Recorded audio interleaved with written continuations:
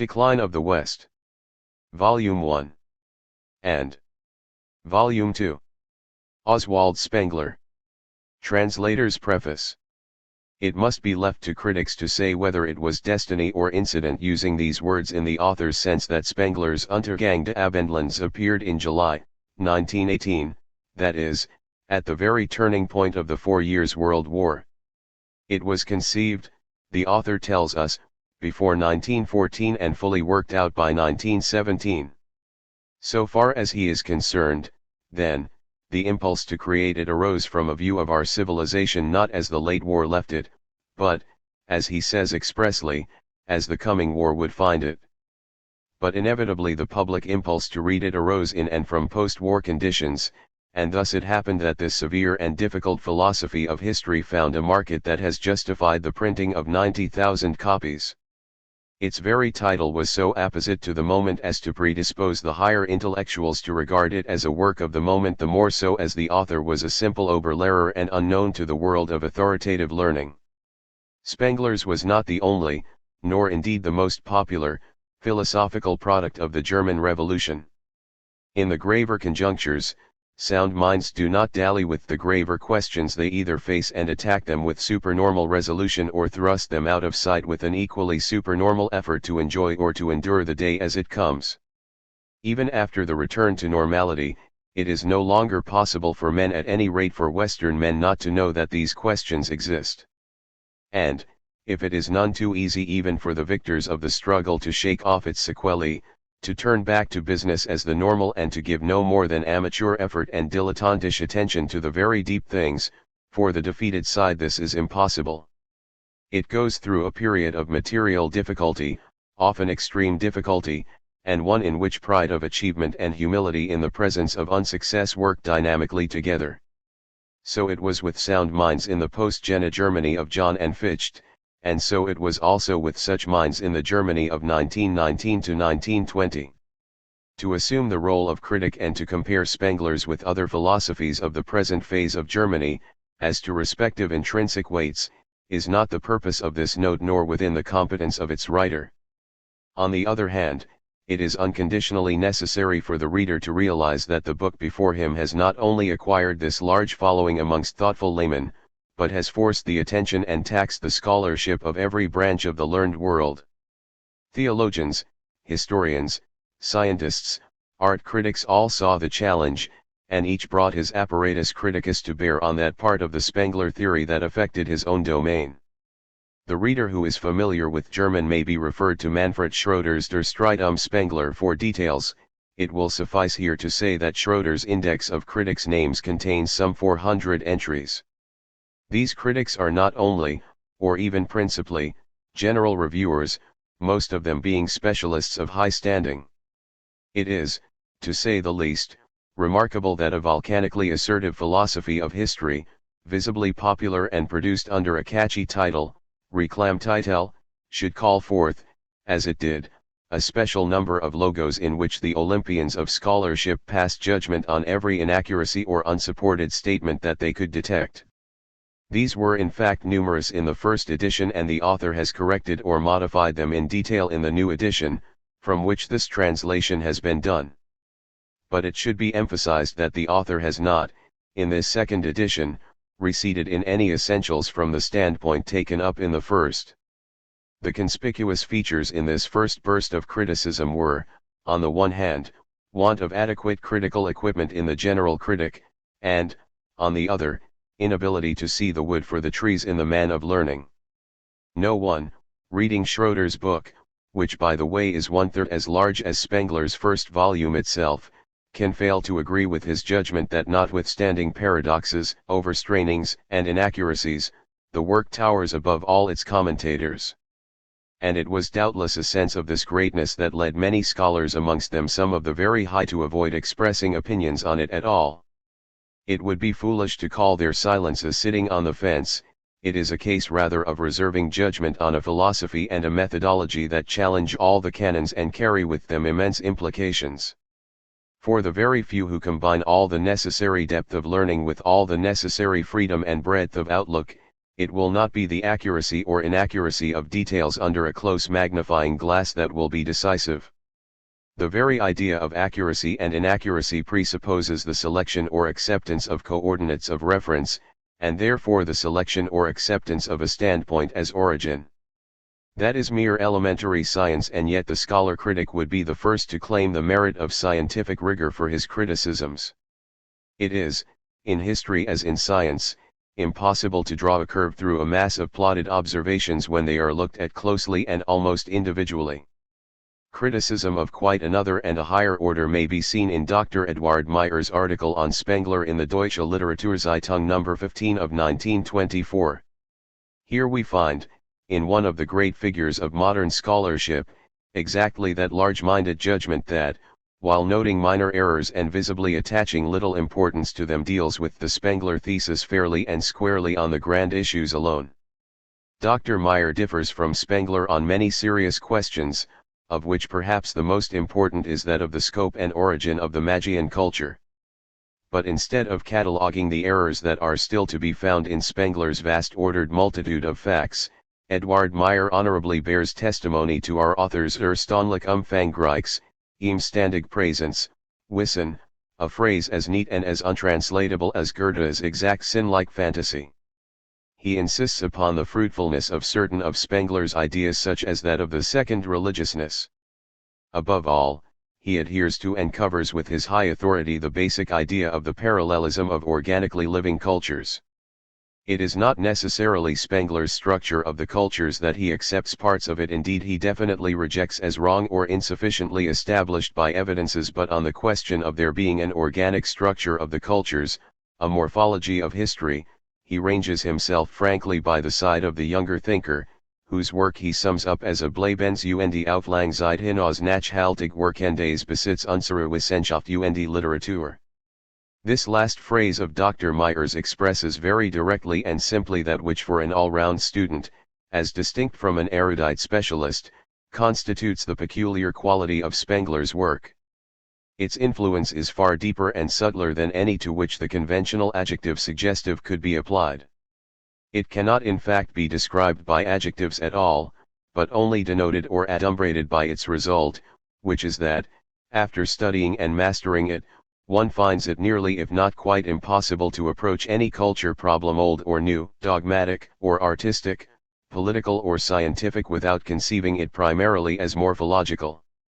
The reader will notice that translators' footnotes are scattered fairly freely over the pages of this edition. In most cases these have no pretensions to being critical annotations. They are merely meant to help the reader to follow up in more detail the points of fact which Spengler, with his ständig Präsenzwissen, sweeps along in his course. This being their object, they take the form, in the majority of cases, of references to appropriate articles in the Encyclopaedia Britannica, which is the only single work that both contains reasonably full information on the varied, and often abstruse, matters alluded to, and is likely to be accessible wherever this book may penetrate. Every reader no doubt will find these notes, where they appertain to his own special subject, trivial and even annoying, but it is thought that, for example, an explanation of the mathematical limit may be helpful to a student who knows all about the catharsis in Greek drama, and vice versa. In conclusion, I cannot omit to put on record the part that my wife, Hannah Waller Atkinson, has taken in the work of translation and editing. I may best describe it by saying that it ought perhaps to have been recorded on the title page instead of in this place. January, 1926 CFA. Spengler's Preface to the Revised Edition. At the close of an undertaking which, from the first brief sketch to the final shaping of a complete work of quite unforeseen dimensions, has spread itself over 10 years, it will not be out of place to glance back at what I intended and what I have achieved, my standpoint then and my standpoint today. In the introduction to the 1918 edition, inwardly and outwardly a fragment, I stated my conviction that an idea had now been irrefutably formulated which no one would oppose, once the idea had been put into words. I ought to have said, once that idea had been understood. And for that we must look, as I more and more realize, not only in this instance but in the whole history of thought, to the new generation that is born with the ability to do it. I added that this must be considered as a first attempt, loaded with all the customary faults, incomplete and not without inward opposition. The remark was not taken anything like as seriously as it was intended. Those who have looked searchingly into the hypotheses of living thought will know that it is not given to us to gain insight into the fundamental principles of existence without conflicting emotions. A thinker is a person whose part it is to symbolize time according to his vision and understanding.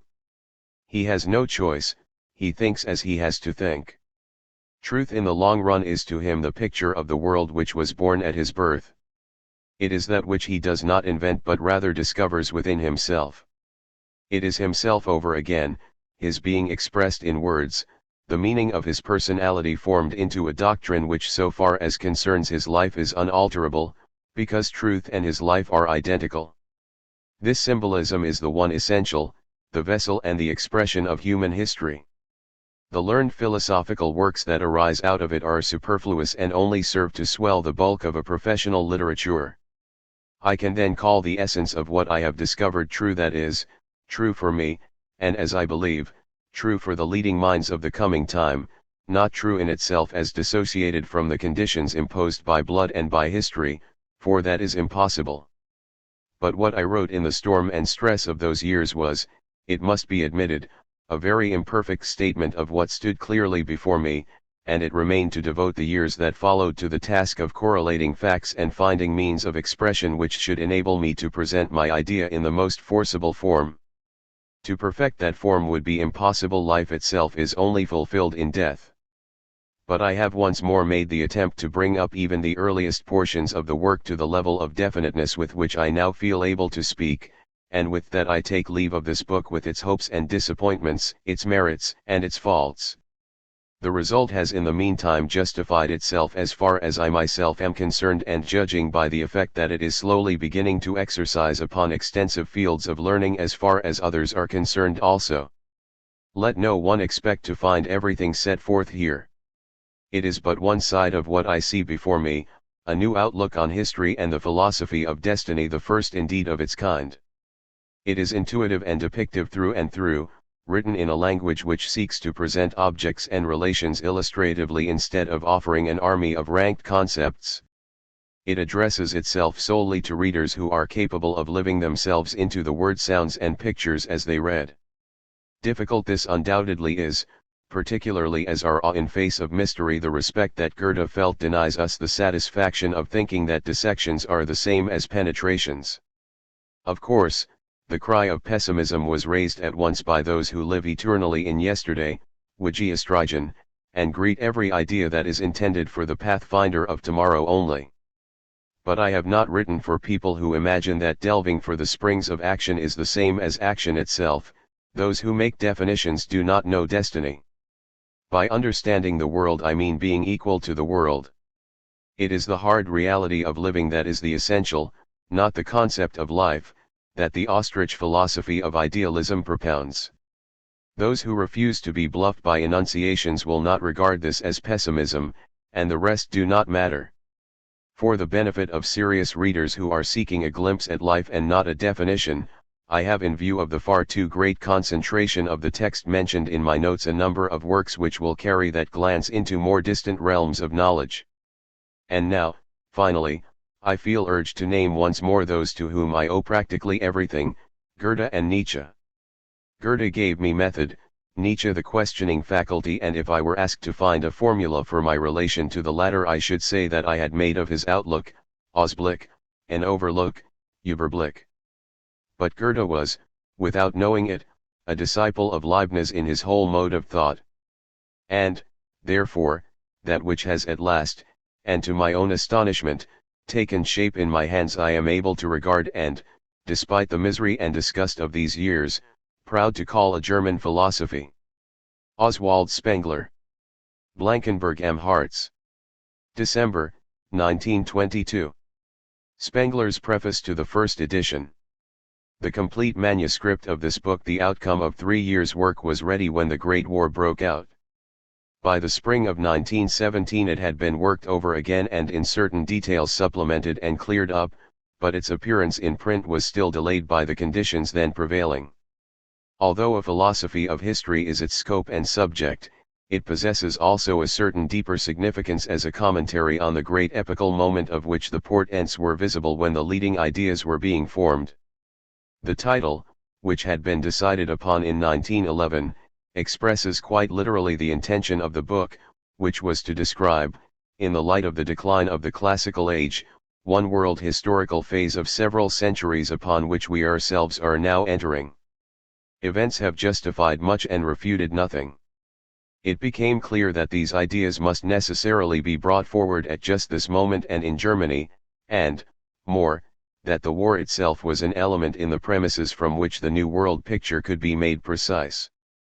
For I am convinced that it is not merely a question of writing one out of several possible and merely logically justifiable philosophies, but of writing the philosophy of our time, one that is to some extent a natural philosophy and is dimly presaged by all. This may be said without presumption, for an idea that is historically essential that does not occur within an epoch but itself makes that epoch is only in a limited sense the property of him to whose lot it falls to parent it. It belongs to our time as a whole and influences all thinkers, without their knowing it. It is but the accidental, private attitude towards it, without which no philosophy can exist, that with its faults and its merits is the destiny and the happiness of the individual. Oswald Spengler. Munich. December, 1917. Chapter I. Introduction. I. In this book is attempted for the first time the venture of predetermining history, of following the still untraveled stages in the destiny of a culture, and specifically of the only culture of our time and on our planet which is actually in the phase of fulfillment, the West European American. Hitherto the possibility of solving a problem so far-reaching has evidently never been envisaged, and even if it had been so, the means of dealing with it were either altogether unsuspected or, at best, inadequately used. Is there a logic of history? Is there, beyond all the casual and incalculable elements of the separate events, something that we may call a metaphysical structure of historic humanity, something that is essentially independent of the outward forms social, spiritual, and political which we see so clearly? Are not these actualities indeed secondary or derived from that something? Does world history present to the seeing eye certain grand traits, again and again, with sufficient constancy to justify certain conclusions? And if so, what are the limits to which reasoning from such premises may be pushed? Is it possible to find in life itself, for human history is the sum of mighty life courses which already have had to be endowed with ego and personality, in customary thought and expression, by predicating entities of a higher order like the classical or the Chinese culture, modern civilization, a series of stages which must be traversed, and traversed moreover in an ordered and obligatory sequence? For everything organic the notions of birth, death, youth, age, lifetime are fundamentals. May not these notions, in this sphere also, possess a rigorous meaning which no one has as yet extracted? In short, is all history founded upon general biographic archetypes? The decline of the West, which at first sight may appear, like the corresponding decline of the classical culture, a phenomenon limited in time and space, we now perceive to be a philosophical problem that, when comprehended in all its gravity, includes within itself every great question of being. If therefore we are to discover in what form the destiny of the Western culture will be accomplished, we must first be clear as to what culture is, what its relations are to visible history, to life, to soul, to nature, to intellect, what the forms of its manifestation are and how far these forms peoples, tongues and epochs, battles and ideas, states and gods, arts and craftworks, sciences, laws, economic types and world ideas, great men and great events may be accepted and pointed to as symbols. 2. The means whereby to identify dead forms is mathematical law. The means whereby to understand living forms is analogy. By these means we are enabled to distinguish polarity and periodicity in the world. It is, and has always been, a matter of knowledge that the expression forms of world history are limited in number, and that eras, epochs, situations, persons are ever repeating themselves true to type. Napoleon has hardly ever been discussed without a side glance at Caesar and Alexander, analogies of which, as we shall see, the first is morphologically quite unacceptable and the second is correct, while Napoleon himself conceived of his situation as akin to Charlemagne's. The French Revolutionary Convention spoke of Carthage when it meant England, and the Jacobins styled themselves Romans. Other such comparisons, of all degrees of soundness and unsoundness, are those of Florence with Athens, Buddha with Christ, primitive Christianity with modern socialism, the Roman financial magnate of Caesar's time with the Yankee. Petrarch, the first passionate archaeologist, and is not archaeology itself an expression of the sense that history is repetition, related himself mentally to Cicero, and but lately Cecil Rhodes, the organizer of British South Africa, who had in his library specially prepared translations of the classical lives of the Caesars, felt himself akin to the Emperor Hadrian. The fated Charles XII of Sweden used to carry Quintus Curtius's Life of Alexander in his pocket, and to copy that conqueror was his deliberate purpose. Frederick the Great, in his political writings such as his Considerations, 1738 moves among analogies with perfect assurance. Thus he compares the French to the Macedonians under Philip and the Germans to the Greeks. Even now, he says, the Thermopylae of Germany, Alsace and Lorraine, are in the hands of Philip, therein exactly characterizing the policy of Cardinal Fleury. We find him drawing parallels also between the policies of the houses of Habsburg and Bourbon and the proscriptions of Antony and of Octavius.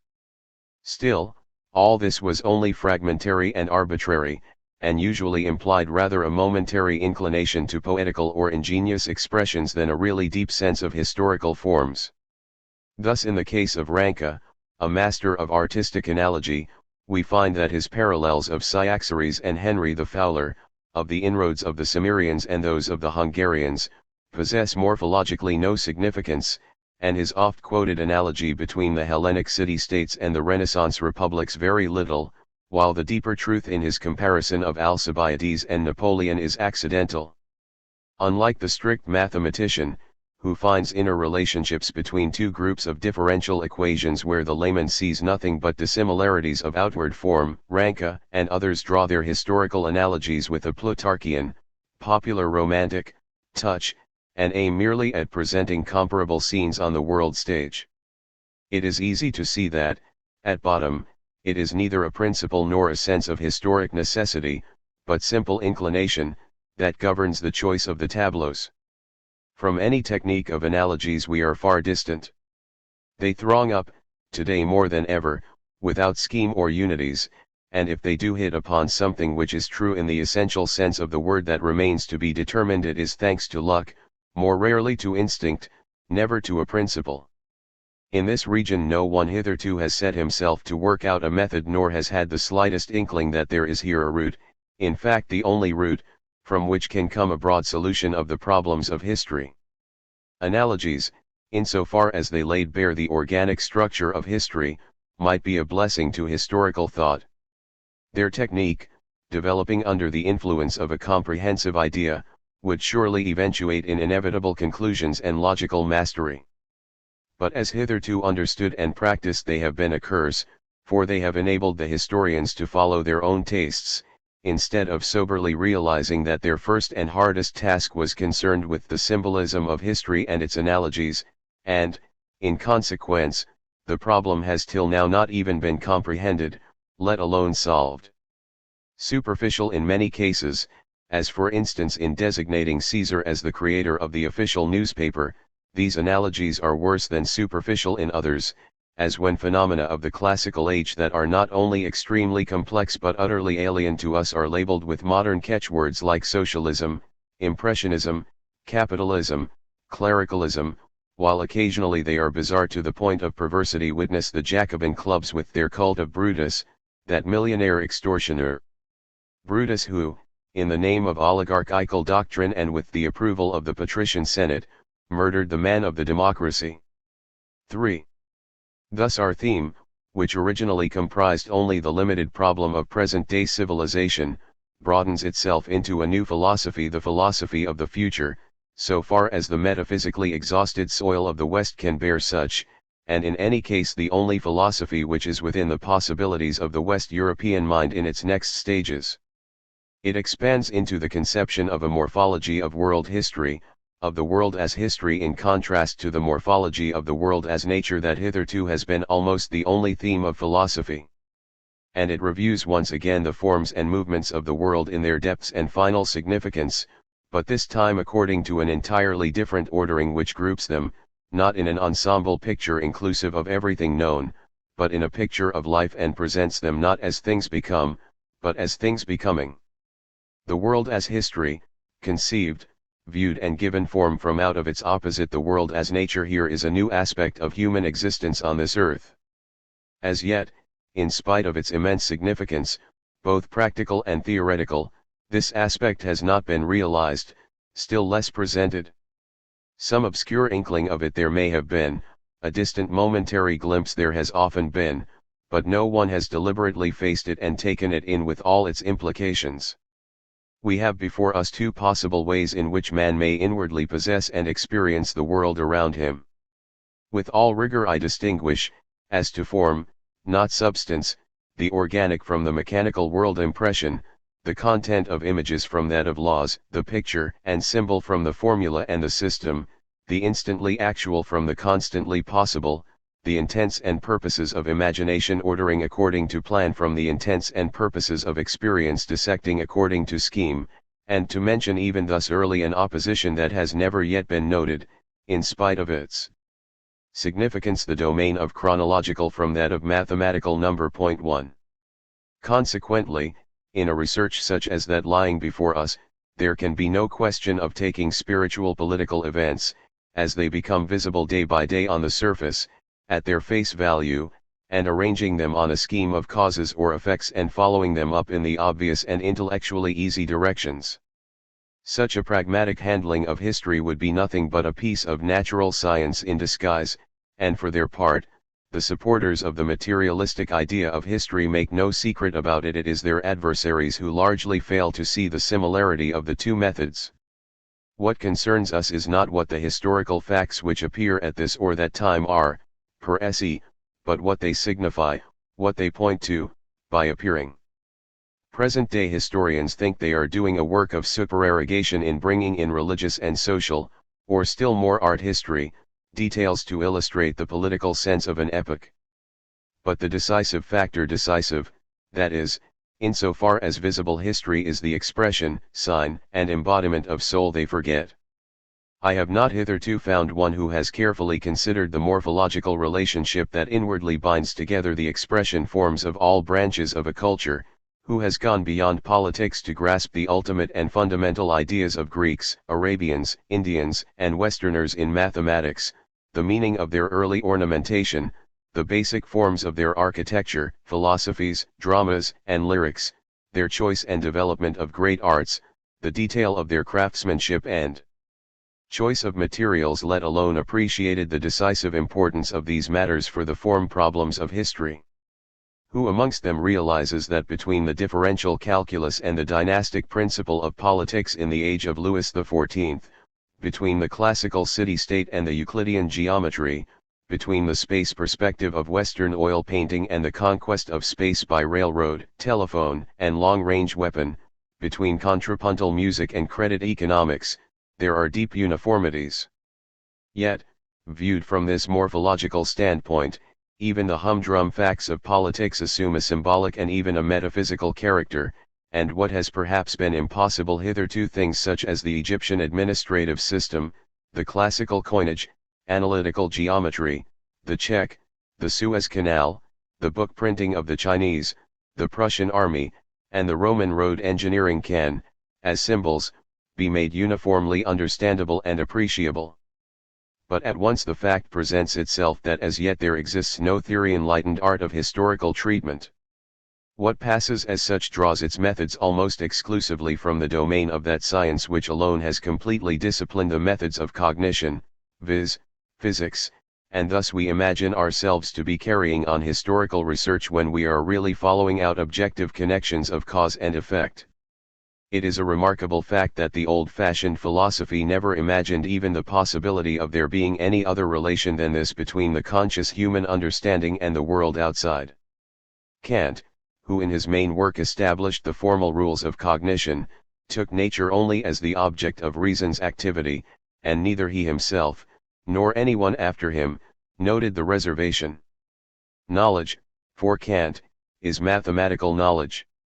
He deals with innate intuition forms and categories of the reason, but he never thinks of the wholly different mechanism by which historical impressions are apprehended. And Schopenhauer, who, significantly enough, retains but one of the Kantian categories, viz., causality, speaks contemptuously of history. Point 2 that there is, besides a necessity of cause and effect which I may call the logic of space, another necessity, an organic necessity in life, that of destiny. The logic of time is a fact of the deepest inward certainty, a fact which suffuses the whole of mythological religions and artistic thought and constitutes the essence and kernel of all history. In contradistinction to nature, but is unapproachable through the cognition forms which the critique of pure reason investigates. This fact still awaits its theoretical formulation. As Galileo says in a famous passage of his Saggiature, philosophy, as nature's great book, is written in mathematical language. We await, today, the philosopher who will tell us in what language history is written and how it is to be read. Mathematics and the principle of causality lead to a naturalistic chronology, and the idea of destiny to a historical ordering of the phenomenal world. Both orderings, each on its own account, cover the whole world. The difference is only in the eyes by which and through which this world is realized. 4. Nature is the shape in which the man of higher cultures synthesizes and interprets the immediate impressions of his senses. History is that from which his imagination seeks comprehension of the living existence of the world in relation to his own life, which he thereby invests with a deeper reality. Whether he is capable of creating these shapes, which of them it is that dominates his waking consciousness, is a primordial problem of all human existence. Man, thus, has before him two possibilities of world formation. But it must be noted, at the very outset, that these possibilities are not necessarily actualities, and if we are to inquire into the sense of all history we must begin by solving a question which has never yet been put, viz., for whom is there history? The question is seemingly paradoxical, for history is obviously for everyone to this extent, that every man, with his whole existence and consciousness, is a part of history. But it makes a great difference whether anyone lives under the constant impression that his life is an element in a far wider life course that goes on for hundreds and thousands of years, or conceives of himself as something rounded off and self-contained. For the latter type of consciousness there is certainly no world history, no world as history. But how if the self-consciousness of a whole nation, how if a whole culture rests on this ahistoric spirit? How must actuality appear to it? The world? Life? Consider the classical culture. In the world consciousness of the Hellenes all experience, not merely the personal but the common past, was immediately transmuted into a timeless, immobile, mythically fashioned background for the particular momentary present.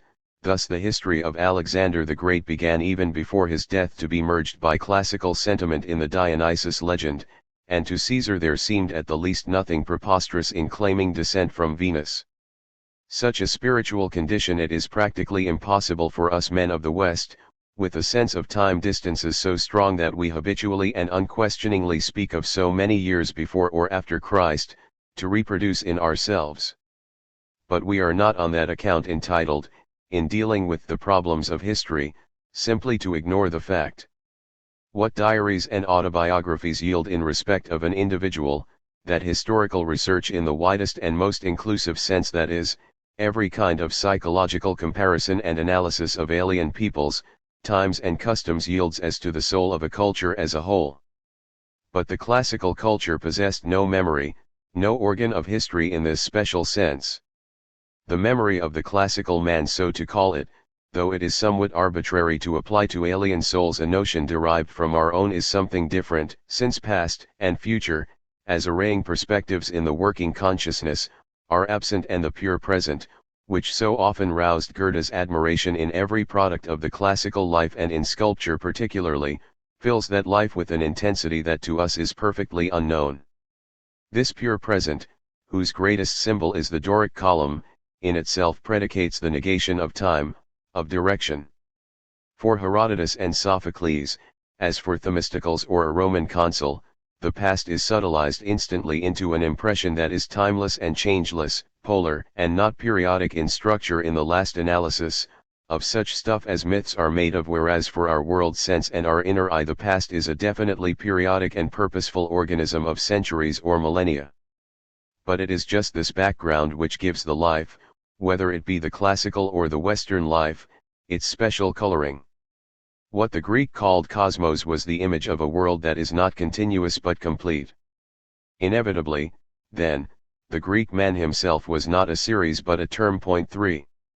For this reason, although classical man was well acquainted with the strict chronology and almanac reckoning of the Babylonians and especially the Egyptians, and therefore with that eternity sense and disregard of the present as such which revealed itself in their broadly conceived operations of astronomy and their exact measurements of big time intervals, none of this ever became intimately a part of him. What his philosophers occasionally told him on the subject they had heard, not experienced, and what a few brilliant minds in the Asiatic Greek cities, such as Hipparchus and Aristarchus, discovered was rejected alike by the Stoic and by the Aristotelian, and outside a small professional circle not even noticed.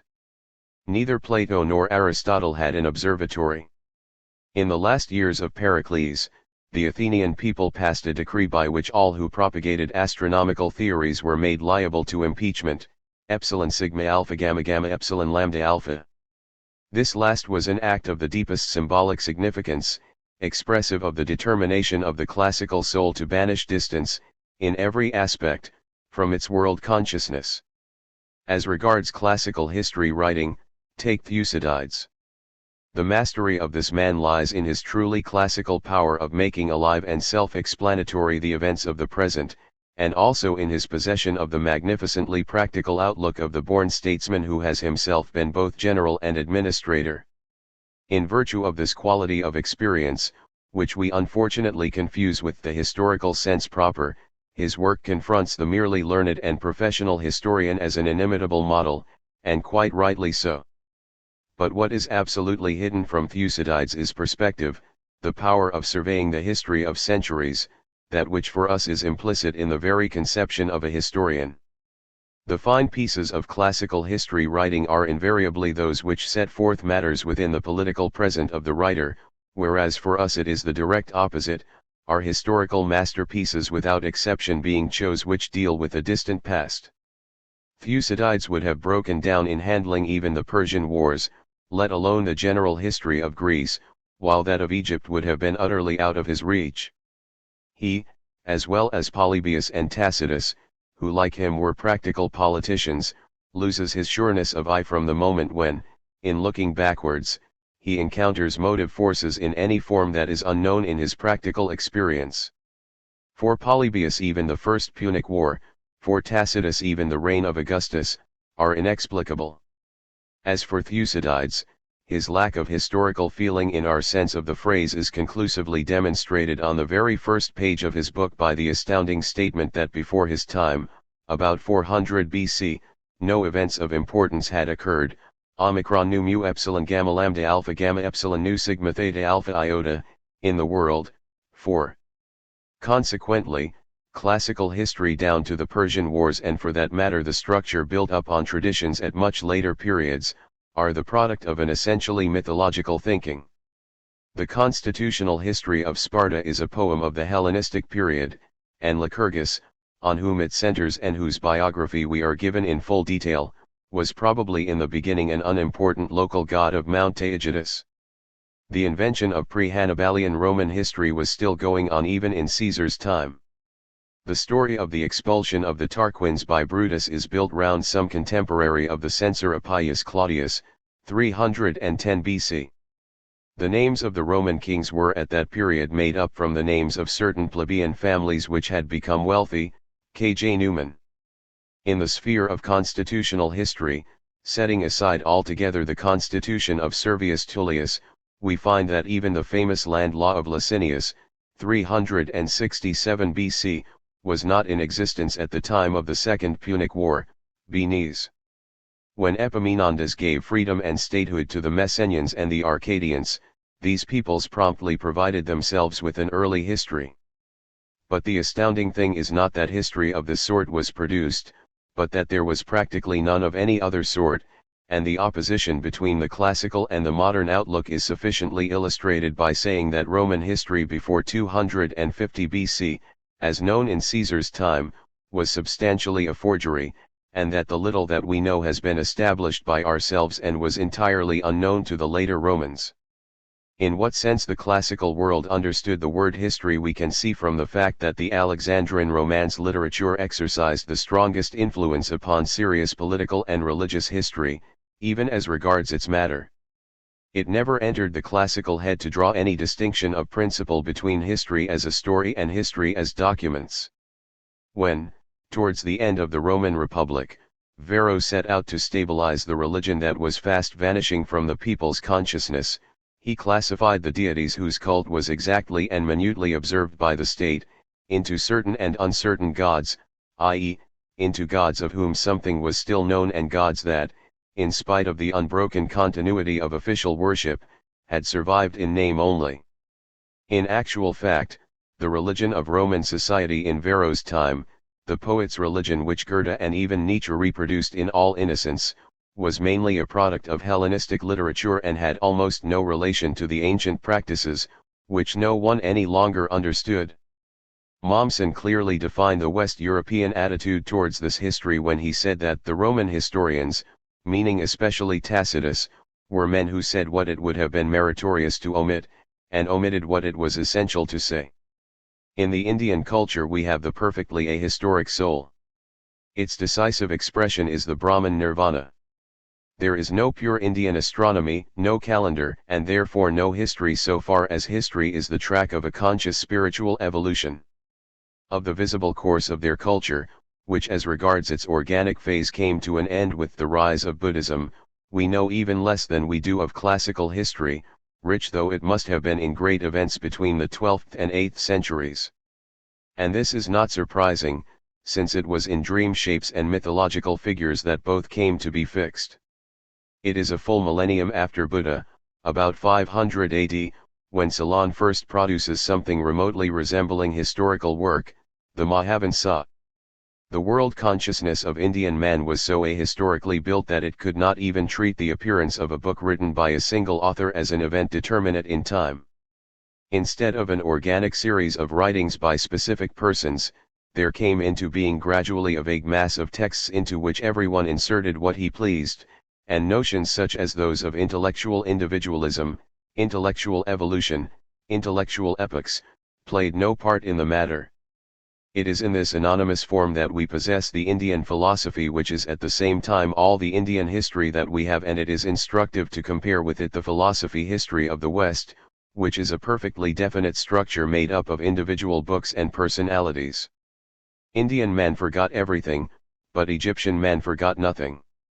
Hence, while the art of portraiture, which is biography in the kernel, was unknown in India, in Egypt it was practically the artist's only theme.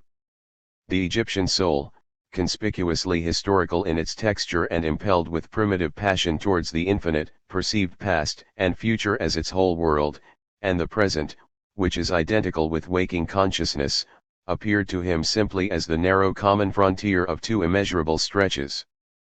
The Egyptian culture is an embodiment of care, which is the spiritual counterpoise of distance care for the future, expressed in the choice of granite or basalt as the craftsman's materials, 5 in the chiseled archives, in the elaborate administrative system, in the net of irrigation work, 6 and, necessarily bound up therewith, care for the past. The Egyptian mummy is a symbol of the first importance. The body of the dead man was made everlasting, just as his personality, his ka, was immortalized through the portrait statuettes, which were often made in many copies and to which it was conceived to be attached by a transcendental likeness. There is a deep relation between the attitude that is taken towards the historic past and the conception that is formed of death, and this relation is expressed in the disposal of the dead. The Egyptian denied mortality, the classical man affirmed it in the whole symbolism of his culture. The Egyptians embalmed even their history in chronological dates and figures. From pre-Solonian Greece nothing has been handed down, not a year date, not a true name, not a tangible event, with the consequence that the later history, which alone we know, assumes undue importance. But for Egypt we possess, from the 3rd millennium and even earlier, the names and even the exact reign dates of many of the kings, and the new empire must have had a complete knowledge of them. Today, pathetic symbols of the will to endure, the bodies of the great pharaohs lie in our museums, their faces still recognizable. On the shining, polished granite peak of the pyramid of Amenemhet III we can read today the words, Amenemhet looks upon the beauty of the sun, and, on the other side, higher is the soul of Amenemhet than the height of Orion, and it is united with the underworld. Here indeed is victory over mortality and the mere present, it is to the last degree unclassical. V. In opposition to this mighty group of Egyptian life symbols, we meet at the threshold of the classical culture the custom, typifying the ease with which it could forget every piece of its inward and outward past, of burning the dead. To the Mycenaean age the elevation into a ritual of this particular funerary method amongst all those practiced in turn by Stone Age peoples, was essentially alien. Indeed its royal tombs suggest that earth burial was regarded as peculiarly honorable. But in Homeric Greece, as in Vedic India, we find a change, so sudden that its origins must necessarily be psychological, from burial to that burning which, the Iliad gives us the full pathos of the symbolic act, was the ceremonial completion of death and the denial of all historical duration. From this moment the plasticity of the individual spiritual evolution was at an end. Classical drama admitted truly historical motives just as little as it allowed themes of inward evolution, and it is well known how decisively the Hellenic instinct set itself against portraiture in the arts.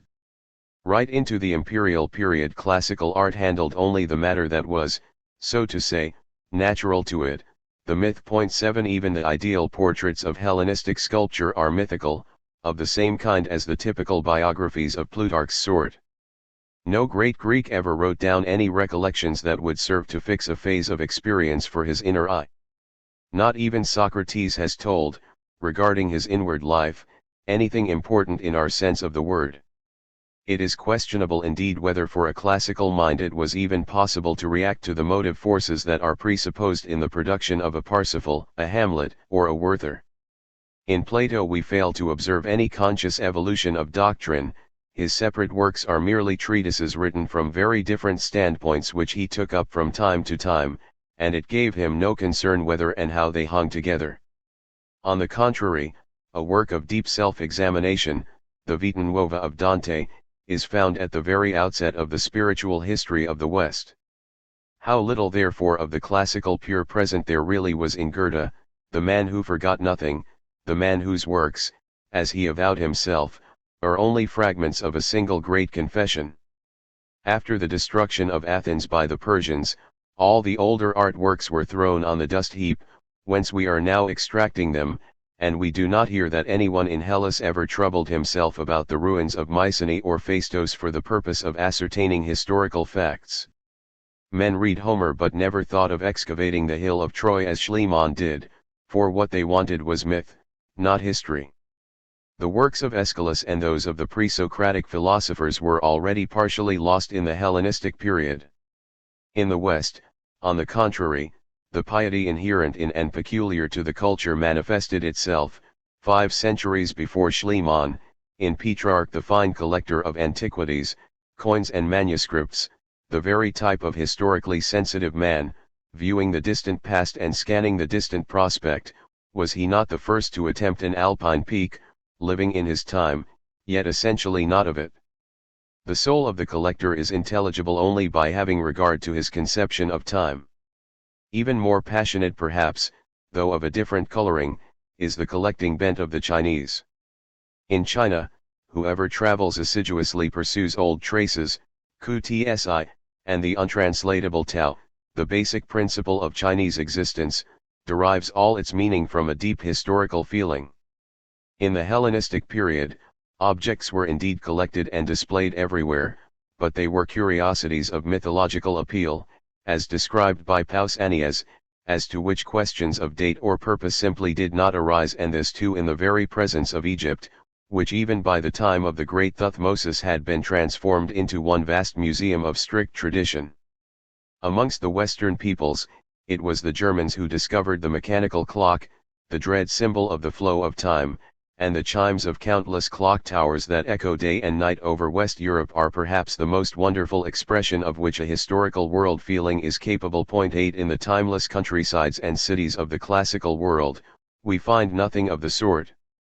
Till the epoch of Pericles, the time of day was estimated merely by the length of shadow, and it was only from that of Aristotle that the word rho alpha received the Babylonian significance of hour.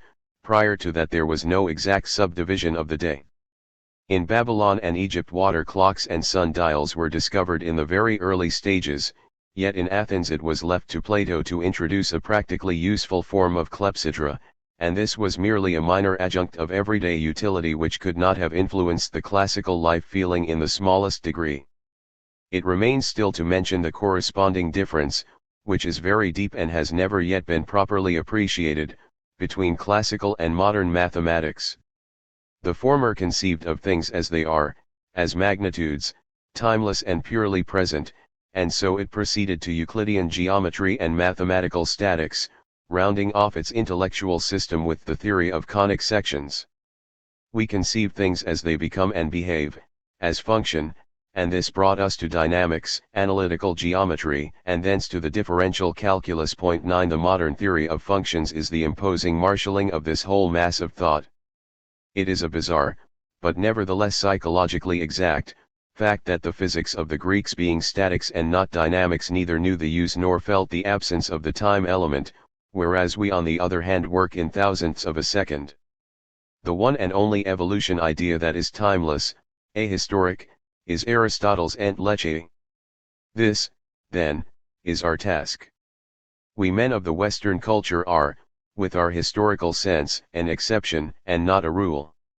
World history is our world picture and not all mankind's.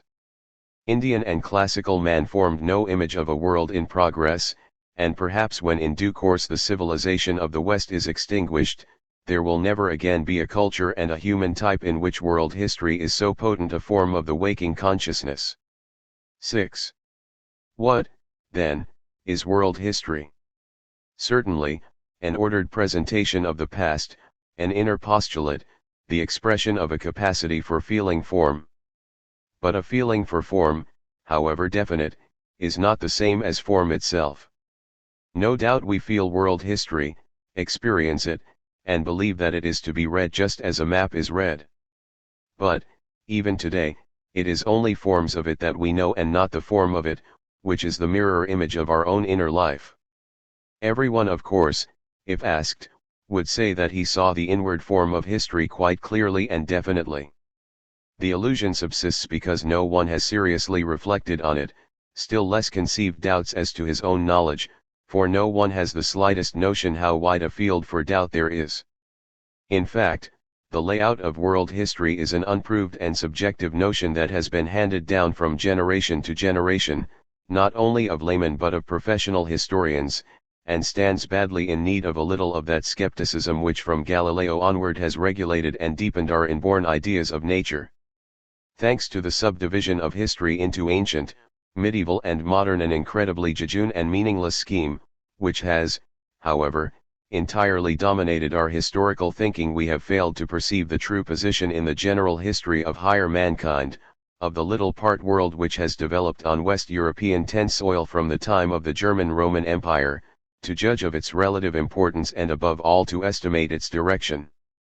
The cultures that are to come will find it difficult to believe that the validity of such a scheme with its simple rectilinear progression and its meaningless proportions, becoming more and more preposterous with each century, incapable of bringing into itself the new fields of history as they successively come into the light of our knowledge, was, in spite of all, never wholeheartedly attacked. The criticisms that it has long been the fashion of historical researchers to level at the scheme mean nothing. They have only obliterated the one existing plan without substituting for it any other. To toy with phrases such as the Greek Middle Ages or Germanic antiquity does not in the least help us to form a clear and inwardly convincing picture in which China and Mexico, the empire of Aksum and that of the Sassanids have their proper places. And the expedient of shifting the initial point of modern history from the Crusades to the Renaissance, or from the Renaissance to the beginning of the 19th century, only goes to show that the scheme per se is regarded as unshakably sound. It is not only that the scheme circumscribes the area of history. What is worse, it rigs the stage. The ground of West Europe is treated as a steady pole, a unique patch chosen on the surface of the sphere for no better reason, it seems, than because we live on it and great histories of millennial duration and mighty far-away cultures are made to revolve around this pole in all modesty. It is a quaintly conceived system of sun and planets. We select a single bit of ground as the natural center of the historical system, and make it the central sun. From it all the events of history receive their real light, from it their importance is judged in perspective. But it is in our own West European conceit alone that this phantom world history, which a breath of skepticism would dissipate, is acted out. We have to thank that conceit for the immense optical illusion, become natural from long habit, whereby distant histories of thousands of years, such as those of China and Egypt, are made to shrink to the dimensions of mere episodes, while in the neighborhood of our own position the decades since Luther, and particularly since Napoleon, loom large as Brocken specters. We know quite well that the slowness with which a high cloud or a railway train in the distance seems to move is only apparent, yet we believe that the tempo of all early Indian, Babylonian or Egyptian history was really slower than that of our own recent past. And we think of them as less substantial, more damped down, more diluted, because we have not learned to make the allowance for, inward and outward, distances.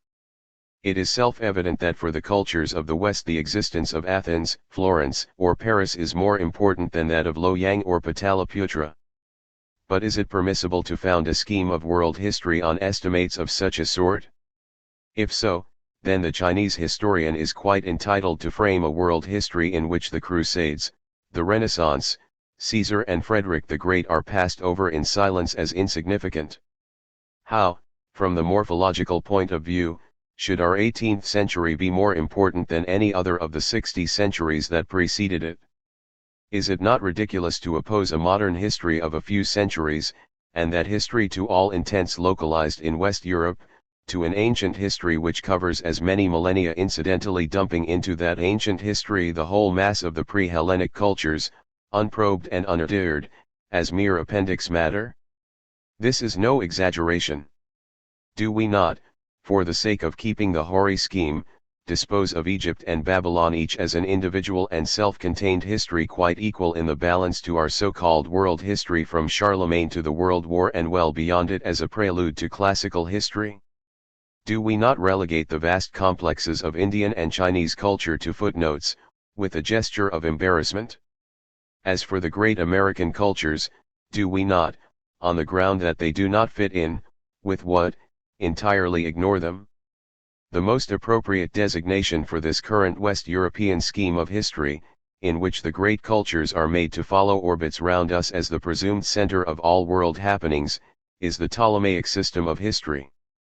The system that is put forward in this work in place of it I regard as the Copernican discovery in the historical sphere, in that it admits no sort of privileged position to the classical or the Western culture as against the cultures of India, Babylon, China, Egypt, the Arabs, Mexico, separate worlds of dynamic being which in point of mass count for just as much in the general picture of history as the classical, while frequently surpassing it in point of spiritual greatness and soaring power.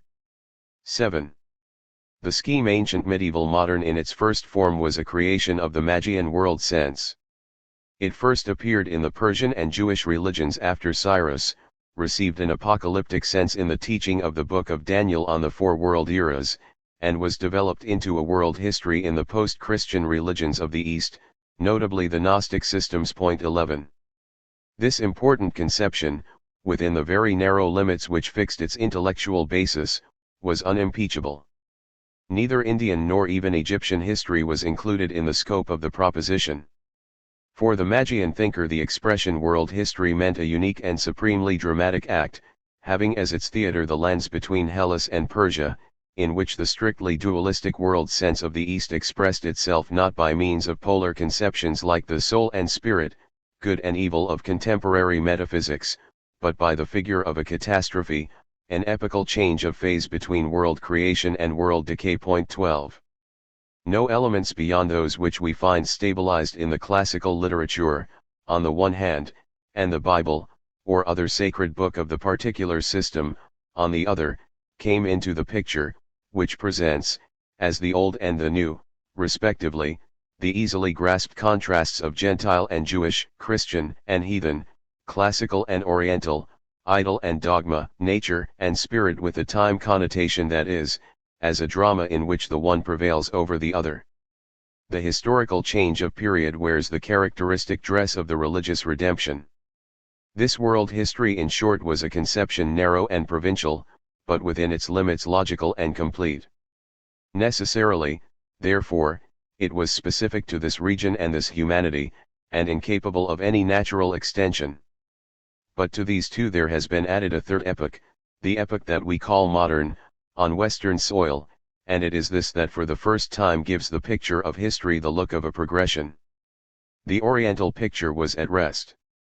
It presented a self-contained antithesis, with equilibrium as its outcome and a unique divine act as its turning point. But, adopted and assumed by a wholly new type of mankind, it was quickly transformed, without anyone's noticing the oddity of the change, into a conception of a linear progress. From Homer or Adam the modern can substitute for these names the Indo-German, Old Stone Man, or the Pithecanthropus through Jerusalem, Rome, Florence, and Paris according to the taste of the individual historian, thinker or artist, who has unlimited freedom in the interpretation of the three-part scheme. This third term, modern times, which in form asserts that it is the last and conclusive term of the series, has in fact, ever since the Crusades, been stretched and stretched again to the elastic limit at which it will bear no more. 13. It was at least implied, if not stated in so many words, that here, beyond the ancient and the medieval, something definitive was beginning, a third kingdom in which, somewhere, there was to be fulfillment and culmination, and which had an objective point. As to what this objective point is, each thinker, from Scholman to present-day socialist, backs his own peculiar discovery. Such a view into the course of things may be both easy and flattering to the patentee, but in fact he has simply taken the spirit of the West, as reflected in his own brain, for the meaning of the world. So it is that great thinkers, making a metaphysical virtue of intellectual necessity, have not only accepted without serious investigation the scheme of history agreed by common consent, but have made of it the basis of their philosophies and dragged in God as author of this or that world plan. Evidently the mystic number 3 applied to the world ages has something highly seductive for the metaphysician's taste. History was described by Herder as the education of the human race, by Kant as an evolution of the idea of freedom, by Hegel as a self-expansion of the world spirit, by others in other terms, but as regards its ground plan everyone was quite satisfied when he had thought out some abstract meaning for the conventional threefold order. On the very threshold of the Western culture we meet the great Joachim of Flores, c. 1145–1202, 14, the first thinker of the Hegelian stamp who shattered the dualistic world form of Augustine, and with his essentially Gothic intellect stated the new Christianity of his time in the form of a third term to the religions of the Old and the New Testaments, expressing them respectively as the age of the Father, the age of the Son and the age of the Holy Ghost. His teaching moved the best of the Franciscans and the Dominicans, Dante, Thomas Aquinas, in their inmost souls and awakened a world outlook which slowly but surely took entire possession of the historical sense of our culture. Lessing, who often designated his own period, with reference to the classical as the afterworld 15, Nachwelt, took his idea of the education of the human race with its three stages of child, youth, and man, from the teaching of the 14th century mystics. Ibsen treats it with thoroughness in his Emperor and Galilean, 1873, in which he directly presents the Gnostic world conception through the figure of the wizard Maximus, and advances not a step beyond it in his famous Stockholm address of 1887. It would appear, then, that the Western consciousness feels itself urged to predicate a sort of finality inherent in its own appearance. But the creation of the Abbot of Flores was a mystical glance into the secrets of the divine world order. It was bound to lose all meaning as soon as it was used in the way of reasoning and made a hypothesis of scientific thinking, as it has been ever more and more frequently since the 17th century. It is a quite indefensible method of presenting world history to begin by giving rein to one's own religious, political or social convictions and endowing the sacrosanct three-phase system with tendencies that will bring it exactly to one's own standpoint. This is, in effect, making of some formula, say, the age of reason, humanity, the greatest happiness of the greatest number, enlightenment, economic progress, national freedom, the conquest of nature, or world peace a criterion whereby to judge whole millennia of history. And so we judge that they were ignorant of the true path, or that they failed to follow it, when the fact is simply that their will and purposes were not the same as ours. Goethe's saying, "What is important in life is life and not a result of life," is the answer to any and every senseless attempt to solve the riddle of historical form by means of a program. It is the same picture that we find when we turn to the historians of each special art or science, and those of national economics and philosophy as well. We find painting from the Egyptians, or the cavemen, to the Impressionists, or music from Homer to Bayreuth and beyond, or social organization from lake dwellings to socialism, as the case may be, presented as a linear graph which steadily rises in conformity with the values of the selected arguments.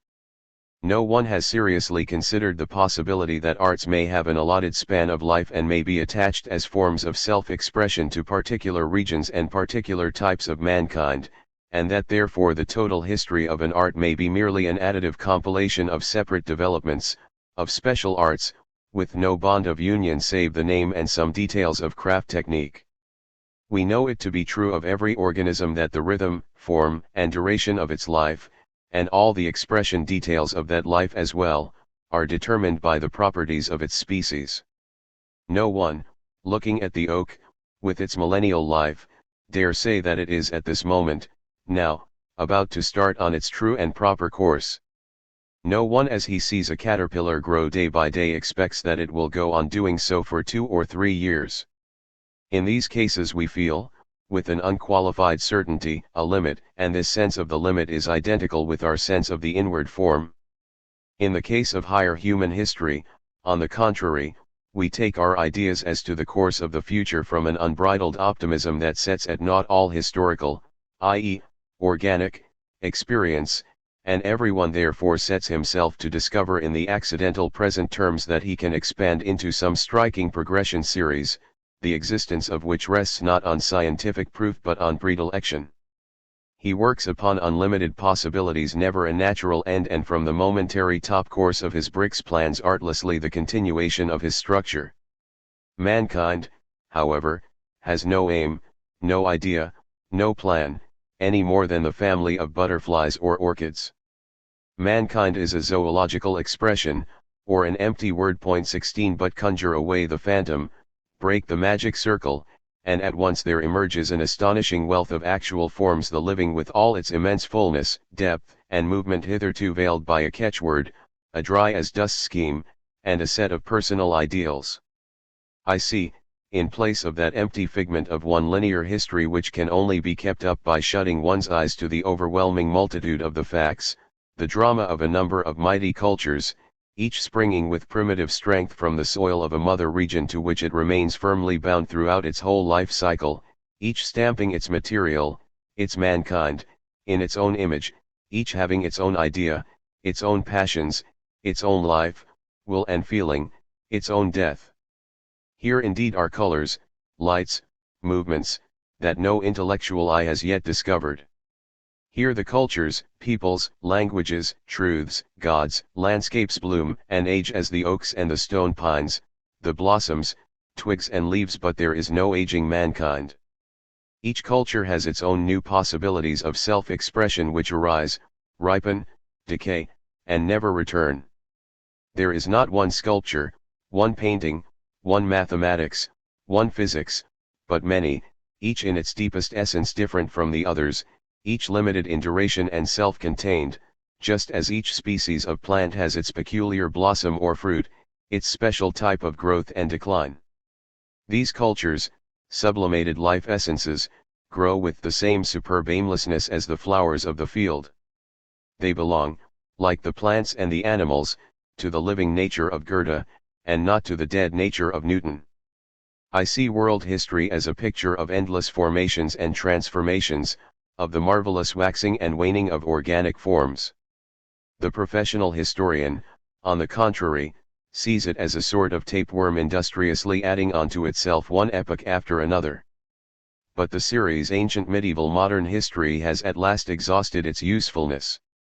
Angular, narrow, shallow though it was as a scientific foundation, still we possessed no other form that was not wholly unphilosophical in which our data could be arranged, and world history, as hitherto understood, has to thank it for filtering our classifiable solid residues.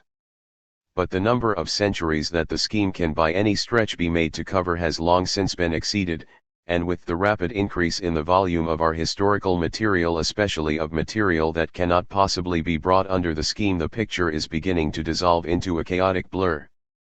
Every historical student who is not quite blind knows and feels this, and it is as a drowning man that he clutches at the only scheme which he knows of.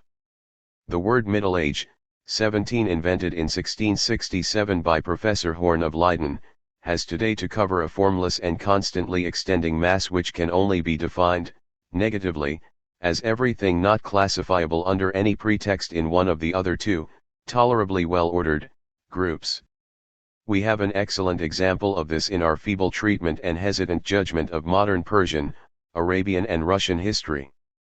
But, above all, it has become impossible to conceal the fact that this so-called history of the world is a limited history, first of the eastern Mediterranean region and then, with an abrupt change of scene at the migrations, an event important only to us and therefore greatly exaggerated by us, an event of purely Western and not even Arabian significance, of West Central Europe. When Hegel declared so naively that he meant to ignore those peoples which did not fit into his scheme of history, he was only making an honest avowal of methodic premises that every historian finds necessary for his purpose and every historical work shows in its layout.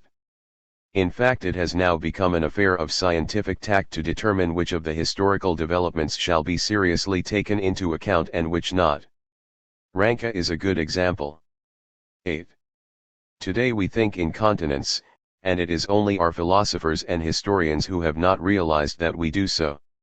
Of what significance to us, then, are conceptions and purviews that they put before us as universally valid, when in truth their furthest horizon does not extend beyond the intellectual atmosphere of Western man? Examine, from this point of view, our best books. When Plato speaks of humanity, he means the Hellenes in contrast to the barbarians, which is entirely consonant with the ahistoric mode of the classical life and thought, and his premises take him to conclusions that for Greeks were complete and significant.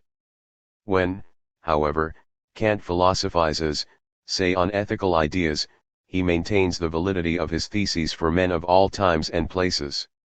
He does not say this in so many words, for himself and his readers, it is something that goes without saying. In his aesthetics he formulates, the principles, not of Phidias's art, or Rembrandt's art, but of art generally.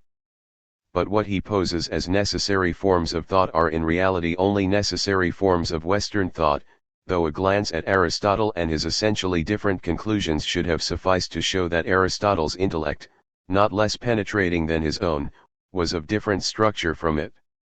The categories of the Westerner are just as alien to Russian thought as those of the Chinaman or the ancient Greek are to him. For us, the effective and complete comprehension of classical root words is just as impossible as that of Russian 18 and Indian, and for the modern Chinese or Arab, with their utterly different intellectual constitutions, philosophy from Bacon to Kant has only a curiosity value. It is this that is lacking to the Western thinker, the very thinker in whom we might have expected to find it insight into the historically relative character of his data, which are expressions of one specific existence and one only, knowledge of the necessary limits of their validity, the conviction that his unshakable truths and eternal views are simply true for him and eternal for his world view, the duty of looking beyond them to find out what the men of other cultures have with equal certainty evolved out of themselves. That and nothing else will impart completeness to the philosophy of the future, and only through an understanding of the living world shall we understand the symbolism of history. Here there is nothing constant, nothing universal.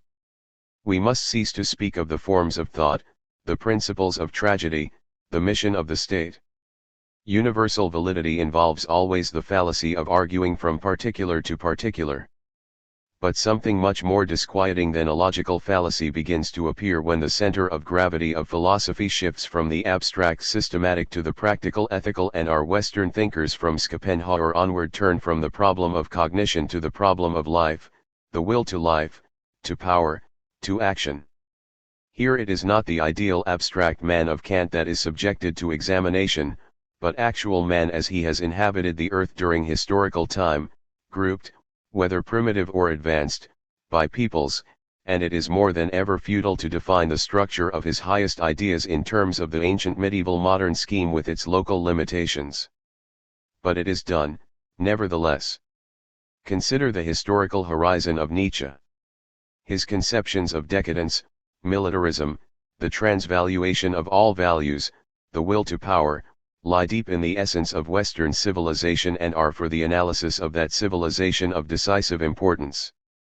But what, do we find, was the foundation on which he built up his creation? Romans and Greeks, Renaissance and European present, with a fleeting and uncomprehending side glance at Indian philosophy, in short ancient, medieval, and modern history. Strictly speaking, he never once moved outside the scheme, not did any other thinker of his time. What correlation, then, is there or can there be of his idea of the Dionysian with the inner life of a highly civilized Chinese or an up-to-date American? What is the significance of his type of the Superman for the world of Islam? Can image-forming antitheses of nature and intellect, heathen and Christian, classical and modern, have any meaning for the soul of the Indian or the Russian?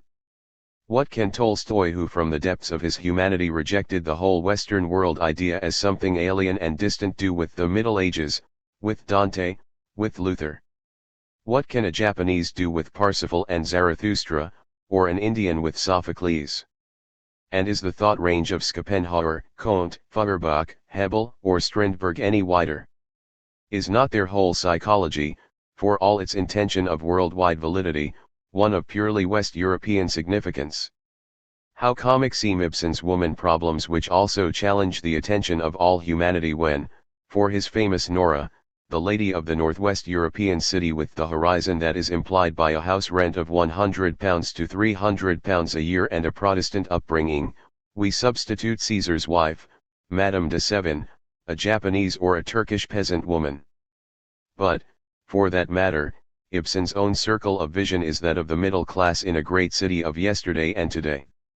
His conflicts, which start from spiritual premises that did not exist till about 1850 and can scarcely last beyond 1950, are neither those of the great world nor those of the lower masses, still less those of the cities inhabited by non-European populations. All these are local and temporary values, most of them indeed limited to the momentary intelligentsia of cities of West European type. World historical or eternal values they emphatically are not. Whatever the substantial importance of Ibsen's and Nietzsche's generation may be, it infringes the very meaning of the word world history, which denotes the totality and not a selected part to subordinate, to undervalue, or to ignore the factors which lie outside modern interests. Yet in fact they are so undervalued or ignored to an amazing extent. What the West has said and thought, hitherto, on the problems of space, time, motion, number, will, marriage, property, tragedy, science, has remained narrow and dubious, because men were always looking for the solution of the question.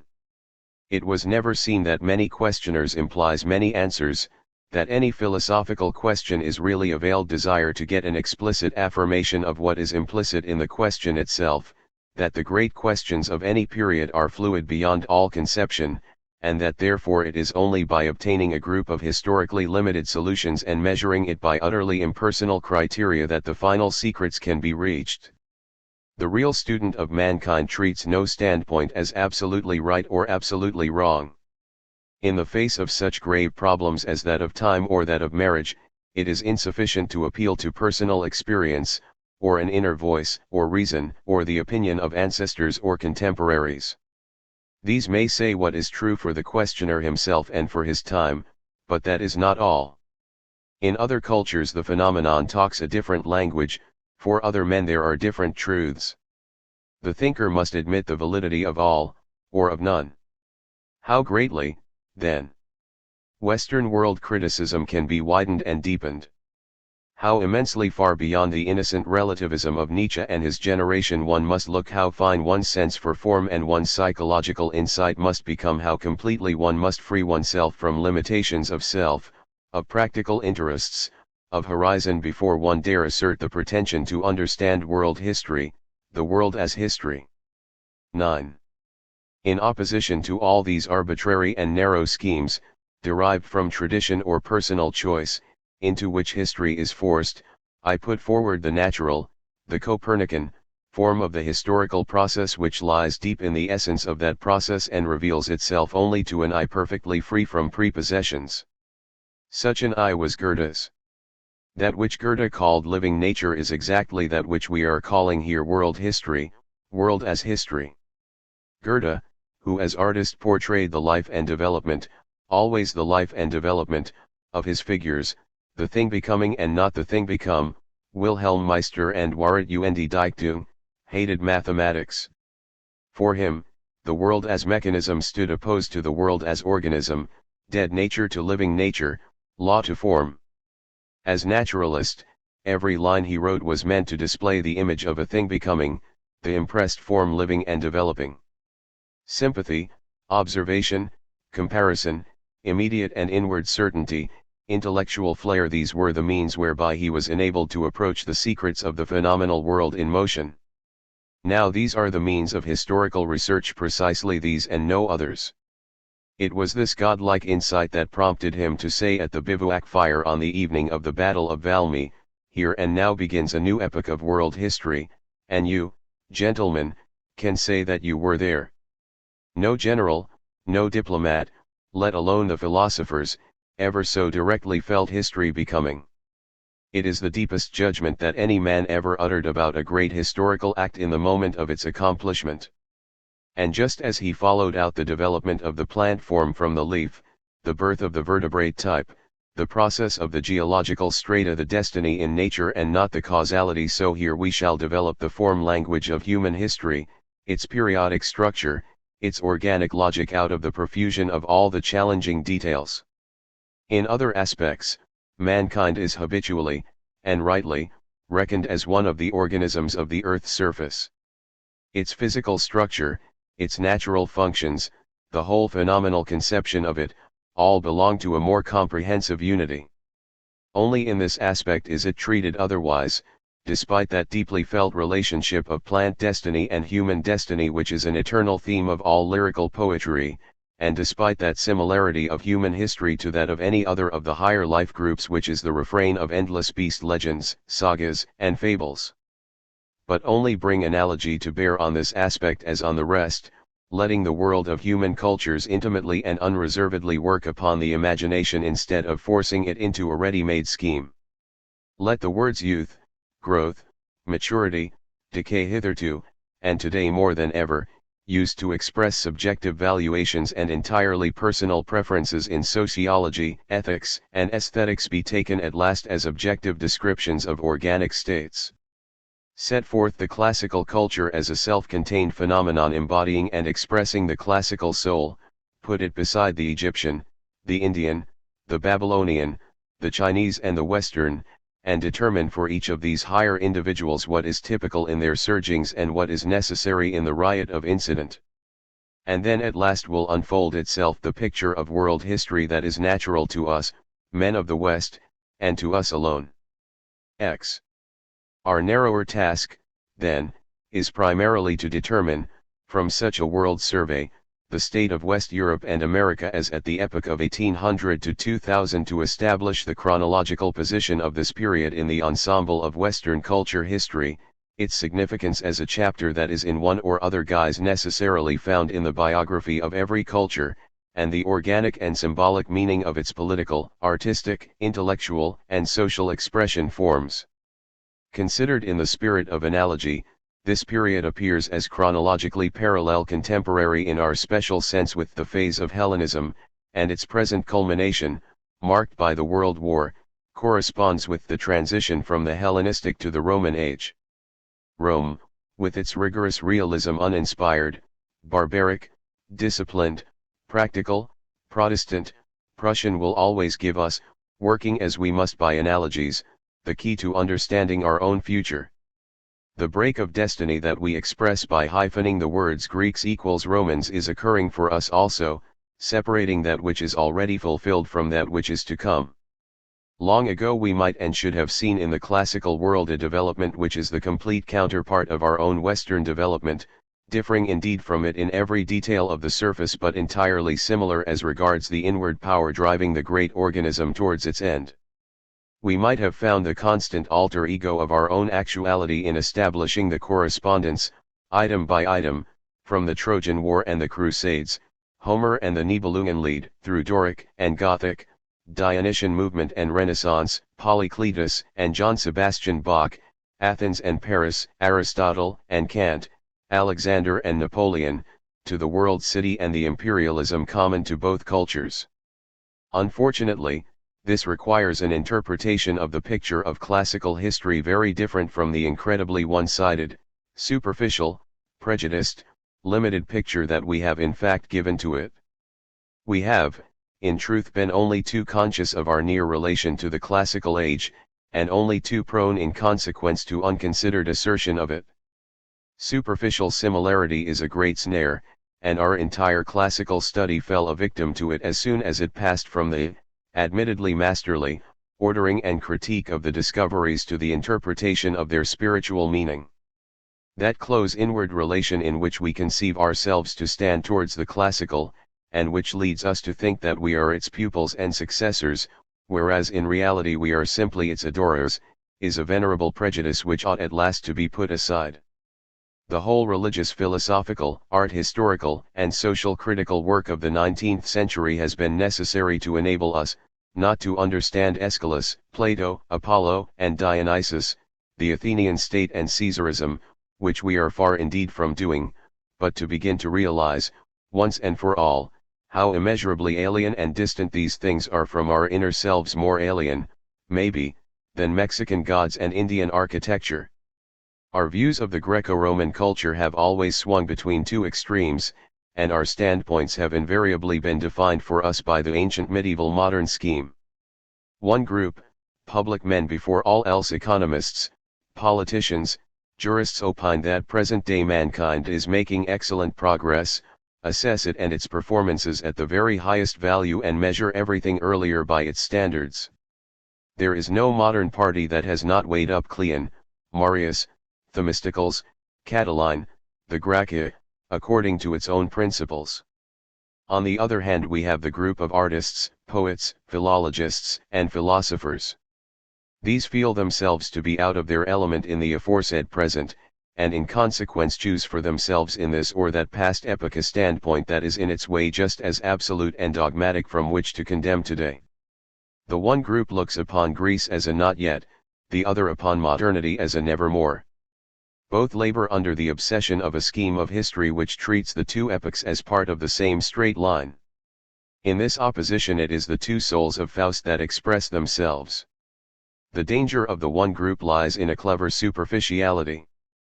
In its hands there remains finally, of all classical culture, of all reflections of the classical soul, nothing but a bundle of social, economic, political, and physiological facts, and the rest is treated as secondary results, reflexes, attendant phenomena.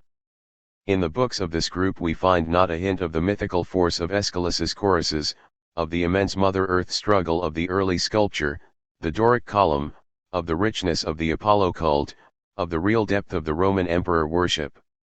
The other group, composed above all of belated romanticists represented in recent times by the three Basel professors Bachofen, Burckhardt, and Nietzsche, succumb to the usual dangers of ideology.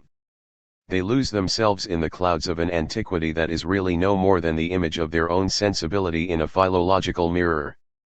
They rest their case upon the only evidence which they consider worthy to support it, viz., the relics of the old literature, yet there never was a culture so incompletely represented for us by its great writers. 19 The first group, on the other hand, supports itself principally upon the humdrum material of law sources, inscriptions, and coins, which Burckhardt and Nietzsche, very much to their own loss, despised, and subordinates thereto, often with little or no sense of truth and fact, the surviving literature.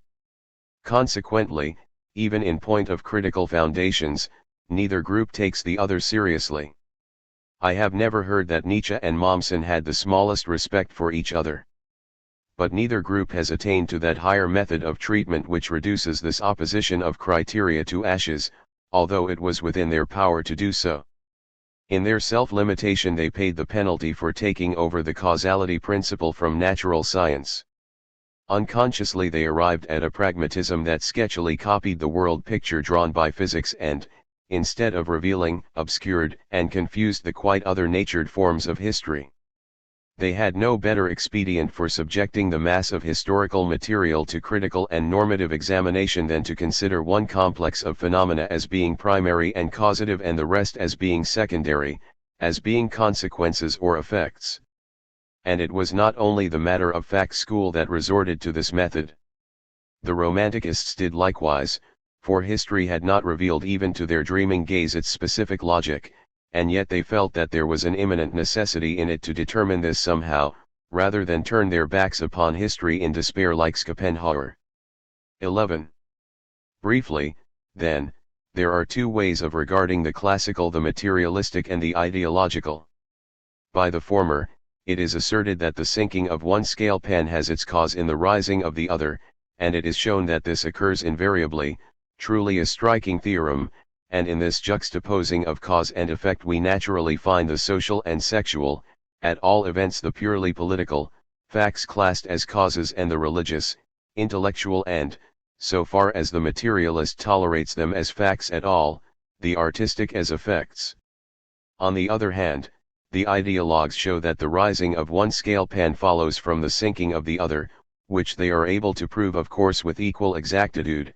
This done, they lose themselves in cults, mysteries, customs, in the secrets of the strophe and the line, throwing scarcely a side glance at the commonplace daily life, for them an unpleasant consequence of earthly imperfection.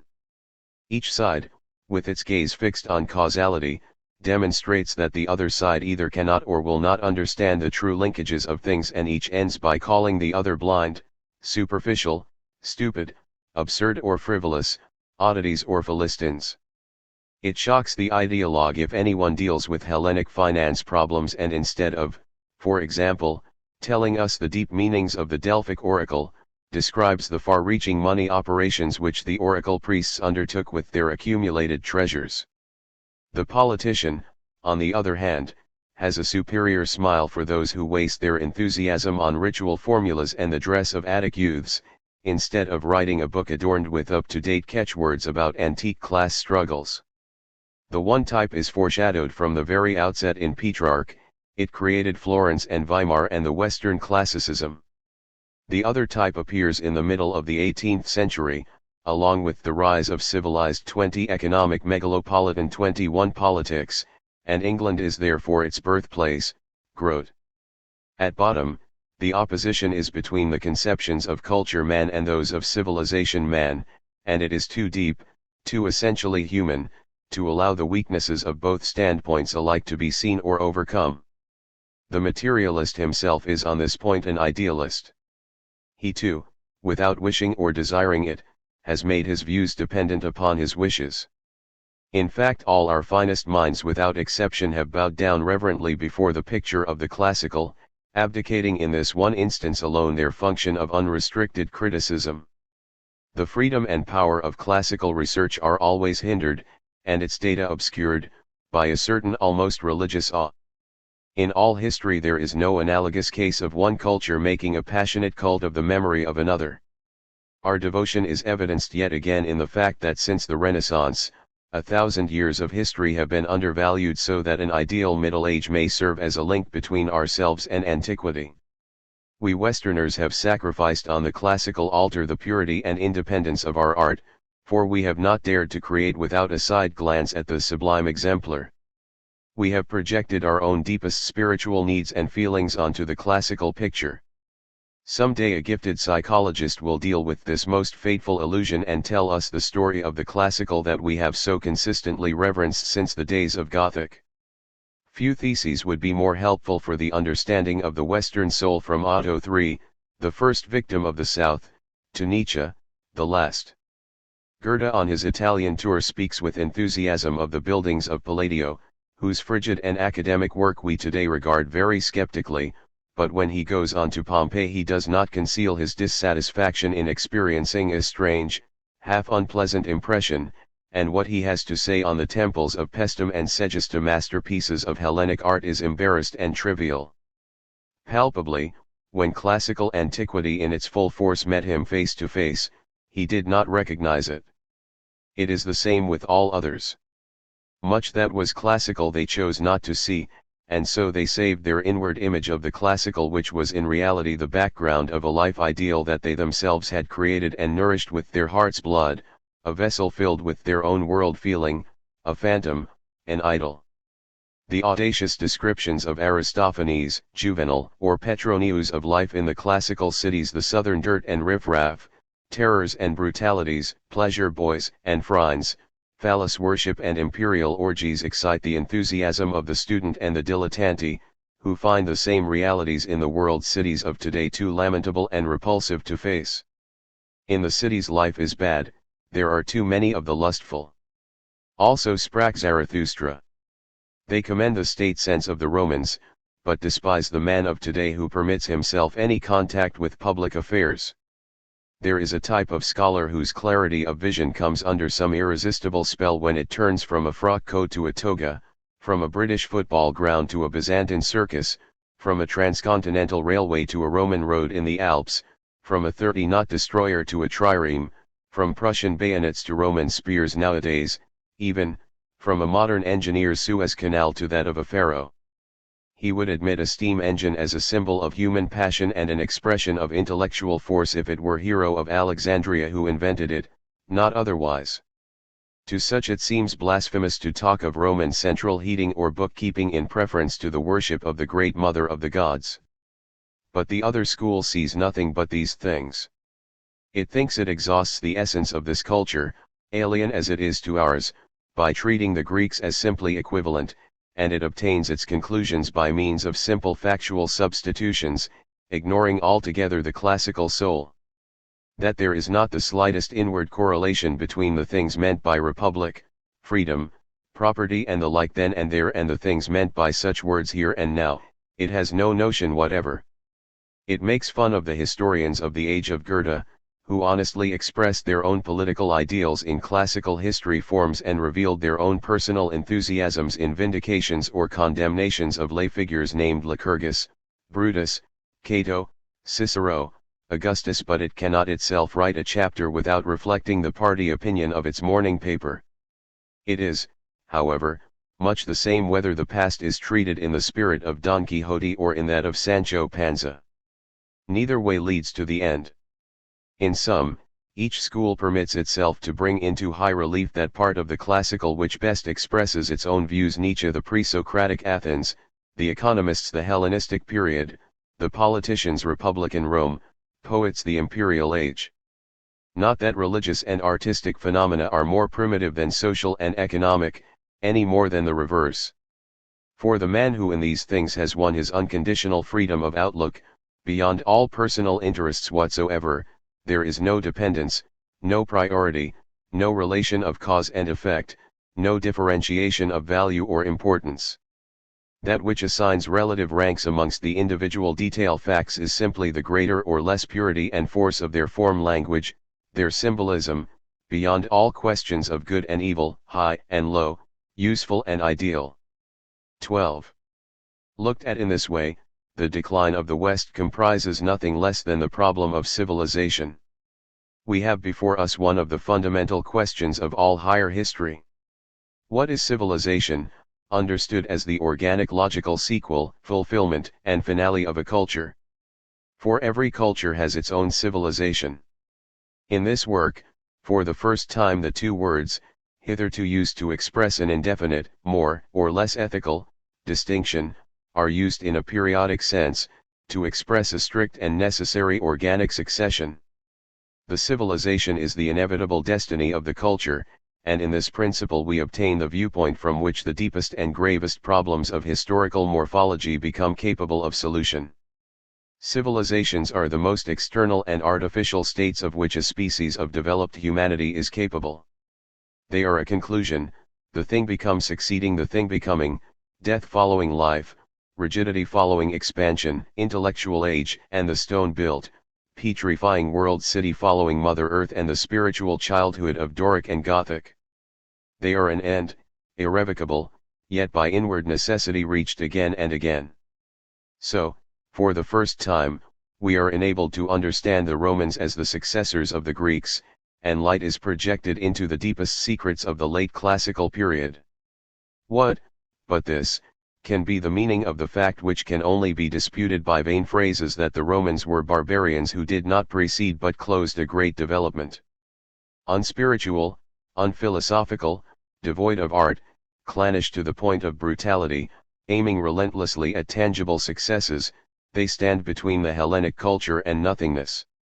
An imagination directed purely to practical objects, they had religious laws governing Godward relations as they had other laws governing human relations, but there was no specifically Roman saga of gods was something which is not found at all in Athens. In a word, Greek soul Roman intellect, and this antithesis is the differentia between culture and civilization. Nor is it only to the classical that it applies. Again and again there appears this type of strong-minded, completely non-metaphysical man, and in the hands of this type lies the intellectual and material destiny of each and every late period. Such are the men who carried through the Babylonian, the Egyptian, the Indian, the Chinese, the Roman civilizations, and in such periods do Buddhism, Stoicism, socialism ripen into definitive world conceptions which enable a moribund humanity to be attacked and reformed in its intimate structure. Pure civilization, as a historical process, consists in a progressive taking down of forms that have become inorganic or dead. The transition from culture to civilization was accomplished for the classical world in the 4th, for the Western in the 19th century.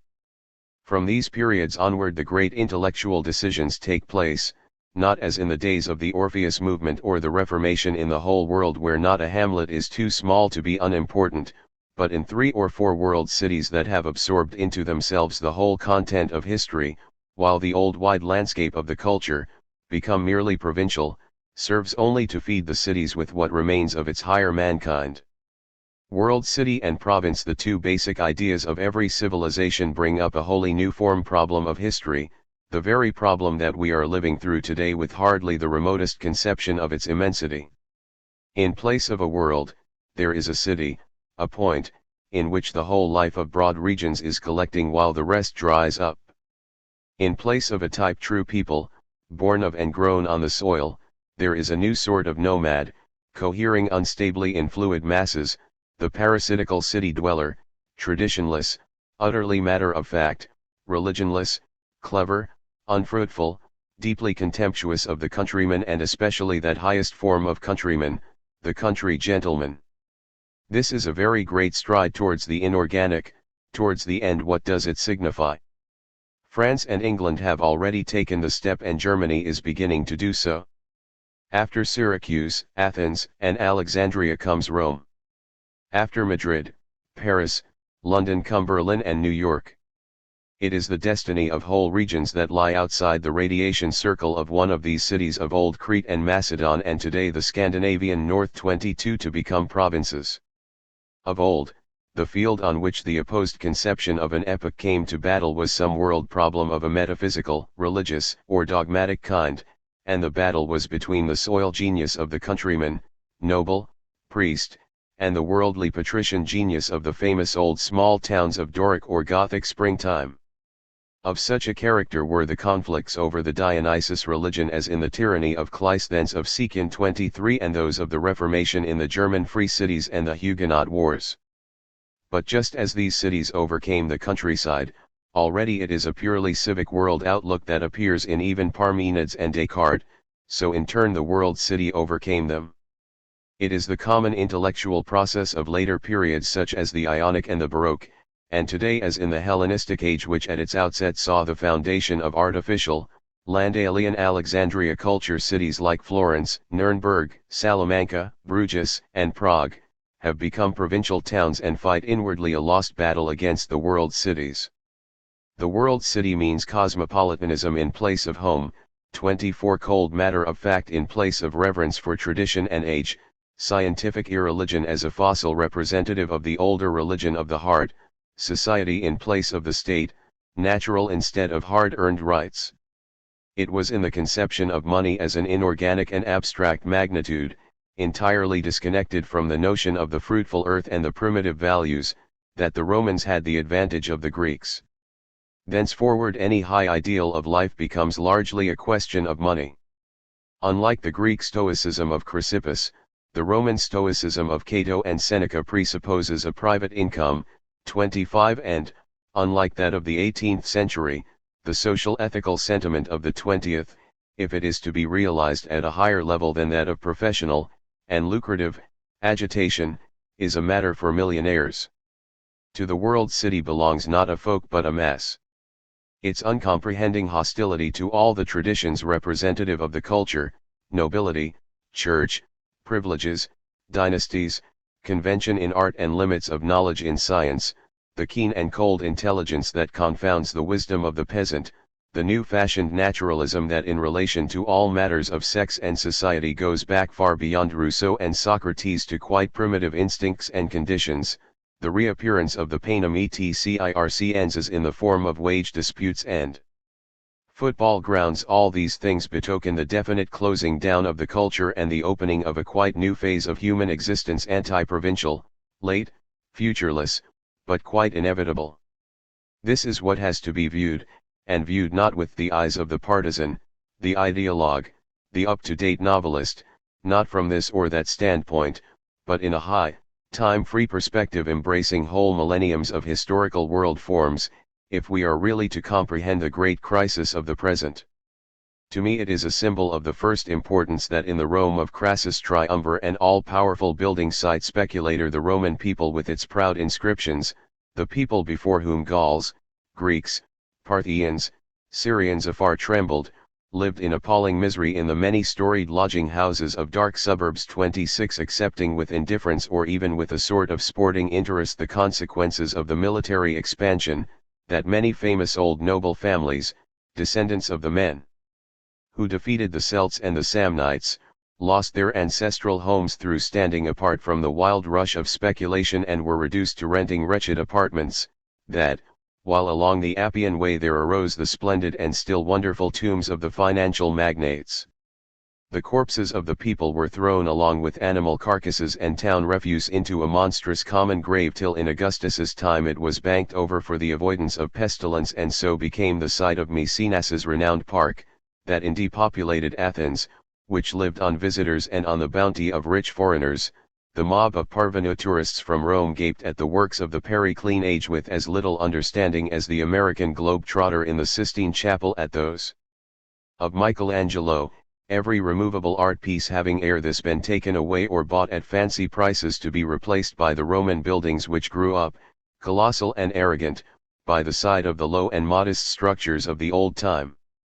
In such things which it is the historian's business not to praise or to blame but to consider morphologically there lies, plain and immediate enough for one who has learned to see, an idea. For it will become manifest that, from this moment on, all great conflicts of world outlook, of politics, of art, of science, of feeling will be under the influence of this one opposition. What is the hallmark of a politic of civilization today, in contrast to a politic of culture yesterday? It is, for the classical rhetoric, and for the Western journalism, both serving that abstract which represents the power of civilization money. 27 It is the money spirit which penetrates unremarked the historical forms of the people's existence, often without destroying or even in the least disturbing these forms. The form of the Roman state, for instance, underwent very much less alteration between the elder Scipio and Augustus than is usually imagined. Though forms subsist, the great political parties nevertheless cease to be more than reputed centers of decision. The decisions in fact lie elsewhere. A small number of superior heads, whose names are very likely not the best known, settle everything, while below them are the great mass of second-rate politicians, readers, tribunes, deputies, journalists selected through a provincially conceived franchise to keep alive the illusion of popular self-determination. And art? Philosophy? The ideals of a Platonic or those of a Kantian age had for the higher mankind concerned a general validity. But those of a Hellenistic age, or those of our own, are valid exclusively for the brain of the megalopolitan. For the villagers or, generally, the nature man's world feeling are socialism like its near relation Darwinism. How utterly Ungedian are the formulas of struggle for existence and natural selection, like its other relative the woman and marriage problem of Ibsen, Strindberg, and Shaw, like the impressionistic tendencies of anarchic sensuousness and the whole bundle of modern longings, temptations, and pains expressed in Baudelaire's verse and Wagner's music are simply non-existent. The smaller the town, the more unmeaning it becomes to busy oneself with painting or with music of these kinds. To the culture belong gymnastics, the tournament, the agon, and to the civilization belongs sport. This is the true distinction between the Hellenic palaestra and the Roman circus. 28 Art itself becomes a sport, hence the phrase art for art's sake, to be played before a highly intelligent audience of connoisseurs and buyers, whether the feat consist in mastering absurd instrumental tone masses and taking harmonic fences, or in some tour de force of coloring. Then a new fact philosophy appears, which can only spare a smile for metaphysical speculation, and a new literature that is a necessity of life for the megalopolitan palate and nerves, and both unintelligible and ugly to the provincials. Neither Alexandrine poetry nor plein air painting is anything to the people. And, then as now, the phase of transition is marked by a series of scandals only to be found at such moments. The anger evoked in the Athenian populace by Euripides and by the revolutionary painting of Apollodorus, for example, is repeated in the opposition to Wagner, Manet, Ibsen, and Nietzsche. It is possible to understand the Greeks without mentioning their economic relations. The Romans, on the other hand, can only be understood through these.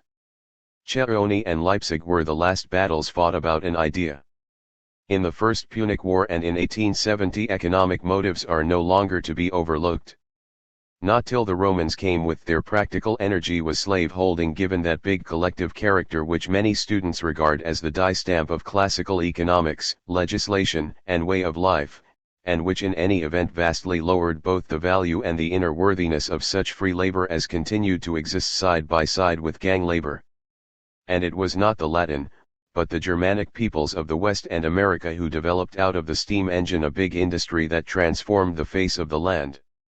The relation of these phenomena to Stoicism and to socialism is unmistakable. Not till the Roman Caesarism foreshadowed by C. Flaminius, shaped first by Marius, handled by strong-minded, large-scale men of fact did the classical world learn the preeminence of money. Without this fact neither Caesar, nor Rome generally, is understandable. In every Greek is a Don Quixote, in every Roman a Sancho Panza factor, and these factors are dominants. 13. Considered in itself, the Roman world dominion was a negative phenomenon, being the result not of a surplus of energy on the one side that the Romans had never had since Zama, but of a deficiency of resistance on the other. That the Romans did not conquer the world is certain, they merely took possession of a booty that lay open to everyone. The Imperium Romanum came into existence not as the result of such an extremity of military and financial effort as had characterized the Punic Wars, but because the Old East forewent all external self-determinations. We must not be deluded by the appearance of brilliant military successes. With a few ill-trained, ill-led, and sullen legions, Lucullus and Pompey conquered whole realms, a phenomenon that in the period of the Battle of Ipsus would have been unthinkable. The Mithridatic danger, serious enough for a system of material force which had never been put to any real test, would have been nothing to the conquerors of Hannibal. After Zama, the Romans never again either waged or were capable of waging a war against a great military power. 29 Their classic wars were those against the Samnites, Pyrrhus, and Carthage. Their grand hour was canny. To maintain the heroic posture for centuries on end is beyond the power of any people. The Prussian-German people have had three great moments, 1813, 1870 and 1914, and that is more than others have had. Here, then, I lay it down that imperialism, of which petrifacts such as the Egyptian Empire, the Roman, the Chinese, the Indian may continue to exist for hundreds or thousands of years. Dead bodies, amorphous and dispirited masses of men, scrap material from a great history is to be taken as the typical symbol of the passing away. Imperialism is civilization unadulterated. In this phenomenal form the destiny of the West is now irrevocably set. The energy of culture man is directed inwards, that of civilization man outwards. And thus I see in Cecil Rhodes the first man of a new age. He stands for the political style of a far-ranging, Western, Teutonic and especially German future, and his phrase "expansion is everything" is the Napoleonic reassertion of the indwelling tendency of every civilization that has fully ripened, Roman, Arab, or Chinese. It is not a matter of choice, it is not the conscious will of individuals, or even that of whole classes or peoples that decides. The expansive tendency is a doom, something demonic and immense, which grips, forces into service, and uses up the late mankind of the world city stage, willy-nilly, aware or unaware. 30 Life is the process of affecting possibilities, and for the brain man there are only extensive possibilities. 31 Hard as the half-developed socialism of today is fighting against expansion, one day it will become arch-expansionist with all the vehemence of destiny. Here the form language of politics, as the direct intellectual expression of a certain type of humanity, touches on a deep metaphysical problem, on the fact, affirmed in the grant of unconditional validity to the causality principle, that the soul is the complement of its extension. When, between 480 and 230-32 the Chinese group of states was tending towards imperialism, it was entirely futile to combat the principle of imperialism, Linheng, practiced in particular by the Roman state of Xin 33 and theoretically represented by the philosopher Chang Yi, by ideas of a League of Nations, Hoh Tsung, largely derived from Wang Hu, a profound skeptic who had no illusions as to the men or the political possibilities of this late period. Both sides opposed the anti-political idealism of Lao Tse, but as between themselves it was Linheng and not Hoh Tsung which swam with the natural current of expansive civilization. Rhodes is to be regarded as the first precursor of a Western type of Caesars, whose day is to come though yet distant. He stands midway between Napoleon and the force men of the next centuries, just as Flaminius, who from 232 BC onward pressed the Romans to undertake the subjugation of Cisalpine Gaul and so initiated the policy of colonial expansion, stands between Alexander and Caesar. Strictly speaking, Flaminius was a private person, for his real power was of a kind not embodied in any constitutional office, who exercised a dominant influence in the state at a time when the state idea was giving way to the pressure of economic factors. So far as Rome is concerned, he was the archetype of opposition Caesarism. With him there came to an end the idea of state service, and there began the will to power which ignored traditions and reckoned only with forces. Alexander and Napoleon were romantics, though they stood on the threshold of civilization and in its cold clear air, the one fancied himself an Achilles and the other Reed Werther. Caesar, on the contrary, was a pure man of fact gifted with immense understanding. But even for Rhodes, political success means territorial and financial success, and only that. Of this Romanness within himself he was fully aware. But Western civilization has not yet taken shape in such strength and purity as this.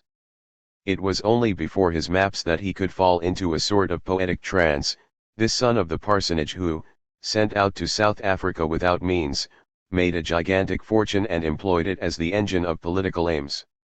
His idea of a trans-African railway from the Cape to Cairo, his project of a South African empire, his intellectual hold on the hard metal souls of the mining magnates whose wealth he forced into the service of his schemes, his capital Bulawayo, royally planned as a future residence by a statesman who was all-powerful yet stood in no definite relation to the state, his wars, his diplomatic deals, his road systems, his syndicates, his armies, his conception of the great duty to civilization of the man of brain. All this, broad and imposing, is the prelude of a future which is still in store for us and with which the history of West European mankind will be definitely closed. He who does not understand that this outcome is obligatory and insusceptible of modification, that our choice is between willing this and willing nothing at all, between cleaving to this destiny or despairing of the future and of life itself, he who cannot feel that there is grandeur also in the realizations of powerful intelligences, in the energy and discipline of metal-hard natures, in battles fought with the coldest and most abstract means, he who is obsessed with the idealism of a provincial and would pursue the ways of life of past ages must forego all desire to comprehend history, to live through history or to make history. Thus regarded, the Imperium Romanum appears no longer as an isolated phenomenon, but as the normal product of a strict and energetic, megalopolitan, predominantly practical spirituality, as typical of a final and irreversible condition which has occurred often enough though it has only been identified as such in this instance. Let it be realized, then, that the secret of historical form does not lie on the surface, that it cannot be grasped by means of similarities of costume and setting, and that in the history of men as in that of animals and plants there occur phenomena showing deceptive similarity but inwardly without any connection. Example: Charlemagne and Harun al-Rashid, Alexander and Caesar, the German wars upon Rome and the Mongol onslaughts upon West Europe, and other phenomena of extreme outward dissimilarity but of identical import. Example: Trajan and Ramses II, the Bourbons and the Attic Demos, Mohammed and Pythagoras. That the 19th and 20th centuries, hitherto looked on as the highest point of an ascending straight line of world history, are in reality a stage of life which may be observed in every culture that has ripened to its limit, a stage of life characterized not by socialists, impressionists, electric railways, torpedoes, and differential equations, for these are only body constituents of the time, but by a civilized spirituality which possesses not only these but also quite other creative possibilities.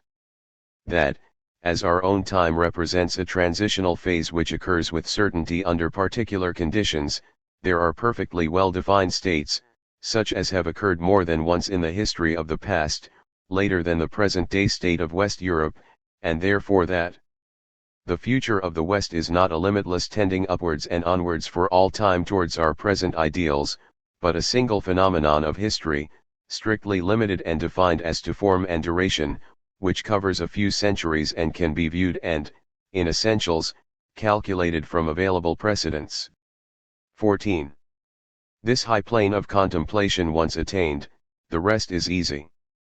To this single idea one can refer, and by it one can solve, without straining or forcing, all those separate problems of religion, art history, epistemology, ethics, politics, economics with which the modern intellect has so passionately and so vainly busied itself for decades. This idea is one of those truths that have only to be expressed with full clarity to become indisputable. It is one of the inward necessities of the Western culture and of its world feeling. It is capable of entirely transforming the world outlook of one who fully understands it, i.e., makes it intimately his own. It immensely deepens the world picture natural and necessary to us in that, already trained to regard world historical evolution as an organic unit seen backwards from our standpoint in the present, we are enabled by its aid to follow the broad lines into the future, a privilege of dream calculation till now permitted only to the physicist. It is, I repeat, in effect the substitution of a Copernican for a Ptolemaic aspect of history, that is, an immeasurable widening of horizon. Up to now everyone has been at liberty to hope what he pleased about the future. Where there are no facts, sentiment rules. But henceforward it will be every man's business to inform himself of what can happen, and therefore of what, with the unalterable necessity of destiny and irrespective of personal ideals, hopes or desires, will happen.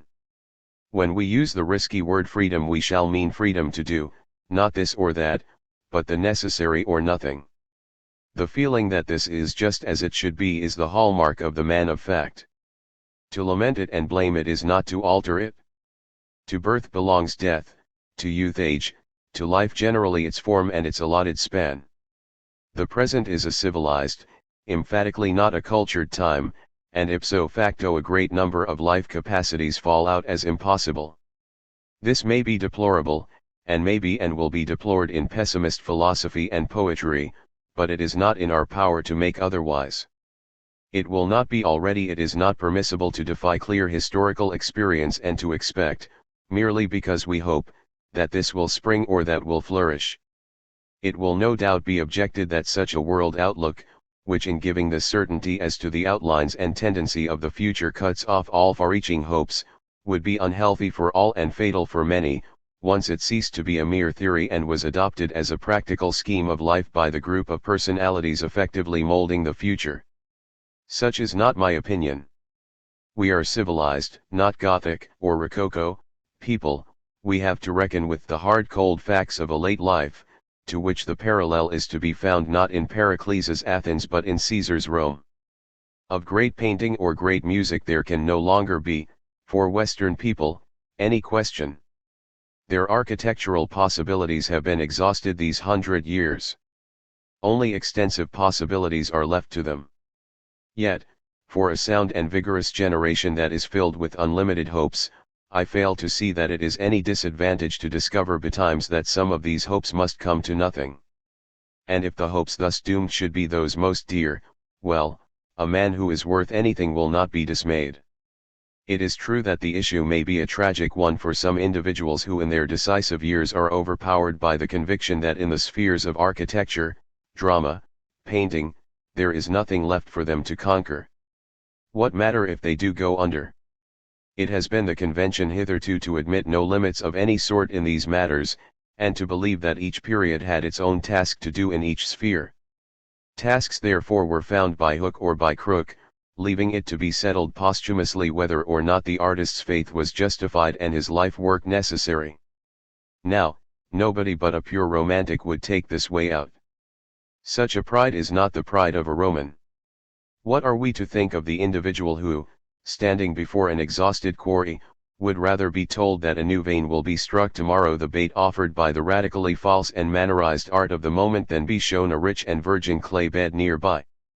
The lesson, I think, would be of benefit to the coming generations, as showing them what is possible and therefore necessary and what is excluded from the inward potentialities of their time. Hitherto an incredible total of intellect and power has been squandered in false directions. The West European, however historically he may think and feel, is at a certain stage of life invariably uncertain of his own direction. He gropes and feels his way and, if unlucky in environment, he loses it. But now at last the work of centuries enables him to view the disposition of his own life in relation to the general culture scheme and to test his own powers and purposes. And I can only hope that men of the new generation may be moved by this book to devote themselves to technics instead of lyrics, the sea instead of the paintbrush, and politics instead of epistemology. Better they could not do. 15. It still remains to consider the relation of a morphology of world history to philosophy.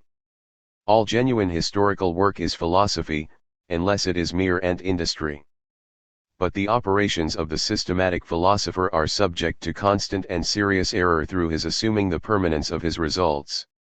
He overlooks the fact that every thought lives in a historical world and is therefore involved in the common destiny of mortality. he supposes that higher thought possesses an everlasting and unalterable objectiveness, Gegenstand, that the great questions of all epochs are identical, and that therefore they are capable in the last analysis of unique answers. But question and answer are here one, and the great questions are made great by the very fact that unequivocal answers to them are so passionately demanded, so that it is as life symbols only that they possess significance. Here are no eternal truths. Every philosophy is the expression of its own and only its own time, and if by philosophy we mean effective philosophy and not academic triflings about judgment forms, sense categories and the like, no two ages possess the same philosophic intentions. The difference is not between perishable and imperishable doctrines but between doctrines which live their day and doctrines which never live at all. The immortality of thoughts become is an illusion. The essential is, what kind of man comes to expression in them. The greater the man, the truer the philosophy, with the inward truth that in a great work of art transcends all proof of its several elements or even of their compatibility with one another. At highest, the philosophy may absorb the entire content of an epoch, realize it within itself and then, embodying it in some grand form or personality, pass it on to be developed further and further. The scientific dress or the mark of learning adopted by a philosophy is here unimportant. Nothing is simpler than to make good poverty of ideas by founding a system, and even a good idea has little value when enunciated by a solemn S. Only its necessity to life decides the eminence of a doctrine. For me, therefore, the test of value to be applied to a thinker is his eye for the great facts of his own time. Only this can settle whether he is merely a clever architect of systems and principles, versed in definitions and analyses, or whether it is the very soul of his time that speaks in his works and his intuitions. A philosopher who cannot grasp and command actuality as well will never be of the first rank. The pre-Socratics were merchants and politicians and grand. The desire to put his political ideas into practice in Syracuse nearly cost Plato his life, and it was the same Plato who discovered the set of geometrical theorems that enabled Euclid to build up the classical system of mathematics. Pascal, whom Nietzsche knows only as the broken Christian Descartes, Leibniz were the first mathematicians and technicians of their time. The great pre-Socratics of China from Quan Tsi, about 670, to Confucius, 550 to 478, were statesmen, regents, lawgivers like Pythagoras and Parmenides, like Hobbes and Leibniz. With Lao Tse, the opponent of all state authority and high politics and the enthusiast of small peaceful communities, unworldliness and deed shyness first appear, heralds of lecture room and study philosophy. But Lao Tse was in his time, the ancien regime of China, an exception in the midst of sturdy philosophers for whom epistemology meant the knowledge of the important relations of actual life. And herein, I think, all the philosophers of the newest age are open to a serious criticism. What they do not possess is real standing in actual life. Not one of them has intervened effectively, either in higher politics, in the development of modern techniques, in matters of communication, in economics, or in any other big actuality, with a single act or a single compelling idea. Not one of them counts in mathematics, in physics, in the science of government, even to the extent that Kant counted. Let us glance at other times. Confucius was several times a minister. Pythagoras was the organizer of an important political movement akin to the Cromwellian, the significance of which is even now far underestimated by classical researchers. Goethe, besides being a model executive minister though lacking, alas, the operative sphere of a great state, was interested in the Suez and Panama canals, the dates of which he foresaw with accuracy, and their effects on the economy of the world, and he busied himself again and again with the question of American economic life and its reactions on the Old World, and with that of the dawning era of machine industry. Hobbes was one of the originators of the great plan of winning South America for England, and although in execution the plan went no further than the occupation of Jamaica, he has the glory of being one of the founders of the British colonial empire. Leibniz, without doubt the greatest intellect in Western philosophy, the founder of the differential calculus and the analysis situs, conceived or cooperated in a number of major political schemes, one of which was to relieve Germany by drawing the attention of Louis XIV to the importance of Egypt as a factor in French world policy. The ideas of the memorandum on this subject that he drew up for the Grand Monarch were so far in advance of their time, 1672, that it has been thought that Napoleon made use of them for his eastern venture. Even thus early, Leibniz laid down the principle that Napoleon grasped more and more clearly after Wagram, viz., that acquisitions on the Rhine and in Belgium would not permanently better the position of France and that the neck of Suez would one day be the key of world dominance. Doubtless the king was not equal to these deep political and strategic conceptions of the philosopher. Turning from men of this mold to the philosophers of today, one is dismayed and shamed. How poor their personalities, how commonplace their political and practical outlook. Why is it that the mere idea of calling upon one of them to prove his intellectual eminence in government, diplomacy, large-scale organization, or direction of any big colonial, commercial, or transport concern is enough to evoke our pity? And this insufficiency indicates, not that they possess inwardness, but simply that they lack weight. I look round in vain for an instance in which a modern philosopher has made a name by even one deep or far-seeing pronouncement on an important question of the day. I see nothing but provincial opinions of the same kind as anyone else's. Whenever I take up a work by a modern thinker, I find myself asking, has he any idea whatever of the actualities of world politics, world city problems, capitalism, the future of the state, the relation of techniques to the course of civilization, Russia, science? Goethe would have understood all this and reveled in it, but there is not one living philosopher capable of taking it in. This sense of actualities is of course not the same thing as the content of a philosophy, but, I repeat, it is an infallible symptom of its inward necessity, its fruitfulness, and its symbolic importance. We must allow ourselves no illusions as to the gravity of this negative result. It is palpable that we have lost sight of the final significance of effective philosophy. We confuse philosophy with preaching, with agitation, with novel writing, with lecture room jargon. We have descended from the perspective of the bird to that of the frog. It has come to this, that the very possibility of a real philosophy of today and tomorrow is in question. If not, it were far better to become a colonist or an engineer, to do something, no matter what, that is true and real, than to chew over once more the old dried-up themes under cover of an alleged new wave of philosophic thought. Far better to construct an aero-engine than a new theory of apperception that is not wanted. Truly it is a poor life's work to restate once more, in slightly different terms, views of 100 predecessors on the will or on psychophysical parallelism. This may be a profession, but a philosophy it emphatically is not. A doctrine that does not attack and affect the life of the period in its inmost depths is no doctrine and had better not be taught. And what was possible even yesterday is, today, at least not indispensable. To me, the depths and refinement of mathematical and physical theories are a joy. By comparison, the aesthete and the physiologist are fumblers.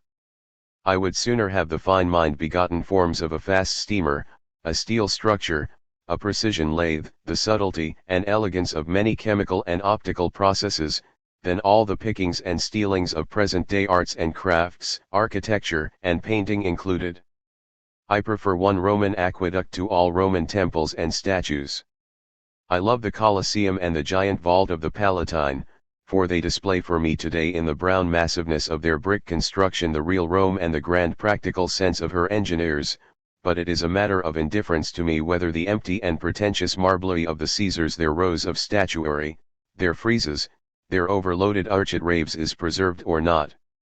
Glance at some reconstruction of the imperial fora, do we not find them the true counterpart of a modern international exhibition, obtrusive, bulky, empty, boasting in materials and dimensions wholly alien to Periclean Greece and the Rococo alike, but exactly paralleled in the Egyptian modernism that is displayed in the ruins of Ramses II, 1300 BC, at Luxor and Karnak. It was not for nothing that the genuine Roman despised the Graeculus Histrio, the kind of artist and the kind of philosopher to be found on the soil of Roman civilization. The time for art and philosophy had passed, they were exhausted, used up, superfluous, and his instinct for the realities of life told him so. One Roman law weighed more than all the lyrics and school metaphysics of the time together. And I maintain that today many an inventor, many a diplomat, many a financier is a sounder philosopher than all those who practice the dull craft of experimental psychology. This is a situation which regularly repeats itself at a certain historical level. It would have been absurd in a Roman of intellectual eminence, who might as consul or praetor lead armies, organize provinces, build cities and roads, or even be the princeps in Rome, to want to hatch out some new variant of post-Platonic school philosophy at Athens or Rhodes. Consequently no one did so. It was not in harmony with the tendency of the age, and therefore it only attracted third-class men of the kind that always advances as far as the zeitgeist of the day before yesterday. It is a very grave question whether the stage has or has not set in for us already. A century of purely extensive effectiveness, excluding big artistic and metaphysical production, let us say frankly an irreligious time which coincides exactly with the idea of the world city, is a time of decline. True. But we have not chosen this time.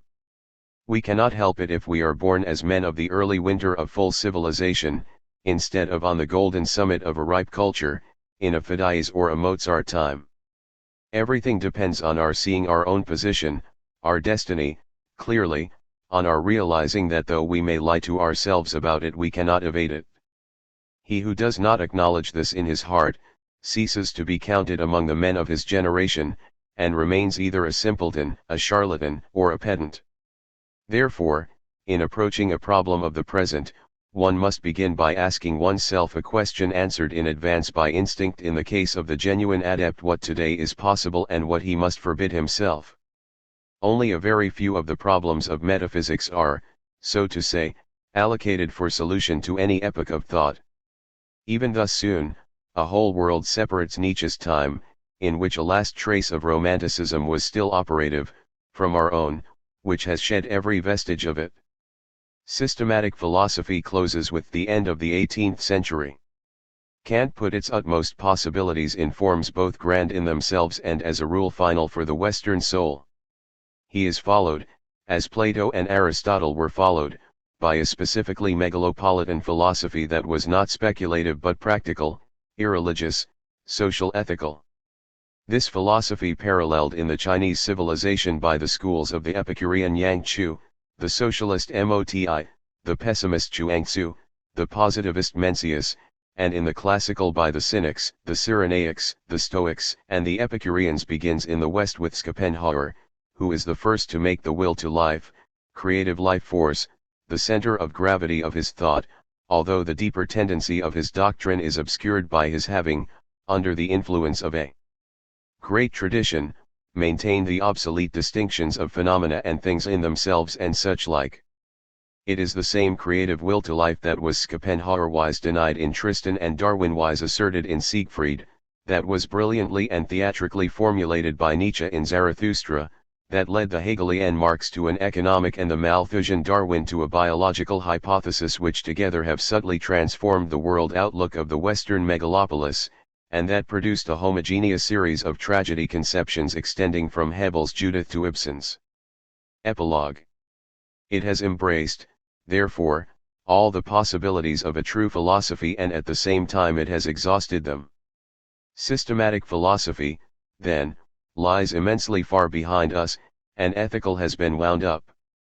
But a third possibility, corresponding to the classical skepticism, still remains to the soul world of the present-day West, and it can be brought to light by the hitherto unknown methods of historical morphology. That which is a possibility is a necessity. The classical skepticism is ahistoric, it doubts by denying outright. But that of the West, if it is an inward necessity, a symbol of the autumn of our spirituality, is obliged to be historical through and through. Its solutions are got by treating everything as relative, as a historical phenomenon, and its procedure is psychological.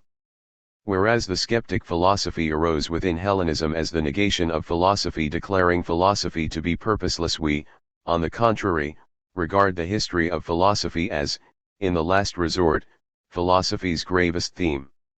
This is skepsis, in the true sense, for whereas the Greek is led to renounce absolute standpoints by contempt for the intellectual past, we are led to do so by comprehension of that past as an organism. In this work it will be our task to sketch out this unphilosophical philosophy, the last that West Europe will know.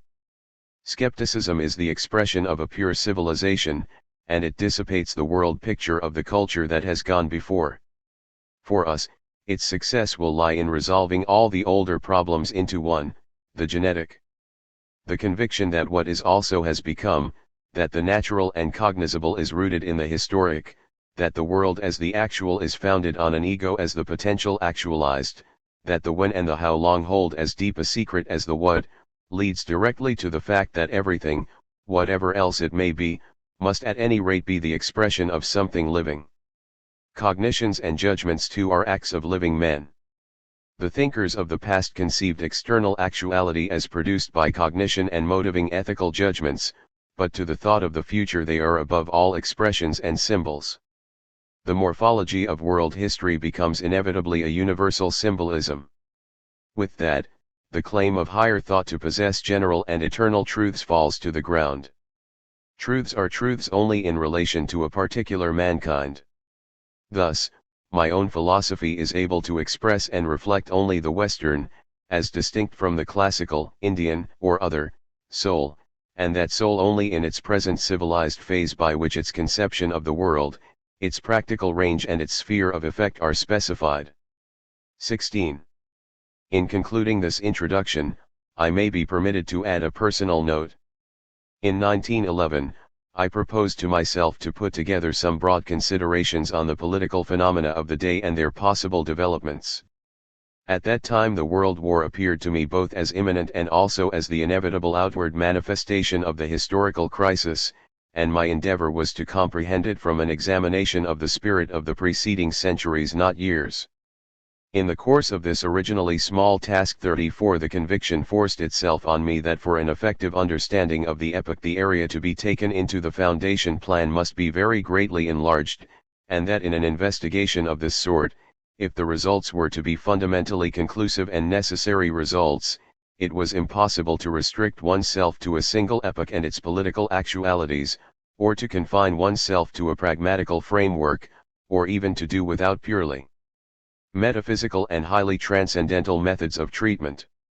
It became evident that a political problem could not be comprehended by means of politics themselves, and that, frequently, important factors at work in the depths could only be grasped through their artistic manifestations or even distantly seen in the form of scientific or purely philosophical ideas. Even the politico-social analysis of the last decades of the 19th century, a period of tense quiet between two immense and outstanding events, the one which, expressed in the Revolution and Napoleon, had fixed the picture of West European actuality for a century, and another of at least equal significance that was visibly and ever more rapidly approaching, was found in the last resort to be impossible without bringing in all the great problems of being in all their aspects.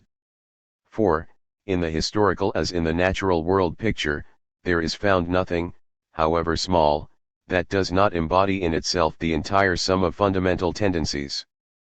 And thus the original theme came to be immensely widened. A vast number of unexpected, and in the main entirely novel, questions and interrelations presented themselves. And finally it became perfectly clear that no single fragment of history could be thoroughly illuminated unless and until the secret of world history itself, to wit the story of higher mankind as an organism of regular structure, had been cleared up. And hitherto this has not been done, even in the least degree. From this moment on, relations and connections previously often suspected, sometimes touched on but never comprehended, presented themselves in ever-increasing volume. The forms of the arts linked themselves to the forms of war and state policy. Deep relations were revealed between political and mathematical aspects of the same culture, between religious and technical conceptions, between mathematics, music, and sculpture, between economics and cognition forms. Clearly and unmistakably there appeared the fundamental dependence of the most modern physical and chemical theories on the mythological concepts of our Germanic ancestors, the style congruence of tragedy and power techniques and up-to-date finance, and the fact, bizarre at first but soon self-evident, that oil painting perspective, printing, the credit system, long-range weapons, and contrapuntal music in one case, and the nude statue, the city-state, and coin currency, discovered by the Greeks, in another were identical expressions of one and the same spiritual principle. And, beyond and above all, there stood out the fact that these great groups of morphological relations, each one of which symbolically represents a particular sort of mankind in the whole picture of world history, are strictly symmetrical in structure. It is this perspective that first opens out for us the true style of history. Belonging itself as symbol and expression to one time and therefore inwardly possible and necessary only for present-day Western man, it can but be compared distantly to certain ideas of ultra-modern mathematics in the domain of the theory of groups. These were thoughts that had occupied me for many years, though dark and undefined until enabled by this method to emerge in tangible form. Thereafter I saw the approaching World War in a quite other light.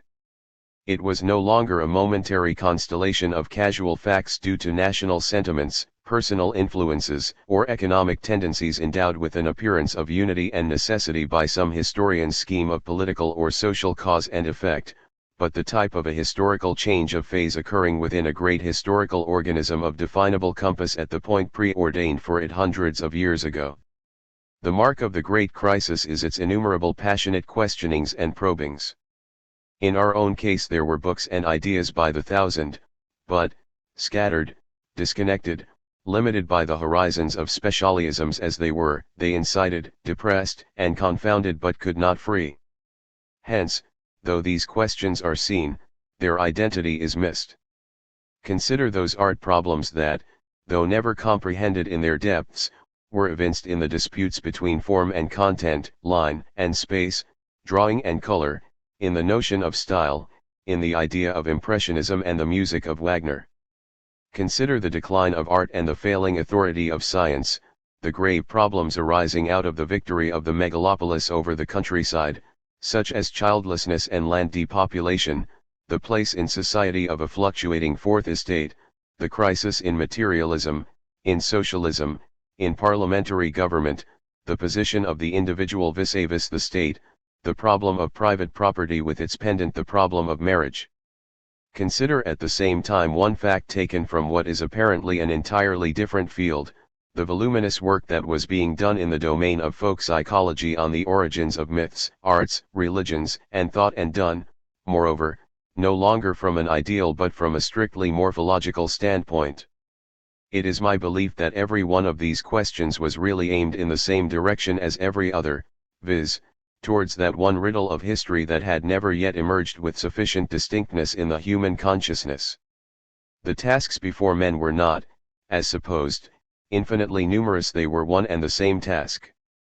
Everyone had an inkling that this was so, but no one from his own narrow standpoint had seen the single and comprehensive solution.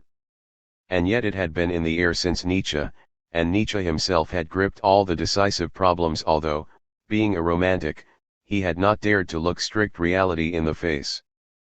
But herein precisely lies the inward necessity of the stock-taking doctrine, so to call it. It had to come, and it could only come at this time.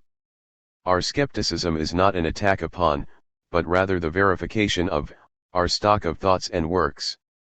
It confirms all that has been sought and achieved for generations past, in that it integrates all the truly living tendencies which it finds in the special spheres, no matter what their aim may be. Above all, there discovered itself the opposition of history and nature through which alone it is possible to grasp the essence of the former.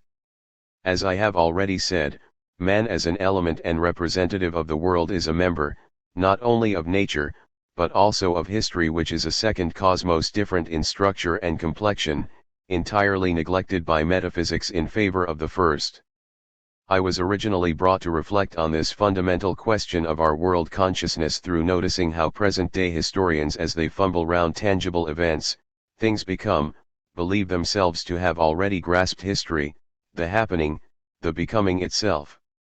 This is a prejudice common to all who proceed by reason and cognition, as against intuitive perception. 35 And it had long ago been a source of perplexity to the great Eleatics with their doctrine that through cognition there could be no becoming, but only a being, or having become. In other words, history was seen as nature, in the objective sense of the physicist, and treated accordingly, and it is to this that we must ascribe the baneful mistake of applying the principles of causality, of law, of system, that is, the structure of rigid being, to the picture of happenings. It was assumed that a human culture existed just as electricity or gravitation existed, and that it was capable of analysis in much the same way as these. The habits of the scientific researcher were eagerly taken as a model, and if, from time to time, some student asked what Gothic, or Islam, or the polis was, no one inquired why such symbols of something living inevitably appeared just then, and there, in that form, and for that space of time. Historians were content, whenever they met one of the innumerable similarities between widely discrete historical phenomena, simply to register it, adding some clever remarks as to the marvels of coincidence, dubbing Rhodes the Venice of antiquity and Napoleon the modern Alexander, or the like. Yet it was just these cases, in which the destiny problem came to the fore as the true problem of history, viz., the problem of time, that needed to be treated with all possible seriousness and scientifically regulated physiognomic in order to find out what strangely constituted necessity, so completely alien to the causal, was at work.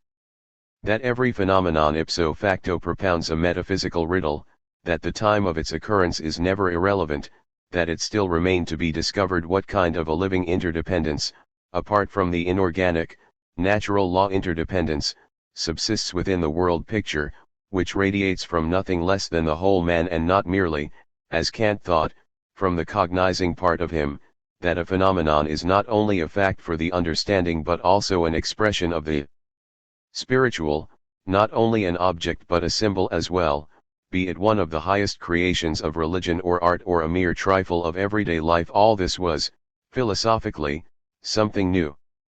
And thus in the end I came to see the solution clearly before me in immense outlines, possessed of full inward necessity, a solution derived from one single principle that though discoverable had never been discovered, that from my youth had haunted and attracted me, tormenting me with the sense that it was there and must be attacked, and yet defying me to seize it. Thus, from an almost accidental occasion of beginning, there has arisen the present work, which is put forward as the provisional expression of a new world picture. The book is laden, as I know, with all the defects of a first attempt, incomplete, and certainly not free from inconsistencies. Nevertheless I am convinced that it contains the incontrovertible formulation of an idea which, once enunciated clearly, will, I repeat, be accepted without dispute. If, then, the narrower theme is an analysis of the decline of that West European culture which is now spread over the entire globe, yet the object in view is the development of a philosophy and of the operative method peculiar to it, which is now to be tried, viz., the method of comparative morphology in world history. The work falls naturally into two parts. The first, form and actuality, starts from the form language of the great cultures, attempts to penetrate to the deepest roots of their origin, and so provides itself with the basis for a science of symbolic. The second part, world historical perspectives, starts from the facts of actual life, and from the historical practice of higher mankind seeks to obtain a quintessence of historical experience that we can set to work upon the formation of our own future. The accompanying tables 36 present a general view of what has resulted from the investigation. They may at the same time give some notion both of the fruitfulness and of the scope of the new methods. Chapter 2. The meaning of numbers. It is necessary to begin by drawing attention to certain basic terms which, as used in this work, carry strict and in some cases novel connotations. Though the metaphysical content of these terms would gradually become evident in following the course of the reasoning, nevertheless, the exact significance to be attached to them ought to be made clear beyond misunderstanding from the very outset. The popular distinction current also in philosophy between being and becoming seems to miss the essential point in the contrast it is meant to express. An endless becoming action, Actuality will always be thought of also as a condition, as it is, for example, in physical notions such as uniform velocity and the condition of motion, and in the basic hypothesis of the kinetic theory of gases, and therefore ranked in the category of being.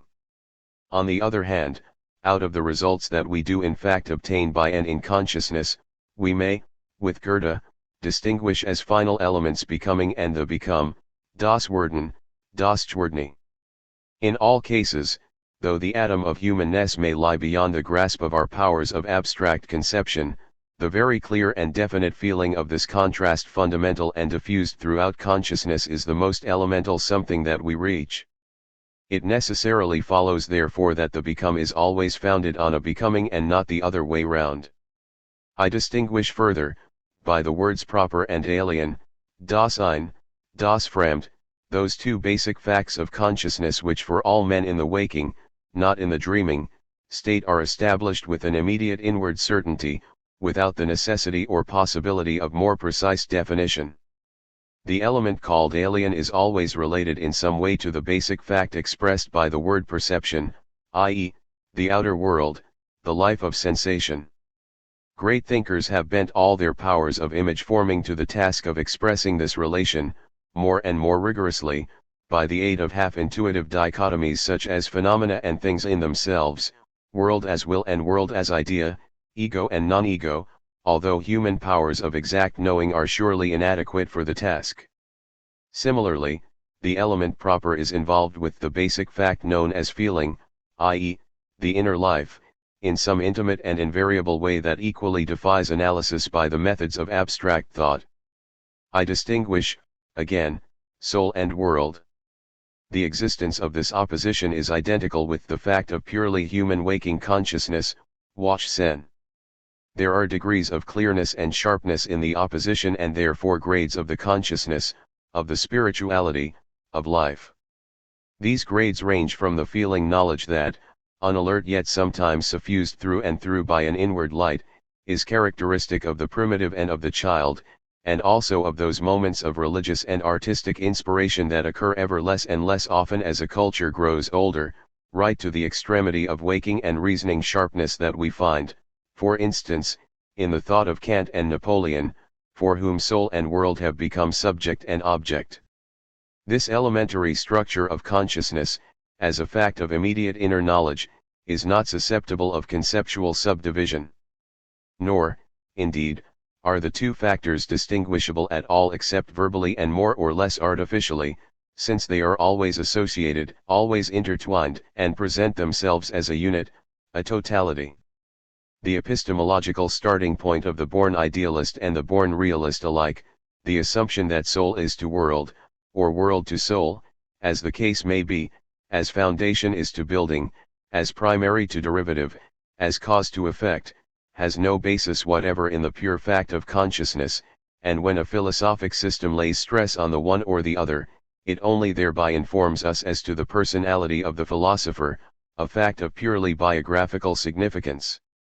Thus, by regarding waking consciousness structurally as a tension of contraries, and applying to it the notions of becoming and the thing become, we find for the word life a perfectly definite meaning that is closely allied to that of becoming.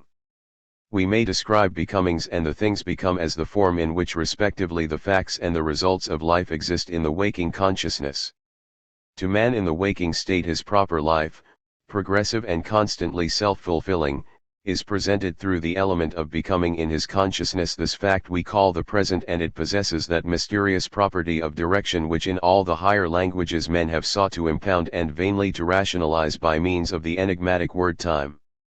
It follows necessarily from the above that there is a fundamental connection between the become, the hard set, and death.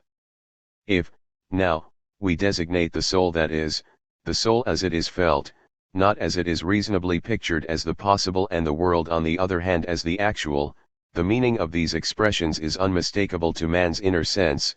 We see life as the form in which the actualizing of the possible is accomplished. With respect to the property of direction, the possible is called the future and the actualized the past. The actualizing itself, the center of gravity and the center of meaning of life, we call the present. Soul is the still to be accomplished, world the accomplished, life the accomplishing. In this way we are enabled to assign to expressions like moment, duration, development, life content, vocation, scope, aim, fullness and emptiness of life, the definite meanings which we shall need for all that follows and especially for the understanding of historical phenomena. Lastly, the words history and nature are here employed, as the reader will have observed already, in a quite definite and hitherto unusual sense. These words comprise possible modes of understanding, of comprehending the totality of knowledge becoming as well as things become, life as well as things lived as a homogeneous, spiritualized, well-ordered world picture fashioned out of an indivisible mass impression in this way or in that according as the becoming or the become, direction, time, or extension, space, is the dominant factor. And it is not a question of one factor being alternative to the other. The possibilities that we have of possessing an outer world that reflects and attests our proper existence are infinitely numerous and exceedingly heterogeneous, and the purely organic and the purely mechanical worldview, in the precise literal sense of that familiar term one, are only the extreme members of the series. Primitive man, so far as we can imagine his waking consciousness, and the child, as we can remember, cannot fully see or grasp these possibilities. One condition of this higher world consciousness is the possession of language, meaning thereby not mere human utterance but a culture language, and such is non-existent for primitive man and existent but not accessible in the case of the child. In other words, neither possesses any clear and distinct notion of the world. They have an inkling but no real knowledge of history and nature, being too intimately incorporated with the ensemble of these. They have no culture. And therewith that important word is given a positive meaning of the highest significance which henceforward will be assumed in using it. In the same way as we have elected to distinguish the soul as the possible and the world as the actual, we can now differentiate between possible and actual culture, i.e., culture as an idea in the general or individual existence and culture as the body of that idea, as the total of its visible, tangible, and comprehensible expressions, acts and opinions, religion and state, arts and sciences, peoples and cities, economic and social forms, speech, laws, customs, characters, facial lines and costumes. Higher history, intimately related to life and to becoming, is the actualizing of possible culture. Point 2. We must not omit to add that these basic determinations of meaning are largely incommunicable by specification, definition, or proof, and in their deeper import must be reached by feeling, experience, and intuition. There is a distinction, rarely appreciated as it should be, between experience as lived and experience as learned, zwischen Erleben und Erkennen, between the immediate certainty given by the various kinds of intuition such as illumination, inspiration, artistic flair, experience of life, the power of sizing men up, Goethe's exact percipient fancy, and the product of rational procedure and technical experiment. The first are imparted by means of analogy, picture, symbol, the second by formula, law, scheme. The become is experienced by learning. Indeed, as we shall see, the having become is for the human mind identical with the completed act of cognition. A becoming, on the other hand, can only be experienced by living, felt with a deep wordless understanding. It is on this that what we call knowledge of men is based. In fact, the understanding of history implies a superlative knowledge of men. The eye which can see into the depths of an alien soul owes nothing to the cognition methods investigated in the Critique of Pure Reason, yet the purer the historical picture is, the less accessible it becomes to any other eye. The mechanism of a pure nature picture, such as the world of Newton and Kant, is cognized, grasped, dissected in laws and equations and finally reduced to system. The organism of a pure history picture, like the world of Plotinus, Dante, and Giordano Bruno, is intuitively seen, inwardly experienced, grasped as a form or symbol and finally rendered in poetical and artistic conceptions. Goethe's living nature is a historical world picture. Point 3. 2. In order to exemplify the way in which a soul seeks to actualize itself in the picture of its outer world to show, that is, in how far culture in the become state can express or portray an idea of human existence, I have chosen number, the primary element on which all mathematics rests. I have done so because mathematics, accessible in its full depth only to the very few, holds a quite peculiar position amongst the creations of the mind. It is a science of the most rigorous kind, like logic but more comprehensive and very much fuller. It is a true art, along with sculpture and music, as needing the guidance of inspiration and as developing under great conventions of form. It is, lastly, a metaphysic of the highest rank, as Plato and above all Leibniz show us. Every philosophy has hitherto grown up in conjunction with a mathematic belonging to it. Number is the symbol of causal necessity. Like the conception of God, it contains the ultimate meaning of the world as nature. The existence of numbers may therefore be called a mystery, and the religious thought of every culture has felt their impress. Just as all becoming possesses the original property of direction, irreversibility, all things become possess the property of extension. But these two words seem unsatisfactory in that only an artificial distinction can be made between them. The real secret of all things become, which are ipso facto things extended, spatially and materially, is embodied in mathematical number as contrasted with chronological number. Mathematical number contains in its very essence the notion of a mechanical demarcation, number being in that respect akin to word, which, in the very fact of its comprising and denoting, fences off world impressions. The deepest depths, it is true, are here both incomprehensible and inexpressible. But the actual number with which the mathematician works, the figure, formula, sign, diagram, in short the number sign which he thinks, speaks, or writes exactly, is, like the exactly used word, from the first a symbol of these depths, something imaginable, communicable, comprehensible to the inner and the outer eye, which can be accepted as representing the demarcation. The origin of numbers resembles that of the myth. Primitive man elevates indefinable nature impressions, the alien, in our terminology, into deities, noumena, at the same time capturing and impounding them by a name which limits them.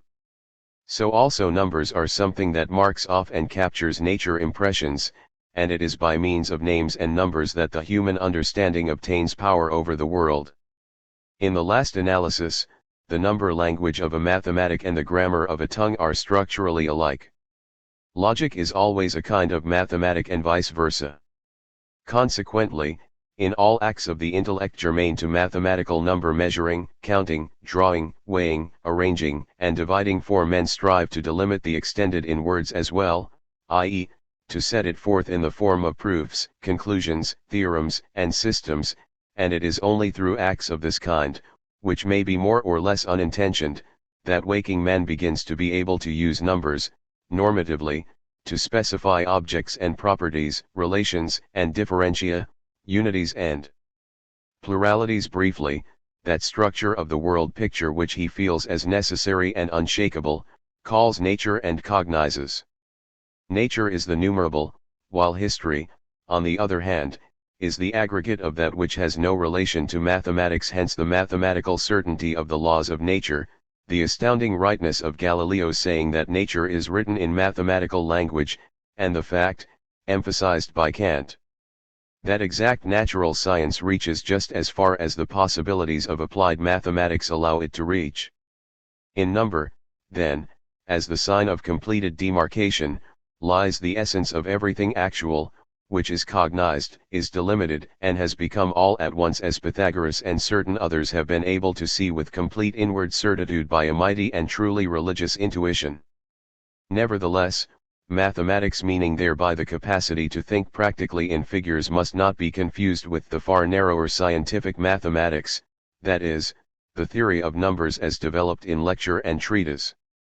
The mathematical vision and thought that a culture possesses within itself is as inadequately represented by its written mathematic as its philosophical vision and thought by its philosophical treatises.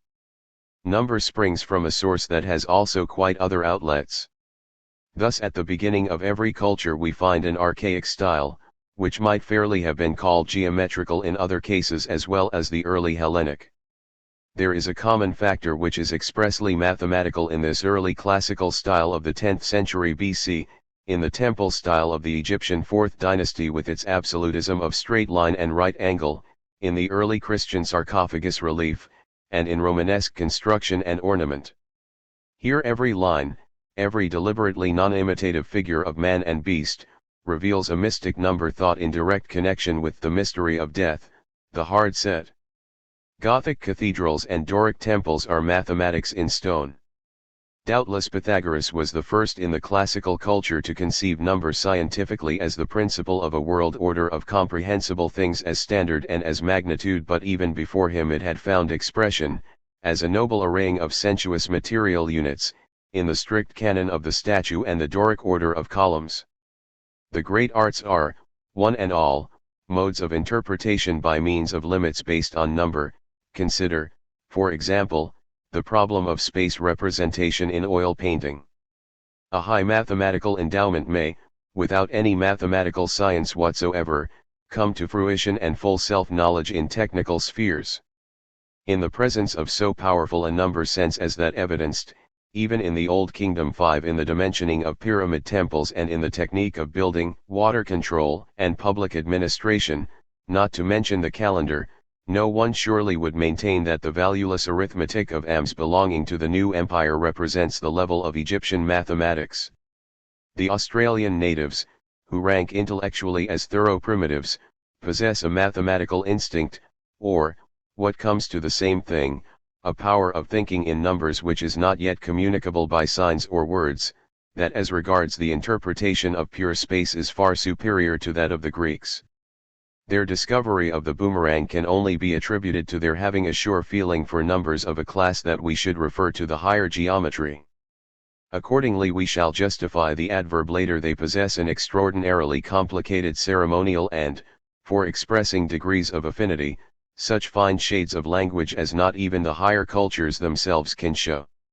There is analogy, again, between the Euclidean mathematic and the absence, in the Greek of the mature Periclean age, of any feeling either for ceremonial public life or for loneliness, while the Baroque, differing sharply from the classical, presents us with a mathematic of spatial analysis, a court of Versailles and a state system resting on dynastic relations.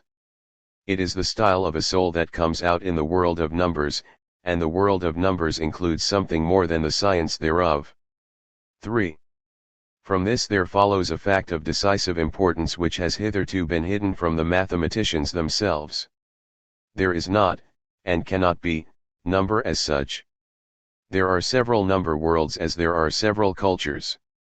We find an Indian, an Arabian, a classical, a Western type of mathematical thought and, corresponding with each, a type of number, each type fundamentally peculiar and unique, an expression of a specific world feeling, a symbol having a specific validity which is even capable of scientific definition, a principle of ordering the become which reflects the central essence of one and only one soul, viz., the soul of that particular culture. Consequently, there are more mathematics than one. For indubitably the inner structure of the Euclidean geometry is something quite different from that of the Cartesian. The analysis of Archimedes is something other than the analysis of Gauss, and not merely in matters of form, intuition, and method, but above all in essence, in the intrinsic and obligatory meaning of number which they respectively develop and set forth. This number, the horizon within which it has been able to make phenomena self-explanatory, and therefore the whole of the nature or world extended that is confined in the given limits and amenable to its particular sort of mathematic, are not common to all mankind, but specific in each case to one definite sort of mankind. The style of any mathematic which comes into being, then, depends wholly on the culture in which it is rooted, the sort of mankind it is that ponders it. The soul can bring its inherent possibilities to scientific development, can manage them practically, can attain the highest levels in its treatment of them, but is quite impotent to alter them. The idea of the Euclidean geometry is actualized in the earliest forms of classical ornament, and that of the infinitesimal calculus in the earliest forms of Gothic architecture, centuries before the first learned mathematicians of the respective cultures were born. A deep inward experience, the genuine awakening of the ego, which turns the child into the higher man and initiates him into community of his culture, marks the beginning of number sense as it does that of language sense.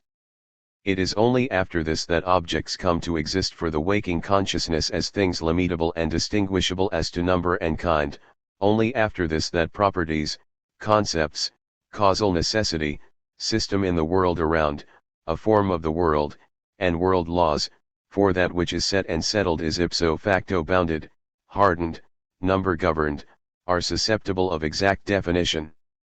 And therewith comes to a sudden, almost metaphysical, feeling of anxiety and or regarding the deeper meaning of measuring and counting, drawing, and form. Now, Kant has classified the sum of human knowledge according to syntheses a priori, necessary and universally valid, and a posteriori, experiential and variable from case to case, and in the former class has included mathematical knowledge. Thereby, doubtless, he was enabled to reduce a strong inward feeling to abstract form. But, quite apart from the fact, amply evidenced in modern mathematics and mechanics, that there is no such sharp distinction between the two as is originally and unconditionally implied in the principle, the a priori itself, though certainly one of the most inspired conceptions of philosophy, is a notion that seems to involve enormous difficulties. With it Kant postulates without attempting to prove what is quite incapable of proof both unalterableness of form in all intellectual activity and identity of form for all men in the same. And, in consequence, a factor of incalculable importance is thanks to the intellectual prepossessions of his period, not to mention his own simply ignored. This factor is the varying degree of this alleged universal validity. There are doubtless certain characters of very wide-ranging validity which are, seemingly at any rate, independent of the culture and century to which the cognizing individual may belong, but along with these there is a quite particular necessity of form which underlies all his thought as axiomatic and to which he is subject by virtue of belonging to his own culture and no other. Here, then, we have two very different kinds of a priori thought content, and the definition of a frontier between them, or even the demonstration that such exists, is a problem that lies beyond all possibilities of knowing and will never be solved. So far, no one has dared to assume that the supposed constant structure of the intellect is an illusion and that the history spread out before us contains more than one style of knowing. But we must not forget that unanimity about things that have not yet become problems may just as well imply universal error as universal truth. True, there has always been a certain sense of doubt and obscurity, so much so, that the correct guess might have been made from that non-agreement of the philosophers which every glance at the history of philosophy shows us. But that this non-agreement is not due to imperfections of the human intellect or present gaps in a perfectible knowledge, in a word, is not due to defect, but to destiny and historical necessity, this is a discovery. Conclusions on the deep and final things are to be reached not by predicating constants but by studying differentia and developing the organic logic of differences. The comparative morphology of knowledge forms is a domain which Western thought has still to attack. 4. If mathematics were a mere science like astronomy or mineralogy, it would be possible to define their object. This man is not and never has been able to do. We West Europeans may put our own scientific notion of number to perform the same tasks as those with which the mathematicians of Athens and Baghdad busied themselves, but the fact remains that the theme, the intention, and the methods of the like-named science in Athens and in Baghdad were quite different from those of our own. There is no mathematic but only mathematics. What we call the history of mathematics, implying merely the progressive actualizing of a single invariable ideal, is in fact, below the deceptive surface of history, a complex of self-contained and independent developments, an ever-repeated process of bringing to birth new form worlds and appropriating, transforming, and sloughing alien form worlds, a purely organic story of blossoming, ripening, wilting, and dying within the set period. The student must not let himself be deceived. The mathematic of the classical soul sprouted almost out of nothingness, the historically constituted Western soul, already possessing the classical science, not inwardly, but outwardly as a thing learned, had to win its own by apparently altering and perfecting, but in reality destroying the essentially alien Euclidean system? In the first case, the agent was Pythagoras, in the second Descartes. In both cases the act is, at bottom, the same.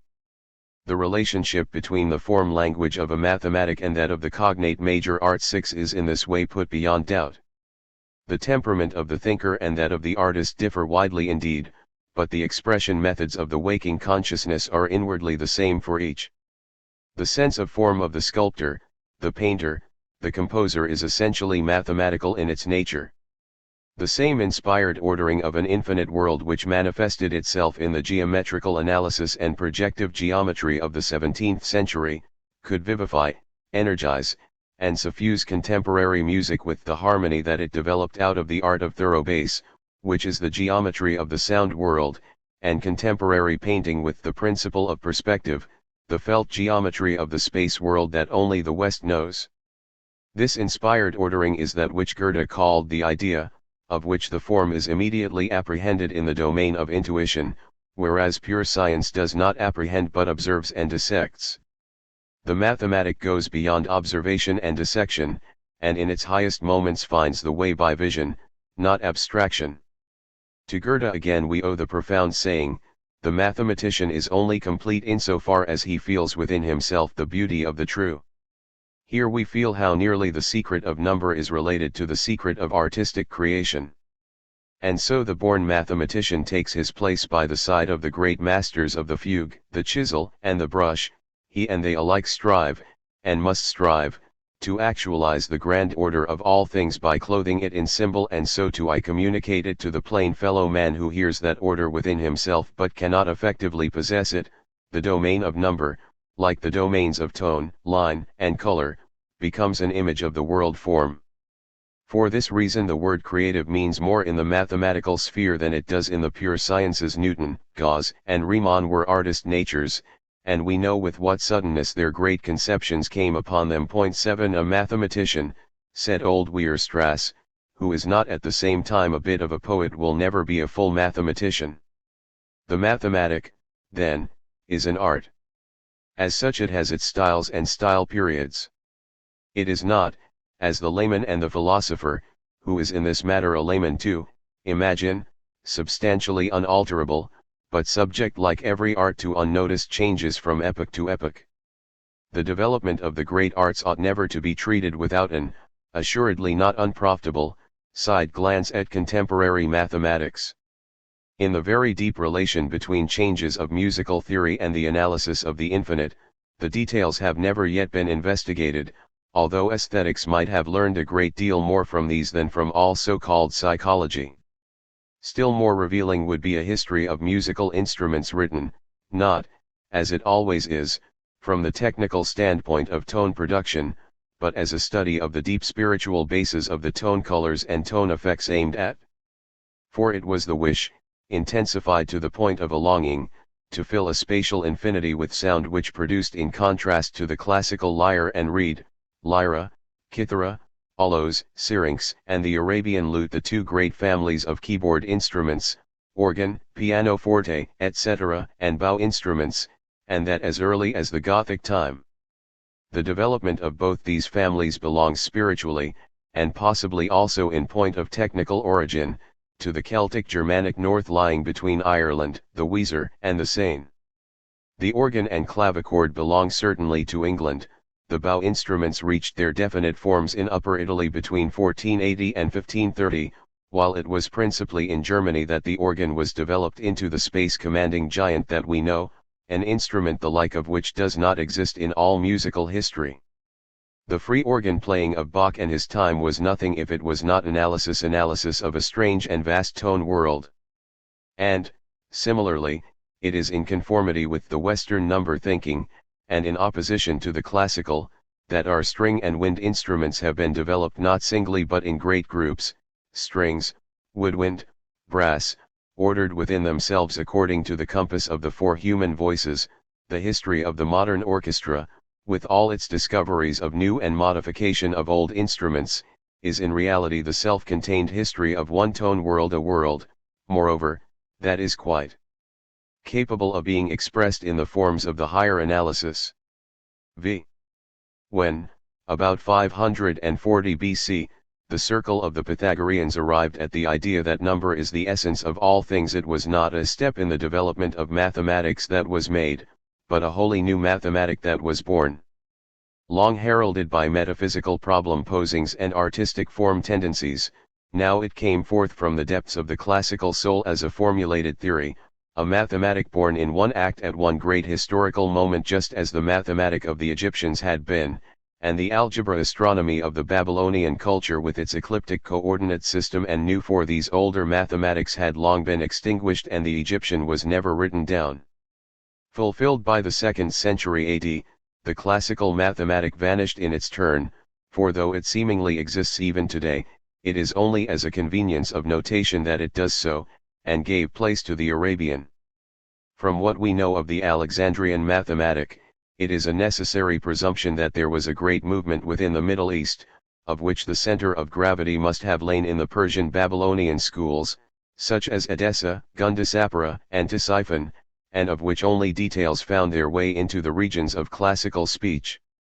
In spite of their Greek names, the Alexandrian mathematicians Zenodorus, who dealt with figures of equal perimeter, Ceranos, who worked on the properties of a harmonic pencil in space, Hypsicles, who introduced the Chaldean circle division, Diophantus, above all, were all without doubt Aramaeans, and their works only a small part of a literature which was written principally in Syriac.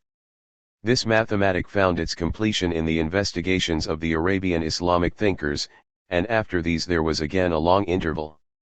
And then a perfectly new mathematic was born, the Western, our own, which in our infatuation we regard as mathematics, as the culmination and the implicit purpose of 2,000 years' evolution, though in reality its centuries are, strictly, numbered and today almost spent.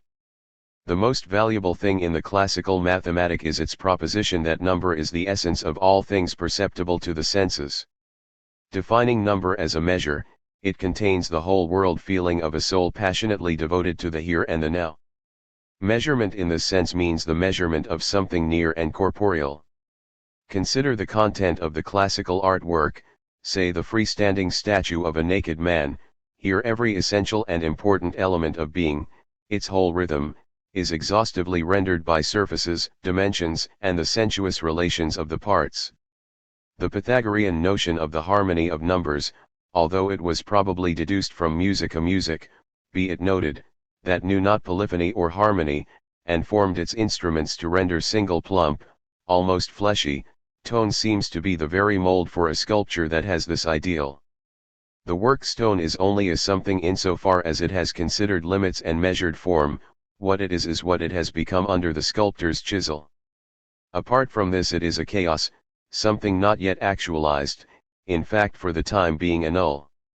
The same feeling transferred to the grander stage produces, as an opposite to the state of chaos, that of cosmos, which for the classical soul implies a cleared-up situation of the external world, a harmonic order which includes each separate thing as a well-defined, comprehensible, and present entity. The sum of such things constitutes neither more nor less than the whole world, and the interspaces between them, which for us are filled with the impressive symbol of the universe of space, are for them the nonant, tau mu nu. Extension means, for classical mankind, body, and for us space, and it is as a function of space that, to us, things appear. And, looking backward from this standpoint, we may perhaps see into the deepest concept of the classical metaphysics. Anaximander's pi epsilon iota rho omicron knew a word that is quite untranslatable into any Western tongue. It is that which possesses no number in the Pythagorean sense of the word, no measurable dimensions or definable limits, and therefore no being, the measureless, the negation of form, the statue not yet carved out of the block, the rocae optically boundless and formless, which only becomes a something, namely, the world, after being split up by the senses. It is the underlying form a priori of classical cognition, bodiliness as such, which is replaced exactly in the Kantian world picture by that space out of which Kant maintained that all things could be thought forth. We can now understand what it is that divides one mathematic from another, and in particular the classical from the Western.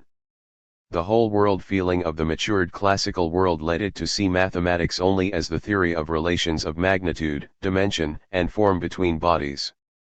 When, from out of this feeling, Pythagoras evolved and expressed the decisive formula, number had come, for him, to be an optical symbol, not a measure of form generally, an abstract relation, but a frontier post of the domain of the become, or rather of that part of it which the senses were able to split up and pass under review. By the whole classical world without exception, numbers are conceived as units of measure, as magnitude, lengths, or surfaces, and for it no other sort of extension is imaginable. The whole classical mathematic is at bottom stereometry, solid geometry. To Euclid, who rounded off its system in the 3rd century, the triangle is of deep necessity the bounding surface of a body, never a system of 3 intersecting straight lines or a group of 3 points in 3-dimensional space. He defines a line as length without breadth, mu kappa omicron pi lambda alpha tau. In our mouth such a definition would be pitiful, in the classical mathematic it was brilliant. The Western number, too, is not, as Kant and even Helmholtz thought, something proceeding out of time as an a priori form of conception, but is something specifically spatial, in that it is an order, or ordering, of like units. Actual time, as we shall see more and more clearly in the sequel, has not the slightest relation with mathematical things. Numbers belong exclusively to the domain of extension. But there are precisely as many possibilities and therefore necessities of ordered presentation of the extended as there are cultures. Classical number is a thought process dealing not with spatial relations but with visibly limitable and tangible units, and it follows naturally and necessarily that the classical knows only the natural, positive and whole, numbers, which on the contrary play in our Western mathematics a quite undistinguished part in the midst of complex, hypercomplex, non-Archimedean, and other number systems. On this account, the idea of irrational numbers, the unending decimal fractions of our notation, was unrealizable within the Greek spirit. Euclid says, and he ought to have been better understood, that incommensurable lines are not related to one another like numbers. In fact, it is the idea of irrational number that, once achieved, separates the notion of number from that of magnitude, for the magnitude of such a number, pi for example, can never be defined or exactly represented by any straight line. Moreover, it follows from this that in considering the relation, say, between diagonal and side in a square, the Greek would be brought up suddenly against a quite other sort of number, which was fundamentally alien to the classical soul, and was consequently feared as a secret of its proper existence too dangerous to be unveiled. There is a singular and significant late Greek legend, according to which the man who first published the hidden mystery of the irrational perished by shipwreck, for the unspeakable and the formless must be left hidden forever. 8. The fear that underlies this legend is the self-same notion that prevented even the ripest Greeks from extending their tiny city-states so as to organize the countryside politically, from laying out their streets to end in prospects and their alleys to give vistas, that made them recoil time and again from the Babylonian astronomy with its penetration of endless starry space 9, and refuse to venture out of the Mediterranean along sea paths long before dared by the Phoenicians and the Egyptians. It is the deep metaphysical fear that the sense comprehensible and present in which the classical existence had entrenched itself would collapse and precipitate its cosmos, largely created and sustained by art, into unknown primitive abysses. And to understand this fear is to understand the final significance of classical number, that is, measure in contrast to the immeasurable, and to grasp the high ethical significance of its limitation. Goethe too, as a nature student, felt it, hence his almost terrified aversion to mathematics, which as we can now see was really an involuntary reaction against the non-classical mathematic, the infinitesimal calculus which underlay the natural philosophy of his time. Religious feeling in classical man focused itself ever more and more intensely upon physically present, localized cults which alone expressed a college of Euclidean deities. Abstractions, dogmas floating homeless in the space of thought, were ever alien to it. A cult of this kind has as much in common with the Roman Catholic dogma as the statue has with the cathedral organ. There is no doubt that something of cult was comprised in the Euclidean mathematic. Consider, for instance, the secret doctrines of the Pythagoreans and the theorems of regular polyhedrons with their esoteric significance in the circle of Plato. Just so, there is a deep relation between Descartes' analysis of the infinite and contemporary dogmatic theology as it progressed from the final decisions of the Reformation and the Counter-Reformation to entirely desensualized deism. Descartes and Pascal were mathematicians and Jansenists, Leibniz a mathematician and pietist. Voltaire, Lagrange, and D'Alembert were contemporaries. Now, the classical soul felt the principle of the irrational, which overturned the statuesquely ordered array of whole numbers and the complete and self-sufficing world order for which these stood, as an impiety against the divine itself. In Plato's Timaeus this feeling is unmistakable. For the transformation of a series of discrete numbers into a continuum challenged not merely the classical notion of number but the classical world idea itself, and so it is understandable that even negative numbers, which to us offer no conceptual difficulty, were impossible in the classical mathematic, let alone zero as a number, that refined creation of a wonderful abstractive power which, for the Indian soul that conceived it as base for a positional numeration, was nothing more nor less than the key to the meaning of existence. Negative magnitudes have no existence. The expression, -2x -3, equals +6 is neither something perceivable nor a representation of magnitude. The series of magnitudes ends with +1, and in graphic representation of negative numbers, +3 +2 +1 0 -1 -2 -3, we have suddenly, from 0 onwards, positive symbols of something negative.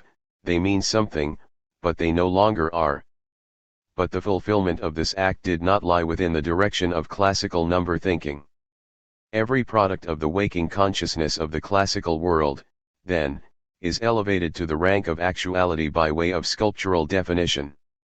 That which cannot be drawn is not number. Architas and Eudoxus use the terms surface and volume numbers to mean what we call second and third powers, and it is easy to understand that the notion of higher integral powers did not exist for them, for a fourth power would predicate at once, for the mind based on the plastic feeling, an extension in 4 dimensions, and 4 material dimensions into the bargain, which is absurd.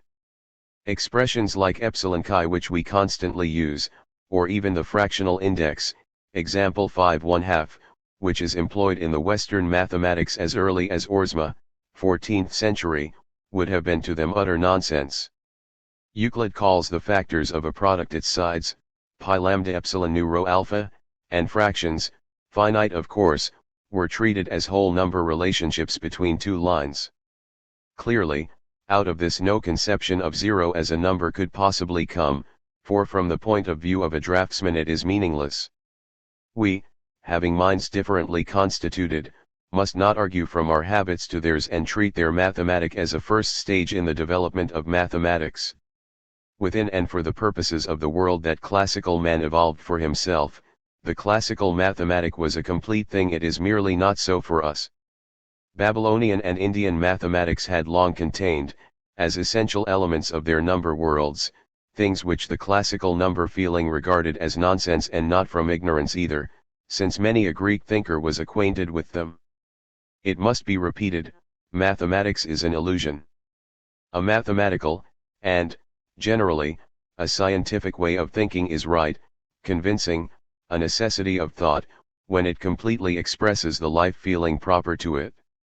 Otherwise it is either impossible, futile, and senseless, or else, as we in the arrogance of our historical soul like to say, primitive. The modern mathematic, though true only for the Western spirit, is undeniably a masterwork of that spirit, and yet to Plato it would have seemed a ridiculous and painful aberration from the path leading to the true, to wit, the classical mathematic. And so with ourselves. Plainly, we have almost no notion of the multitude of great ideas belonging to other cultures that we have suffered to lapse because our thought with its limitations has not permitted us to assimilate them, or, which comes to the same thing, has led us to reject them as false, superfluous, and nonsensical. 6. The Greek mathematic, as a science of perceivable magnitudes, deliberately confines itself to facts of the comprehensibly present, and limits its researches and their validity to the near and the small. As compared with this impeccable consistency, the position of the Western mathematic is seen to be, practically, somewhat illogical, though it is only since the discovery of non-Euclidean geometry that the fact has been really recognized. Numbers are images of the perfectly desensualized understanding, of pure thought, and contain their abstract validity within themselves. Their exact application to the actuality of conscious experience is therefore a problem in itself, a problem which is always being posed anew and never solved, and the congruence of mathematical system with empirical observation is at present anything but self-evident. Although the lay idea as found in Schopenhauer is that mathematics rest upon the direct evidences of the senses, Euclidean geometry, superficially identical though it is with the popular geometry of all ages, is only in agreement with the phenomenal world approximately and within very narrow limits, in fact, the limits of a drawing board. Extend these limits, and what becomes, for instance, of Euclidean parallels?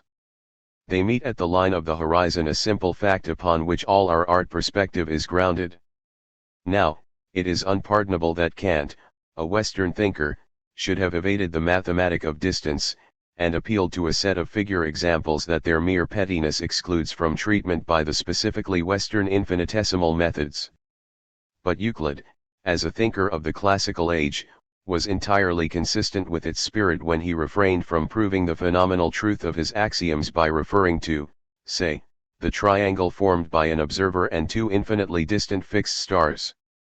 For these can neither be drawn nor intuitively apprehended, and his feeling was precisely the feeling which shrank from the irrationals, which did not dare to give nothingness a value as zero, i.e., a number, and even in the contemplation of cosmic relations shut its eyes to the infinite and held to its symbol of proportion. Aristarchus of Samos, who in 288 to 277 belonged to a circle of astronomers at Alexandria that doubtless had relations with Chaldeo-Persian schools, projected the elements of a heliocentric world system. 10 Rediscovered by Copernicus, it was to shake the metaphysical passions of the West to their foundations. Witness Giordano Bruno 11 to become the fulfillment of mighty premonitions, and to justify that Faustian, Gothic world feeling which had already professed its faith in infinity through the forms of its cathedrals. But the world of Aristarchus received his work with entire indifference, and in a brief space of time it was forgotten designedly, we may surmise. His few followers were nearly all natives of Asia Minor, his most prominent supporter Seleucus, about 150, being from the Persian Seleucia on Tigris. In fact, the Aristarchian system had no spiritual appeal to the classical culture and might indeed have become dangerous to it. And yet it was differentiated from the Copernican, a point always missed, by something which made it perfectly conformable to the classical world feeling, viz., the assumption that the cosmos is contained in a materially finite and optically appreciable hollow sphere, in the middle of which the planetary system, arranged as such on Copernican lines, moved. In the classical astronomy, the Earth and the heavenly bodies are consistently regarded as entities of two different kinds, however variously their movements in detail might be interpreted. Equally, the opposite idea that the Earth is only a star among stars 12 is not inconsistent in itself with either the Ptolemaic or the Copernican systems, and in fact was pioneered by Nicolaus Cusanus and Leonardo da Vinci. But by this device of a celestial sphere the principle of infinity, which would have endangered the sensuous classical notion of bounds, was smothered. One would have supposed that the infinity conception was inevitably implied by the system of Aristarchus long before his time. The Babylonian thinkers had reached it. But no such thought emerges. On the contrary, in the famous treatise on the grains of sand 13 Archimedes proves that the filling of this stereometric body, for that is what Aristarchus's cosmos is, after all, with atoms of sand leads to very high, but not to infinite, figure results. This proposition, quoted though it may be, time and again, as being a first step towards the integral calculus, amounts to a denial, implicit indeed in the very title, of everything that we mean by the word analysis. Whereas in our physics, the constantly surging hypotheses of a material, i.e., directly cognizable, ether, break themselves one after the other against our refusal to acknowledge material limitations of any kind. Eudoxus, Apollonius, and Archimedes, certainly the keenest and boldest of the classical mathematicians, completely worked out, in the main with rule and compass, a purely optical analysis of things become on the basis of sculptural classical bounds. They used deeply thought out, and for us hardly understandable, methods of integration, but these possess only a superficial resemblance even to Leibniz's definite integral method. They employ geometrical loci and coordinates, but these are always specified lengths and units of measurement and never, as in Fermat and above all in Descartes, unspecified spatial relations, values of points in terms of their positions in space. With these methods also should be classed the exhaustion method of Archimedes 14 given by him in his recently discovered letter to Eratosthenes on such subjects as the quadrature of the parabola section by means of inscribed rectangles, instead of through similar polygons.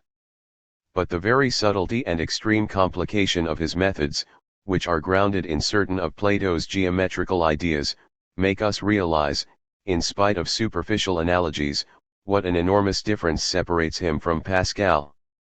Apart altogether from the idea of Riemann's integral, what sharper contrast could there be to these ideas than the so-called quadratures of today?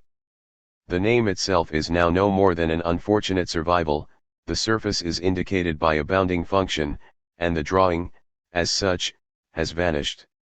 Nowhere else did the two mathematical minds approach each other more closely than in this instance, and nowhere is it more evident that the gulf between the two souls thus expressing themselves is impassable.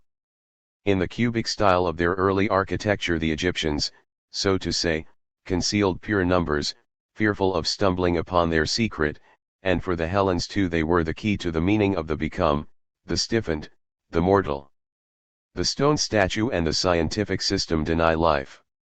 Mathematical number, the formal principle of an extension world of which the phenomenal existence is only the derivative and servant of waking human consciousness, bears the hallmark of causal necessity and so is linked with death as chronological number is with becoming, with life, with the necessity of destiny. This connection of strict mathematical form with the end of organic being, with the phenomenon of its organic remainder the corpse, we shall see more and more clearly to be the origin of all great art. We have already noticed the development of early ornament on funerary equipments and receptacles. Numbers are symbols of the mortal. Stiff forms are the negation of life, formulas and laws spread rigidity over the face of nature, numbers make dead and the mothers of Faust too sit enthroned, majestic and withdrawn, in the realms of image unconfined. Formation, transformation. Eternal play of the eternal mind. With semblances of all things in creation. Forever and forever sweeping round. 15. Goethe draws very near to Plato in this divination of one of the final secrets. For his unapproachable mothers are Plato's ideas the possibilities of a spirituality, the unborn forms to be realized as active and purposed culture, as art, thought, polity and religion, in a world ordered and determined by that spirituality. And so the number thought and the world idea of a culture are related, and by this relation, the former is elevated above mere knowledge and experience and becomes a view of the universe, there being consequently as many mathematics as many number worlds as there are higher cultures. Only so can we understand, as something necessary, the fact that the greatest mathematical thinkers, the creative artists of the realm of numbers, have been brought to the decisive mathematical discoveries of their several cultures by a deep religious intuition. Classical, Apollonian number we must regard as the creation of Pythagoras who founded a religion. It was an instinct that guided Nicolaus Cusanus, the great bishop of Brixen, about 1450, from the idea of the unendingness of God in nature to the elements of the infinitesimal calculus. Leibniz himself, who 2 centuries later definitely settled the methods and notation of the calculus, was led by purely metaphysical speculations about the divine principle and its relation to infinite extent to conceive and develop the notion of an analysis situs, probably the most inspired of all interpretations of pure and emancipated space, the possibilities of which were to be developed later by Grassmann in his Ausdehnungslehre and above all by Riemann, their real creator, in his symbolism of two-sided planes representative of the nature of equations. And Kepler and Newton, strictly religious natures both, were and remained convinced, like Plato, that it was precisely through the medium of number that they had been able to apprehend intuitively the essence of the divine world order. 7. The classical arithmetic, we are always told, was first liberated from its sense bondage, widened and extended by Diophantus, who did not indeed create algebra, the science of undefined magnitudes, but brought it to expression within the framework of the classical mathematic that we know, and so suddenly that we have to assume that there was a pre-existent stock of ideas which he worked out. But this amounts, not to an enrichment of, but a complete victory over, the classical world feeling, and the mere fact should have sufficed in itself to show that, inwardly, Diophantus does not belong to the classical culture at all. What is active in him is a new number feeling, or let us say a new limit feeling with respect to the actual and become, and no longer that Hellenic feeling of sensuously present limits which had produced the Euclidean geometry, the nude statue and the coin. Details of the formation of this new mathematic we do not know. Diophantus stands so completely by himself in the history of so-called late classical mathematics that an Indian influence has been presumed. But here also the influence must really have been that of those early Arabian schools whose studies, apart from the dogmatic, have hitherto been so imperfectly investigated. In Diophantus, unconscious though he may be of his own essential antagonism to the classical foundations on which he attempted to build, there emerges from under the surface of Euclidean intention the new limit feeling which I designate the Magian. He did not widen the idea of number as magnitude, but, unwittingly, eliminated it. No Greek could have stated anything about an undefined number or an undenominated number 3 which are neither magnitudes nor lines, whereas the new limit feeling sensibly expressed by numbers of this sort at least underlay, if it did not constitute, Diophantan treatment, and the letter notation which we employ to clothe our own, again transvalued, algebra was first introduced by Vitat in 1591, an unmistakable, if unintended, protest against the classicizing tendency of Renaissance mathematics. Diophantus lived about 250 AD, that is, in the 3rd century of that Arabian culture whose organic history, till now smothered under the surface forms of the Roman Empire and the Middle Ages, 16 comprises everything that happened after the beginning of our era in the region that was later to be Islam's. It was precisely in the time of Diophantus that the last shadow of the Attic statuary art paled before the new space sense of cupola, mosaic, and sarcophagus relief that we have in the early Christian Syrian style. In that time there was once more archaic art and strictly geometrical ornament, and at that time too Diocletian completed the transformation of the now merely sham empire into a caliphate. The 4 centuries that separate Euclid and Diophantus, separate also Plato and Plotinus, the last and conclusive thinker, the Kant, of a fulfilled culture, and the first Schoolman, the Duns Scotus, of a culture just awakened.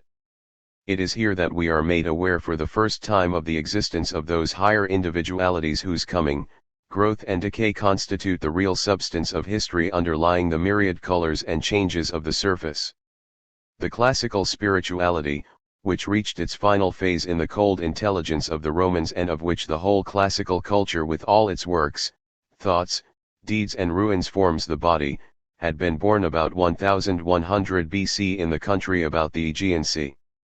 The Arabian culture, which, under cover of the classical civilization, had been germinating in the east since Augustus, came wholly out of the region between Armenia and southern Arabia, Alexandria and Ctesiphon, and we have to consider as expressions of this new soul almost the whole late classical art of the empire, all the young ardent religions of the East, Mandaeanism, Manichaeism, Christianity, Neoplatonism, and in Rome itself, as well as the imperial fora, that pantheon which is the first of all mosques.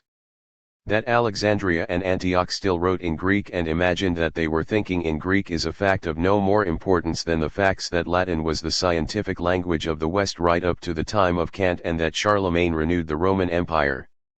In Diophantus, number has ceased to be the measure and essence of plastic things. In the ravenate mosaics man has ceased to be a body. Unnoticed, Greek designations have lost their original connotations. We have left the realm of Attic Kappa Alpha Lambda Omicron Kappa Gamma Alpha Theta Alpha the Stoic Tau Alpha Rho Alpha Xi Alpha and Gamma Alpha Lambda Nu Eta. Diophantus does not yet know zero and negative numbers, it is true, but he has ceased to know Pythagorean numbers. And this Arabian indeterminateness of number is, in its turn, something quite different from the controlled variability of the later Western mathematics, the variability of the function. The Magian mathematic we can see the outline, though we are ignorant of the details advanced through Diophantus, who is obviously not a starting point, boldly and logically to a culmination in the Abba Ssid period, 9th century, that we can appreciate in Al-Khwarizmi and Al-Zajshi.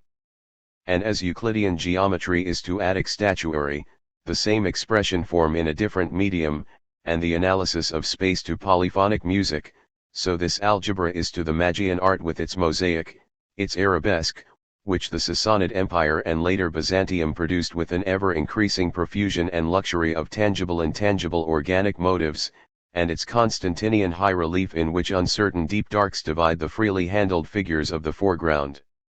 As algebra is to classical arithmetic and Western analysis, so is the cupola church to the Doric temple and the Gothic cathedral. It is not as though Diophantus were one of the great mathematicians. On the contrary, much of what we have been accustomed to associate with his name is not his work alone. His accidental importance lies in the fact that, so far as our knowledge goes, he was the first mathematician in whom the new number feeling is unmistakably present.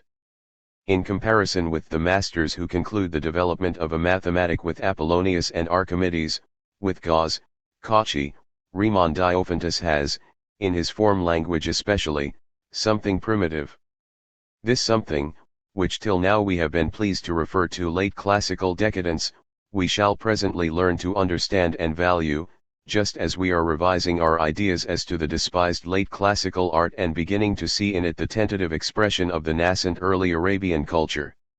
Similarly archaic, primitive, and groping was the mathematic of Nicholas Orsma, Bishop of Lisieux, 1323-1382, 17, who was the first Western who used coordinates, so to say elastically 18, and, more important still, to employ fractional powers, both of which presuppose a number feeling, obscure it may be but quite unmistakable, which is completely non-classical and also non-Arabic.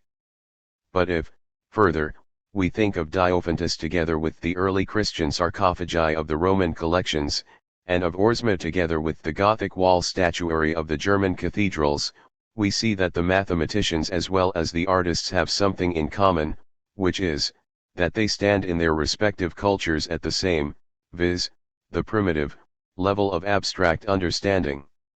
In the world and age of Diophantus the stereometric sense of bounds, which had long ago reached in Archimedes the last stages of refinement and elegance proper to the megalopolitan intelligence, had passed away. Throughout that world men were unclear, longing, mystic, and no longer bright and free in the Attic way. They were men rooted in the earth of a young countryside, not megalopolitans like Euclid and D'Alembert. 19 They no longer understood the deep and complicated forms of the classical thought, and their own were confused and new, far as yet from urban clarity and tidiness. Their culture was in the Gothic condition, as all cultures have been in their youth, as even the classical was in the early Doric period, which is known to us now only by its dipylon pottery. Only in Baghdad and in the 9th and 10th centuries were the young ideas of the age of Diophantus carried through to completion by ripe masters of the caliber of Plato and Gauss. 8. The decisive act of Descartes, whose geometry appeared in 1637, consisted not in the introduction of a new method or idea in the domain of traditional geometry, as we are so frequently told, but in the definitive conception of a new number idea, which conception was expressed in the emancipation of geometry from servitude to optically realizable constructions and to measured and measurable lines generally. With that, the analysis of the infinite became a fact. The rigid, so-called Cartesian, system of coordinates, a semi-Euclidean method of ideally representing measurable magnitudes, had long been known, witness Orsma, and regarded as of high importance, and when we get to the bottom of Descartes' thought we find that what he did was not to round off the system but to overcome it. Its last historic representative was Descartes' contemporary Fermat. 20. In place of the sensuous element of concrete lines and planes, the specific character of the classical feeling of bounds, there emerged the abstract, spatial, unclassical element of the point, which from then on was regarded as a group of co-ordered pure numbers. The idea of magnitude and of perceivable dimension derived from classical texts and Arabian traditions was destroyed and replaced by that of variable relation values between positions in space. It is not in general realized that this amounted to the supersession of geometry, which thenceforward enjoyed only a fictitious existence behind a facade of classical tradition. The word geometry has an inextensible Apollinian meaning, and from the time of Descartes what is called the new geometry is made up in part of synthetic work upon the position of points in a space which is no longer necessarily three-dimensional, a manifold of points, and in part of analysis, in which numbers are defined through point positions in space. And this replacement of lengths by positions carries with it a purely spatial, and no longer a material, conception of extension. The clearest example of this destruction of the inherited optical finite geometry seems to me to be the conversion of angular functions, which in the Indian mathematic had been numbers, in a sense of the word that is hardly accessible to our minds, into periodic functions, and their passage thence into an infinite number realm, in which they become series and not the smallest trace remains of the Euclidean figure. In all parts of that realm the circle number pi, like the Napierian base epsilon, generates relations of all sorts which obliterate all the old distinctions of geometry, trigonometry, and algebra, which are neither arithmetical nor geometrical in their nature, and in which no one any longer dreams of actually drawing circles or working out powers. 9. At the moment exactly corresponding to that at which, c. 540, the classical soul in the person of Pythagoras discovered its own proper Apollinian number, the measurable magnitude, the Western soul in the persons of Descartes and his generation, Pascal, Fermat, Desargues, discovered a notion of number that was the child of a passionate Faustian tendency towards the infinite.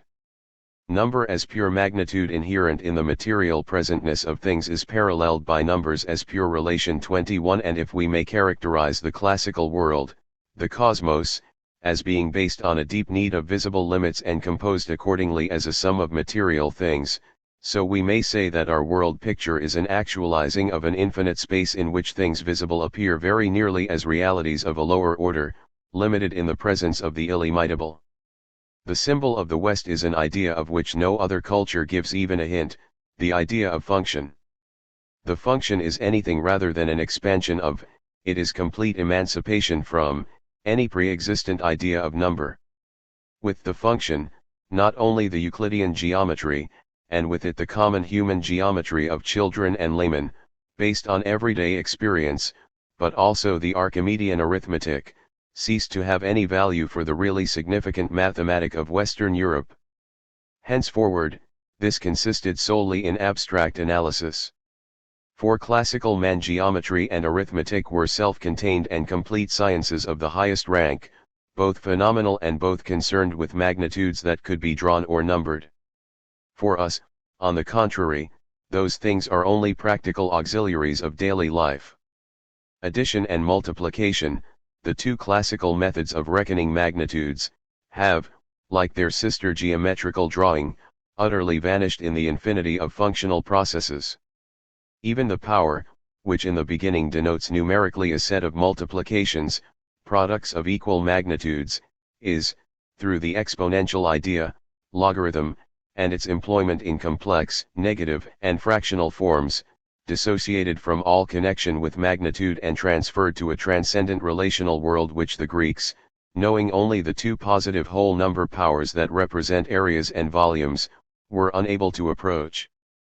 Think, for instance, of expressions like every one of the significant creations which succeeded one another so rapidly from the Renaissance onward, imaginary and complex numbers, introduced by Cardanus as early as 1550, infinite series, established theoretically by Newton's great discovery of the binomial theorem in 1666, the differential geometry, the definite integral of Leibniz, the aggregate as a new number unit, hinted at even by Descartes, new processes like those of general integrals, the expansion of functions into series and even into infinite series of other functions is a victory over the popular and sensuous number feeling in us, a victory which the new mathematic had to win in order to make the new world feeling actual.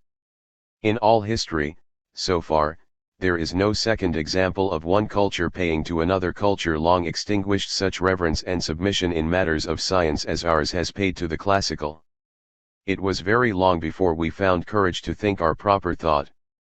But though the wish to emulate the classical was constantly present, every step of the attempt took us in reality further away from the imagined ideal. The history of Western knowledge is thus one of progressive emancipation from classical thought, an emancipation never willed but enforced in the depths of the unconscious. And so the development of the new mathematic consists of a long, secret, and finally victorious battle against the notion of magnitude. 22. X. One result of this classicizing tendency has been to prevent us from finding the new notation proper to our Western number as such. The present-day sign language of mathematics perverts its real content. It is principally owing to that tendency that the belief in numbers as magnitudes still rules today even amongst mathematicians, for is it not the base of all our written notation? But it is not the separate signs, example x, pi, final sigma, serving to express the functions but the function itself as unit, as element, the variable relation no longer capable of being optically defined, that constitutes the new number, and this new number should have demanded a new notation built up with entire disregard of classical influences.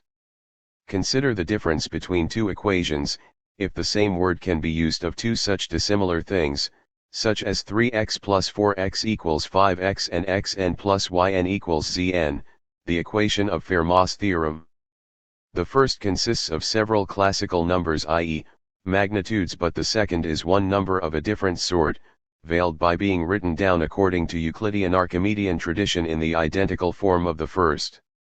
In the first case, the sign equals establishes a rigid connection between definite and tangible magnitudes, but in the second it states that within a domain of variable images there exists a relation such that from certain alterations certain other alterations necessarily follow.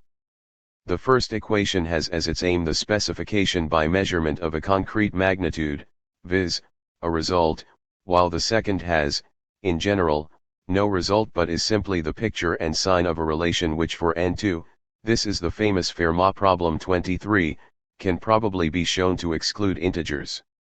A Greek mathematician would have found it quite impossible to understand the purport of an operation like this, which was not meant to be worked out. As applied to the letters in Fermat's equation, the notion of the unknown is completely misleading. In the first equation x is a magnitude, defined and measurable, which it is our business to compute. In the second, the word defined has no meaning at all for x, y, z, n, and consequently we do not attempt to compute their values. Hence they are not numbers at all in the plastic sense but signs representing a connection that is destitute of the hallmarks of magnitude, shape, and unique meaning, an infinity of possible positions of like character, an ensemble unified and so attaining existence as a number. The whole equation, though written in our unfortunate notation as a plurality of terms, is actually one single number, x, y, z being no more numbers than plus and equals r.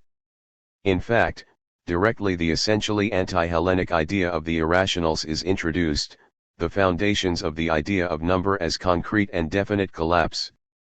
Thenceforward, the series of such numbers is no longer a visible row of increasing, discrete, numbers capable of plastic embodiment but a unidimensional continuum in which each cut, in Dedekind's sense, represents a number. Such a number is already difficult to reconcile with classical number, for the classical mathematic knows only one number between 1 and 3, whereas for the Western the totality of such numbers is an infinite aggregate. But when we introduce further the imaginary, or I, and finally the complex numbers, general form a plus pi, the linear continuum is broadened into the highly transcendent form of a number body, i.e., the content of an aggregate of homogeneous elements in which a cut now stands for a number surface containing an infinite aggregate of numbers of a lower potency, for instance, all the real numbers, and there remains not a trace of number in the classical and popular sense. These number surfaces, which since Cauchy and Riemann have played an important part in the theory of functions, are pure thought pictures.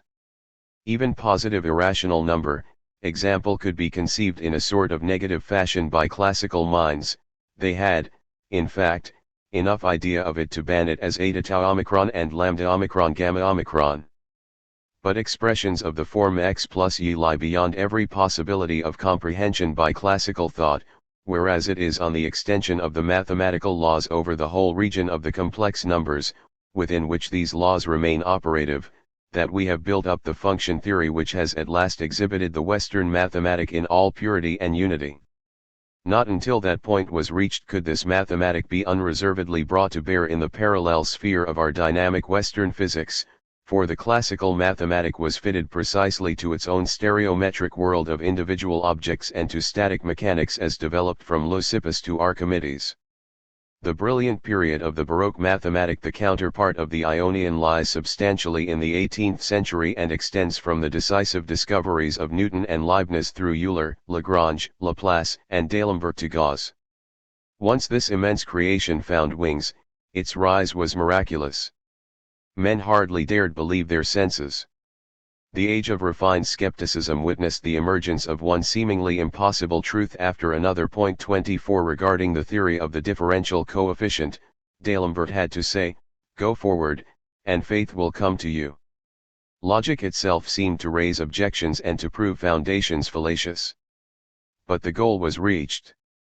This century was a very carnival of abstract and immaterial thinking, in which the great masters of analysis and, with them, Bach, Gluck, Haydn and Mozart, a small group of rare and deep intellects, reveled in the most refined discoveries and speculations, from which Goethe and Kant remained aloof, and in point of content it is exactly paralleled by the ripest century of the Ionic, the century of Eudoxus and Archytas, 440 to 350, and, we may add, of Phidias, Polycletus, Alcamenes and the Acropolis buildings, in which the form world of classical mathematics and sculpture displayed the whole fullness of its possibilities, and so ended. And now for the first time it is possible to comprehend in full the elemental opposition of the classical and the Western souls. In the whole panorama of history, innumerable and intense as historical relations are, we find no two things so fundamentally alien to one another as these. And it is because extremes meet, because it may be there is some deep common origin behind their divergence, that we find in the Western Faustian soul this yearning effort towards the Apollinian ideal, the only alien ideal which we have loved and, for its power of intensely living in the pure sensuous present, have envied. 11.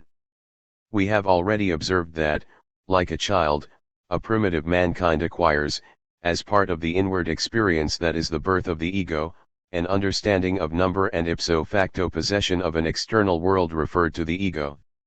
As soon as the primitive's astonished eye perceives the dawning world of ordered extension and the significant emerges in great outlines from the welter of mere impressions, and the irrevocable parting of the outer world from his proper, his inner, world gives form and direction to his waking life, there arises in the soul, instantly conscious of its loneliness, the root feeling of longing, Sehnsucht.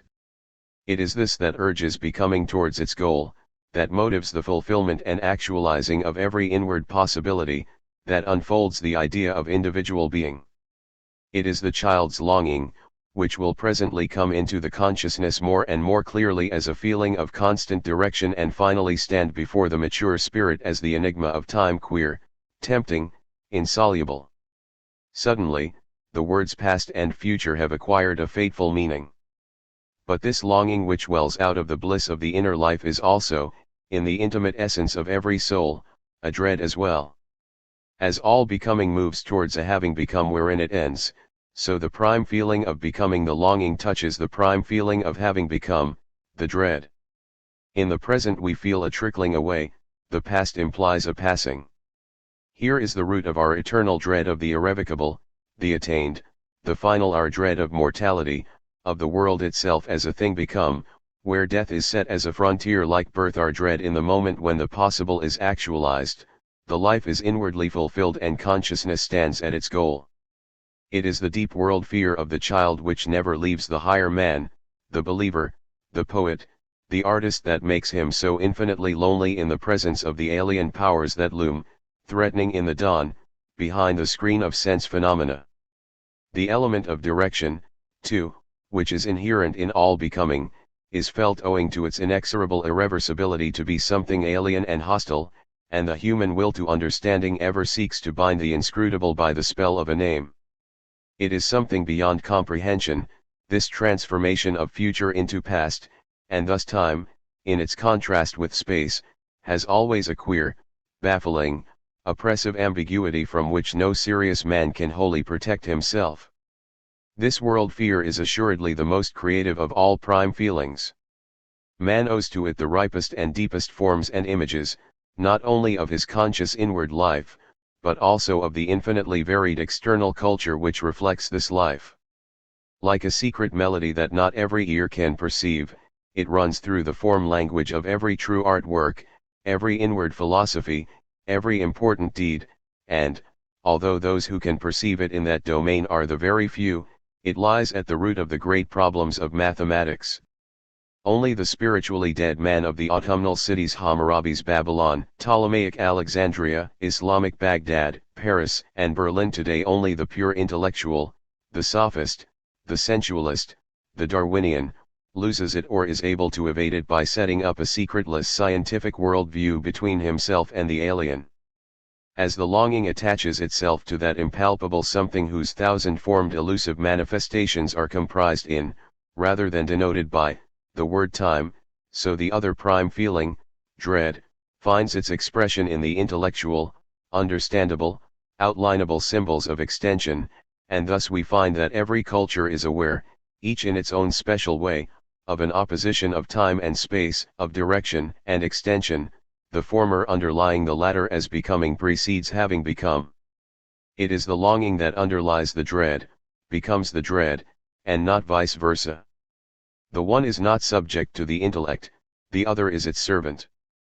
The role of the one is purely to experience, that of the other purely to know, erleben, erkennen. In the Christian language, the opposition of the two world feelings is expressed by, fear God and love Him. In the soul of all primitive mankind, just as in that of earliest childhood, there is something which impels it to find means of dealing with the alien powers of the extension world that assert themselves, inexorable, in and through space. To bind, to bridle, to placate, to know are all, in the last analysis, the same thing.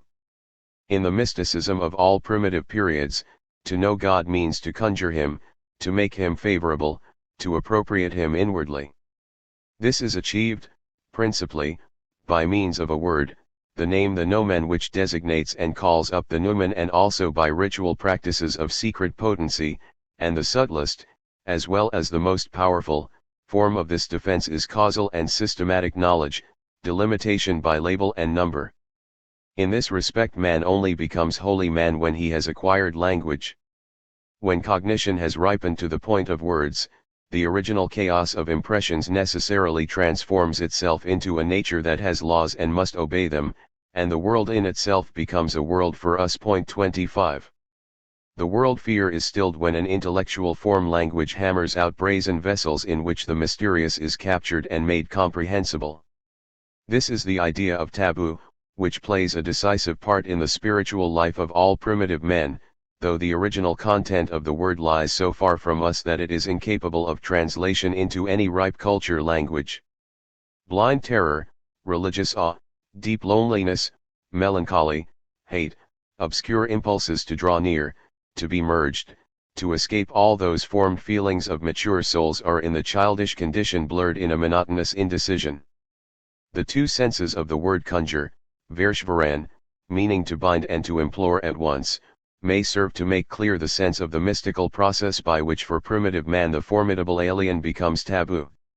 Reverent awe before that which is independent of one's self, things ordained and fixed by law, the alien powers of the world, is the source from which the elementary formative acts, one and all, spring. In early times this feeling is actualized in ornament, in laborious ceremonies and rites, and the rigid laws of primitive intercourse. At the zeniths of the great cultures those formations, though retaining inwardly the mark of their origin, the characteristic of binding and conjuring, have become the complete form worlds of the various arts and of religious, scientific and, above all, mathematical thought. The method common to all, the only way of actualizing itself that the soul knows, is the symbolizing of extension, of space, or of things, and we find it alike in the conceptions of absolute space that pervade Newtonian physics, Gothic cathedral interiors and Moorish mosques, and the atmospheric infinity of Rembrandt's paintings, and again the dark tone worlds of Beethoven's quartets, in the regular polyhedrons of Euclid, the Parthenon sculptures and the pyramids of Old Egypt, the nirvana of Buddha, the aloofness of court customs under Sesostris, Justinian I and Louis XIV, in the God idea of an Aeschylus, a Plotinus, a Dante, and in the world-embracing spatial energy of modern technics. 12. To return to mathematics. In the classical world the starting point of every formative act was, as we have seen, the ordering of the become, insofar as this was present, visible, measurable, and numerable. The Western, Gothic, form feeling on the contrary is that of an unrestrained, strong-willed far-ranging soul, and its chosen badge is pure, imperceptible, unlimited space. But we must not be led into regarding such symbols as unconditional. On the contrary, they are strictly conditional, though apt to be taken as having identical essence and validity. Our universe of infinite space, whose existence, for us, goes without saying, simply does not exist for classical man. It is not even capable of being presented to him. On the other hand, the Hellenic cosmos, which is, as we might have discovered long ago, entirely foreign to our way of thinking, was for the Hellenes something self-evident.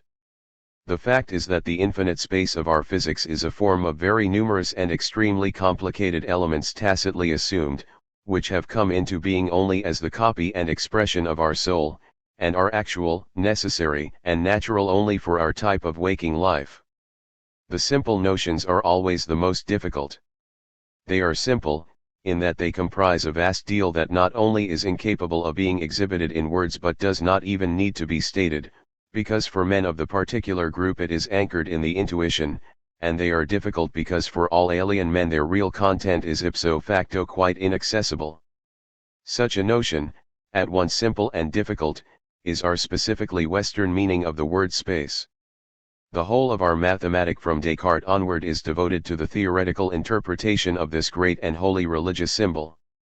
The aim of all our physics since Galileo is identical, but in the classical mathematics and physics the content of this word is simply not known. Here, too, classical names, inherited from the literature of Greece and retained in use, have veiled the realities. Geometry means the art of measuring, arithmetic the art of numbering. The mathematic of the West has long ceased to have anything to do with both these forms of defining, but it has not managed to find new names for its own elements, for the word analysis is hopelessly inadequate. The beginning and end of the classical mathematic is consideration of the properties of individual bodies and their boundary surfaces, thus indirectly taking in conic sections and higher curves.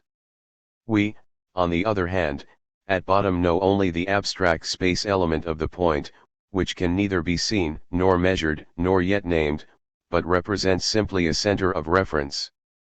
The straight line, for the Greeks a measurable edge, is for us an infinite continuum of points.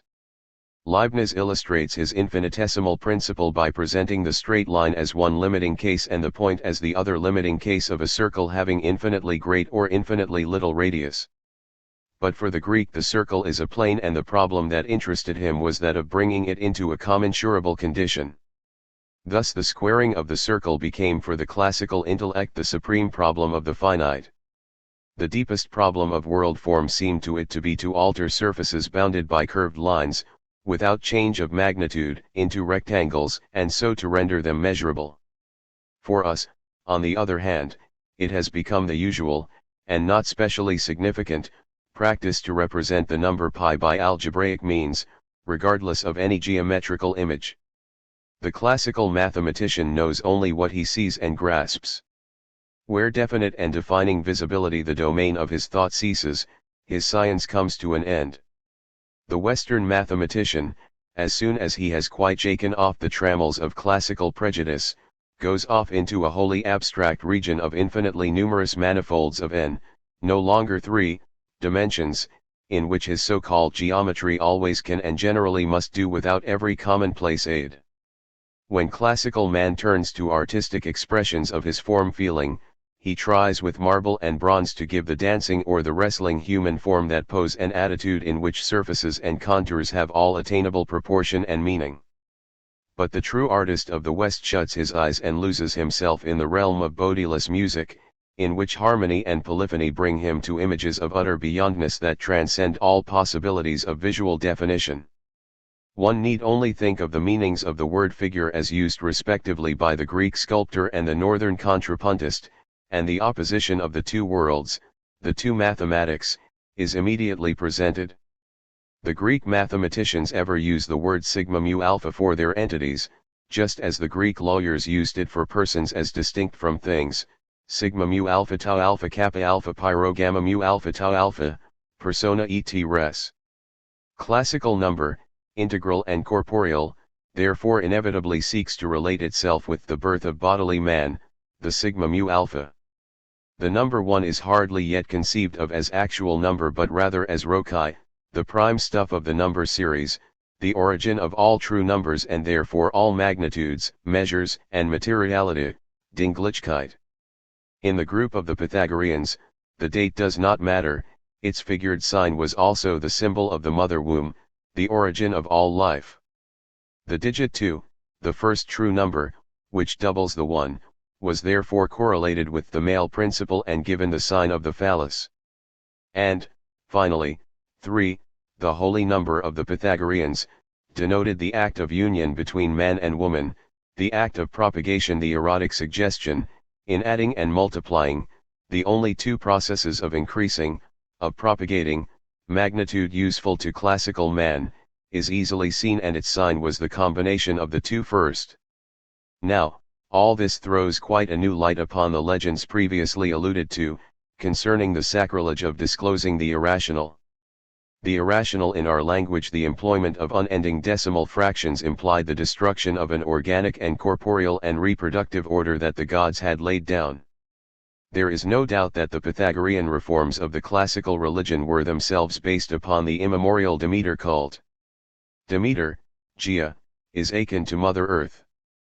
There is a deep relation between the honor paid to her and this exalted conception of the numbers. Thus, inevitably, the classical became by degrees the culture of the small. The Apollinian soul had tried to tie down the meaning of things become by means of the principle of visible limits. Its taboo was focused upon the immediately present and proximate alien. What was far away, invisible, was ipso facto not there. The Greek and the Roman alike sacrificed to the gods of the place in which he happened to stay or reside. All other deities were outside the range of vision. Just as the Greek tongue, again and again we shall note the mighty symbolism of such language phenomena, possessed no word for space, so the Greek himself was destitute of our feeling of landscape, horizons, outlooks, distances, clouds, and of the idea of the far-spread fatherland embracing the great nation. Home, for classical man, is what he can see from the citadel of his native town and no more. All that lay beyond the visual range of this political atom was alien, and hostile to boot.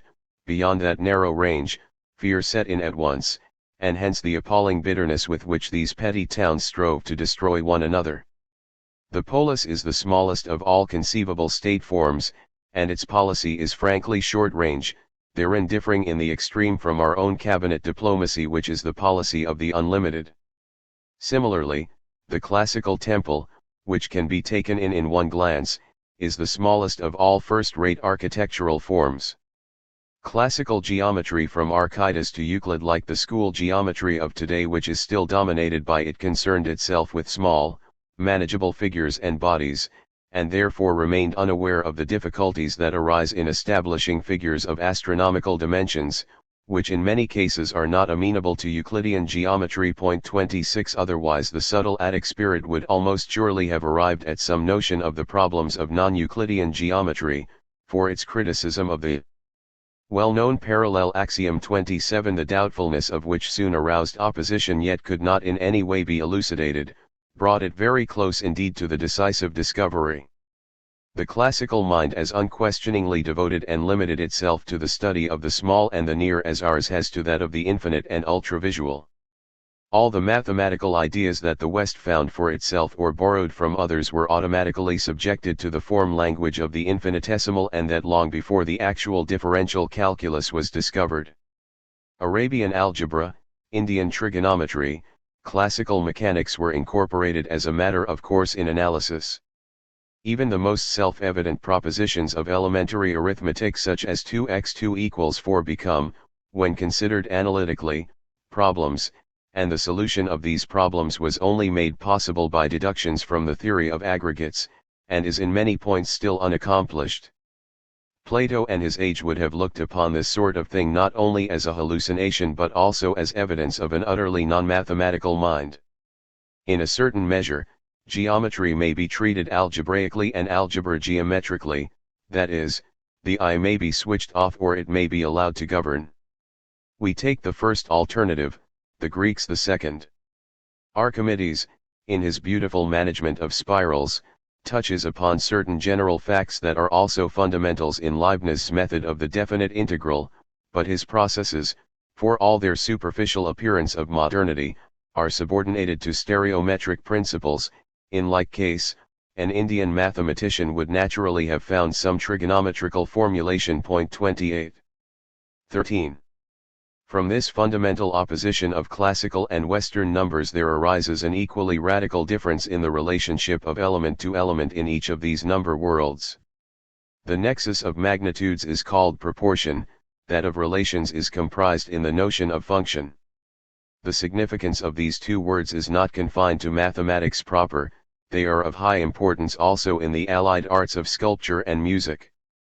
Quite apart from the role of proportion in ordering the parts of the individual statue, the typically classical art forms of the statue, the relief, and the fresco, admit enlargements and reductions of scale words that in music have no meaning at all, as we see in the art of the gems, in which the subjects are essentially reductions from life-sized originals. In the domain of function, on the contrary, it is the idea of transformation of groups that is of decisive importance, and the musician will readily agree that similar ideas play an essential part in modern composition theory. I need only allude to one of the most elegant orchestral forms of the 18th century, the tema con variazioni. All proportion assumes the constancy, all transformation the variability of the constituents. Compare, for instance, the congruence theorems of Euclid, the proof of which depends in fact on the assumed ratio 1:1, with the modern deduction of the same by means of angular functions. 14. The alpha and omega of the classical mathematic is construction, which in the broad sense includes elementary arithmetic, that is, the production of a single visually present figure. The chisel, in this second sculptural art, is the compass. On the other hand, in function research, where the object is not a result of the magnitude sort but a discussion of general formal possibilities, the way of working is best described as a sort of composition procedure closely analogous to the musical, and in fact, a great number of the ideas met with in the theory of music, key, phrasing, chromatics, for instance, can be directly employed in physics, and it is at least arguable that many relations would be clarified by so doing. Every construction affirms, and every operation denies appearances, in that the one works out that which is optically given and the other dissolves it. And so we meet with yet another contrast between the two kinds of mathematic. The classical mathematic of small things deals with the concrete individual instance and produces a once-for-all construction, while the mathematic of the infinite handles whole classes of formal possibilities, groups of functions, operations, equations, curves, and does so with an eye, not to any result they may have, but to their course. And so for the last 2 centuries, though present-day mathematicians hardly realize the fact, there has been growing up the idea of a general morphology of mathematical operations, which we are justified in regarding as the real meaning of modern mathematics as a whole. All this, as we shall perceive more and more clearly, is one of the manifestations of a general tendency inherent in the Western intellect, proper to the Faustian spirit and culture and found in no other. The great majority of the problems which occupy our mathematic, and are regarded as our problems in the same sense as the squaring of the circle was the Greeks', example the investigation of convergence in infinite series, Cauchy, and the transformation of elliptic and algebraic integrals into multiply periodic functions, Abel, Gauss, would probably have seemed to the ancients, who strove for simple and definite quantitative results, to be an exhibition of rather abstruse virtuosity. And so indeed the popular mind regards them even today. There is nothing less popular than the modern mathematic, and it too contains its symbolism of the infinitely far, of distance. All the great works of the West, from the Divina Commedia to Parsifal, are unpopular, whereas everything classical from Homer to the altar of Pergamum was popular in the highest degree. 15. Thus, finally, the whole content of Western number thought centers itself upon the historic limit problem of the Faustian mathematic, the key which opens the way to the infinite, that Faustian infinite which is so different from the infinity of Arabian and Indian world ideas. Whatever the guy's infinite series, curves, or functions in which number appears in the particular case, the essence of it is the theory of the limit. 29 This limit is the absolute opposite of the limit which, without being so called, figures in the classical problem of the quadrature of the circle. Right into the 18th century, Euclidean popular prepossessions obscured the real meaning of the differential principle. The idea of infinitely small quantities lay, so to say, ready to hand, and however skillfully they were handled, there was bound to remain a trace of the classical constancy, the semblance of magnitude, about them, though Euclid would never have known them or admitted them as such. Thus, 0 is a constant, a whole number in the linear continuum between +1 and -1, and it was a great hindrance to Euler in his analytical researches that, like many after him, he treated the differentials as 0. Only in the 19th century was this relic of classical number feeling finally removed and the infinitesimal calculus made logically secure by Cauchy's definitive elucidation of the limit idea. Only the intellectual step from the infinitely small quantity to the lower limit of every possible finite magnitude brought out the conception of a variable number which oscillates beneath any assignable number that is not 0. A number of this sort has ceased to possess any character of magnitude whatever. The limit, as thus finally presented by theory, is no longer that which is approximated to, but the approximation, the process, the operation itself. It is not a state, but a relation. And so in this decisive problem of our mathematic, we are suddenly made to see how historical is the constitution of the Western soul. 30. 16. The liberation of geometry from the visual, and of algebra from the notion of magnitude, and the union of both, beyond all elementary limitations of drawing and counting, in the great structure of function theory. This was the grand course of Western number thought. The constant number of the classical mathematic was dissolved into the variable. Geometry became analytical and dissolved all concrete forms, replacing the mathematical bodies from which the rigid geometrical values had been obtained, by abstract spatial relations which in the end ceased to have any application at all to sense-present phenomena. It began by substituting for Euclid's optical figures geometrical loci referred to a coordinate system of arbitrarily chosen origin, and reducing the postulated objectiveness of existence of the geometrical object to the one condition that during the operation, which itself was one of equating and not of measurement, the selected coordinate system should not be changed. But these coordinates immediately came to be regarded as values pure and simple, serving not so much to determine as to represent and replace the position of points as space elements. Number, the boundary of things become, was represented, not as before pictorially by figure, but symbolically by an equation. Geometry altered its meaning, the coordinate system as a picturing disappeared and the point became an entirely abstract number group. In architecture, we find this inward transformation of Renaissance into Baroque through the innovations of Michelangelo and Vignola.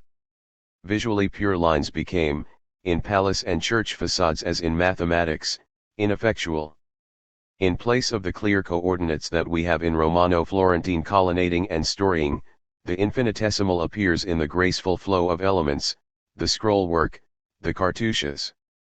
The constructive dissolves in the wealth of the decorative in mathematical language, the functional. Columns and pilasters, assembled in groups and clusters, break up the facades, gather and disperse again restlessly. The flat surfaces of wall, roof, story melt into a wealth of stucco work and ornaments, vanish and break into a play of light and shade. The light itself, as it is made to play upon the form world of mature Baroque, viz., the period from Bernini, 1650, to the Rococo of Dresden, Vienna, and Paris, has become an essentially musical element. The Dresden Zwinger 31 is a sinfonia. Along with 18th century mathematics, 18th century architecture develops into a form world of musical characters. 17.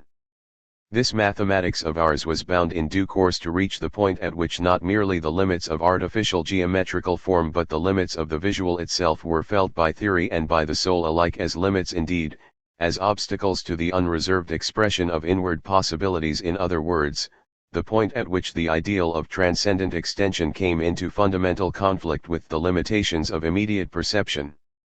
The classical soul, with the entire abdication of Platonic and Stoic tau alpha rho alpha xi alpha, submitted to the sensuous and, as the erotic undermeaning of the Pythagorean numbers shows, it rather felt than emitted its great symbols.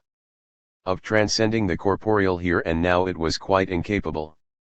But whereas number, as conceived by a Pythagorean, exhibited the essence of individual and discrete data in nature, Descartes and his successors looked upon number as something to be conquered, to be wrung out, an abstract relation royally indifferent to all phenomenal support and capable of holding its own against nature on all occasions. The will to power, to use Nietzsche's great formula, that from the earliest Gothic of the Eddas, the cathedrals and crusades, and even from the old conquering Goths and Vikings, has distinguished the attitude of the northern soul to its world, appears also in the sense transcending energy, the dynamic of Western number. In the Apollinian mathematic the intellect is the servant of the I, in the Faustian its master. Mathematical, absolute space, we see then, is utterly unclassical, and from the first, although mathematicians with their reverence for the Hellenic tradition did not dare to observe the fact, it was something different from the indefinite spaciousness of daily experience and customary painting, the a priori space of Kant which seemed so unambiguous and sure a concept. It is a pure abstract, an ideal and unfulfillable postulate of a soul which is ever less and less satisfied with sensuous means of expression and in the end passionately brushes them aside. The inner eye has awakened. And then, for the first time, those who thought deeply were obliged to see that the Euclidean geometry, which is the true and only geometry of the simple of all ages, is when regarded from the higher standpoint nothing but a hypothesis, the general validity of which, since Gauss, we know it to be quite impossible to prove in the face of other and perfectly non-perceptual geometries. The critical proposition of this geometry, Euclid's axiom of parallels, is an assertion, for which we are quite at liberty to substitute another assertion. We may assert, in fact, that through a given point, no parallels, or two, or many parallels may be drawn to a given straight line, and all these assumptions lead to completely irreproachable geometries of 3 dimensions, which can be employed in physics and even in astronomy, and are in some cases preferable to the Euclidean. Even the simple axiom that extension is boundlessness, since Riemann and the theory of curved space, is to be distinguished from endlessness, at once contradicts the essential character of all immediate perception, in that the latter depends upon the existence of light resistances and ipso facto has material bounds. But abstract principles of boundary can be imagined which transcend, in an entirely new sense, the possibilities of optical definition. For the deep thinker, there exists even in the Cartesian geometry the tendency to get beyond the 3 dimensions of experiential space, regarded as an unnecessary restriction on the symbolism of number. And although it was not till about 1800 that the notion of multidimensional space, it is a pity that no better word was found, provided analysis with broader foundations. The real first step was taken at the moment when powers, that is, really, logarithms, were released from their original relation with sensually realizable surfaces and solids and, through the employment of irrational and complex exponents, brought within the realm of function as perfectly general relation values. It will be admitted by everyone who understands anything of mathematical reasoning that directly we passed from the notion of a 3 as a natural maximum to that of an, the unconditional necessity of three-dimensional space was done away with. Once the space element or point had lost its last persistent relic of visualness and, instead of being represented to the eye as a cut in coordinate lines, was defined as a group of three independent numbers, there was no longer any inherent objection to replacing the number 3 by the general number n. The notion of dimension was radically changed. It was no longer a matter of treating the properties of a point metrically with reference to its position in a visible system, but of representing the entirely abstract properties of a number group by means of any dimensions that we please. The number group consisting of n independent ordered elements is an image of the point, and it is called a point. Similarly, an equation logically arrived therefrom is called a plane and is the image of a plane. And the aggregate of all points of n dimensions is called an n-dimensional space. 32 In these transcendent space worlds, which are remote from every sort of sensualism, lie the relations which it is the business of analysis to investigate and which are found to be consistently in agreement with the data of experimental physics. This space of higher degree is a symbol which is through and through the peculiar property of the Western mind. That mind alone has attempted, and successfully too, to capture the become and the extended in these forms, to conjure and bind to know the alien by this kind of appropriation or taboo. Not until such spheres of number thought are reached, and not for any men but the few who have reached them, do such imaginings as systems of hypercomplex numbers, example the quaternions of the calculus of vectors, and apparently quite meaningless symbols like infinity, and acquire the character of something actual. And here, if anywhere, it must be understood that actuality is not only sensual actuality. The spiritual is in no wise limited to perception forms for the actualizing of its idea. 18.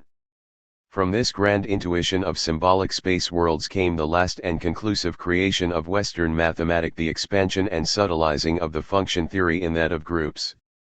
Groups are aggregates or sets of homogeneous mathematical images, example the totality of all differential equations of a certain type which in structure and ordering are analogous to the Dedekind number bodies.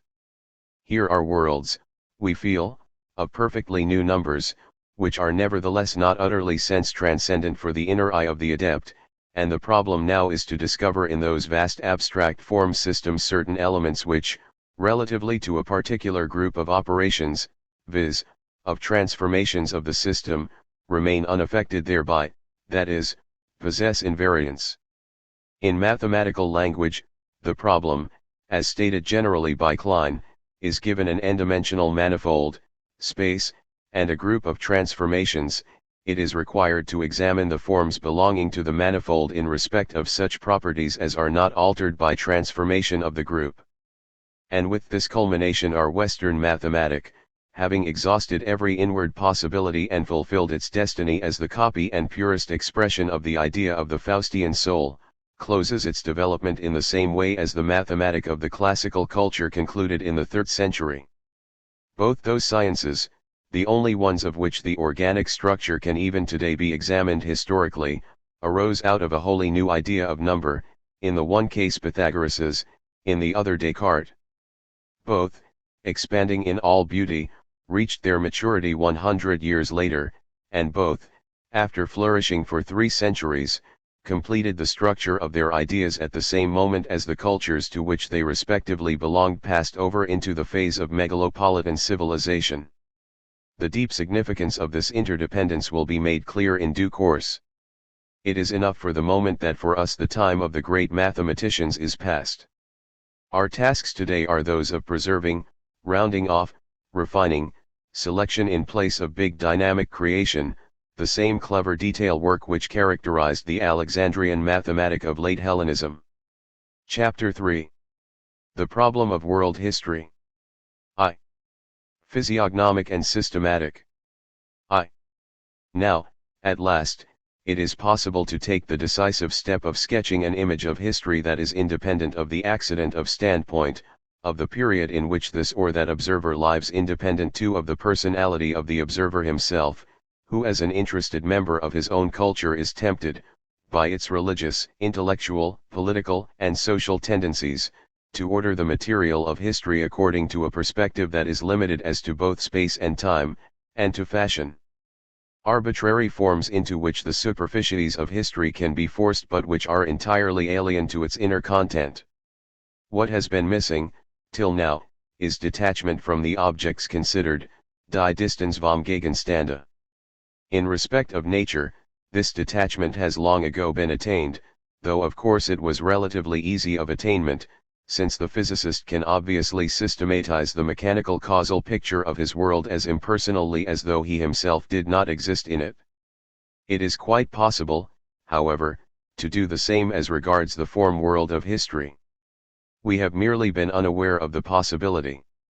The modern historian, in the very act of priding himself on his objectivity, naively and unconsciously reveals his prepossessions.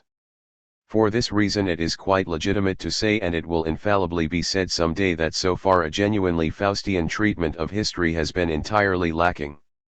By such a treatment is meant one that has enough detachment to admit that any present is only such with reference to a particular generation of men, that the number of generations is infinite, and that the proper present must therefore be regarded just as something infinitely distant and alien is regarded, and treated as an interval of time neither more nor less significant in the whole picture of history than others. Such a treatment will employ no distorting modulus of personal ideals, set no personal origin of coordinates, be influenced by none of the personal hopes and fears and other inward impulses which count for so much in practical life, and such a detachment will, to use the words of Nietzsche, who, be it said, was far from possessing enough of it himself, enable one to view the whole fact of man from an immense distance, to regard the individual cultures, one's own included, as one regards the range of mountain peaks along a horizon. Once again, therefore, there was an act like the act of Copernicus to be accomplished, an act of emancipation from the evident present in the name of infinity. This the Western soul achieved in the domain of nature long ago, when it passed from the Ptolemaic world system to that which is alone valid for it today, and treats the position of the observer on one particular planet as accidental instead of normative. A similar emancipation of world history from the accidental standpoint, the perpetually redefined modern period, is both possible and necessary. It is true that the 19th century AD seems to us infinitely fuller and more important than, say, the 19th century BC, but the Moon, too, seems to us bigger than Jupiter or Saturn.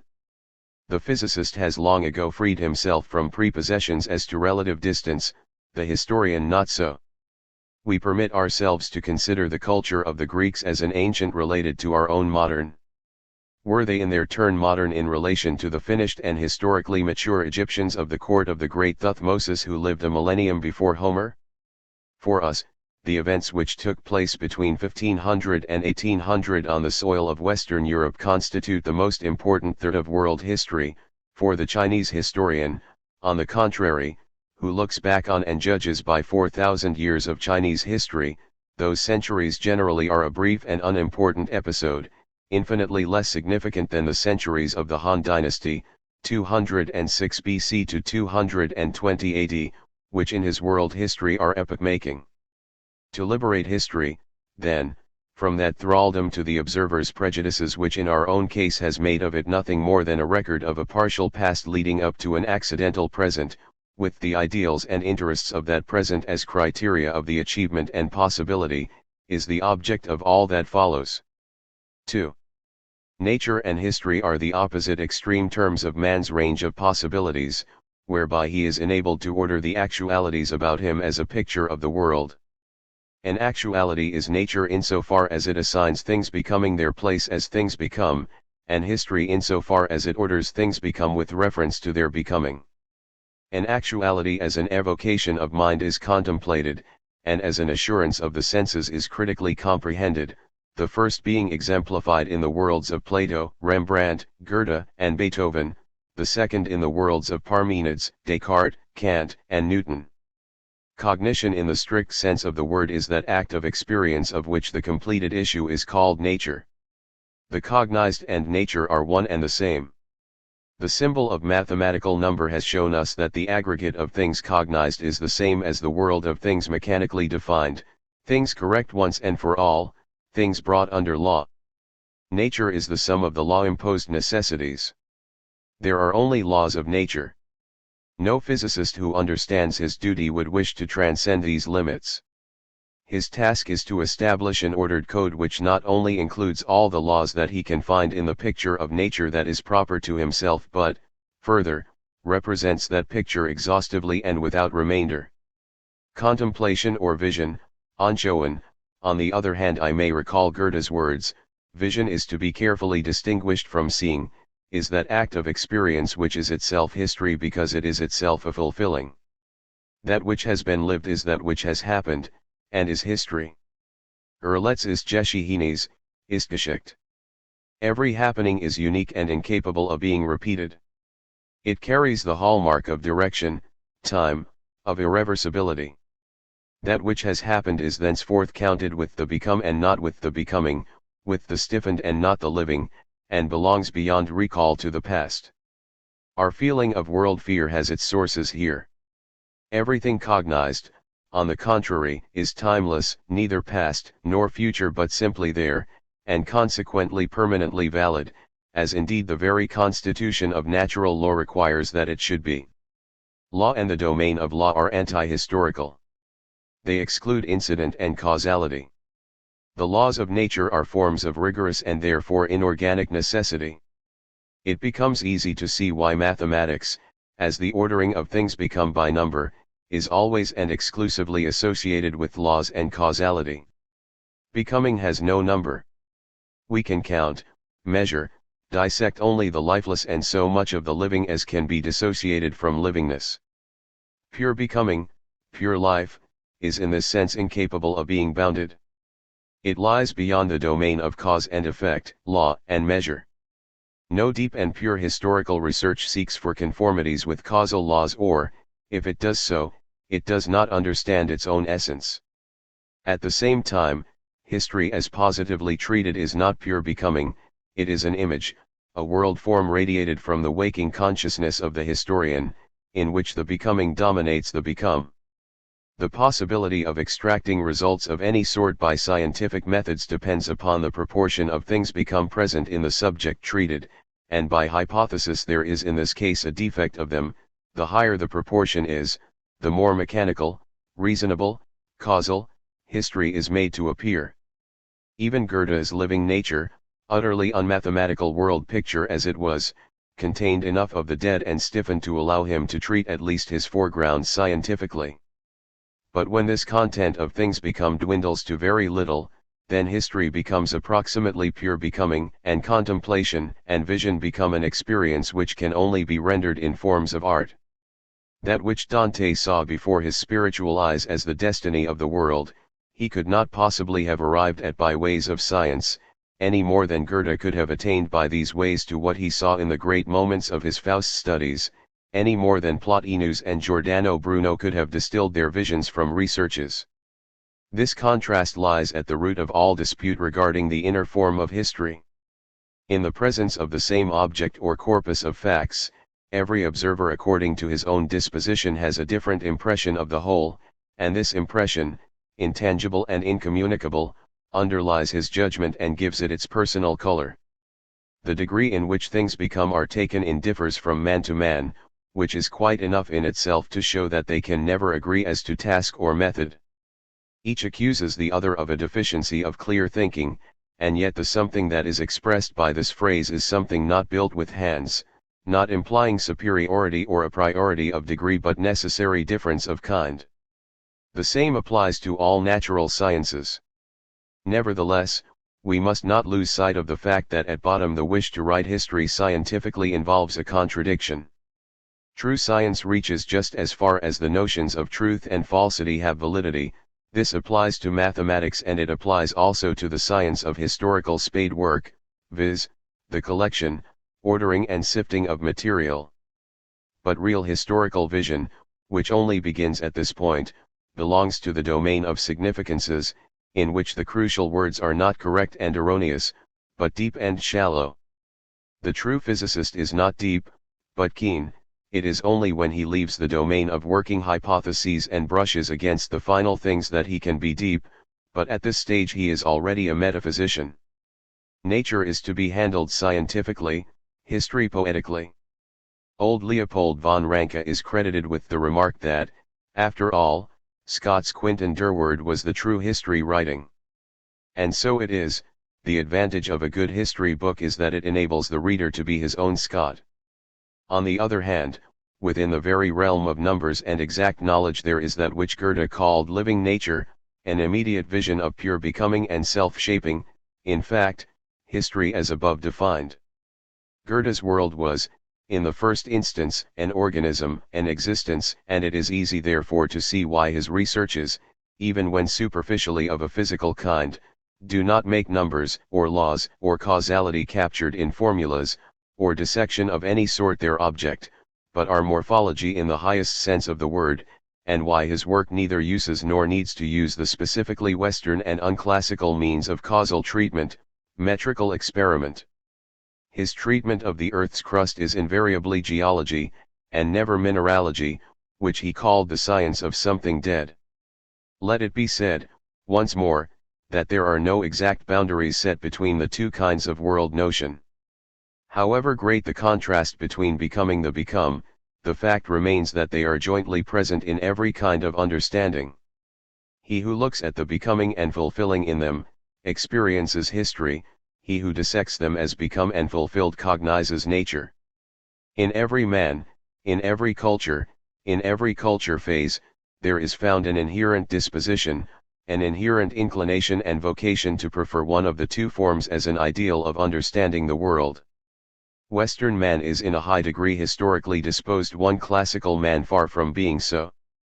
We follow up what is given us with an eye to past and future, whereas classical man knew only the point present and an ambience of myth.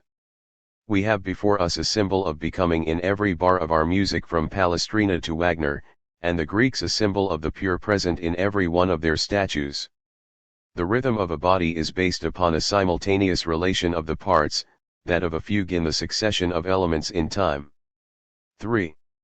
There emerge, then, as the two basic elements of all world picturing, the principle of form, Gestalt, and the principle of law, Gesetz. The more decidedly a particular world picture shows the traits of nature, the more unconditionally law and number prevail in it, and the more purely intuitive the picture of the world as eternally becoming, the more alien to numbers its manifold and intangible elements. Form is something mobile, something becoming, something passing. The doctrine of formation is the doctrine of transformation. Metamorphosis is the key to the whole alphabet of nature, so runs a note of Goethe's, marking already the methodic difference between his famous exact percipient fancy which quietly lets itself be worked upon by the living too and the exact killing procedure of modern physics. But whatever the process, a remainder consisting of so much of the alien element as is present is always found.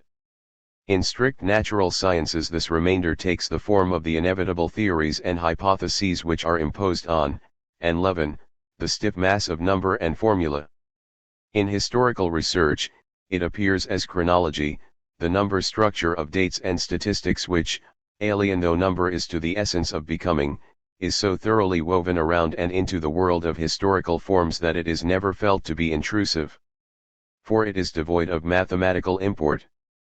Chronological number distinguishes uniquely occurring actualities, mathematical number constant possibilities. The one sharpens the images and works up the outlines of epoch and fact for the understanding eye.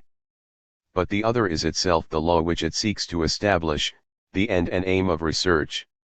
Chronological number is a scientific means of pioneering borrowed from the science of sciences, mathematics, and used as such without regard to its specific properties.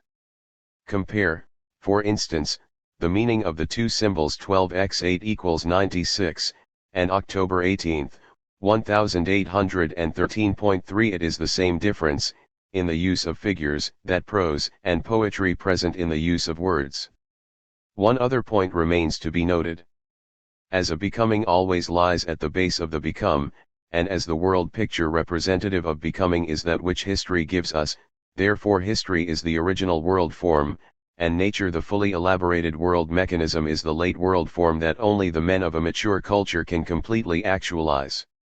In fact, the darkness encompassing the simple soul of primitive mankinds, which we can realize even today from their religious customs and myths, that entirely organic world of pure willfulness, of hostile demons and kindly powers, was through and through a living and swaying whole, ununderstandable, indefinable, incalculable. We may call this nature if we like, but it is not what we mean by nature, i.e., the strict image projected by a knowing intellect. Only the souls of children and of great artists can now hear the echoes of this long-forgotten world of nascent humanity, but it echoes still, and not rarely, even in the inelastic nature medium that the city spirit of the mature culture is remorselessly building up round the individual. Hence that acute antagonism between the scientific, modern, and the artistic, unpractical, world idea which every late period knows. The man of fact and the poet do not and cannot understand one another. Hence comes, too, that tendency of historical study, which must inevitably contain an element of the childish, the dreamy, the Gideon, to dress up as a science, to be, using its own naive word, materialistic, at the imminent risk of becoming a mere physics of public life. Nature, in the exact sense, is a way of possessing actuality which is special to the few, restricted to the megalopolitans of the late periods of great cultures, masculine, perhaps even senatorial, while history is the naive, youthful, more or less instinctive way that is proper to all men alike. At least, that is the position of the number-based, unmystical, dissectable, and dissected nature of Aristotle and Kant, the sophists and the Darwinians, modern physics and chemistry, vis-a-vis the lived, felt, and unconfined nature of Homer and the Eddas, of Doric and Gothic man. To overlook this is to miss the whole essence of historical treatment. It is history that is the truly natural, and the exact mechanically correct nature of the scientist that is the artificial conception of world by soul. Hence the paradox that modern man finds nature study easy and historical study hard. Tendencies towards a mechanistic idea of the world proceeding wholly from mathematical delimitation and logical differentiation, from law and causality, appear quite early. They are found in the first centuries of all cultures, still weak, scattered and lost in the full tide of the religious world conception. The name to be recalled here is that of Roger Bacon. But soon these tendencies acquire a sterner character. Like everything that is wrung out of the soul and has to defend itself against human nature, they are not wanting in arrogance and exclusiveness.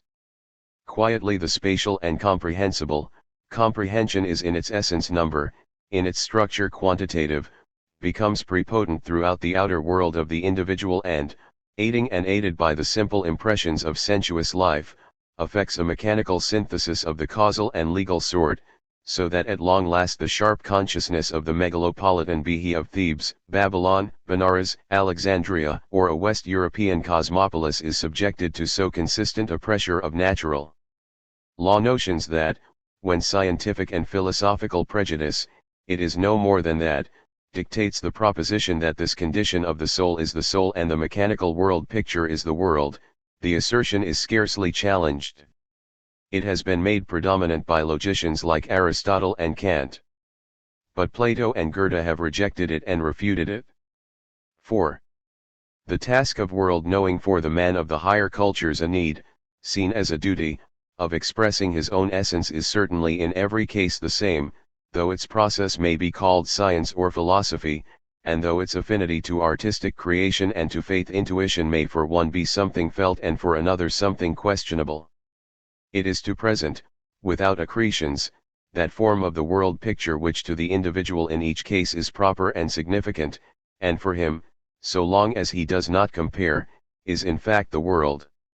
The task is necessarily a double one, in view of the distinction between nature and history. Each speaks its own form language which differs utterly from that of the other, and however the two may overlap and confuse one another in an unsifted and ambiguous world picture such as that of everyday life, they are incapable of any inner unity. Direction and extension are the outstanding characters which differentiate the historical and the scientific, Naturhaft, kind of impressibility, and it is totally impossible for a man to have both working creatively within him at the same time. The double meaning of the German word Fem, distance, farness, is illuminating.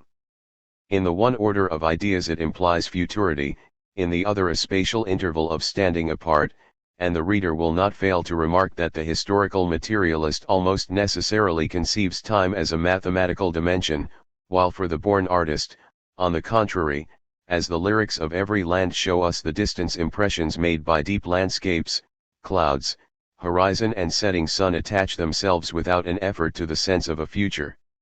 The Greek poet denies the future, and consequently he neither sees nor sings of the things of the future, he cleaves to the near, as he belongs to the present, entirely. The natural science investigator, the productive reasoner in the full sense of the word, whether he be an experimenter like Faraday, a theorist like Galileo, a calculator like Newton, finds in his world only directionless quantities which he measures, tests and arranges. It is only the quantitative that is capable of being grasped through figures, of being causally defined, of being captured in a law or formula, and when it has achieved this, pure nature knowledge has shot its bolt.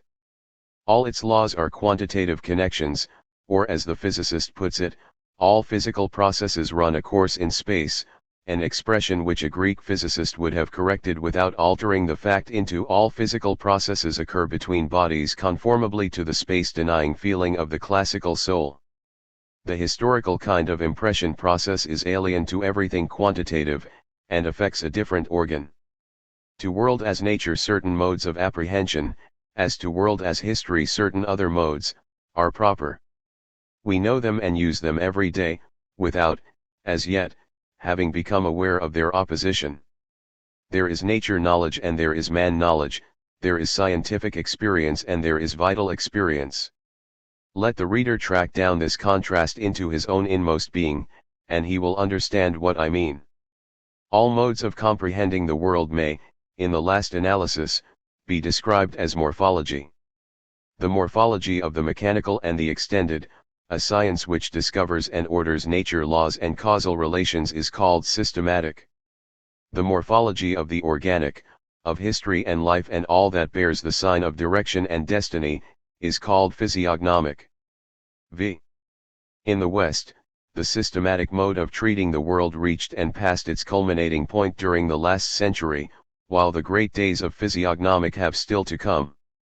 In 100 years all sciences that are still possible on this soil will be parts of a single vast physiognomic of all things human. This is what the morphology of world history means. In every science, and in the aim no less than in the content of it, man tells the story of himself. Scientific experience is spiritual self-knowledge. It is from this standpoint, as a chapter of physiognomic, that we have just treated of mathematics. We were not concerned with what this or that mathematician intended, nor with the savant as such or his results as a contribution to an aggregate of knowledge, but with the mathematician as a human being, with his work as a part of the phenomenon of himself, with his knowledge and purposes as a part of his expression. This alone is of importance to us here. He is the mouthpiece of a culture which tells us about itself through him, and he belongs, as personality, as soul, as discoverer, thinker, and creator, to the physiognomy of that culture. Every mathematic, in that it brings out and makes visible to all the idea of number that is proper to itself and inborn in its conscious being, is, whether the expression form be a scientific system or, as in the case of Egypt, an architecture, the confession of a soul. If it is true that the intentional accomplishments of a mathematic belong only to the surface of history, it is equally true that its unconscious element, its number as such, and the style in which it builds up its self-contained cosmos of forms are an expression of its existence, its blood. Its life history of ripening and withering, its deep relation to the creative acts, the myths, and the cults of the same culture. Such things are the subject matter of a second or historical morphology, though the possibility of such a morphology is hardly yet admitted. The visible foregrounds of history, therefore, have the same significance as the outward phenomena of the individual man, his statue, his bearing, his air, his stride, his way of speaking and writing, as distinct from what he says or writes. In the knowledge of man these things exist and matter. The body and all its elaborations defined, become, and mortal as they are an expression of the soul. But henceforth knowledge of men implies also knowledge of those superlative human organisms that I call cultures, and of their mien, their speech, their acts, these terms being meant as we mean them already in the case of the individual. Descriptive, creative, physiognomic is the art of portraiture transferred to the spiritual domain. Don Quixote, Werther, Julian Sarl, are portraits of an epoch, Faust the portrait of a whole culture. For the nature researcher, the morphologist as systematist, the portrayal of the world is only a business of imitation, and corresponds to the fidelity to nature and the likeness of the craftsman painter, who, at bottom, works on purely mathematical lines. But a real portrait in the Rembrandt sense of the word is physiognomic, that is, history captured in a moment.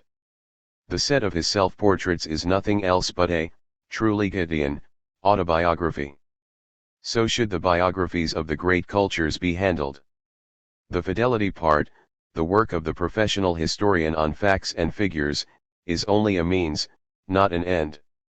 The countenance of history is made up of all those things which hitherto we have only managed to evaluate according to personal standards, i.e., as beneficial or harmful, good or bad, satisfactory or unsatisfactory political forms and economic forms, battles and arts, science and gods, mathematics and morals. Everything whatsoever that has become is a symbol, and the expression of a soul. Only to one having the knowledge of men will it unveil itself. The restraint of a law it abhors. What it demands is that its significance should be sensed. And thus research reaches up to a final or superlative truth als vergaan gleich ist nur ein Gleichnis. 4. The nature researcher can be educated, but the man who knows history is born.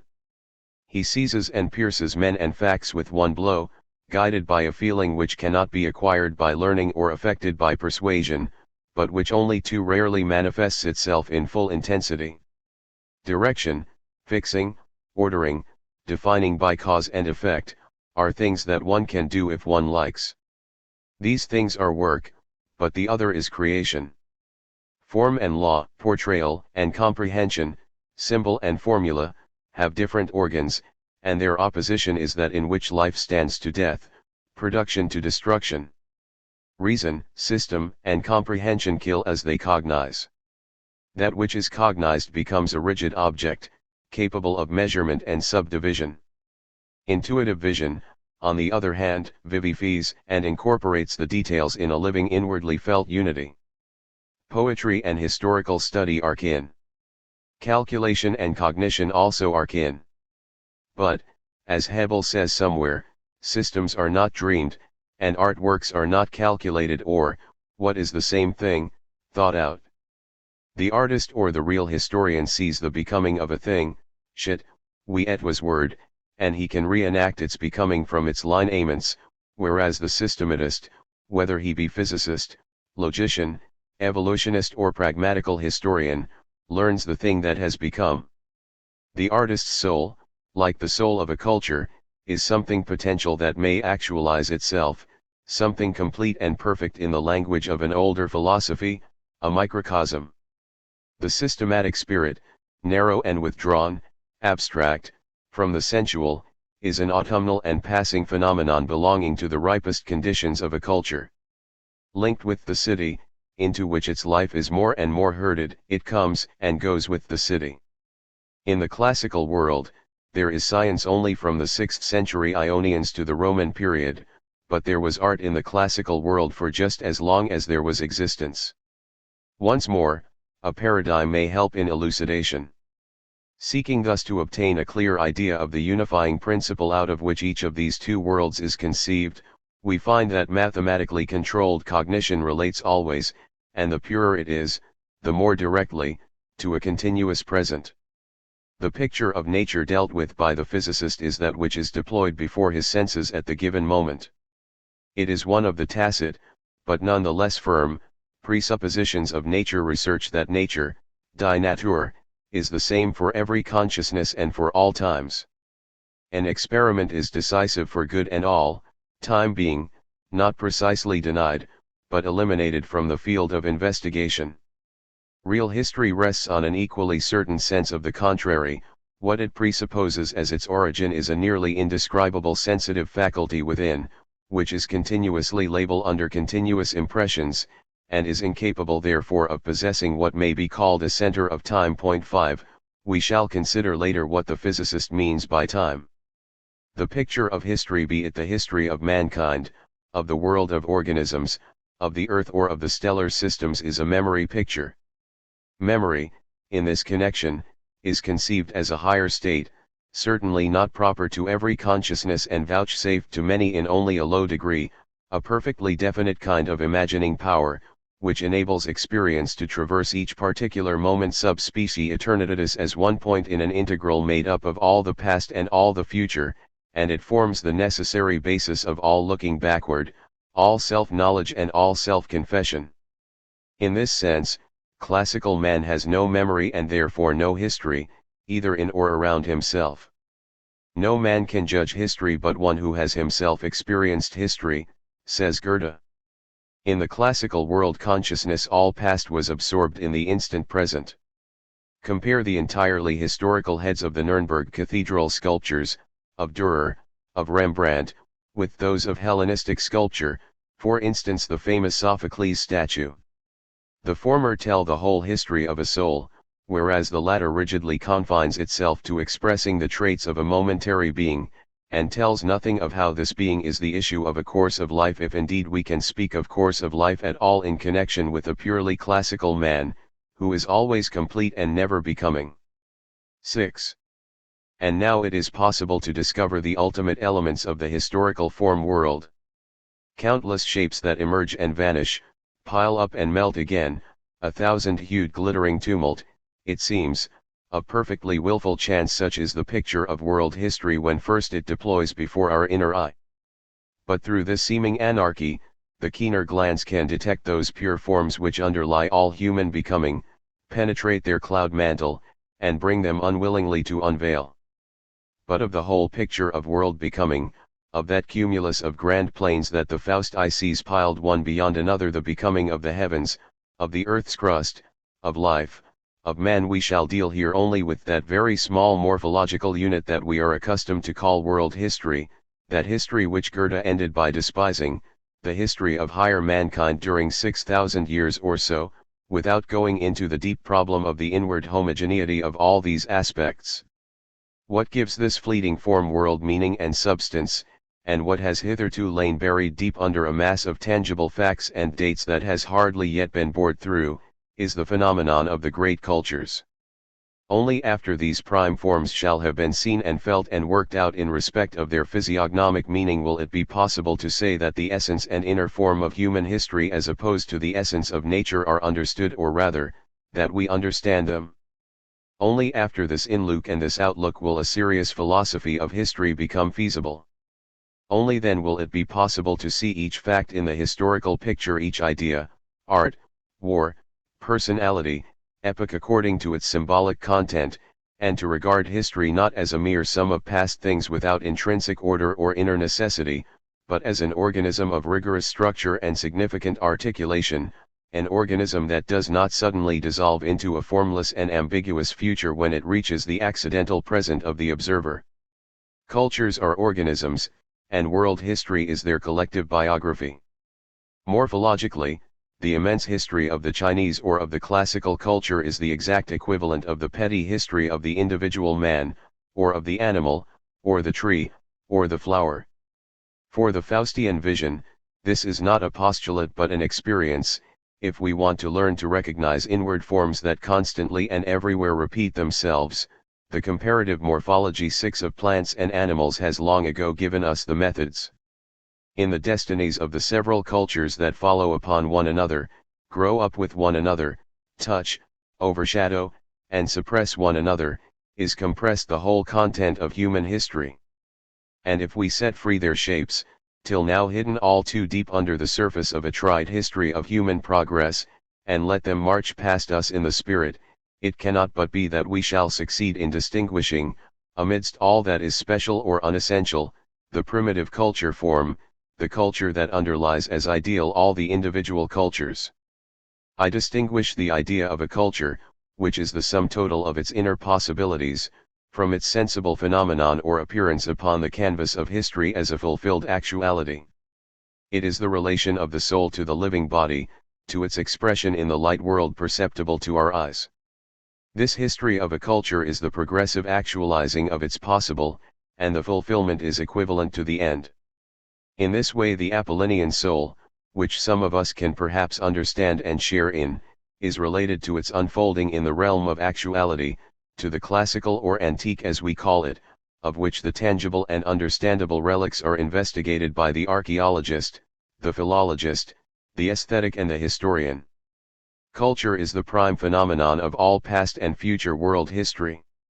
The deep, and scarcely appreciated, idea of Goethe, which he discovered in his living nature and always made the basis of his morphological researches, we shall here apply in its most precise sense to all the formations of man's history, whether fully matured, cut off in the prime, half opened or stifled in the seed. It is the method of living into, feeling, the object, as opposed to dissecting it.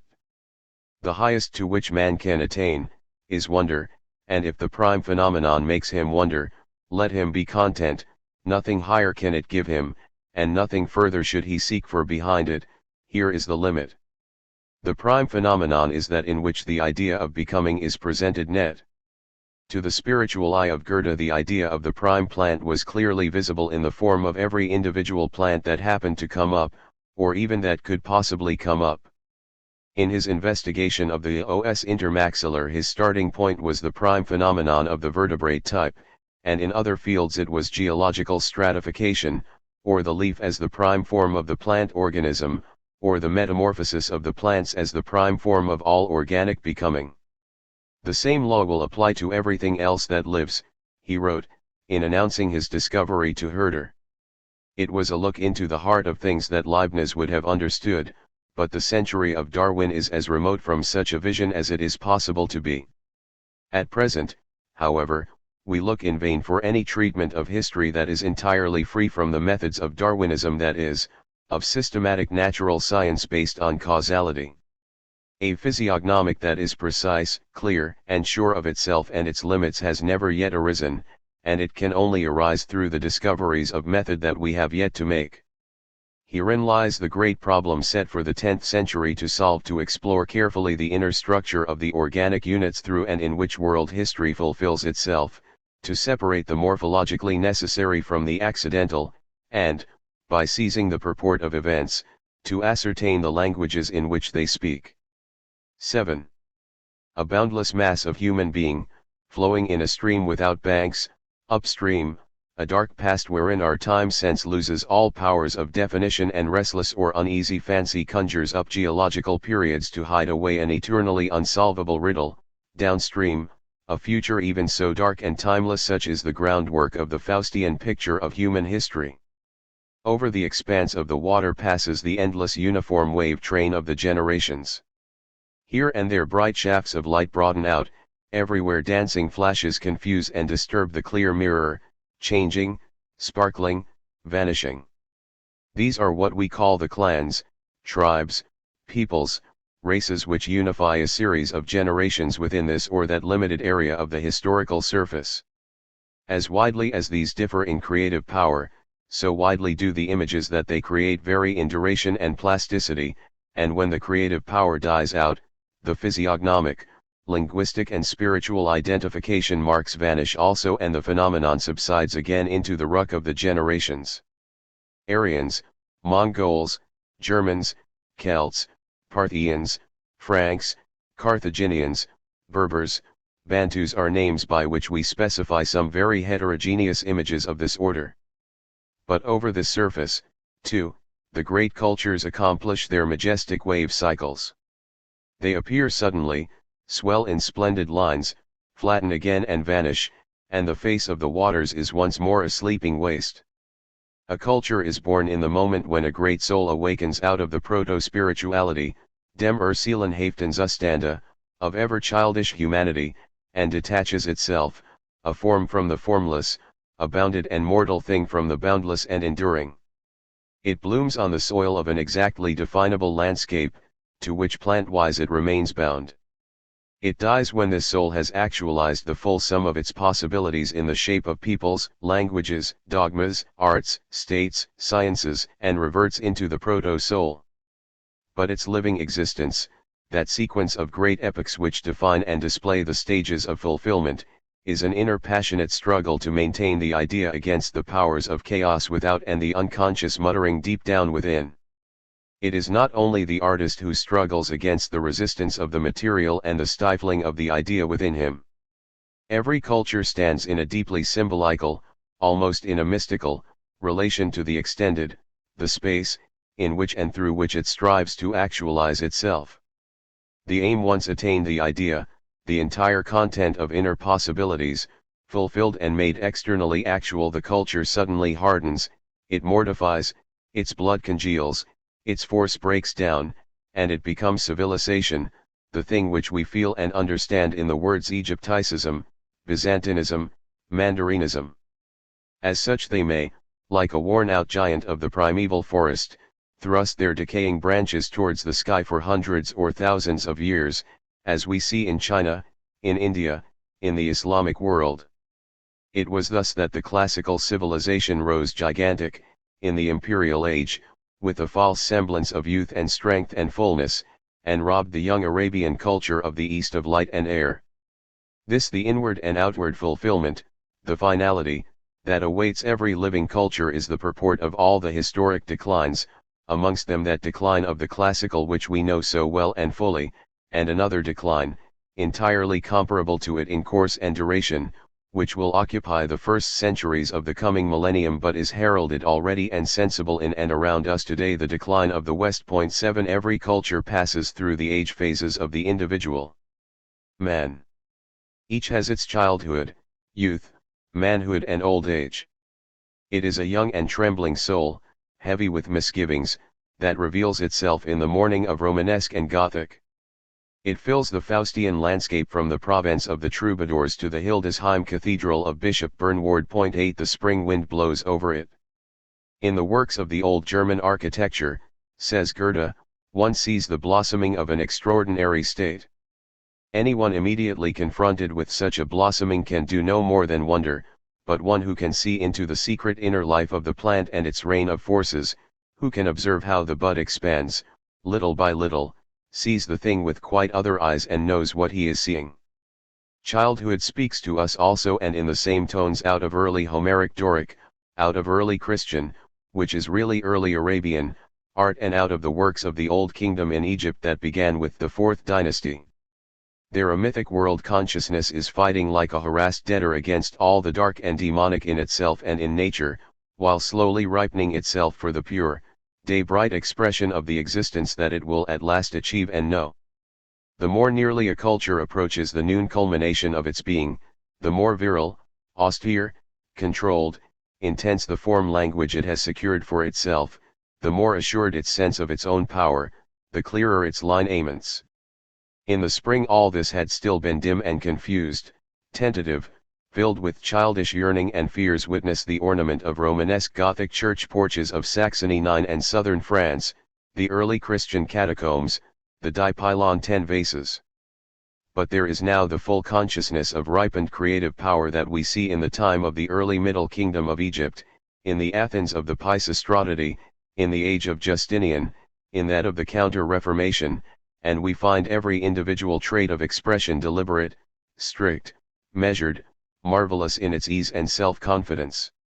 And we find, too, that everywhere, at moments, the coming fulfillment suggested itself. In such moments were created the head of Amenemhet III, the so-called Hyksos Sphinx of Tanis, the domes of Hagia Sophia, the paintings of Titian. Still later, tender to the point of fragility, fragrant with the sweetness of late October days, come the Nydian Aphrodite and the Hall of the Maidens in the Erechtheum, the arabesques on Saracen horseshoe arches, the Zwinger of Dresden, Watteau, Mozart. At last, in the grey dawn of civilization, the fire in the soul dies down. The dwindling powers rise to one more, half-successful, effort of creation, and produce the classicism that is common to all dying cultures.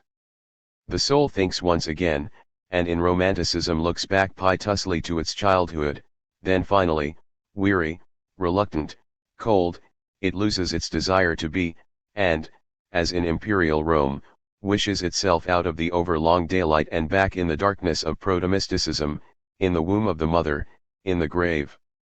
The spell of a second religiousness comes upon it, and late classical man turns to the practice of the cults of Mithras, of Isis, of the sun, those very cults into which a soul just born in the East has been pouring a new wine of dreams and fears and loneliness. 8. The term habit, habitus, is used of a plant to signify the special way, proper to itself, in which it manifests itself, i.e., the character, course and duration of its appearance in the light world where we can see it. By its habit each kind is distinguished, in respect of each part and each phase of its existence, from all examples of other species. We may apply this useful notion of habit in our physiognomic of the grand organisms and speak of the habit of the Indian, Egyptian, or classical culture, history or spirituality. Some vague inkling of it has always, for that matter, underlain the notion of style, and we shall not be forcing but merely clearing and deepening that word if we speak of the religious, intellectual, political, social, or economic style 11 of a culture. This habit of existence in space, which covers in the case of the individual man action and thought and conduct and disposition, embraces in the case or the existence of whole cultures the totality of life expressions of the higher order. The choice of particular branches of art, example the round and fresco by the Hellenes, counterpoint and oil painting by the West, and the out-and-out rejection of others, example of plastic by the Arabs, inclination to the esoteric, India, or the popular, Greece and Rome, preference for oratory, classical, or for writing, China, the West, as the form of spiritual communication, are all style manifestations, and so also are the various types of costume, of administration, of transport, of social courtesies. All great personalities of the classical world form a self-contained group, whose spiritual habit is definitely different from that of all great men of the Arabian or the Western groups. Compare even Goethe and Raphael with classical men, and Heraclitus, Sophocles, Plato, Alcibiades, Themistocles, Horace, and Tiberius rank themselves together instantly as members of one family. Every classical cosmopolis from Hiero's Syracuse to imperial Rome, the embodiment and sense picture of one and the same life feeling differs radically in layout and street plan, in the language of its public and private architecture, in the type of its squares, alleys, courts, facades, in its color, noises, street life and night life, from the group of Indian or that of Arabian or that of Western world cities. Baghdad and Cairo could be felt in Granada long after the conquest, even Philippi's Madrid had all the physiognomic hallmarks of modern London and Paris. There is a high symbolism in every dissimilarity of this sort. Contrast the Western tendency to straight-lined perspectives and street alignments, such as the grand tract of the Champs-Élysées from the Louvre, or the Piazza before St. Peter's, with the almost deliberate complexity and narrowness of the Via Sacra, the Forum Romanum and the Acropolis, whose parts are arranged without symmetry and with no perspective. Even the town planning, whether darkly as in the Gothic or consciously as in the ages of Alexander and Napoleon, reflects the same principle as the mathematic, in the one case the Leibnizian mathematic of infinite space, in the other the Euclidean mathematic of separate bodies. But to the habit of a group belong, further, its definite life duration and its definite tempo of development. Both of these are properties which we must not fail to take into account in a historical theory of structure. The rhythm, tact, of classical existence was different from that of Egyptian or Arabian, and we can fairly speak of the andante of Greece and Rome and the allegro con brio of the Faustian spirit. The notion of life duration as applied to a man, a butterfly, an oak, a blade of grass, comprises a specific time value, which is quite independent of all the accidents of the individual case. 10 years are a slice of life which is approximately equivalent for all men, and the metamorphosis of insects is associated with a number of days exactly known and predictable in individual cases. For the Romans the notions of puritia, adolescentia, juventus, virilitas, senectus possessed an almost mathematically precise meaning. Without doubt the biology of the future will, in opposition to Darwinism and to the exclusion in principle of causal fitness motives for the origins of species, take these preordained life durations as the starting point for a new enunciation of its problem. The duration of a generation, whatever may be its nature, is a fact of almost mystical significance. Now, such relations are valid also, and to an extent never hitherto imagined, for all the higher cultures. Every culture, every adolescence and maturing and decay of a culture, every one of its intrinsically necessary stages and periods, has a definite duration, always the same, always recurring with the emphasis of a symbol. In the present work we cannot attempt to open up this world of most mysterious connections, but the facts that will emerge again and again as we go on will tell us of themselves how much lies hidden here. What is the meaning of that striking 50-year period, the rhythm of the political, intellectual, and artistic becoming of all cultures, 12 of the 300-year period of the Baroque, of the Ionic, of the great mathematics, of Attic sculpture, of mosaic painting, of counterpoint, of Galilean mechanics? What does the ideal life of 1 millennium for each culture mean in comparison with the individual man's 80 years and 10? As the plant's being is brought to expression in form, dress, and carriage by leaves, blossoms, twigs and fruit, so also is the being of a culture manifested by its religious, intellectual, political, and economic formations. Just as, say, Goethe's individuality discourses of itself in such widely different forms as the Faust, the Farbenlehre, the Reineke Fuchs, Tasso, Werther, the Journey to Italy and the Friedreich Love, the Westest Divan and the Romisk Elegion, so the individuality of the classical world displays itself in the Persian Wars, the Attic drama, the city-state, the Dionysia, and not less in the Tyrannies, the Ionic column, the geometry of Euclid, the Roman legion, and the gladiatorial contests and panem et circenses of the imperial age. In this sense, too, every individual being that has any sort of importance recapitulates 13 of intrinsic necessity, all the epochs of the culture to which it belongs. In each one of us, at that decisive moment when he begins to know that he is an ego, the inner life wakens just where and just how that of the culture wakened long ago. Each of us men of the West, in his child's daydreams and child's play, lives again its Gothic, the cathedrals, the castles, the hero sagas, the Crusaders' duel vult, the soul's oath of young Partival. Every young Greek had his Homeric age and his marathon. In Goethe's Werther, the image of a tropic youth that every Faustian, but no classical, man knows, the springtime of Petrarch and the Min's anger reappears. When Goethe blocked out the Faust 14 he was Partival, when he finished Faust I, he was Hamlet, and only with Faust II did he become the world man of the 19th century who could understand Byron. Even the senility of the classical, the fatty and unfruitful centuries of very late Hellenism, the second childhood of a weary and blasé intelligence, can be studied in more than one of its grand old men. Thus, much of Euripides' Bacchae anticipates the life outlook, and much of Plato's Timaeus the religious syncretism of the imperial age, and Goethe's Faust II and Wagner's Parsifal disclose to us in advance the shape that our spirituality will assume in our next, in point of creative power our last, centuries. Biology employs the term homology of organs to signify morphological equivalence in contradistinction to the term analogy which relates to functional equivalence. This important, and in the sequel most fruitful, notion was conceived by Goethe, who was led thereby to the discovery of the os intermaxillar in man, and put into strict scientific shape by Owen. 15. This notion also we shall incorporate in our historical method. It is known that for every part of the bone structure of the human head an exactly corresponding part is found in all vertebrate animals right down to the fish, and that the pectoral fins of fish and the feet, wings, and hands of terrestrial vertebrates are homologous organs, even though they have lost every trace of similarity.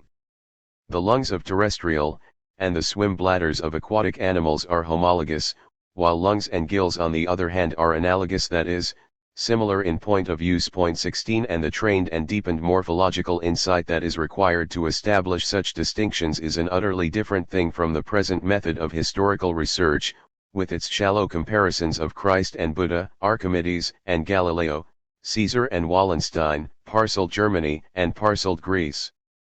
More and more clearly as we go on, we shall realize what immense views will offer themselves to the historical eye as soon as the rigorous morphological method has been understood and cultivated. To name but a few examples, homologous forms are, classical sculpture and West European orchestration, the 4th dynasty pyramids and the Gothic cathedrals, Indian Buddhism and Roman Stoicism. Buddhism and Christianity are not even analogous, the periods of the contending states in China, the Hyksos in Egypt and the Punic Wars, the age of Pericles and the age of the Umayyads, the epics of the Rigveda, of Plotinus, and of Dante. The Dionysiac movement is homologous with the Renaissance, analogous to the Reformation. For us, Wagner is the resume of modernity, as Nietzsche rightly saw, and the equivalent that logically must exist in the classical modernity we find in Pergamene art. Some preliminary notion of the fruitfulness of this way of regarding history, may be gathered from studying the tables included in this volume. The application of the homology principle to historical phenomena brings with it an entirely new connotation for the word contemporary. I designate as contemporary two historical facts that occur in exactly the same relative positions in their respective cultures, and therefore possess exactly equivalent importance. It has already been shown how the development of the classical and that of the Western mathematic proceeded in complete congruence, and we might have ventured to describe Pythagoras as the contemporary of Descartes, Archytas of Laplace, Archimedes of Gauss. The Ionic and the Baroque, again, ran their course contemporaneously. Polygnotus pairs in time with Rembrandt, Polycletus with Bach. The Reformation, Puritanism and, above all, the turn to civilization appear simultaneously in all cultures. In the classical this last epoch bears the names of Philip and Alexander, in our West those of the Revolution and Napoleon. Contemporary, too, are the building of Alexandria, of Baghdad, and of Washington, classical coinage and our double-entry bookkeeping, the First Tyrannies and the Fronde, Augustus and Shi Huangti, 17 Hannibal and the World War.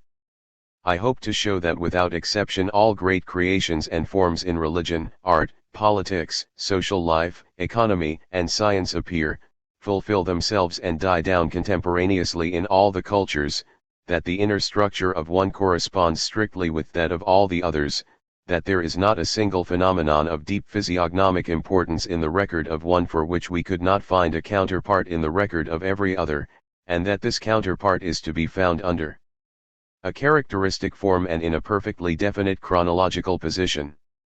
At the same time, if we are to grasp such homologies of facts, we shall need to have a far deeper insight and a far more critical attitude towards the visible foreground of things than historians have hitherto been wont to display, who amongst them, for instance, would have allowed himself to dream that the counterpart of Protestantism was to be found in the Dionysiac movement, and that English Puritanism was for the West what Islam was for the Arabian world.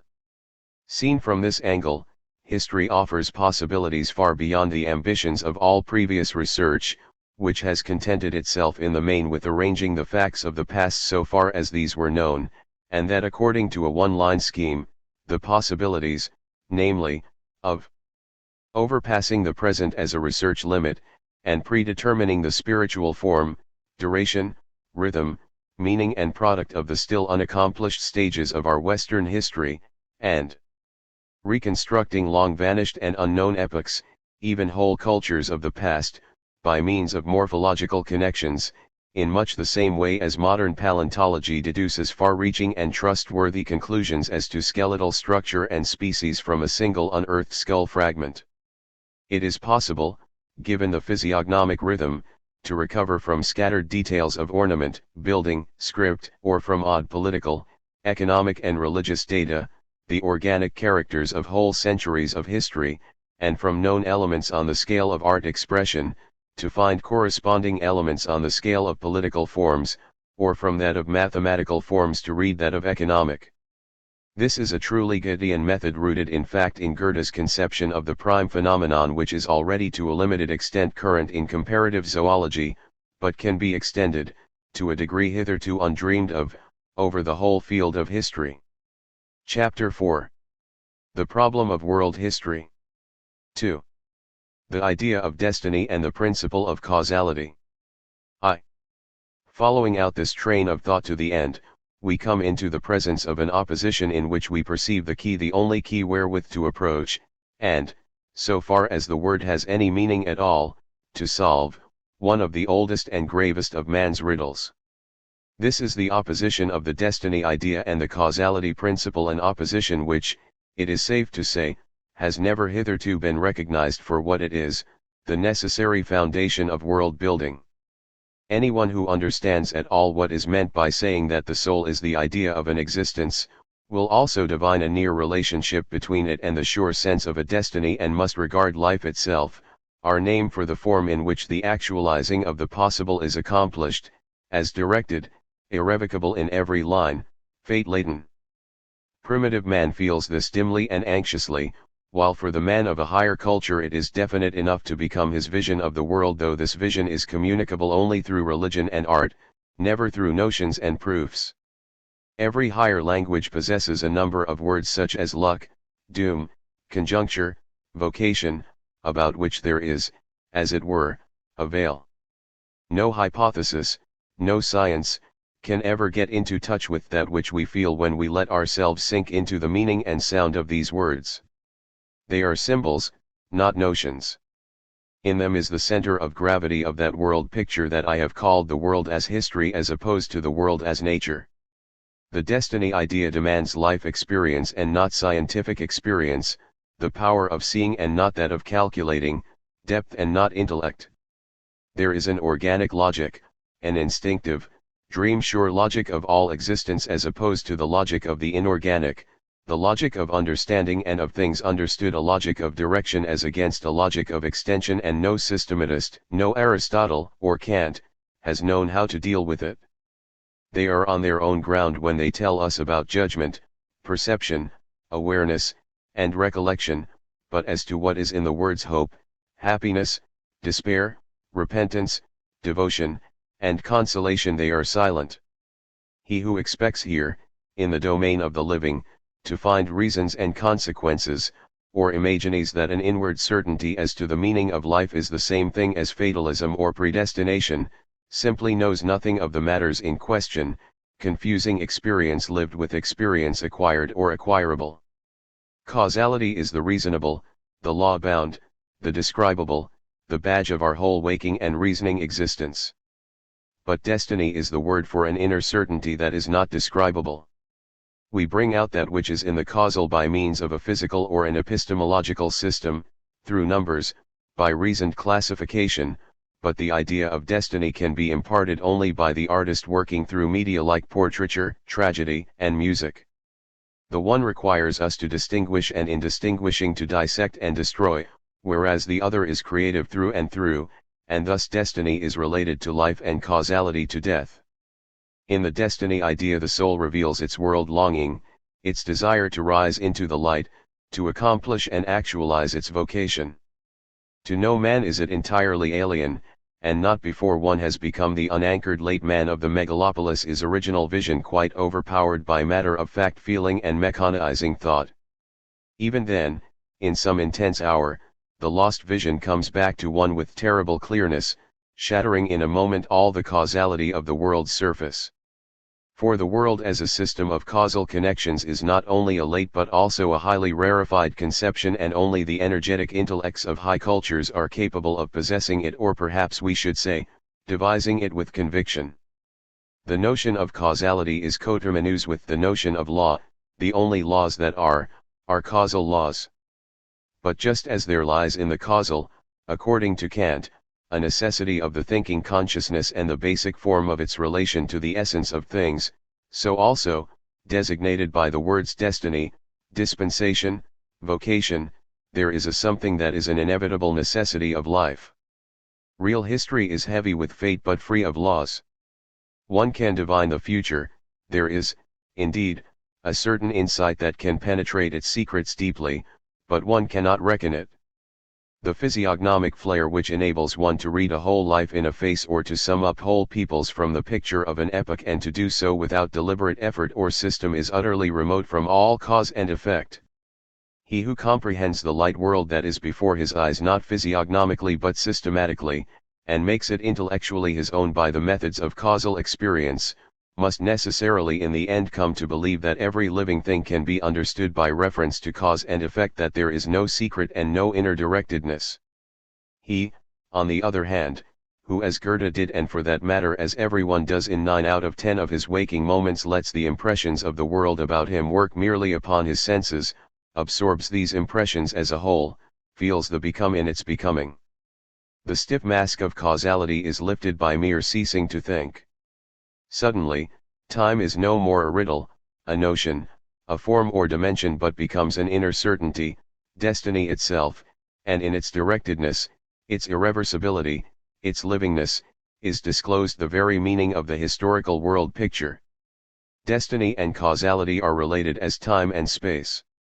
In the two possible world forms then history and nature, the physiognomy of all becoming and the system of all things become destiny or causality prevails. Between them there is all the difference between a feeling of life and a method of knowledge. Each of them is the starting point of a complete and self-contained, but not of a unique world. Yet, after all, just as the become is founded upon a becoming, so the knowledge of cause and effect is founded upon the sure feeling of a destiny. Causality is so to say destiny become, destiny made inorganic and modeled in reason forms. Destiny itself, passed over in silence by Kant and every other builder of rational world systems because with their armory of abstractions they could not touch life, stands beyond and outside all comprehended nature.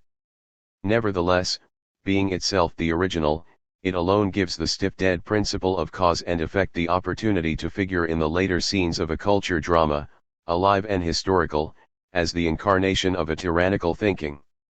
The existence of the classical soul is the condition for the appearance of Democritus's method, the existence of the Faustian soul for that of Newton's.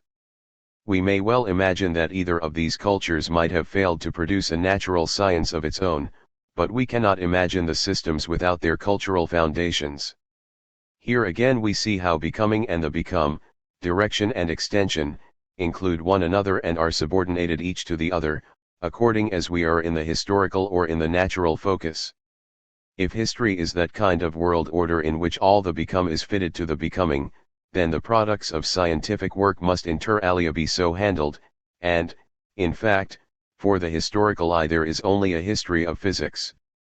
It was destiny that the discoveries of oxygen, Neptune, gravitation and spectrum analysis happened as and when they did. It was destiny that the phlogiston theory, the undulatory theory of light, the kinetic theory of gases could arise at all, seeing that they were elucidations of results and, as such, highly personal to their respective authors, and that other theories, correct or erroneous, might equally well have been developed instead.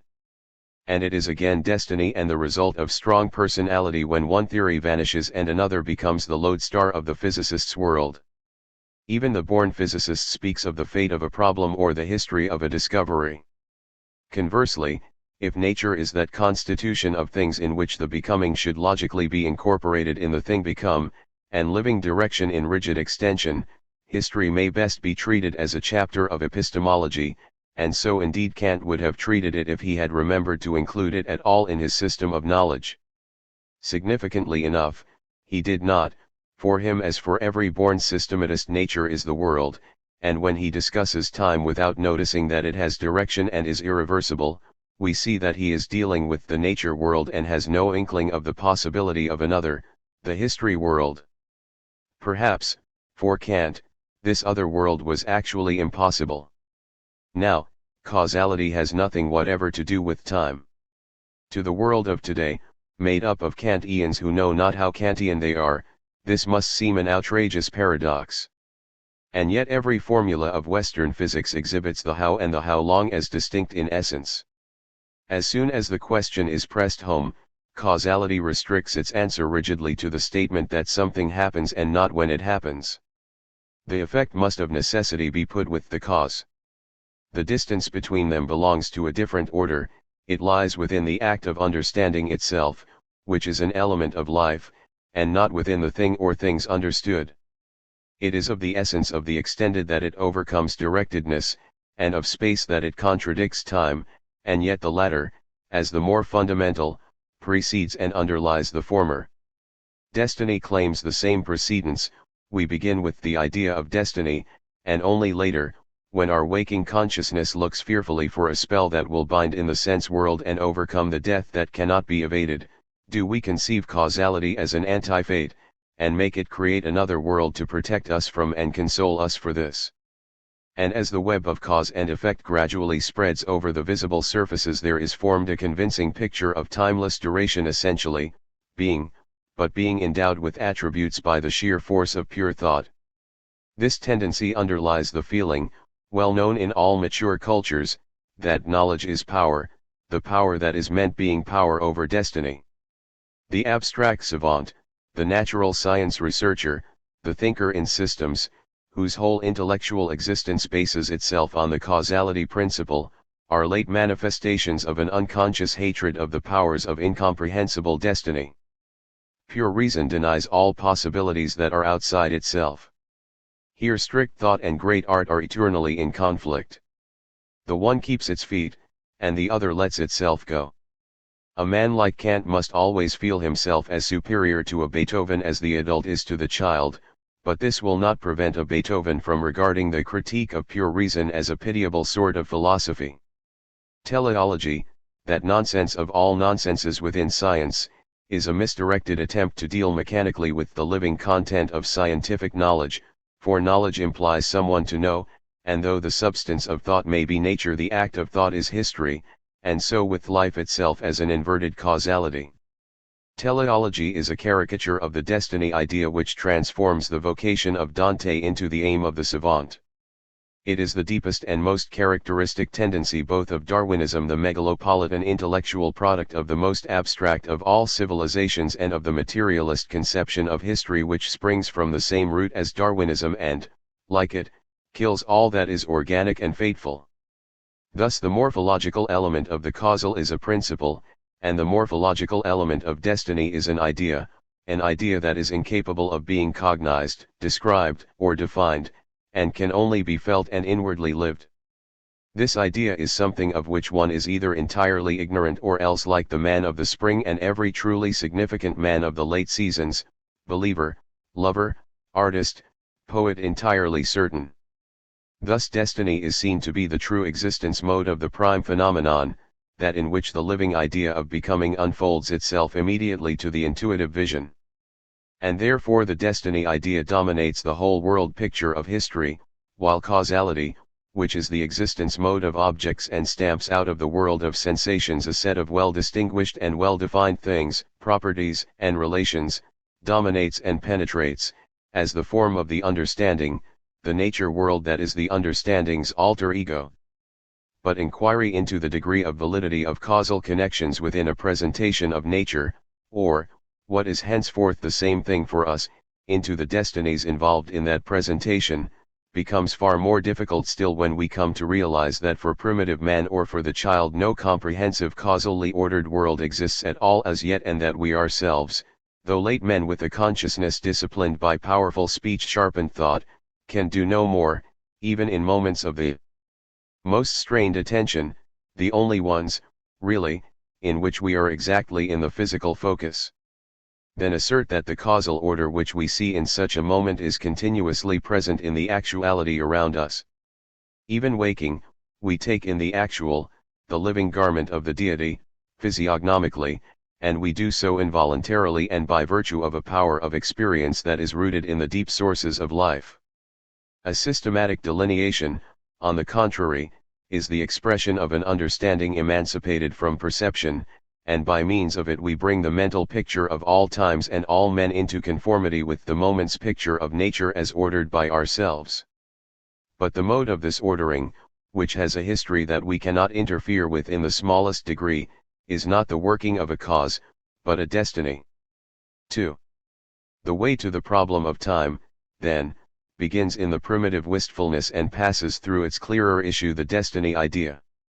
We have now to try to outline, briefly, the content of that problem, so far as it affects the subject of this book. The word time is a sort of charm to summon up that intensely personal something designated earlier as the proper, which with an inner certainty we oppose to the alien something that is borne in upon each of us amongst and within the crowding impressions of the sense life. The proper, destiny and time are interchangeable words. The problem of time, like that of destiny, has been completely misunderstood by all thinkers who have confined themselves to the systematic of the become. In Kant's celebrated theory there is not one word about its character of directedness. Not only so, but the omission has never even been noticed. But what is time as a length, time without direction? Everything living, we can only repeat, has life, direction, impulse, will, a movement quality, Bewegtheit, that is most intimately allied to yearning and has not the smallest element in common with the motion, Bewegung, of the physicists. The living is indivisible and irreversible, once and uniquely occurring, and its course is entirely interminable by mechanics. For all such qualities belong to the essence of destiny, and time, that which we actually feel at the sound of the word, which is clearer in music than in language, and in poetry than in prose, has this organic essence, while space has not. Hence, Kant and the rest notwithstanding, it is impossible to bring time with space under one general critique. Space is a conception, but time is a word to indicate something inconceivable, a sound symbol, and to use it as a notion, scientifically, is utterly to misconceive its nature. Even the word direction, which unfortunately cannot be replaced by another, is liable to mislead owing to its visual content. The vector notion in physics is a case in point. For primitive man the word time can have no meaning. He simply lives, without any necessity of specifying an opposition to something else. He has time, but he knows nothing of it. All of us are conscious, as being aware, of space only, and not of time. Space is, i.e. exists, in and with our sense world, as a self-extension while we are living the ordinary life of dream, impulse, intuition, and conduct, and as space in the strict sense in the moments of strained attention. Time, on the contrary, is a discovery, which is only made by thinking. We create it as an idea or notion and do not begin till much later to suspect that we ourselves are time, inasmuch as we live. 1 And only the higher cultures, whose world conceptions have reached the mechanical nature stage, are capable of deriving from their consciousness of a well-ordered, measurable and comprehensible spatial, the projected image of time, the phantom time too, which satisfies their need of comprehending, measuring, and causally ordering all. And this impulse is sign of the sophistication of existence that makes its appearance quite early in every culture fashions, outside and beyond the real life feeling, that which is called time in all higher languages and has become for the town intellect a completely inorganic magnitude, as deceptive as it is current. But, if the characteristics, or rather the characteristic, of extension, limit and causality is really wizard's gear wherewith our proper soul attempts to conjure and bind alien powers, Goethe speaks somewhere of the principle of reasonable order that we bear within ourselves and could impress as the seal of our power upon everything that we touch. If all law is a fetter which our world dread hurries to fix upon the encrowding sensuous, a deep necessity of self-preservation, so also the invention of a time that is knowable and spatially representable within causality is a later act of this same self-preservation, an attempt to bind by the force of notion the tormenting inward riddle that is doubly tormenting to the intellect that has attained power only to find itself defied. Always a subtle hatred underlies the intellectual process by which anything is forced into the domain and form world of measure and law. The living is killed by being introduced into space, for space is dead and makes dead. With birth is given death, with the fulfillment the end. Something dies within the woman when she conceives, hence comes that eternal hatred of the sexes, child of world fear. The man destroys, in a very deep sense, when he begets by bodily act in the sensuous world, by knowing in the intellectual. Even in Luther 3 the word know has the secondary genital sense. And with the knowledge of life which remains alien to the lower animals, the knowledge of death has gained that power which dominates man's whole waking consciousness. By a picture of time the actual is changed into the transitory. The mere creation of the name time was an unparalleled deliverance. To name anything by a name is to win power over it. This is the essence of primitive man's art of magic. The evil powers are constrained by naming them, and the enemy is weakened or killed by coupling certain magic procedures with his name. And there is something of this primitive expression of world fear in the way in which all systematic philosophies use mere names as a last resort for getting rid of the incomprehensible, the almighty that is all too mighty for the intellect. We name something or other the absolute, and we feel ourselves at once its superior. Philosophy, the love of wisdom, is at the very bottom defense against the incomprehensible. What is named, comprehended, measured is ipso facto overpowered, made inert and taboo. Once more, knowledge is power. Herein lies one root of the difference between the idealists' and the realists' attitude towards the unapproachable. It is expressed by the two meanings of the German words respect and abhorrence. Point 4 The idealist contemplates, the realist would subject, mechanize, render innocuous.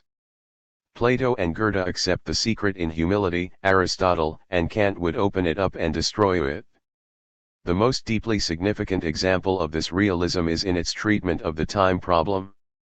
The dread mystery of time, life itself, must be spellbound and, by the magic of comprehensibility, neutralized.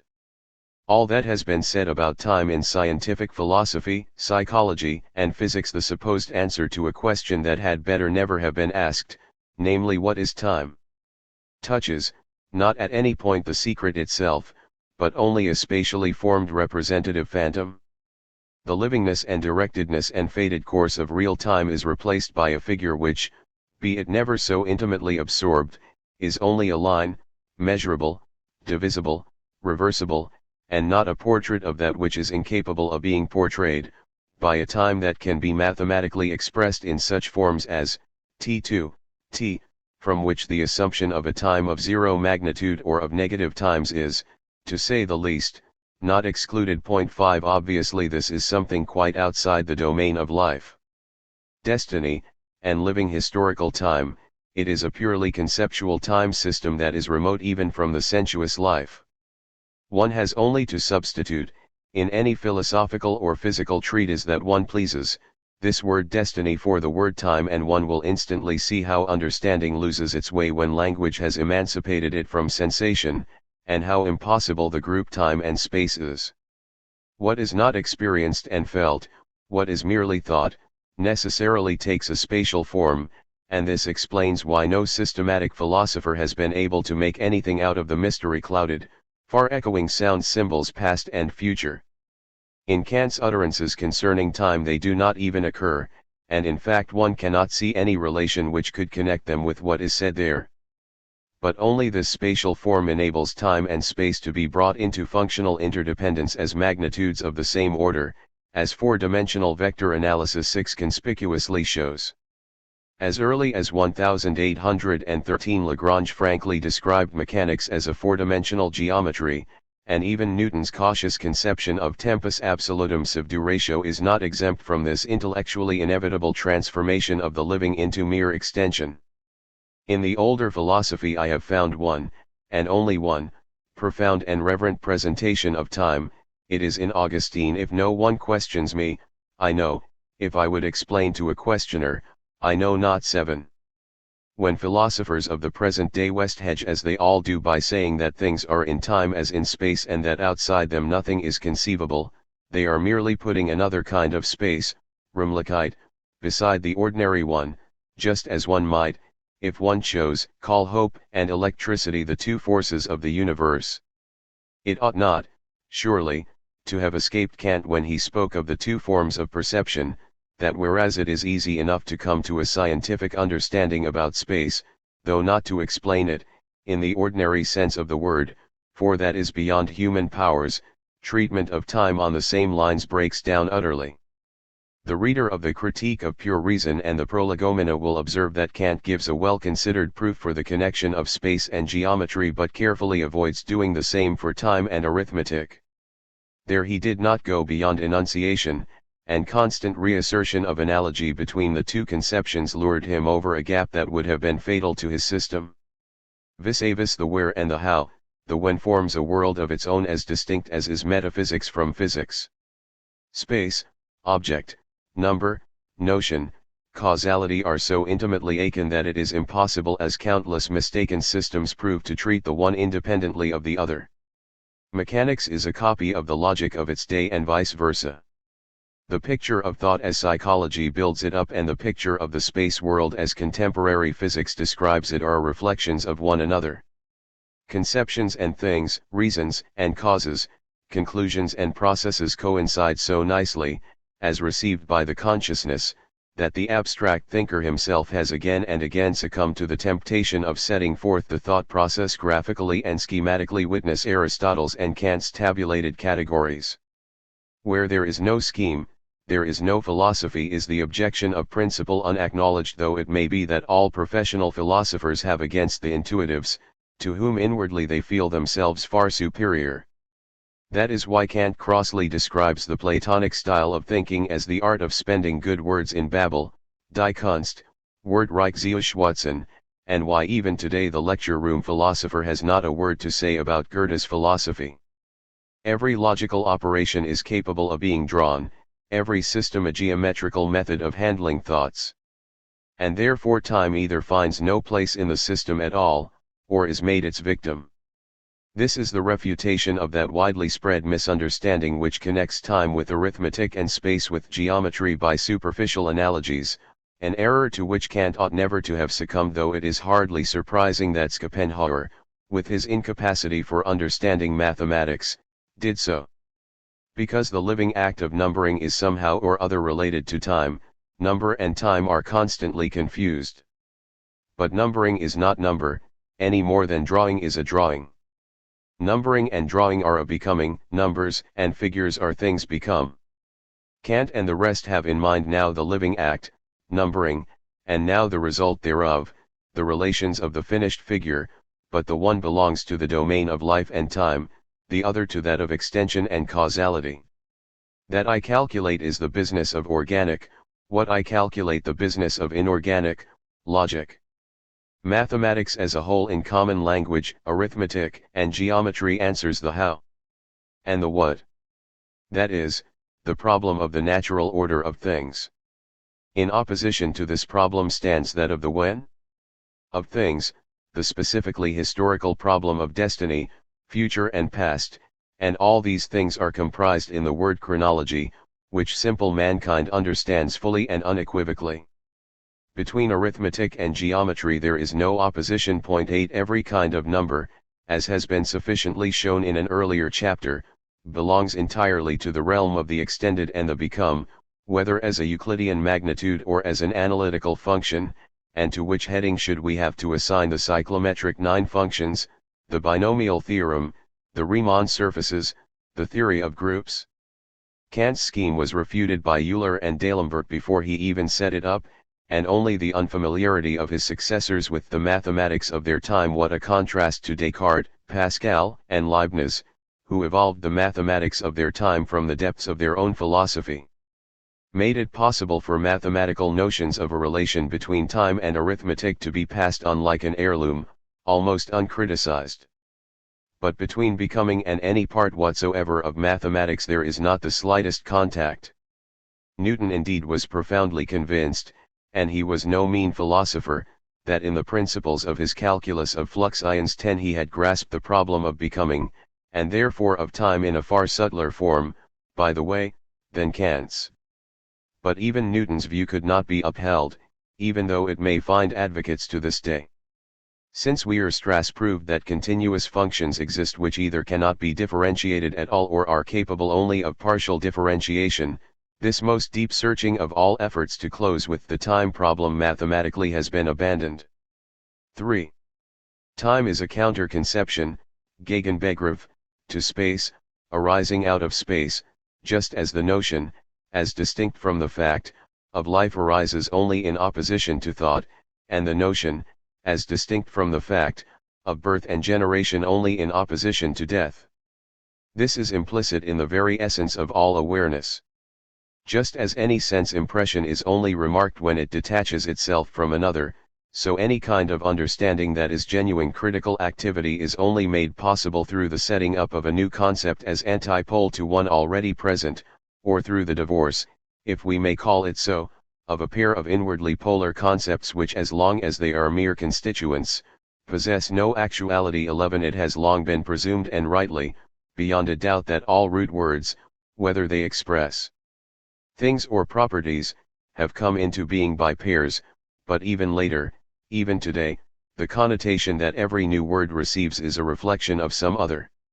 And so, guided by language, the understanding, incapable of fitting a sure inward subjective certainty of destiny into its form world, created time out of space as its opposite.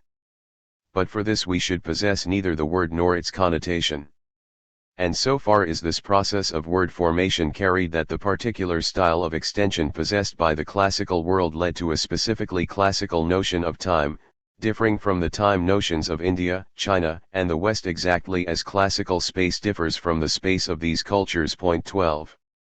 For this reason, the notion of an art form, which again is a counter-concept, has only arisen when men became aware that their art creations had a connotation, Gehalt, at all, that is, when the expression language of the art, along with its effects, had ceased to be something perfectly natural and taken for granted, as it still was in the time of the pyramid builders, in that of the Mycenaean strongholds, and in that of the early Gothic cathedrals. Men become suddenly aware of the existence of works, and then for the first time the understanding eye is able to distinguish a causal side and a destiny side in every living art. In every work that displays the whole man and the whole meaning of the existence, fear and longing lie close together, but they are and they remain different. To the fear, to the causal, belongs the whole taboo side of art, its stock of motives, developed in strict schools and long craft training, carefully protected and piously transmitted, all of it that is comprehensible, learnable, numerical, all the logic of color, line, structure, order, which constitutes the mother tongue of every worthy artist and every great epoch. But the other side, opposed to the taboo as the directed is to the extended and as the development destiny within a form language to its syllogisms, comes out in genius, namely, in that which is wholly personal to the individual artists, their imaginative powers, creative passion, depth, and richness, as against all mere mastery of form, and, beyond even genius, in that superabundance of creativeness in the race which conditions the rise and fall of whole arts. This is the totem side, and owing to it, notwithstanding all the aesthetics ever penned, there is no timeless and solely true way of art, but only a history of art, marked like everything that lives with the sign of irreversibility. And this is why architecture of the grand style, which is the only one of the arts that handles the alien and fear-instilling itself, the immediate extended, the stone, is naturally the early art in all cultures, and only step by step yields its primacy to the special arts of the city with their more mundane forms, the statue, the picture, the musical composition. Of all the great artists of the West, it was probably Michelangelo who suffered most acutely under the constant nightmare of world fear, and it was he also who, alone among the Renaissance masters, never freed himself from the architectural. He even painted as though his surfaces were stone, become stiff, hateful. His work was a bitter wrestle with the powers of the cosmos which faced him and challenged him in the form of material, whereas in the yearning Leonardo's color we see, as it were, a glad materialization of the spiritual. But in every large architectural problem an implacable causal logic, not to say mathematic, comes to expression in the classical orders of columns, a Euclidean relation of beam and load, in the analytically disposed thrust system of Gothic vaulting, the dynamic relation of force and mass. Cottage building traditions which are to be traced in the one and in the other, which are the necessary background even of Egyptian architecture, which in fact develop in every early period and are regularly lost in every later, contain the whole sum of this logic of the extended. But the symbolism of direction and destiny is beyond all the technique of the great arts and hardly approachable by way of aesthetics. It lies, to take some instances, in the contrast that is always felt, but never, either by Lessing or by Hebel, elucidated, between classical and Western tragedy, in the succession of scenes of old Egyptian relief and generally in the serial arrangement of Egyptian statues, sphinxes, temple halls, in the choice, as distinct from the treatment, of materials, hardest diorite to affirm, and softest wood to deny, the future, in the occurrence, and not in the grammar, of the individual arts. Example: the victory of arabesque over the early Christian picture, the retreat of oil painting before chamber music in the Baroque, in the utter diversity of intention in Egyptian, Chinese, and classical statuary. All these are not matters of can but of must, and therefore it is not mathematics and abstract thought, but the great arts in their kinship with the contemporary religions, that give the key to the problem of time, a problem that can hardly be solved within the domain of history 13 alone. 4. It follows from the meaning that we have attached to the culture as a prime phenomenon and to destiny as the organic logic of existence, that each culture must necessarily possess its own destiny idea. Indeed, this conclusion is implicit from the first in the feeling that every great culture is nothing but the actualizing and form of a single, singularly constituted, einzigartig, soul. And what cannot be felt by one sort of men exactly as it is felt by another, since the life of each is the expression of the idea proper to himself, and still less transcribed, what is named by us conjuncture, accident, providence or fate, by classical man nemesis, anank, tik or fatum, by the Arab kismet, by everyone in some way of his own, is just that of which each unique and unreproducible soul constitution, quite clear to those who share in it, is a rendering. The classical form of the destiny idea I shall venture to call Euclidean. Thus it is the sense-actual person of Oedipus, his empirical ego, nay, his sigma mu alpha, that is hunted and thrown by destiny. Oedipus complains that Creon has misused his body 14 and that the oracle applied to his body 15. Aeschylus, again, speaks of Agamemnon as the royal body, leader of fleets 16. It is the same word sigma mu alpha that the mathematicians employ more than once for the bodies with which they deal. But the destiny of King Lear is of the analytical type, to use here also the term suggested by the corresponding number world, and consists in dark inner relationships. The idea of fatherhood emerges, spiritual threads weave themselves into the action, incorporeal and transcendental, and are weirdly illuminated by the counterpoint of the secondary tragedy of Gloucester's house. Lear is at the last a mere name, the axis of something unbounded. This conception of destiny is the infinitesimal conception. It stretches out into infinite time and infinite space. It touches the bodily Euclidean existence not at all, but affects only the soul. Consider the mad king between the fool and the outcast in the storm on the heath, and then look at the Laocoon group. The first is the Faustian, the other the Apollinian way of suffering. Sophocles, too, wrote a Laocoon drama, and we may be certain that there was nothing of pure soul agony in it. Antigone goes below ground in the body, because she has buried her brother's body. Think of Ajax and Philoctetes, and then of the Prince of Hamburg and Goethe's Tasso. Is not the difference between magnitude and relation traceable right into the depths of artistic creation? This brings us to another connection of high symbolic significance. The drama of the West is ordinarily designated character drama. That of the Greeks, on the other hand, is best described as situation drama, and in the antithesis we can perceive what it is that Western, and what it is that classical, man respectively feel as the basic life form that is imperiled by the onsets of tragedy and fate. If in lieu of direction we say irreversibility, if we let ourselves sink into the terrible meaning of those words too late wherewith we resign a fleeting bit of the present to the eternal past, we find the deep foundation of every tragic crisis. It is time that is the tragic, and it is by the meaning that it intuitively attaches to time that one culture is differentiated from another, and consequently tragedy of the grand order has only developed in the culture which has most passionately affirmed, and in that which has most passionately denied, time. The sentiment of the ahistoric soul gives us a classical tragedy of the moment, and that of the ultra-historical soul puts before us Western tragedy that deals with the development of a whole life. Our tragedy arises from the feeling of an inexorable logic of becoming, while the Greek feels the illogical, blind casual of the moment the life of Lear matures inwardly towards a catastrophe, and that of Oedipus stumbles without warning upon a situation.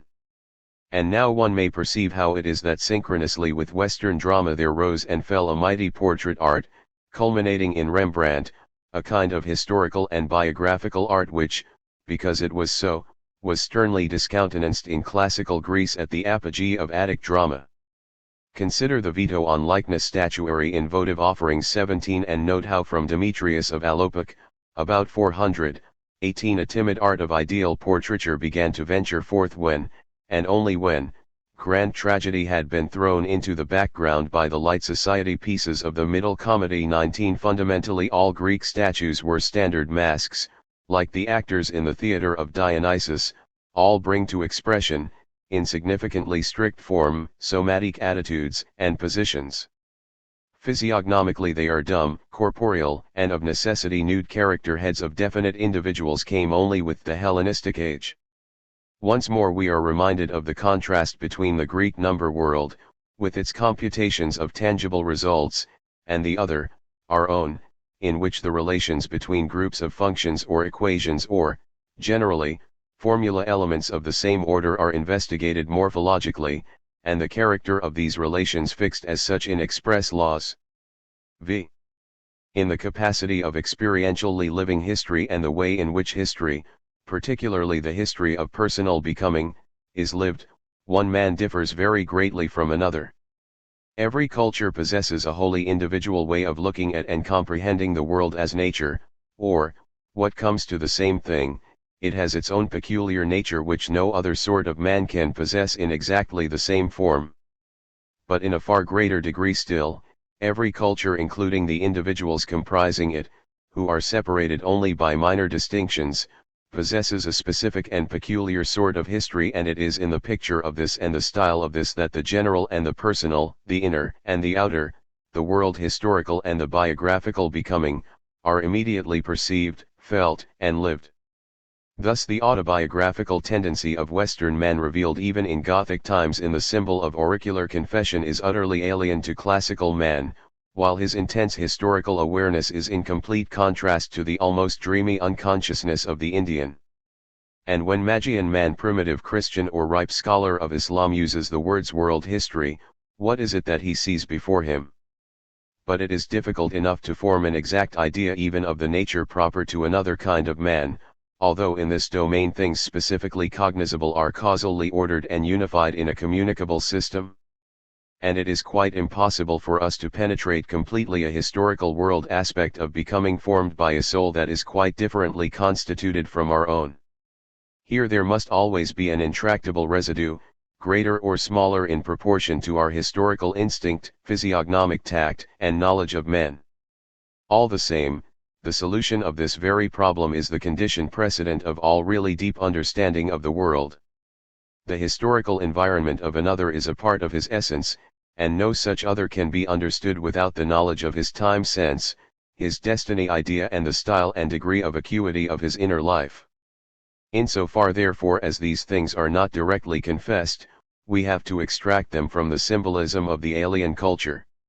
And as it is thus and only thus that we can approach the incomprehensible, the style of an alien culture, and the great time symbols belonging thereto acquire an immeasurable importance. As an example of these hitherto almost uncomprehended signs we may take the clock, a creation of highly developed cultures that becomes more and more mysterious as one examines it.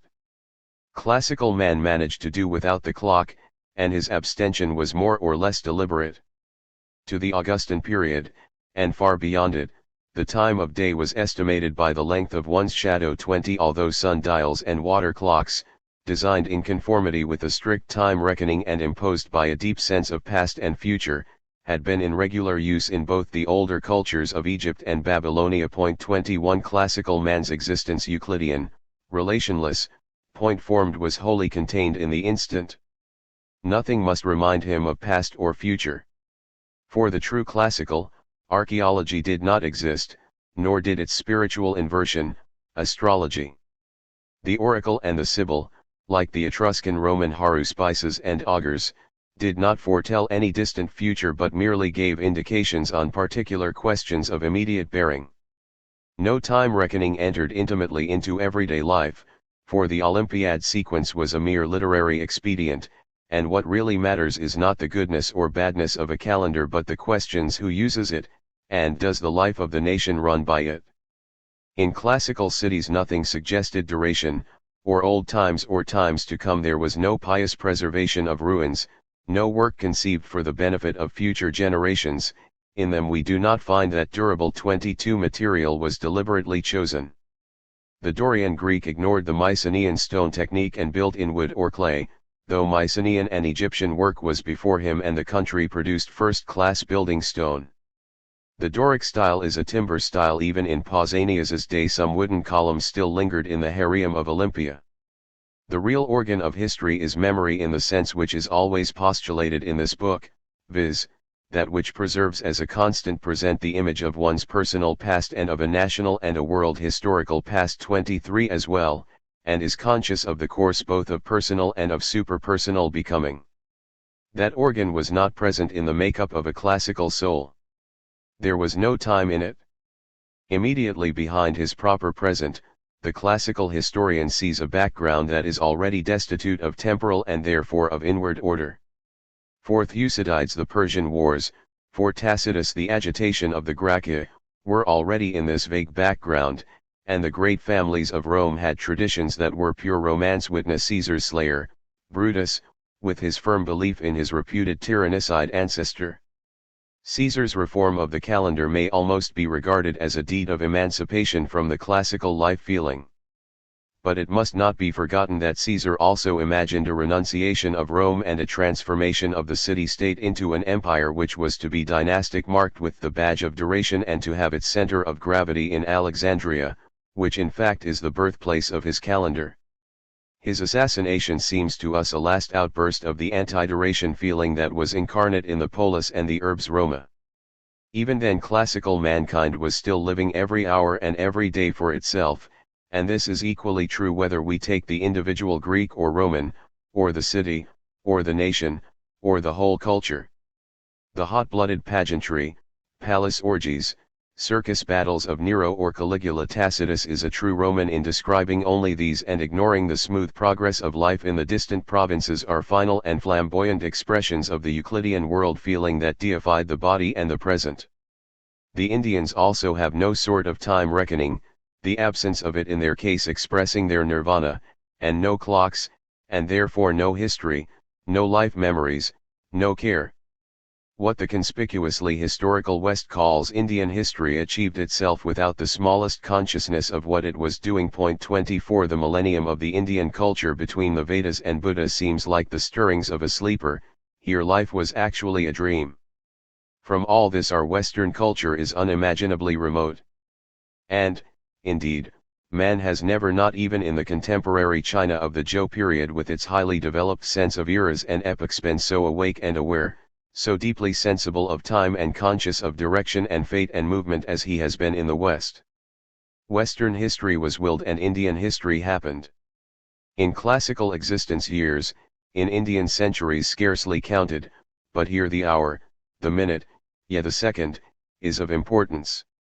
Of the tragic tension of a historical crisis like that of August, 1914, when even moments seem overpowering, neither a Greek nor an Indian could have had any idea. 25 Such crises, too, a deep-feeling man of the West can experience within himself, as a true Greek could never do.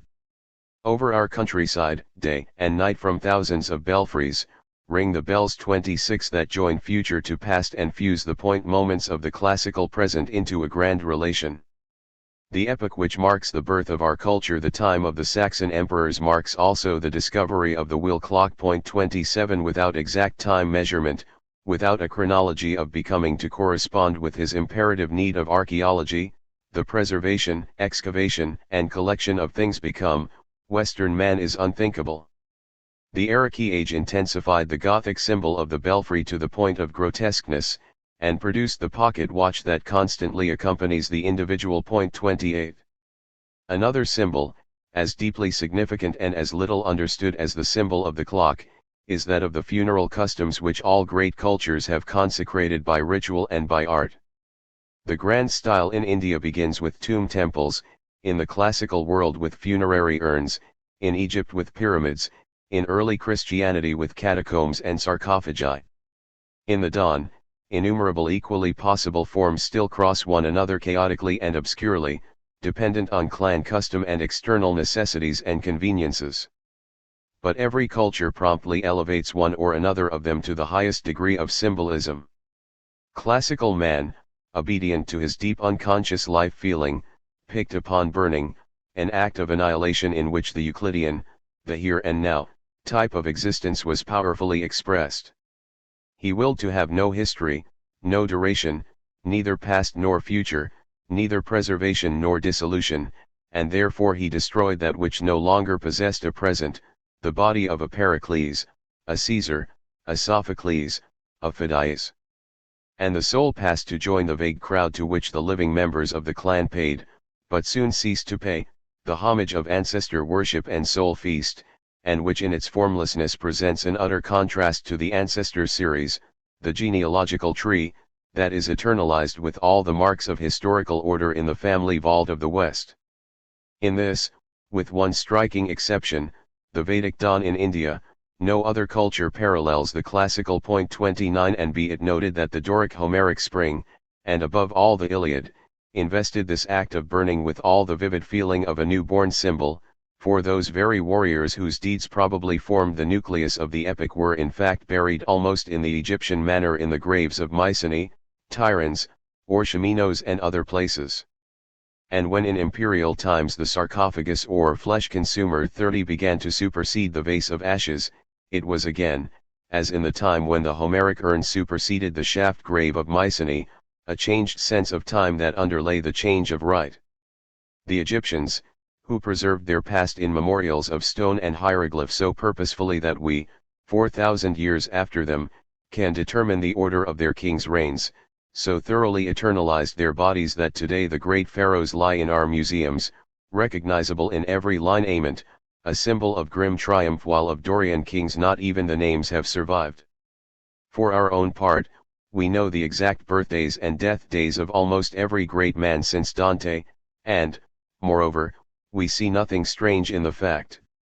Yet in the time of Aristotle, the very zenith of classical education, it was no longer known with certainty if Leucippus, the founder of atomism and a contemporary of Pericles, i.e., hardly a century before, had ever existed at all, much as though for us the existence of Giordano Bruno was a matter of doubt. 31 and the Renaissance had become pure saga.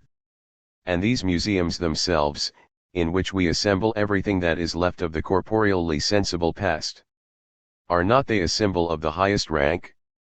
Are they not intended to conserve in mummy the entire body of cultural development?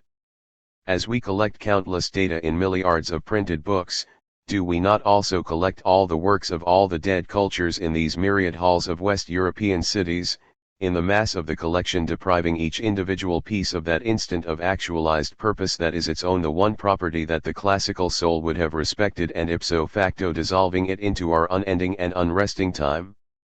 Consider what it was that the Hellenes named mu omicron nu sigma epsilon omicron nu 32. How deep a significance lies in the change of sense. 6. It is the primitive feeling of care 33 which dominates the physiognomy of Western, as also that of Egyptian and that of Chinese history, and it creates, further, the symbolism of the erotic which represents the flowing on of endless life in the form of the familial series of individual existences. The point-formed Euclidean existence of classical man, in this matter as in others, conceived only the here and now definitive act of begetting or of bearing, and thus it comes about that we find the birth pangs of the mother made the center of Demeter worship and the Dionysiac symbol of the phallus, the sign of a sexuality wholly concentrated on the moment and losing past and future in it, more or less everywhere in the classical. In the Indian world we find, correspondingly, the sign of the lingam and the sect of worshippers of Parvati. 34 In the one case as in the other, man feels himself as nature, as a plant, as a will-less and careless element of becoming, dem sin de wordens willen los und sorglos hinged ben. The domestic religion of Rome centered on the genius, i.e., the creative power of the head of the family. To all this, the deep and thoughtful care of the Western soul has opposed the sign of mother love, a symbol which in the classical culture only appeared above the horizon to the extent that we see it in, say, the mourning for Persephone or, though this is only Hellenistic, the seated statue of Demeter of Cnidus. 35 The mother with the child the future at her breast, the Mary cult in the new Faustian form, began to flourish only in the centuries of the Gothic and found its highest expression in Raphael's Sistine Madonna. 36 This conception is not one belonging to Christianity generally. On the contrary, Magian Christianity had elevated Mary as Theotokos, she who gave birth to God, into a symbol felt quite otherwise than by us. The lulling mother is as alien to early Christian Byzantine art as she is to the Hellenic, though for other reasons, and most certainly Faust's Gretchen, with the deep spell of unconscious motherhood on her, is nearer to the Gothic Madonna than all the Marys of Byzantine and Ravenate mosaics. Indeed, the presumption of a spiritual relation between them breaks down completely before the fact that the Madonna with the child answers exactly to the Egyptian Isis with Horus. Both are caring, nursing mothers, and that nevertheless the symbol had vanished for 1,000 years and more, for the whole duration of the classical and the Arabian cultures, before it was reawakened by the Faustian soul. 37 From the maternal care the way leads to the paternal, and there we meet with the highest of all the time symbols that have come into existence within a culture, the state. The meaning of the child to the mother is the future, the continuation, namely, of her own life, and mother love is, as it were, a welding of two discontinuous individual existences. Likewise, the meaning of the state to the man is comradeship in arms for the protection of hearth and home, wife and child, and for the insurance for the whole people of its future and its efficacy. The state is the inward form of a nation, its form in the athletic sense, and history, in the high meaning, is the state conceived as kinesis and not as kinema, nicht als Bewegt sondern als Bewegung gedacht. The woman as mother is, and the man as warrior and politician makes, history. And here again the history of higher cultures shows us three examples of state formations in which the element of care is conspicuous: the Egyptian administration even of the Old Kingdom, from 3000 BC, the Chinese state of the Zhou dynasty, 1169 to 256 BC, of the organization of which the Jolie gives such a picture that, later on, no one dared to believe in the authenticity of the book, and the states of the West, behind whose characteristic eye to the future there is an unsurpassably intense will to the future. 38 And on the other hand we have in two examples, the classical and the Indian world, a picture of utterly careless submission to the moment and its incidents. Different in themselves as are Stoicism and Buddhism, the old age dispositions of these two worlds, they are at one in their negation of the historical feeling of care, their contempt of zeal, of organizing power, and of the duty sense, and therefore neither in Indian courts nor in classical marketplaces was there a thought for the morrow, personal or collective. The carpe diem of Apollinian man applies also to the Apollinian state. As with the political, so with the other side of historical existence, the economic. The hand-to-mouth life corresponds to the love that begins and ends in the satisfaction of the moment. There was an economic organization on the grand scale in Egypt, where it fills the whole culture picture, telling us in 1,000 paintings the story of its industry and orderliness. In China, whose mythology of gods and legend emperors turns entirely upon the holy tasks of cultivation, and in Western Europe, where, beginning with the model agriculture of the orders, it rose to the height of a special science, national economy, which was in very principle a working hypothesis, purporting to show not what happens but what shall happen. In the classical world, on the other hand, to say nothing of India, men managed from day to day, in spite of the example of Egypt, the earth was robbed not only of its wealth but of its capacities, and the casual surpluses were instantly squandered on the city mob. Consider critically any great statesman of the classical Pericles and Caesar, Alexander and Scipio, and even revolutionaries like Cleon and Tiberius Gracchus. Not one of them, economically, looked far ahead.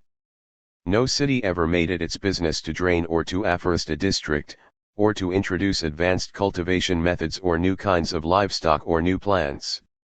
To attach a Western meaning to the agrarian reform of the Gracchi is to misunderstand its purport entirely. Their aim was to make their supporters possessors of land. Of educating these into managers of land, or of raising the standard of Italian husbandry in general, there was not the remotest idea. One let the future come, one did not attempt to work upon it.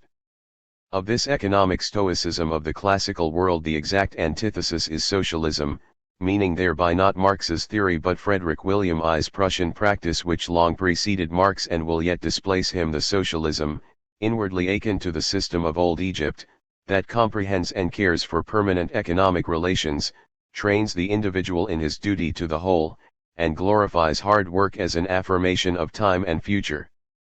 7. The ordinary everyday man in all cultures only observes so much of the physiognomy of becoming his own and that of the living world around him as is in the foreground and immediately tangible.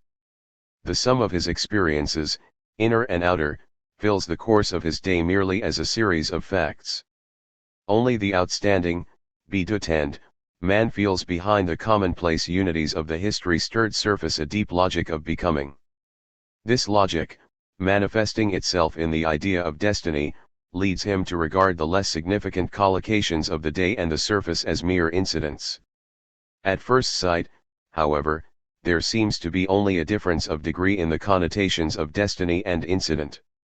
One feels that it is more or less of an incident when Goethe goes to Sesenheim, but destiny when he goes to Weimar. 39. One regards the former as an episode and the latter as an epoch. But we can see at once that the distinction depends on the inward quality of the man who is impressed. To the mass, the whole life of Goethe may appear as a sequence of anecdotal incidents, while a very few will become conscious, with astonishment, of a symbolic necessity inherent even in its most trivial occurrences. Perhaps, then, the discovery of the heliocentric system by Aristarchus was an unmeaning incident for the classical culture, but its supposed 40 rediscovery by Copernicus a destiny for the Faustian? Was it a destiny that Luther was not a great organizer and Calvin was? And if so, for whom was it a destiny? For Protestantism as a living unit, for the Germans, or for Western mankind generally? Were Tiberius Gracchus and Sulla incidents and Caesar a destiny? Questions like these far transcend the domain of the understanding that operates through concepts, der Begriffliche Verständigung. What is destiny, what incident, the spiritual experiences of the individual soul and of the culture soul decide. Acquired knowledge, scientific insight, definition, are all powerless. Nay more, the very attempt to grasp them epistemologically defeats its own object. For without the inward certainty that destiny is something entirely intractable to critical thought, we cannot perceive the world of becoming at all. Cognition, judgment, and the establishment of causal connections within the known, i.e., between things, properties, and positions that have been distinguished, are one and the same, and he who approaches history in the spirit of judgment will only find data. But that be it providence or fate which moves in the depths of present happening or of represented past happening is lived, and only lived, and lived with that same overwhelming and unspeakable certainty that genuine tragedy awakens in the uncritical spectator. Destiny and incident form an opposition in which the soul is ceaselessly trying to clothe something which consists only of feeling and living and intuition, and can only be made plain in the most subjective religious and artistic creations of those men who are called to divination. To evoke this root feeling of living existence which endows the picture of history with its meaning and content, I know of no better way, for name is mere noise and smoke, than to quote again those stanzas of Goethe which I have placed at the head of this book to mark its fundamental intention. In the endless, self-repeating, flows forevermore the same myriad arches, springing, meeting. Hold at rest the mighty frame. Streams from all things love of living. Grandest star and humblest clod. All the straining, all the striving, is eternal peace in God. 41. On the surface of history it is the unforeseen that reigns. Every individual event, decision, and personality is stamped with its hallmark. No one foreknew the storm of Islam at the coming of Mohammed, nor foresaw Napoleon in the fall of Robespierre. The coming of great men, their doings, their fortune, are all incalculables. No one knows whether a development that is setting in powerfully will accomplish its course in a straight line like that of the Roman patrician order, or will go down in doom like that of the Hohenstaufen or the Maya culture. And science notwithstanding, it is just the same with the destinies of every single species of beast and plant within Earth history, and beyond even this, with the destiny of the Earth itself and all the solar systems and Milky Ways. The insignificant Augustus made an epoch, and the great Tiberius passed away ineffective. Thus, too, with the fortunes of artists, artworks and art forms, dogmas and cults, theories and discoveries. That, in the whirl of becoming, one element merely succumbed to destiny when another became, and often enough has continued and will continue to be, a destiny itself, that one vanishes with the wave train of the surface while the other makes this, is something that is not to be explained by any why and wherefore, and yet is of inward necessity. And thus the phrase that Augustine in a deep moment used of time is valid also of destiny. If no one questions me, I know; if I would explain to a questioner, I know not. So, also, the supreme ethical expression of incident and destiny is found in the Western Christian's idea of grace, the grace, obtained through the sacrificial death of Jesus, a being made free to will. The polarity of disposition, original sin, and grace, a polarity which must ever be a projection of feeling, of the emotional life, and not a precision of learned reasoning, embraces the existence of every truly significant man of this culture. It is, even for Protestants, even for atheists, hidden though it may be behind a scientific notion of evolution, which in reality is its direct descendant. 42, the foundation of every confession and every autobiography, and it is just its absence from the constitution of classical man that makes confession, by word or thought, impossible to him. It is the final meaning of Rembrandt's self-portraits and of music from Bach to Beethoven. We may choose to call that something which correlates the life courses of all Western men disposition, providence, or inner evolution. 43, but it remains inaccessible to thought. Free will is an inward certitude. But whatever one may will or do, that which actually ensues upon and issues from the resolution abrupt, surprising, unforeseeable subserves a deeper necessity, and, for the eye that sweeps over the picture of the distant past, visibly conforms to a major order. And when the destiny of that which was willed has been fulfillment, we are fain to call the inscrutable grace. What did Innocent III, Luther, Loyola, Calvin, Jansen, Rousseau and Marx will, and what came of the things that they willed in the stream of Western history? Was it grace or fate? Here all rationalistic dissection ends in nonsense. The predestination doctrine of Calvin and Pascal, who, both of them more upright than Luther and Thomas Aquinas, dared to draw the causal conclusion from Augustinian dialectic, is the necessary absurdity to which the pursuit of these secrets by the reason leads. They lost the destiny logic of the world becoming and found themselves in the causal logic of notion and law. They left the realm of direct intuitive vision for that of a mechanical system of objects. The fearful soul conflicts of Pascal were the strivings of a man, at once intensely spiritual and a born mathematician, who was determined to subject the last and gravest problems of the soul both to the intuitions of a grand instinctive faith and to the abstract precision of a no less grand mathematical plan. In this wise the destiny idea in the language of religion, God's providence, is brought within the schematic form of the causality principle, i.e., the Kantian form of mind activity, productive imagination, for that is what predestination signifies, notwithstanding that there by grace the causation-free, living grace which can only be experienced as an inward certainty is made to appear as a nature force that is bound by irrevocable law and to turn the religious world picture into a rigid and gloomy system of machinery.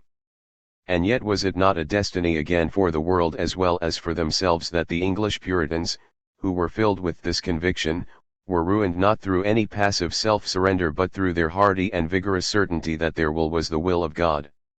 8.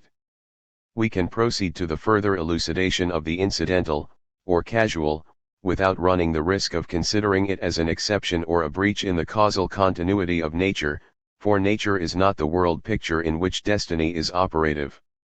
Wherever the sight emancipates itself from the sensible become, spiritualizes itself into vision, penetrates through the enveloping world and lets prime phenomena instead of mere objects work upon it, we have the grand historical, transnatural, supernatural outlook, the outlook of Dante and Wolfram and also the outlook of Goethe in old age that is most clearly manifested in the finale of Faust II.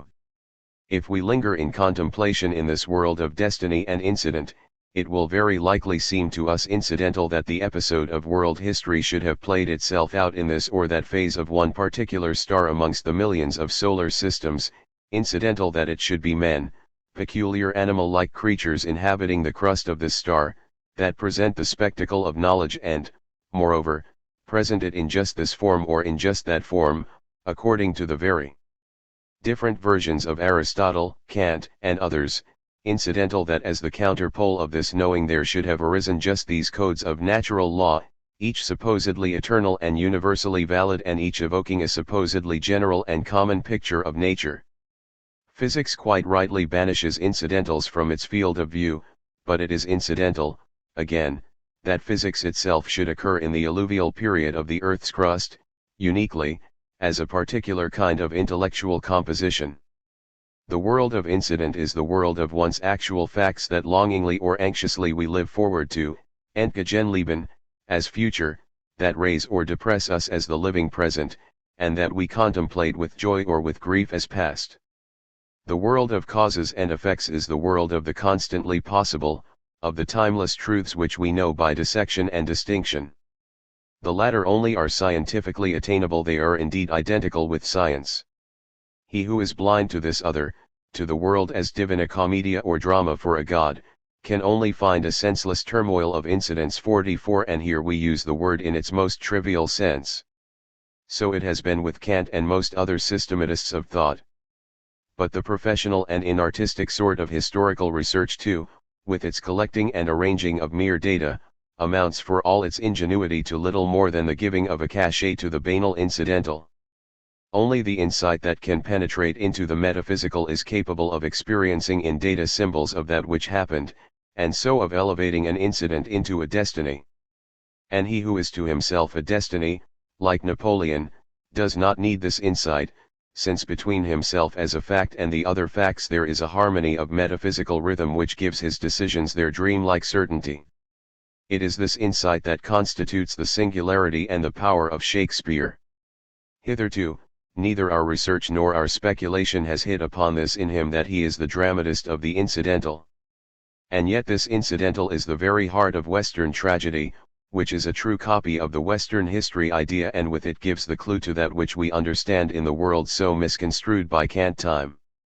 It is incidental that the political situation of Hamlet, the murder of the king and the succession question impinge upon just that character that Hamlet is. Or, take Othello, it is incidental that the man at whom Iago, the commonplace rogue that one could pick up in any street, aims his blow is one whose person possesses just this wholly special physiognomy. And Lear. Could anything be more incidental, and therefore more natural, than the conjunction of this commanding dignity with these fateful passions and the inheritance of them by the daughters? No one has even today realized all the significance of the fact that Shakespeare took his stories as he found them and in the very finding of them filled them with the force of inward necessity, and never more sublimely so than in the case of the Roman dramas. For the will to understand him has squandered itself in desperate efforts to bring in a moral causality, therefore, a connection of guilt and expiation. But all this is neither correct nor incorrect. These are words that belong to the world as nature and imply that something causal is being judged but superficial, shallow, that is, in contrast to the poet's deep subjectivizing of the mere fact anecdote. Only one who feels this is able to admire the grand naivete of the entrances of Lear and Macbeth. Now, Hebel is the exact opposite. He destroys the depth of the anecdote by a system of cause and effect. The arbitrary and abstract character of his plots, which everyone feels instinctively, comes from the fact that the causal scheme of his spiritual conflicts is in contradiction with the historically motived world feeling and the quite other logic proper to that feeling. These people do not live, they prove something by coming on. One feels the presence of a great understanding, not that of a deep life. Instead of the incident we get a problem. Further, this Western species of the incidental is entirely alien to the classical world feeling and therefore to its drama. Antigone has no incidental character to affect her fortunes in any way. What happened to Oedipus, unlike the fate of Lear, might just as well have happened to anyone else. This is the classical destiny, the fatum which is common to all mankind, which affects the body and in no wise depends upon incidents of personality. The kind of history that is commonly written must, even if it does not lose itself in compilation of data, come to a halt before the superficially incidental that is the destiny of its authors, who, spiritually, remain more or less in the ruck. In their eyes nature and history mingle in a cheap unity, and incident, or accident, esse sacri majest le hazard, is for the man of the ruck the easiest thing in the world to understand. For him the secret logic of history which he does not feel is replaced by a causal that is only waiting behind the scene to come on and prove itself. It is entirely appropriate that the anecdotal foreground of history should be the arena of all the scientific causality hunters and all the novelists and sketch writers of the common stamp. How many wars have been begun when they were because some jealous courtier wished to remove some general from the proximity of his wife?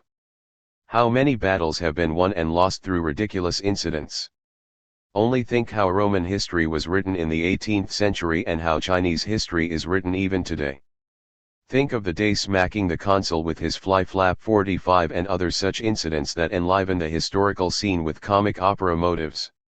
Do not the deaths of Gustavus Adolphus and of Alexander seem like expedients of a nonplussed playwright, Hannibal a simple intermezzo, a surprise intrusion in classical history, or Napoleon's transit more or less of a melodrama?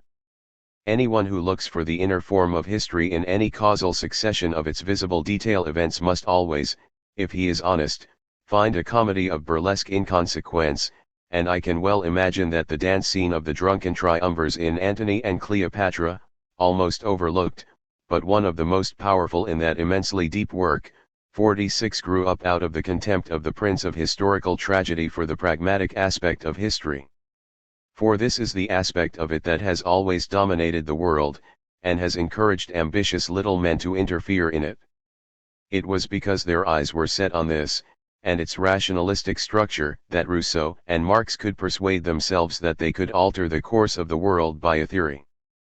And even the social or economic interpretation of political developments, to which present-day historical work is trying to rise as to a peak ideal, though its biological cast constantly leads us to suspect foundations of the causal kind, is still exceedingly shallow and trivial.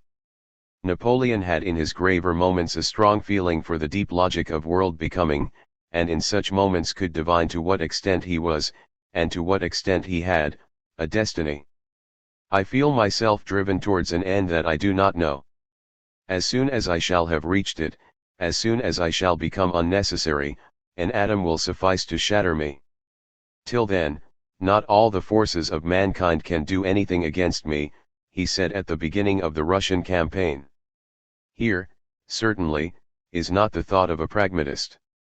In this moment he divined how little the logic of destiny needs particular instances, better men, or situations.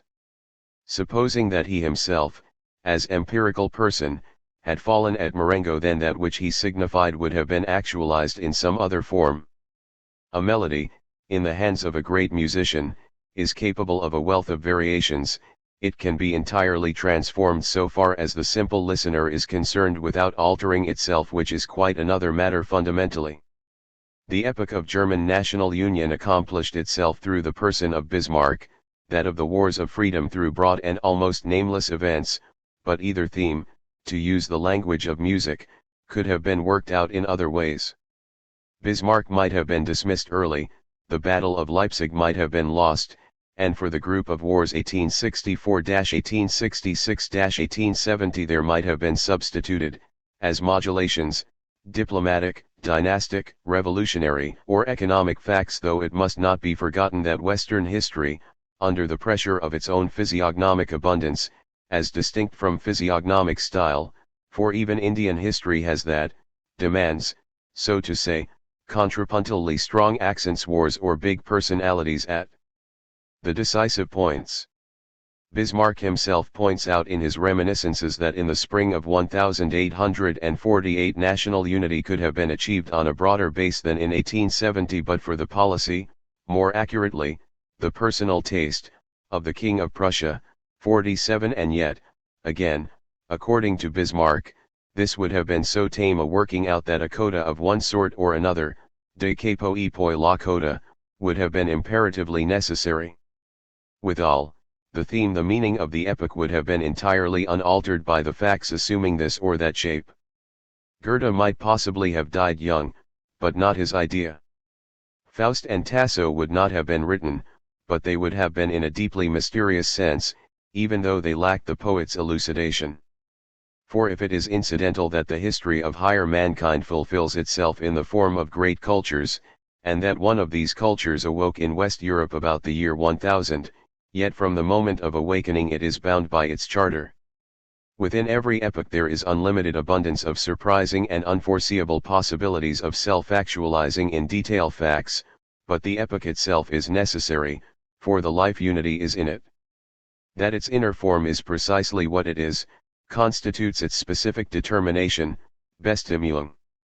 Fresh incidentals can affect the shape of its development, can make this grandiose or puny, prosperous or sorrowful, but alter it they cannot. An irrevocable fact is not merely a special case but a special type. Thus in the history of the universe we have the type of the solar system of sun and circling planets. In the history of our planet we have the type life with its youth, age, duration, and reproduction. In the history of life the type humanity, and in the world historical stage of that humanity the type of the great individual culture. 48 And these cultures are essentially related to the plants, in that they are bound for the whole duration of their life to the soil from which they sprang. Typical, lastly, is the manner in which the men of a culture understand and experience destiny, however differently the picture may be colored for this individual, and that, what I say here about it is not true, but inwardly necessary for this culture and this time phase of it, and if it convinces you, it is not because there is only one truth but because you and I belong to the same epoch. For this reason, the Euclidean soul of the classical culture could only experience its existence, bound as this was to present foregrounds, in the form of incidents of the classical style. If in respect of the Western soul we can regard incident as a minor order of destiny, in respect of the classical soul it is just the reverse. Destiny is incident become immense, that is the very signification of Anank, Hamarmeni, Fatum. As the classical soul did not genuinely live through history, it possessed no genuine feeling for a logic of destiny. We must not be misled by words. The most popular goddess of Hellenism was Tik, whom the Greeks were practically unable to distinguish from Anank. But incident and destiny are felt by us with all the intensity of an opposition, and on the issue of this opposition we feel that everything fundamental in our existence depends. Our history is that of great connections. Classical history, its full actuality, that is, and not merely the image of it that we get in the historian, example Herodotus, is that of anecdotes, of a series of plastic details. The style of the classical life generally, the style of every individual life within it, is anecdotal, using the word with all seriousness. The sense-perceivable side of events condenses on anti-historical, demonic, absurd incidents. It is the denial and disavowal of all logic of happening. The stories of the classical master tragedies one and all exhaust themselves in incidents that mock at any meaning of the world. They are the exact denotation of what is connoted by the word epsilon mu alpha rho mu eta 49 in contrast to the Shakespearean logic of incident. Consider Oedipus once more. That which happened to him was wholly extrinsic, was neither brought about nor conditioned by anything subjective to himself, and could just as well have happened to anyone else. This is the very form of the classical myth. Compare with it the necessity inherent in and governed by the man's whole existence and the relation of that existence to time that resides in the destiny of Othello, of Don Quixote, of Werther. It is, as we have said before, the difference of situation tragedy and character tragedy. And this opposition repeats itself in history proper. Every epoch of the West has character, while each epoch of the classical only presents a situation. While the life of Goethe was one of fate-filled logic, that of Caesar was one of mythical incidentalness, and it was left to Shakespeare to introduce logic into it. Napoleon is a tragic character. Alcibiades fell into tragic situations. Astrology, in the form in which from Gothic to Baroque the Western soul knew it was dominated by it even in denying it, was the attempt to master one's whole future life course. The Faustian horoscope, of which the best known example is perhaps that drawn out for Wallenstein by Kepler, presupposes a steady and purposeful direction in the existence that has yet to be accomplished. But the classical oracle, always consulted for the individual case, is the genuine symbol of the meaningless incident and the moment. It accepts the point formed and the discontinuous as the elements of the world's course, and oracle utterances were therefore entirely in place in that which was written and experienced as history at Athens. Was there one single Greek who possessed the notion of a historical evolution towards this or that or any aim? And we have been able to reflect upon history or to make it if we had not possessed it? If we compare the destinies of Athens and of France at corresponding times after Themistocles and Louis XIV, we cannot but feel that the style of the historical feeling and the style of its actualization are always one. In France logic à outrance, in Athens unlogic. The ultimate meaning of this significant fact can now be understood. History is the actualizing of a soul, and the same style governs the history one makes as governs the history one contemplates. The classical mathematic excludes the symbol of infinite space, and therefore the classical history does so too. It is not for nothing that the scene of classical existence is the smallest of any, the individual polis, that it lacks horizon and perspective notwithstanding the episode of Alexander's Expedition 50, just as the Attic stage cuts them off with its flat back wall, in obvious contrast to the long-range efficacy of Western cabinet diplomacy and the Western capital city. And just as the Greeks and the Romans neither knew nor, with their fundamental abhorrence of the Chaldean astronomy, would admit as actual any cosmos but that of the foreground, just as at bottom their deities are house gods, city gods, field gods but never star gods 51, so also what they depicted was only foregrounds. Never in Corinth or Athens or Sicyon do we find a landscape with mountain horizon and driving clouds and distant towns. Every vase painting has the same constituents, figures of Euclidean separateness and artistic self-sufficiency. Every pediment or frieze group is serially and not contrapuntally built up. But then, life experience itself was one strictly of foregrounds. Destiny was not the course of life but something upon which one suddenly stumbles. And this is how Athens produced, with Polygnotus's fresco and Plato's geometry, a fate tragedy in which fate is precisely the fate that we discredit in Schiller's Bride of Messina. The complete unmeaning of blind doom that is embodied, for instance, in the curse of the house of Atreus, served to reveal to the ahistorical classical soul the full meaning of its own world. 9. We may now point our moral with a few examples, which, though hazardous, ought not at this stage to be open to misunderstanding. Imagine Columbus supported by France instead of by Spain, as was in fact highly probable at one time. Had Francis I been the master of America, without doubt he and not the Spaniard Charles V would have obtained the imperial crown. The early Baroque period from the sack of Rome to the Peace of Westphalia, which was actually the Spanish century in religion, intellect, art, politics, and manners, would have been shaped from Paris and not from Madrid.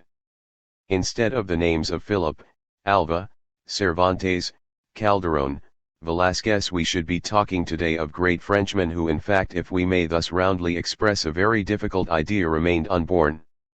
The style of the Church, which was definitively fixed in this epoch by the Spaniard Loyola and the Council of Trent, which he spiritually dominated, the style of politics to which the war technique of Spanish captains, the diplomacy of Spanish cardinals, and the courtly spirit of the Escorial gave a stamp that lasted till the Congress of Vienna, and in essential points till beyond Bismarck, the architecture of the Baroque, the great age of painting, ceremonial, and the polite society of the great cities, all these would have been represented by other profound heads, noble and clerical, by wars other than Philip II's wars, by another architect than Vignola, by another court. The incidental chose the Spanish gesture for the late period of the West. But the inward logic of that age, which was bound to find its fulfillment in the Great Revolution, or some event of the same connotation, remained intact. This French Revolution might have been represented by some other event of different form and occurring elsewhere, say in England or Germany. But its idea, which, as we shall see later, was the transition from culture to civilization, the victory of the inorganic megalopolis over the organic countryside, which was henceforward to become spiritually the provinces, was necessary, and the moment of its occurrence was also necessary. To describe such a moment we shall use the term, long blurred, or misused as a synonym for period, epoch. When we say an event is epoch-making, we mean that it marks in the course of a culture a necessary and fateful turning point. The merely incidental event, a crystallization form of the historical surface, may be represented by other appropriate incidents, but the epoch is necessary and predeterminate. And it is evident that the question of whether, in respect of a particular culture and its course, an event ranks as an epoch or as an episode is connected with its ideas of destiny and incidence, and therefore also with its idea of the tragic as epochal, as in the West, or as episodic, as in the classical world. We can, further, distinguish between impersonal or anonymous and personal epochs, according to their physiognomic type in the picture of history. Amongst incidents of the first rank we include those great persons who are endowed with such formative force that the destiny of thousands, of whole peoples, and of ages, are incorporated in their private destinies, but at the same time we can distinguish the adventurer or successful man who is destitute of inward greatness, like Danton or Robespierre, from the hero of history by the fact that his personal destiny displays only the traits of the common destiny. Certain names may ring, but the Jacobins collectively and not individuals amongst them were the type that dominated the time. The first part of this epoch of the Revolution is therefore thoroughly anonymous, just as the second or Napoleonic is in the highest degree personal. In a few years the immense force of these phenomena accomplished what the corresponding epoch of the classical, c. 386 to 322, fluid and unsure of itself, required decades of undermining work to achieve. It is of the essence of all culture that at the outset of each stage the same potentiality is present, and that necessity fulfills itself thereafter either in the form of a great individual person, Alexander, Diocletian, Mohammed, Luther, Napoleon, or in that of an almost anonymous happening of powerful inward constitution, Peloponnesian War, 30 Years' War, Spanish Succession War, or else in a feeble and indistinct evolution, periods of the Diadochi and of the Hyksos, the interregnum in Germany. And the question which of these forms is the more likely to occur in any given instance, is one that is influenced in advance by the historical and therefore also the tragic style of the culture concerned. Point 52. The tragic in Napoleon's life which still awaits discovery by a poet great enough to comprehend it and shape it was that he, who rose into effective being by fighting British policy and the British spirit which that policy so eminently represented, completed by that very fighting the continental victory of this spirit, which thereupon became strong enough, in the guise of liberated nations, to overpower him and to send him to St. Helena to die. It was not Napoleon who originated the expansion principle. That had arisen out of the Puritanism of Cromwell's milieu which called into life the British colonial empire. Point 53 transmitted through the English-schooled intellects of Rousseau and Mirabeau to the revolutionary armies, of which English philosophical ideas were essentially the driving force, it became their tendency even from that day of Valmy which Goethe alone read aright. It was not Napoleon who formed the idea, but the idea that formed Napoleon, and when he came to the throne he was obliged to pursue it further against the only power, England namely, whose purpose was the same as his own. His empire was a creation of French blood but of English style. It was in London, again, that Locke, Shaftesbury, Samuel Clarke and, above all, Bentham built up the theory of European civilization, the Western Hellenism which Bell, Voltaire and Rousseau carried to Paris. Thus it was in the name of this England of parliamentarianism, business morality and journalism that Valmy, Marengo, Jena, Smolensk and Leipzig were fought, and in all these battles it was the English spirit that defeated the French culture of the West. 54 The first consul had no intention of incorporating West Europe in France. His primary object was note the Alexander idea on the threshold of every civilization. To replace the British colonial empire by a French one. Thereby, French preponderance in the Western culture region would have been placed on a practically unassailable foundation. It would have been the empire of Charles V on which the sun never set, but managed from Paris after all, in spite of Columbus and Philip, and organized as an economic military instead of as an ecclesiastical chivalric unit. So far-reaching, probably, was the destiny that was in Napoleon. But the Peace of Paris in 1763 had already decided the question against France, and Napoleon's great plans time and again came to grief in petty incidents. At Acre a few guns were landed in the nick of time from the British warships. There was a moment, again, just before the signature of the Peace of Amiens, when the whole Mississippi basin was still amongst his assets and he was in close touch with the Maratha powers that were resisting British progress in India, but again a minor naval incident 55 obliged him to abandon the whole of a carefully prepared enterprise, and, lastly, when by the occupation of Dalmatia, Corfu, and all Italy he had made the Adriatic a French lake, with a view to another expedition to the east, and was negotiating with the Shah of Persia for action against India, he was defeated by the whims of the Tsar Alexander, who at times was undoubtedly willing to support a march on India and whose aid would infallibly have secured its success. It was only after the failure of all extra-European combinations that he chose, as his ultima ratio in the battle against England, the incorporation of Germany and Spain, and so, raising against himself his own English revolutionary ideas, the very ideas of which he had been the vehicle. 56 He took the step that made him no longer necessary. At one time it falls to the Spanish spirit to outline, at another to the British or the French to remold, the world-embracing colonial system. A United States of Europe, actualized through Napoleon as founder of a romantic and popular military monarchy, is the analogue of the realm of the Diadochi, actualized as a 21st-century economic organism by a matter-of-fact Caesar. It is the counterpart of the Imperium Romanum. These are incidentals, but they are in the picture of history. But Napoleon's victories and defeats, which always hide a victory of England and civilization over culture, his imperial dignity, his fall, the Grande Nation, the episodic liberation of Italy, in 1796, as in 1859, essentially no more than a change of political costume for a people long since become insignificant, the destruction of the Gothic ruin of the Roman-German Empire, are mere surface phenomena, behind which is marching the great logic of genuine and invisible history, and it was in the sense of this logic that the West, having fulfilled its French-formed culture in the Ancien Regime, closed it off with the English civilization.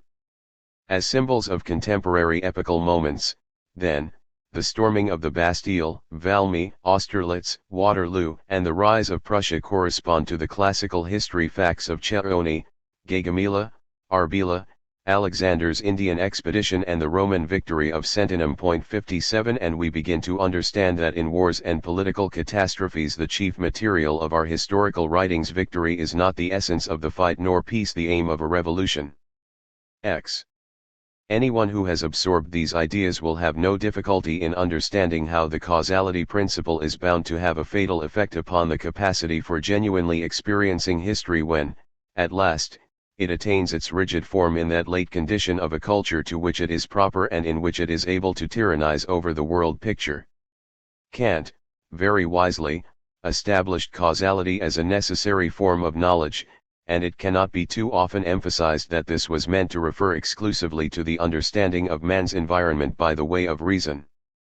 But while the word necessary was accepted readily enough, it has been overlooked that this limitation of the principle to a single domain of knowledge is just what forbids its application to the contemplation and experiencing of living history. Man knowing and nature knowing are in essence entirely incapable of being compared, but nevertheless the whole 19th century was at great pains to abolish the frontier between nature and history in favor of the former. The more historically men tried to think, the more they forgot that in this domain they ought not to think. Enforcing the rigid scheme of a spatial and anti-temporal relation of cause and effect upon something alive, they disfigured the visible face of becoming with the construction lines of a physical nature picture, and, habituated to their own late, megalopolitan and causally thinking milieu, they were unconscious of the fundamental absurdity of a science that sought to understand an organic becoming by methodically misunderstanding it as the machinery of the thing become. Day is not the cause of night, nor youth of age, nor blossom of fruit. Everything that we grasp intellectually has a cause, everything that we live organically with inward certitude has a past. The one recognizes the case, that which is generally possible and has a fixed inner form which is the same whenever and wherever and however often it occurs, the other recognizes the event which once was and will never recur. And, according as we grasp something in our envelope world critically and consciously or physiognomically and involuntarily, we draw our conclusion from technical or from living experience, and we relate it to a timeless cause in space or to a direction which leads from yesterday to today and tomorrow. But the spirit of our great cities refuses to be involuntary. Surrounded by a machine technique that it has itself created in surprising nature's most dangerous secret, the law, it seeks to conquer history also technically, theoretically, and practically. Usefulness, suitableness to purpose, Zweckmäßigkeit, is the great word which assimilates the one to the other. A materialist conception of history, ruled by laws of causal nature, leads to the setting up of usefulness ideals such as enlightenment, humanity, world peace, as aims of world history, to be reached by the march of progress. But in these schemes of old age the feeling of destiny has died, and with it the young reckless courage that, self-forgetful and big with a future, presses on to meet a dark decision. For only youth has a future, and is future, that enigmatic synonym of directional time and of destiny. Destiny is always young. He who replaces it by a mere chain of causes and effects, sees even in the not yet actualized something, as it were, old and past direction is wanting. But he who lives towards a something in the superabundant flow of things need not concern himself with aims and abilities, for he feels that he himself is the meaning of what is to happen. This was the faith in the star that never left Caesar nor Napoleon nor the great doers of another kind, and this it is that lies deepest of all youthful melancholy notwithstanding in every childhood and in every young clan, people. Culture, that extends forward over all their history for men of act and of vision, who are young however white their hair, younger even than the most juvenile of those who look to a timeless utilitarianism. The feeling of a significance in the momentarily present world around discloses itself in the earliest days of childhood, when it is still only the persons and things of the nearest environment that essentially exist, and develops through silent and unconscious experience into a comprehensive picture. This picture constitutes the general expression of the whole culture as it is at the particular stage, and it is only the fine judge of life and the deep searcher of history who can interpret it. At this point a distinction presents itself between the immediate impression of the present and the image of the past that is only presented in the spirit, in other words between the world as happening and the world as history. The eye of the man of action, statesman and general, appreciates the first, that of the man of contemplation, historian and poet, the second. Into the first one plunges practically to do or to suffer, chronology 58 that great symbol of irrevocable past, claims the second. We look backwards, and we live forward towards the unforeseen, but even in childhood our technical experience soon introduces into the image of the singular occurrence elements of the foreseeable, that is, an image of regulated nature which is subject not to physiognomic fact but to calculation. We apprehend a head of game as a living entity and immediately afterwards as food, we see a flash of lightning as a peril and then as an electrical discharge. And this second, later, petrifying projection of the world more and more tends to overpower the first in the megalopolis. The image of the past is mechanized and materialized and from it is deduced a set of causal rules for present and future. We come to believe in historical laws and in a rational understanding of them. Nevertheless, science is always natural science. Causal knowledge and technical experience refer only to the become, the extended, the comprehended.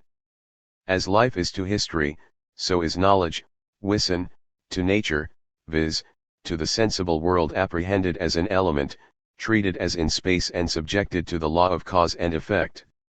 Is there, then, a science of history at all? To answer this question, let us remember that in every personal world picture, which only approximates more or less to the ideal picture, there is both something of nature and something of history. No nature is without living, and no history without causal harmonies. For within the sphere of nature, although two like experiments, conformably to law, have the like result, yet each of these experiments is a historical event possessing a date and not recurring. And within that of history, the dates or data of the past, chronologies, statistics, names, forms 59, form a rigid web. Facts are facts even if we are unaware of them, and all else is image, theoria, both in the one domain and in the other. But history is itself the condition of being in the focus and the material is only an aid to this condition, whereas in nature the real aim is the winning of the material, and theory is only the servant of this purpose. There is, therefore, not a science of history but an ancillary science for history, which ascertains that which has been. For the historical outlook itself the data are always symbols. Scientific research, on the contrary, is science and only science. In virtue of its technical origin and purpose it sets out to find data and laws of the causal sort and nothing else, and from the moment that it turns its glance upon something else it becomes metaphysics, something trans-scientific. And just because this is so, historical and natural science data are different. The latter consistently repeat themselves, the former never. The latter are truths, the former facts. However closely related incidentals and causals may appear to be in the everyday picture, fundamentally they belong to different worlds. As it is beyond question that the shallowness of a man's history picture, the man himself, therefore, is in proportion to the dominance in it of frank incidentals, so it is beyond question that the emptiness of written history is in proportion to the degree in which it makes the establishment of purely factual relations its object. The more deeply a man lives history, the more rarely will he receive causal impressions and the more surely will he be sensible of their utter insignificance. If the reader examines Goethe's writings in natural science, he will be astounded to find how living nature can be set forth without formulas, without laws, almost without a trace of the causal. For him, time is not a distance but a feeling. But the experience of last and deepest things is practically denied to the ordinary savant who dissects and arranges purely critically and allows himself neither to contemplate nor to feel. In the case of history, on the contrary, this power of experience is the requisite. And thus is justified the paradox that the less a historical researcher has to do with real science, the better it is for his history. To elucidate once more by a diagram. 11. Is it permissible to fix upon any one, group of social, religious, physiological, or ethical facts as the cause of another? Certainly, the rationalistic school of history, and still more the up-to-date sociology, would reply. That, they would say, is what is meant by our comprehending history and deepening our knowledge of it. But in reality, with civilized man there is always the implicit postulate of an underlying rational purpose without which indeed his world would be meaningless. And there is something rather comic in the most unscientific freedom that he allows himself in his choice of his fundamental causes. One man selects this, another that, group as prima causa, an inexhaustible source of polemics, and all fill their works with pretended elucidations of the course of history on natural science lines. Schiller has given us the classical expression of this method in one of his immortal banalities, the verse in which the Weltgetriebe is stated to be kept up durch Hunger und durch Liebe, and the 19th century, progressing from rationalism to materialism, has made this opinion canonical. The cult of the useful was set up on high. To it Darwin, in the name of his century, sacrificed Goethe's nature theory. The organic logic of the facts of life was supplanted by a mechanics in physiological garb. Heredity, adaptation, natural selection, are utility causes of purely mechanical connotation. The historical dispensations were superseded by a naturalistic movement in space. But are there historical or spiritual processes, or life processes of any sort whatever? Have historical movements such as, for example, the Renaissance or the Age of Enlightenment anything whatever to do with the scientific notion of movement? The word process eliminated destiny and unveiled the secret of becoming, and lo! There was no longer a tragic but only an exact mathematical structure of world happening. And thereupon the exact historian enunciated the proposition that in the history picture we had before us a sequence of states of mechanical type which were amenable to rational analysis like a physical experiment or a chemical reaction, and that therefore causes, means, methods and objects were capable of being grouped together as a comprehensible system on the visible surface. It all becomes astonishingly simple. And one is bound to admit that given a sufficiently shallow observer, the hypothesis, so far as concerns his personality and its world picture, comes off. Hunger and love thus become mechanical causes of mechanical processes in the life of peoples. Social problems and sexual problems, both belonging to a physics or chemistry of public all too public existence, become the obvious themes of utilitarian history and therefore of the corresponding tragedy. For the social drama necessarily accompanies the materialist treatment of history, and that which in Goethe's Wohlverwandtschaften was destiny in the highest sense has become in Ibsen's Lady from the Sea nothing but a sexual problem. Ibsen and all the reason poets of our great cities build from their very first causes to their very last effect, but they do not sing.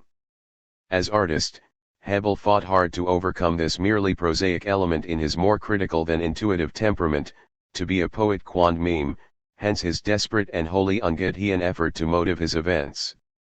In Hebel, as in Ibsen, motiving means trying to shape tragedy causally, and he dissected and redissected and transformed and retransformed his anecdote until he had made it into a system that proved a case.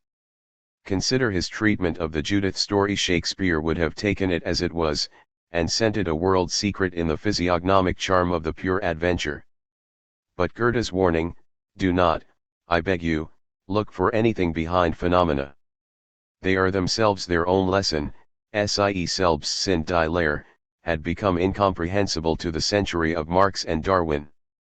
The idea of trying to read a destiny in the physiognomy of the past and that of trying to represent unadulterated destiny as a tragedy were equally remote from them. In both domains, the cult of the useful had set before itself an entirely different aim. Shapes were called into being, not to be, but to prove something. Questions of the day were treated, social problems suitably solved, and the stage, like the history book, became a means to that end. Darwinism, however unconscious of what it was doing, has made biology politically effective.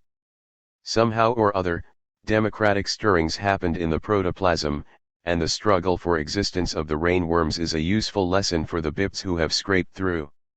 With all this, the historians have failed to learn the lesson that our ripest and strictest science, physics, would have taught them, the lesson of prudence.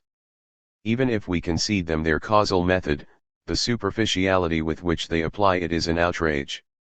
There is neither the intellectual discipline nor the keen sight, let alone the skepticism that is inherent in our handling of physical hypotheses. 60 For the attitude of the physicist to his atoms, electrons, currents, and fields of force, to ether and mass, is very far removed from the naive faith of the layman and the monist in these things. They are images which he subjects to the abstract relationships of his differential equations, in which he clothes transphenomenal numbers, and if he allows himself a certain freedom to choose amongst several theories, it is because he does not try to find in them any actuality but that of the conventional sign 61 he knows, too, that over and above an experimental acquaintance with the technical structure of the world around, all that it is possible to achieve by this process, which is the only one open to natural science, is a symbolic interpretation of it, no more certainly not knowledge in the sanguine popular sense. For, the image of nature being a creation and copy of the intellect, its alter ego in the domain of the extended, to know nature means to know oneself. If physics is the maturest of our sciences, biology, whose business is to explore the picture of organic life, is in point both of content and of methods the weakest. What historical investigation really is, namely pure physiognomic, cannot be better illustrated than by the course of Goethe's nature studies. He works upon mineralogy, and at once his views fit themselves together into a conspectus of an earth history in which his beloved granite signifies nearly the same as that which I call the proto-human signifies in man's history. He investigates well-known plants, and the prime phenomenon of metamorphosis, the original form of the history of all plant existence, reveals itself. Proceeding further, he reaches those extraordinarily deep ideas of vertical and spiral tendencies in vegetation which have not been fully grasped even yet. His studies of ossature, based entirely on the contemplation of life, lead him to the discovery of the os intermaxillar in man and to the view that the skull structure of the vertebrates developed out of 6 vertebrae. Never is there a word of causality. He feels the necessity of destiny just as he himself expressed it in his Orphiscure word. So must thou be. Thou canst not self-escape. So erst the Sibyls, so the prophets told. Nor time nor any power can mar the shape. Impressed, that living must itself unfold.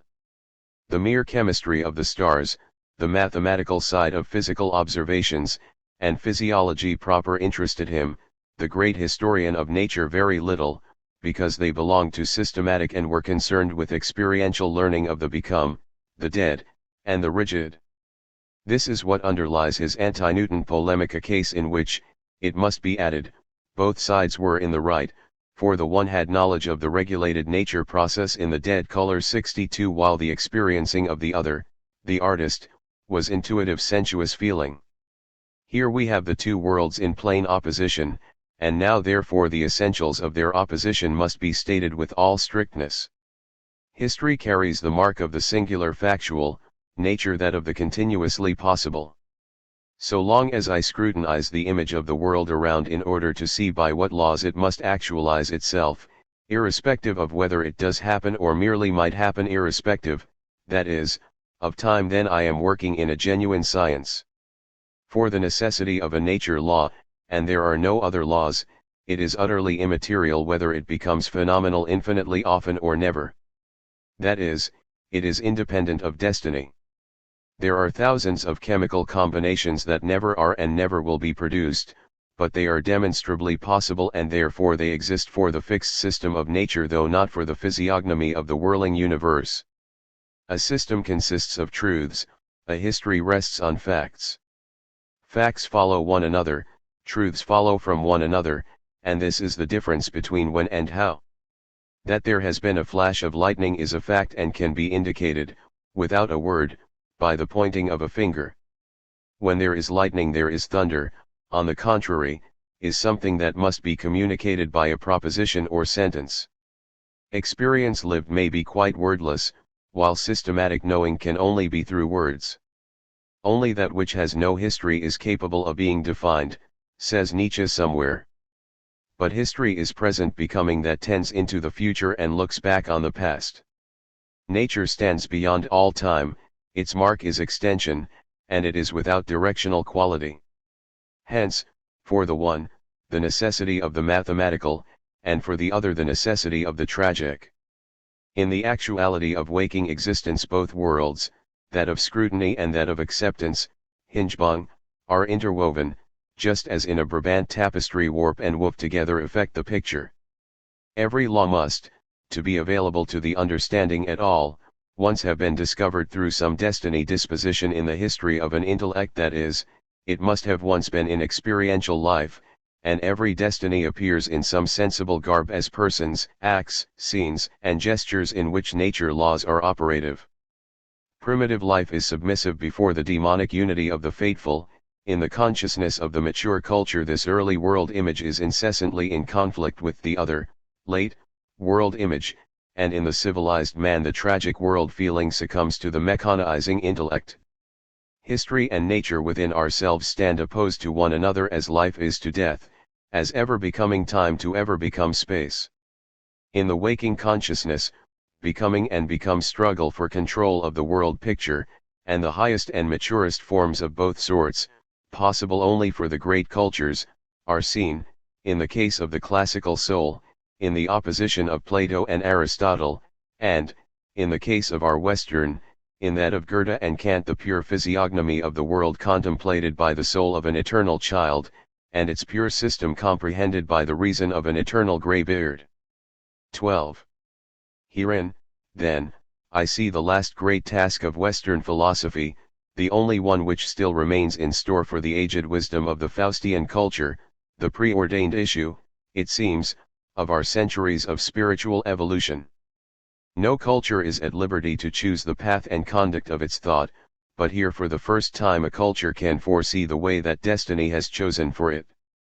Before my eyes there seems to emerge, as a vision, a hitherto unimagined mode of superlative historical research that is truly Western, necessarily alien to the classical and to every other soul but ours, a comprehensive physiognomic of all existence, a morphology of becoming for all humanity that drives onward to the highest and last ideas, a duty of penetrating the world feeling not only of our proper soul but of all souls whatsoever that have contained grand possibilities and have expressed them in the field of actuality as grand cultures. This philosophic view, to which we and we alone are entitled in virtue of our analytical mathematic, our contrapuntal music and our perspective painting, in that its scope far transcends the scheme of the systematist, presupposes the eye of an artist, and of an artist who can feel the whole sensible and apprehensible environment dissolve into a deep infinity of mysterious relationships. So Dante felt, and so Goethe felt. To bring up, out of the web of world happening, a millennium of organic culture history as an entity and person, and to grasp the conditions of its inmost spirituality, such is the aim. Just as one penetrates the lineaments of a Rembrandt portrait or a Caesar bust, so the new art will contemplate and understand the grand, fateful lines in the visage of a culture as a superlative human individuality. To attempt the interpretation of a poet or a prophet, a thinker or a conqueror, is of course nothing new, but to enter a culture soul, classical, Egyptian, or Arabian, so intimately as to absorb into one's self, to make part of one's own life, the totality expressed by typical men and situations, by religion and polity, by style and tendency, by thought and customs, is quite a new manner of experiencing life. Every epoch, every great figure, every deity, the cities, the tongues, the nations, the arts, in a word everything that ever existed and will become existent, are physiognomic traits of high symbolic significance that it will be the business of quite a new kind of judge of men, Menschenkenner, to interpret. Poems and battles, Isis and Cybele, festivals and Roman Catholic masses, blast furnaces and gladiatorial games, dervishes and Darwinians, railways and Roman roads, progress and nirvana, newspapers, mass slavery, money, machinery, all these are equally signs and symbols in the world picture of the past that the soul presents to itself and would interpret. Als Verganglich ist nur ein Gleichnis. Solutions and panoramas as yet unimagined await the unveiling. Light will be thrown on the dark questions which underlie dread and longing, those deepest of primitive human feelings, and which the will to know has clothed in the problems of time, necessity, space, love, death, and first causes. There is a wondrous music of the spheres which wills to be heard, and which a few of our deepest spirits will hear. The physiognomic of world happening will become the last Faustian philosophy. Chapter V. Macrocosmos. I. The symbolism of the world picture and the space problem. The notion of a world history of physiognomic type expands itself therefore, into the wider idea of an all-embracing symbolism. Historical research, in the sense that we postulate here, has simply to investigate the picture of the once living past and to determine its inner form and logic, and the destiny idea is the furthest limit to which it can penetrate.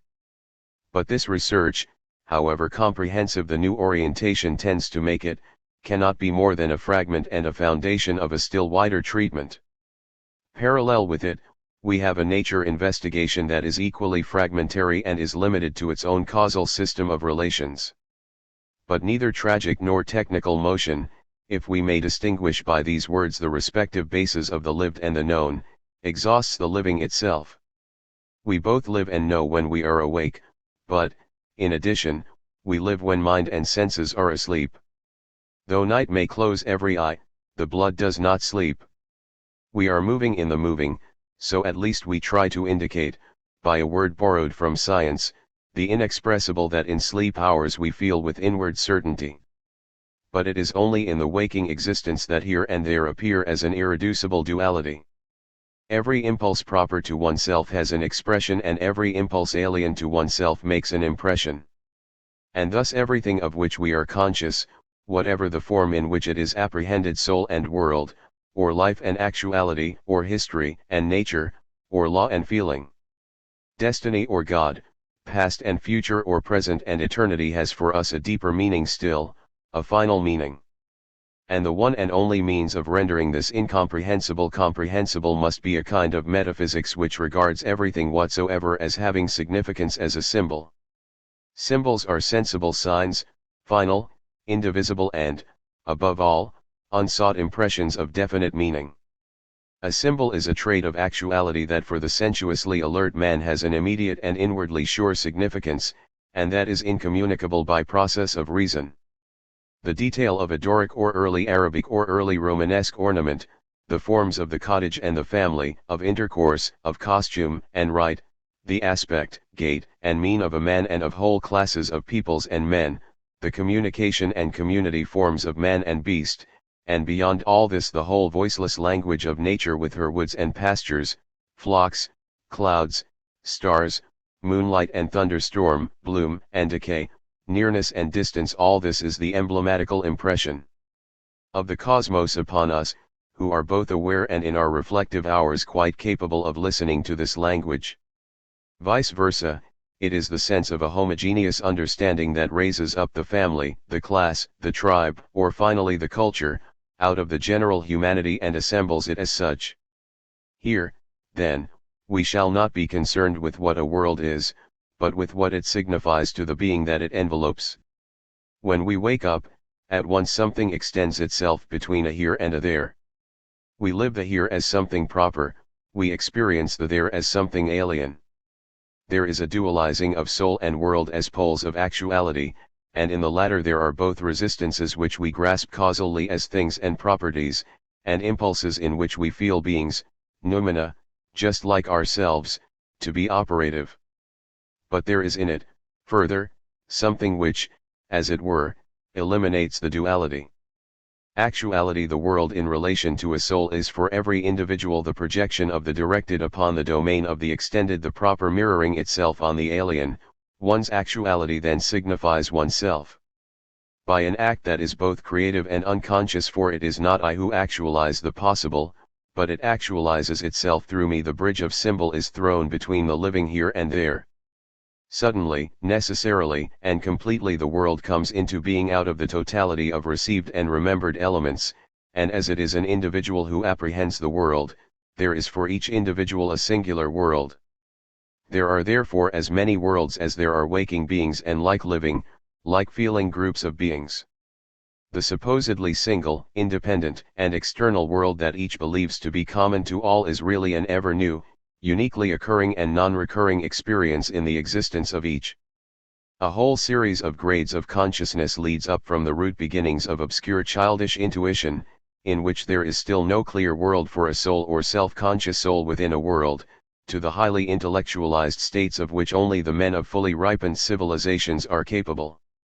This gradation is at the same time an expansion of symbolism from the stage in which there is an inclusive meaning of all things to one in which separate and specific signs are distinguished.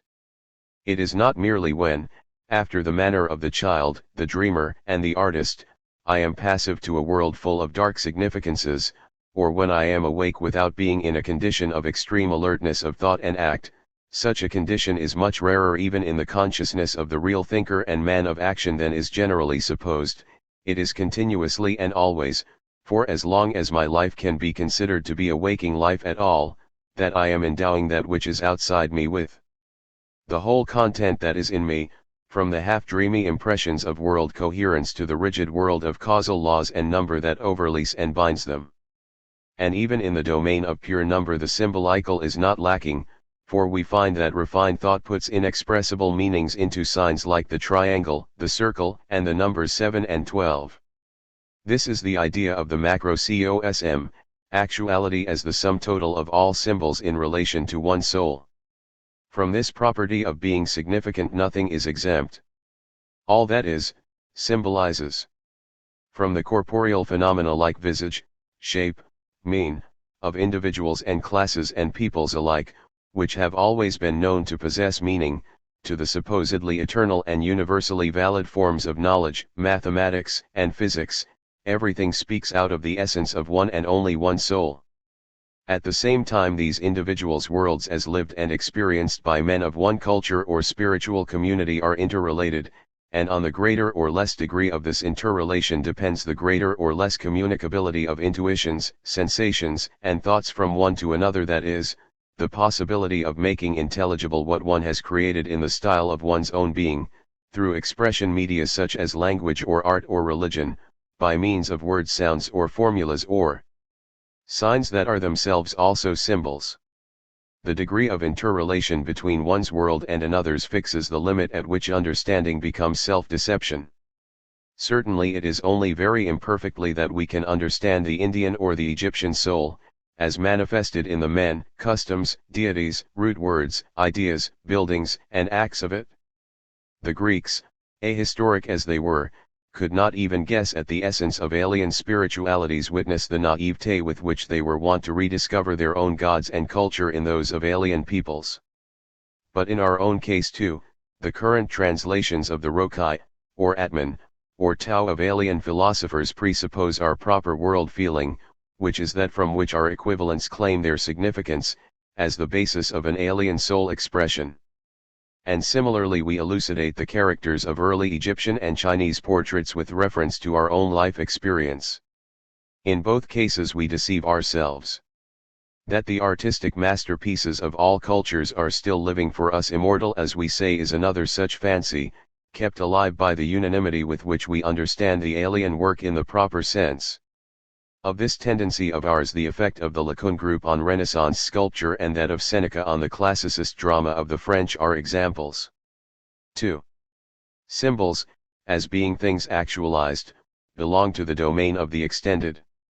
They are become and not becoming, although they may stand for a becoming, and they are therefore rigidly limited and subject to the laws of space. There are only sensible spatial symbols. The very word form designates something extended in the extended, even the inner forms of music are no exception, as we shall see. But extension is the hallmark of the fact-waking consciousness, and this constitutes only one side of the individual existence and is intimately bound up with that existence's destinies. Consequently, every trait of the actual waking consciousness, whether it be feeling or understanding, is in the moment of our becoming aware of it, already past.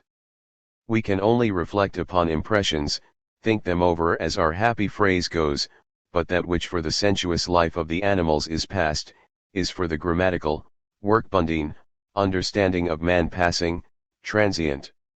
That which happens is, of course, transient, for a happening is irrevocable, but every kind of significance is also transient. Follow out the destiny of the column, from the Egyptian tomb temple in which columns are ranked to mark the path for the traveler, through the Doric peripteros in which they are held together by the body of the building, and the early Arabian basilica where they support the interior, to the facades of the Renaissance in which they provide the upward striving Clement. As we see, an old significance never returns, that which has entered the domain of extension has begun and ended at once. A deep relation, and one which is early felt, exists between space and death. Man is the only being that knows death, all others become old, but with a consciousness wholly limited to the moment which must seem to them eternal. They live, but like children in those first years in which Christianity regards them as still innocent, they know nothing of life, and they die and they see death without knowing anything about it. Only fully awakened man, man proper, whose understanding has been emancipated by the habit of language from dependence on sight, comes to possess, besides sensibility, the notion of transience, that is, a memory of the past as past and an experiential conviction of irrevocability.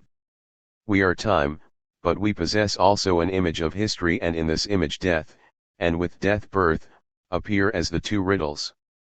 For all other beings life pursues its course without suspecting its limits, i.e., without conscious knowledge of task, meaning, duration and object.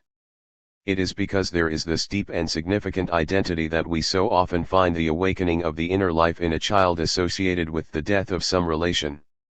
The child suddenly grasps the lifeless corpse for what it is, something that has become holy matter, holy space, and at the same moment it feels itself as an individual being in an alien extended world. From the child of 5 to myself is but a step. But from the newborn baby to the child of 5 is an appalling distance, said Tolstoy once. Here, in the decisive moments of existence, when man first becomes man and realizes his immense loneliness in the universal, the world fear reveals itself for the first time as the essentially human fear in the presence of death, the limit of the light world, rigid space. Here, too, the higher thought originates as meditation upon death. Every religion, every scientific investigation, every philosophy proceeds from it.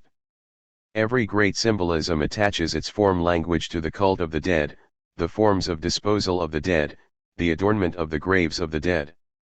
The Egyptian style begins with the tomb temples of the pharaohs, the classical with the geometrical decoration of the funerary urns, the Arabian with catacomb and sarcophagus, the Western with the cathedral wherein the sacrificial death of Jesus is reenacted daily under the hands of the priest. From this primitive fear springs, too, historical sensitiveness in all its modes, the classical with its cleaving to the life-abundant present, the Arabian with its baptismal rite that wins new life and overcomes death, the Faustian with its contrition that makes worthy to receive the body of Jesus and therewith immortality. Till we have the constantly wakeful concern for the life that is not yet past, there is no concern for that which is past. The beast has only the future, but man knows also the past. And thus every new culture is awakened in and with a new view of the world, that is, a sudden glimpse of death as the secret of the perceivable world. It was when the idea of the impending end of the world spread over Western Europe, about the year 1000, that the Faustian soul of this religion was born. Primitive man, in his deep amazement before death, sought with all the forces of his spirit to penetrate and to spellbind this world of the extended with the inexorable and always present limits of its causality, this world filled with dark almightiness that continuously threatened to make an end of him. This energetic defensive lies deep in unconscious existence, but, as being the first impulse that genuinely projects soul and world as parted and opposed, it marks the threshold of personal conduct of life. Ego feeling and world feeling begin to work, and all culture, inner or outer, bearing or performance, is as a whole only the intensification of this being human. Henceforward all that resists our sensations is not mere resistance or thing or impression, as it is for animals and for children also, but an expression as well. Not merely are things actually contained in the world around, but also they possess meaning, as phenomena in the world view. Originally they possessed only a relationship to men, but now there is also a relationship of men to them. They have become emblems of his existence. And thus the essence of every genuine unconscious and inwardly necessary symbolism proceeds from the knowledge of death in which the secret of space reveals itself. All symbolism implies a defensive, it is the expression of a deep sku in the old double sense of the word, and its form language tells at once of hostility and of reverence. Everything become is mortal.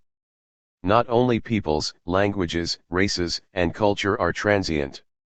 In a few centuries from now there will no more be a Western culture, no more be German, English, or French than there were Romans in the time of Justinian.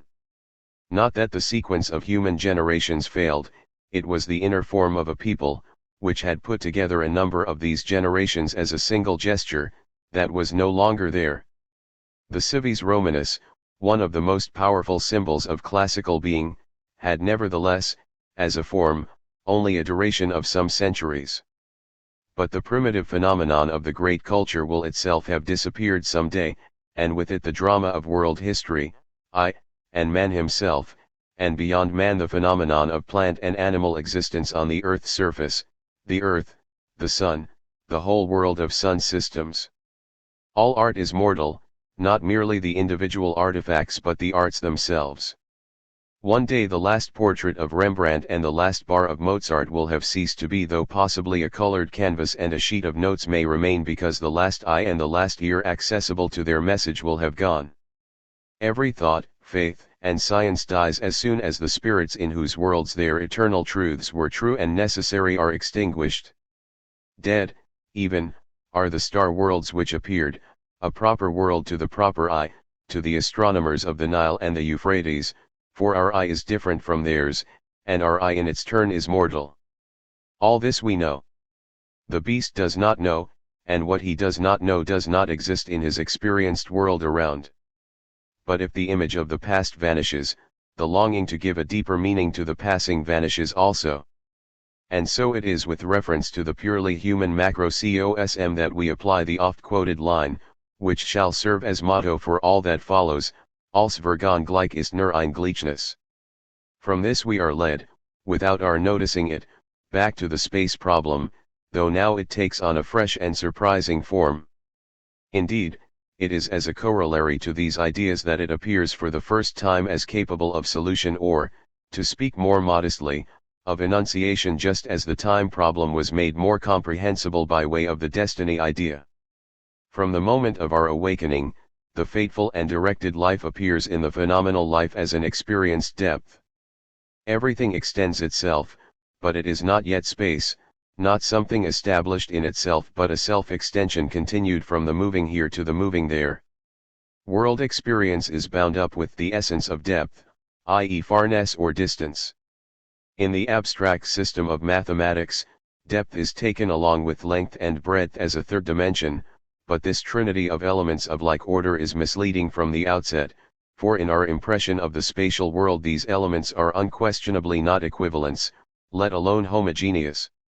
Length and breadth are no doubt, experientially, a unit and not a mere sum, but they are, the phrase is used deliberately, simply a form of reception, they represent the purely sensuous impression.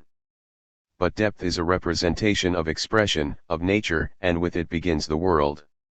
This discrimination between the third and the other two dimensions, so-called, which needless to say is wholly alien to mathematics, is inherent also in the opposition of the notions of sensation and contemplation. Extension into depth converts the former into the latter. In fact, depth is the first and genuine dimension in the literal sense of the word. Point 1 In it the waking consciousness is active, whereas in the others it is strictly passive. It is the symbolic content of a particular order as understood by one particular culture that is expressed by this original fundamental and unanalyzable element. The experiencing of depth, this is a premise upon which all that follows is dependent, is an act, as entirely involuntary and necessary as it is creative, whereby the ego keeps its world, so to say, in subordination, zudiktiert halt. Out of the rain of impressions the ego fashions a formal unit, a cinematic picture, which as soon as it is mastered by the understanding is subjected to law and the causality principle, and therefore, as the projection of an individual spirit it is transient and mortal. There is no doubt, however reason may contest it, that this extension is capable of infinite variety, and that it operates differently not merely as between child and man, or nature man and townsman, or Chinese and Romans, but as between individual and individual according as they experience their worlds contemplatively or alertly, actively or placidly. Every artist has rendered nature by line and by tone, every physicist Greek, Arabian, or German has dissected nature into ultimate elements, and how is it that they have not all discovered the same? Because every one of them has had his own nature, though with a naivete that was really the salvation of his world idea and of his own self. Every one believed that he had it in common with all the rest. Nature is a possession which is saturated through and through with the most personal connotations. Nature is a function of the particular culture. 3. Kant believed that he had decided the great question of whether this a priori element was pre-existent or obtained by experience, by his celebrated formula that space is the form of perception which underlies all world impressions. But the world of the careless child and the dreamer undeniably possess this form in an insecure and hesitant way too, and it is only the tense, practical, technical treatment of the world around imposed on the free-moving being which, unlike the lilies of the fields, must care for its life that lets sensuous self-extension stiffen into rational tridimensionality. And it is only the city man of matured cultures that really lives in this glaring wakefulness, and only for his thought that there is a space wholly divorced from sensuous life, absolute, dead and alien to time, and it exists not as a form of the intuitively perceived but as a form of the rationally comprehended. There is no manner of doubt that the space which Kant saw all around him with such unconditional certainty when he was thinking out his theory, did not exist in anything like so rigorous a form for his Carolingian ancestors. Kant's greatness consists in his having created the idea of a form a priori, but not in the application that he gave it. We have already seen that time is not a form of perception, nor for that matter a form at all. Forms exist only in the extended, and that there is no possibility of defining it except as a counter-concept to space. But there is the further question: does this word space exactly cover the formal content of the intuitively perceived? And beyond all this there is the plain fact that the form of perception alters with distance. Every distant mountain range is perceived as a scenic plane.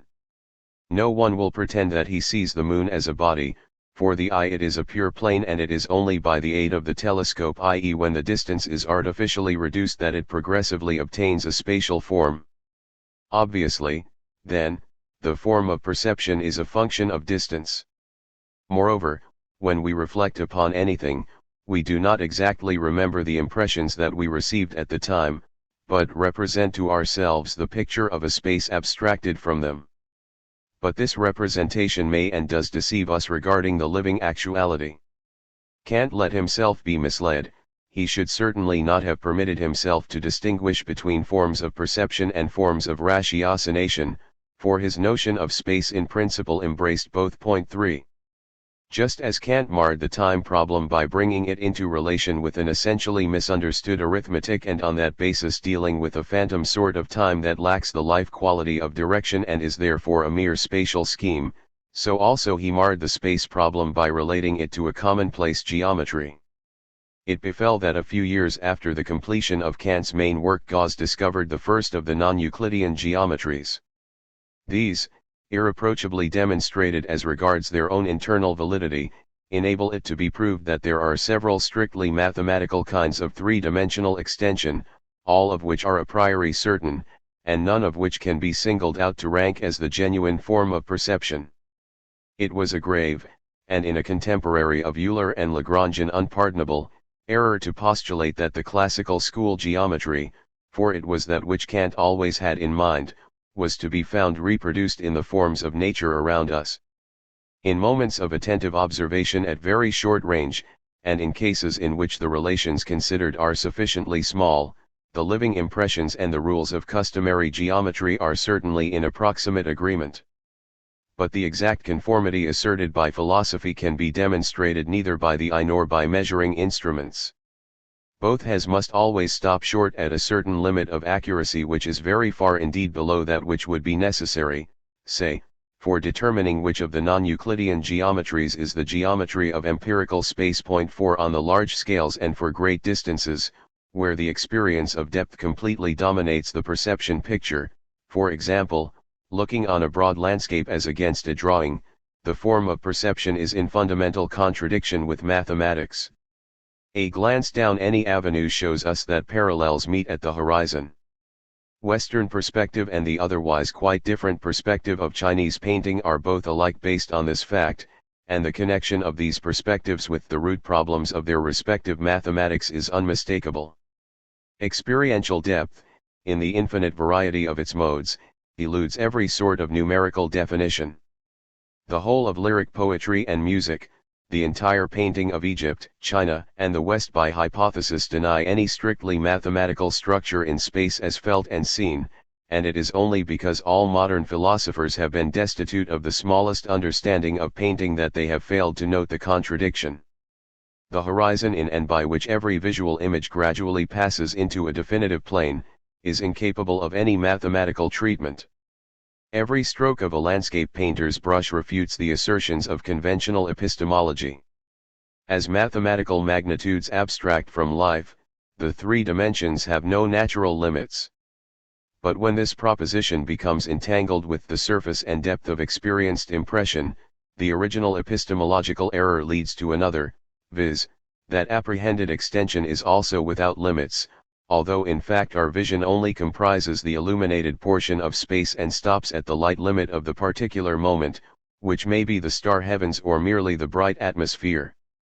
The visual world is the totality of light resistances, since vision depends on the presence of radiated or reflected light. The Greeks took their stand on this and stayed there.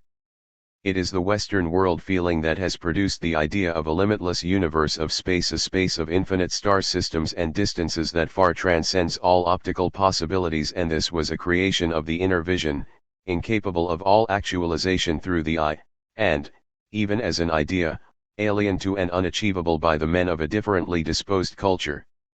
4. The outcome, then, of Gauss's discovery, which completely altered the course of modern mathematics 5, was the statement that there are severally equally valid structures of three-dimensional extension. That it should even be asked which of them corresponds to actual perception shows that the problem was not in the least comprehended. Mathematics, whether or not it employs visible images and representations as working conveniences, concerns itself with systems that are entirely emancipated from life, time, and distance, with form worlds of pure numbers whose validity, not fact foundation, is timeless, and like everything else that is known by causal logic and not experienced. With this, the difference between the living intuition way and the mathematical form language became manifest, and the secret of spatial becoming opened out. As becoming is the foundation of the become, continuous living history that of fulfilled dead nature, the organic that of the mechanical, destiny that of causal law and the causally settled, so too direction is the origin of extension. The secret of life accomplishing itself, which is touched upon by the word time, forms the foundation of that which, as accomplished, is understood by, or rather indicated to an inner feeling in us by the word space. Every extension that is actual has first been accomplished in and with an experience of depth, and what is primarily indicated by the word time is just this process of extending, first sensuously, in the main, visually, and only later intellectually, into depth and distance, i.e., the step from the planar semi-impression to the macrocosmically ordered world picture with its mysterious manifest kinesis. We feel, and the feeling is what constitutes the state of all-round awareness in us that we are in an extension that encircles us, and it is only necessary to follow out this original impression that we have of the worldly to see that in reality there is only one true dimension of space, which is direction from oneself outwards into the distance, the there and the future, and that the abstract system of three dimensions is a mechanical representation and not a fact of life. By the depth experience, sensation is expanded into the world. We have seen already that the directedness that is in life wears the badge of irreversibility, and there is something of this same hallmark of time in our instinctive tendency to feel the depth that is in the world unidirectionally also, viz., from ourselves outwards, and never from the horizon inwards. The bodily mobility of man and beast is disposed in this sense. We move forward towards the future, nearing with every step not merely our aim but our old age, and we feel every backward look as a glance at something that is past, that has already become history. 6. If we can describe the basic form of the understood, viz., causality, as destiny become rigid, we may similarly speak of spatial depth as a time become rigid. That which not only man but even the beast feels operative around him as destiny, he perceives by touching, looking, listening, scenting as movement, and under his intense scrutiny it stiffens and becomes causal. We feel that it is drawing towards spring, and we feel in advance how the spring landscape expands around us, but we know that the earth as it moves in space revolves, and that the duration of spring consists of 90 such revolutions of the earth, or days. Time gives birth to space, but space gives death to time. Had Kant been more precise, he would, instead of speaking of the two forms of perception, have called time the form of perception and space the form of the perceived, and then the connection of the two would probably have revealed itself to him. The logician, mathematician, or scientist in his moments of intense thought, knows only the become which has been detached from the singular event by the very act of meditating upon it, and true systematic space in which everything possesses the property of a mathematically expressible duration. But it is just this that indicates to us how space is continuously becoming. While we gaze into the distance with our senses, it floats around us, but when we are startled, the alert eye sees a tense and rigid space. This space is, the principle of its existing at all is that it is, outside time and detached from it and from life. In it duration, a piece of perished time, resides as a known property of things. And, as we know ourselves too as being in this space, we know that we also have a duration and a limit, of which the moving finger of our clock ceaselessly warns us. But the rigid space itself is transient too. At the first relaxation of our intellectual tension it vanishes from the many-colored spread of our world around, and so it is a sign and symbol of the most elemental and powerful symbol, of life itself. For the involuntary and unqualified realization of depth, which dominates the consciousness with the force of an elemental event, simultaneously with the awakening of the inner life, marks the frontier between child and man. The symbolic experience of depth is what is lacking in the child, who grasps at the moon and knows as yet no meaning in the outer world, but, like the soul of primitive man, dawns in a dream-like continuum of sensations, in traumhafter Verbundenheit mit allem Empfindungsschaften hindemert.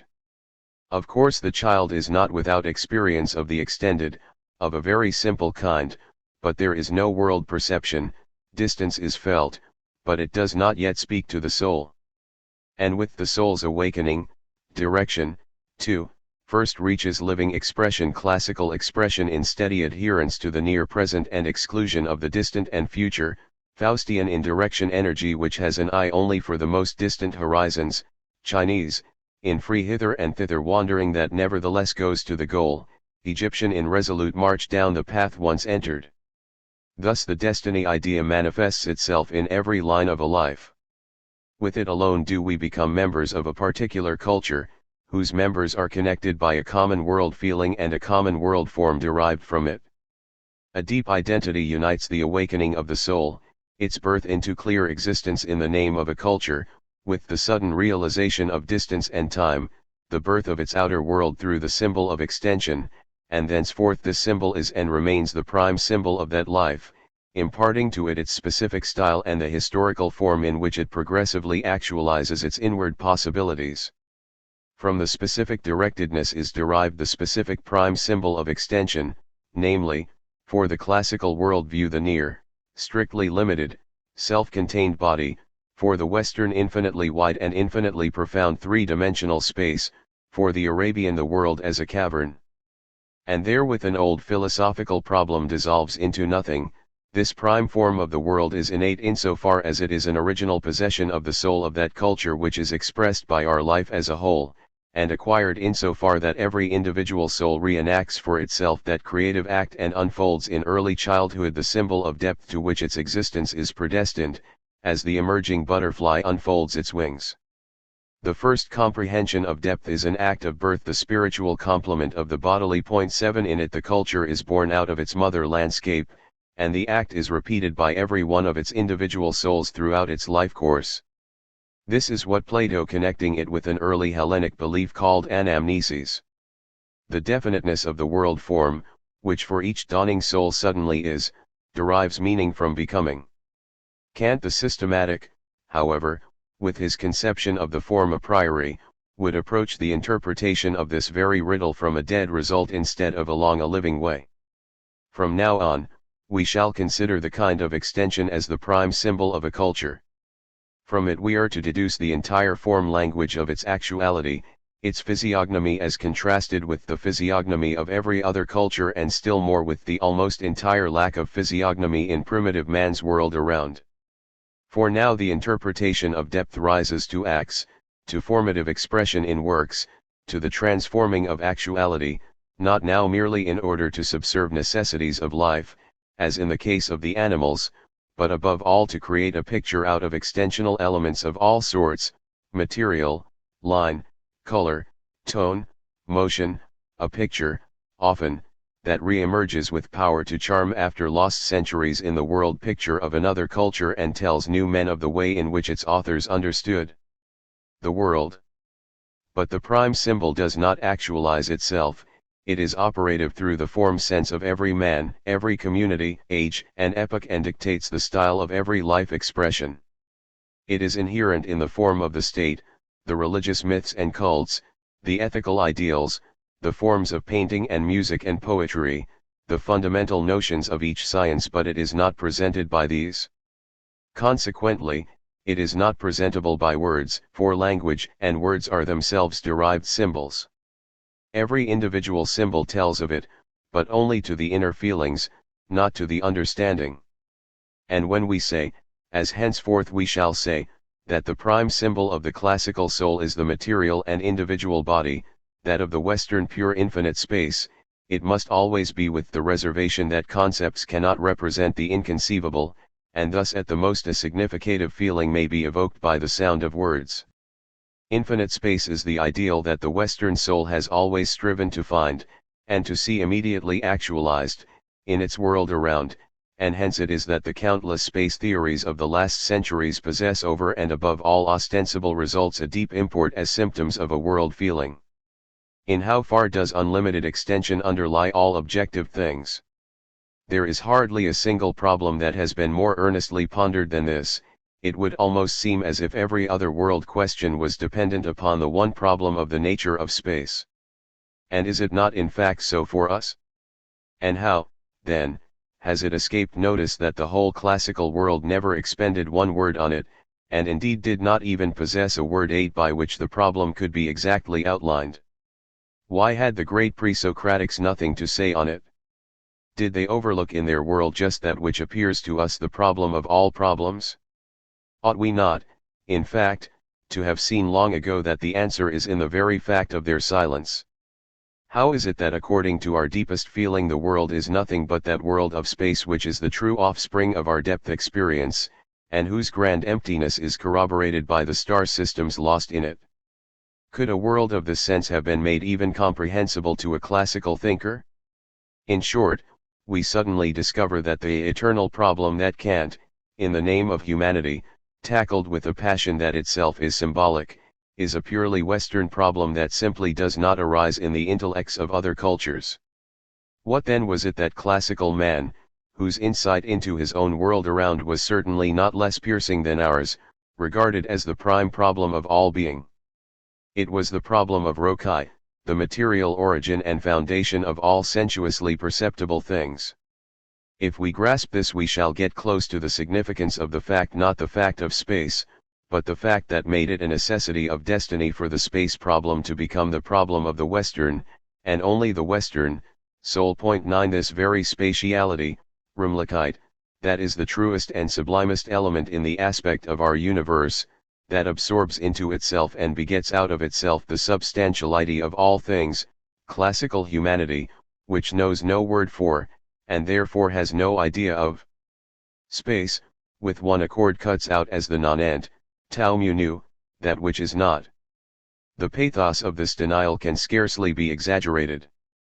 The whole passion of the classical soul is in this act of excluding by symbolic negation that which it would not feel as actual, that in which its own existence could not be expressed. A world of other colors suddenly confronts us here. The classical statue in its splendid bodiliness, all structure and expressive surfaces and no incorporeal arrière-pensée whatsoever, contains without remainder all that actuality is for the classical eye. the material, the optically definite, the comprehensible, the immediately present. This list exhausts the characteristics of this kind of extension. The classical universe, the cosmos, or well-ordered aggregate of all near and completely viewable things, is concluded by the corporeal vault of heaven. More there is not. The need that is in us to think of space as being behind as well as before this shell was wholly absent from the classical world feeling.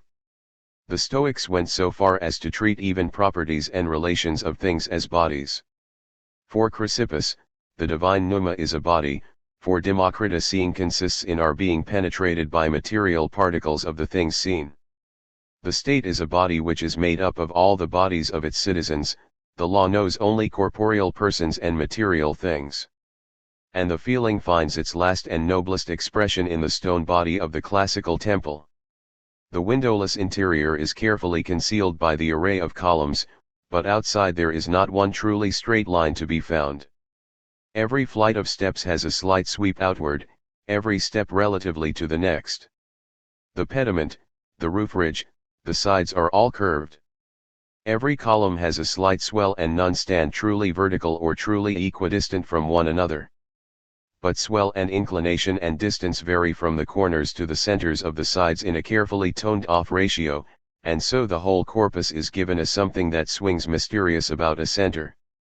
The curvatures are so fine that to a certain extent they are invisible to the eye and only to be sensed. But it is just by these means that direction in depth is eliminated. While the Gothic style soars, the Ionic hovers. The interior of the cathedral pulls up with primeval force, but the temple is laid down in majestic rest. All this is equally true as relating to the Faustian and Apollinian deity, and likewise of the fundamental ideas of the respective physics. To the principles of position, material, and form we have opposed those of straining movement, force and mass, and we have defined the last named as a constant ratio between force and acceleration, nay, finally volatilized both in the purely spatial elements of capacity and intensity. It was an obligatory consequence also of this way of conceiving actuality that the instrumental music of the great 18th century masters should emerge as a master art, for it is the only one of the arts whose form world is inwardly related to the contemplative vision of pure space. In it, as opposed to the statues of classical temple and forum, we have bodiless realms of tone, tone intervals, tone seas. The orchestra swells, breaks, and ebbs. It depicts distances, lights, shadows, storms, driving clouds, lightning flashes, colors etherealized and transcendent. Think of the instrumentation of Gluck and Beethoven. Contemporary, in our sense, with the canon of Polycletus, the treatise in which the great sculptor laid down the strict rules of human body build which remained authoritative till beyond Lysippus, we find the strict canon, completed by Steinmetz about 1740, of the sonata movement of 4 elements which begins to relax in late Beethoven quartets and symphonies and, finally, in the lonely, utterly infinitesimal tone world of the Tristan music, frees itself from all earthly comprehensibleness. This prime feeling of a loosing, Erlassen, solution, of the soul in the infinite, of a liberation from all material heaviness which the highest moments of our music always awaken, sets free also the energy of depth that is in the Faustian soul, whereas the effect of the classical artwork is to bind and to bound, and the body feeling secures, brings back the eye from distance to a near and still that is saturated with beauty. V.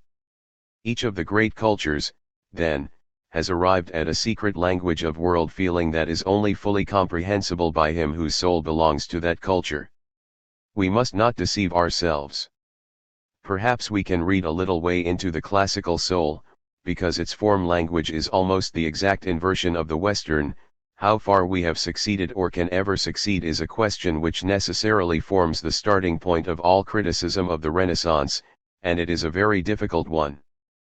But when we are told that probably, it is at best a doubtful venture to meditate upon so alien an expression of being, the Indians conceived numbers which according to our ideas possessed neither value nor magnitude nor relativity, and which only became positive and negative, great or small units in virtue of position, we have to admit that it is impossible for us exactly to re-experience what spiritually underlies this kind of number. For us, 3 is always something, be it positive or negative. For the Greeks it was unconditionally a positive magnitude, plus 3, but for the Indian it indicates a possibility without existence, to which the word something is not yet applicable, outside both existence and non-existence, which are properties to be introduced into it. Plus 3, minus 3, 1/3, are thus emanating actualities of subordinate rank which reside in the mysterious substance, 3, in some way that is entirely hidden from us. It takes a Brahmanic soul to perceive these numbers as self-evident, as ideal emblems of a self-complete world form. To us they are as unintelligible as is the Brahman nirvana, for which, as lying beyond life and death, sleep and waking, passion, compassion and dispassion, and yet somehow actual, words entirely fail us.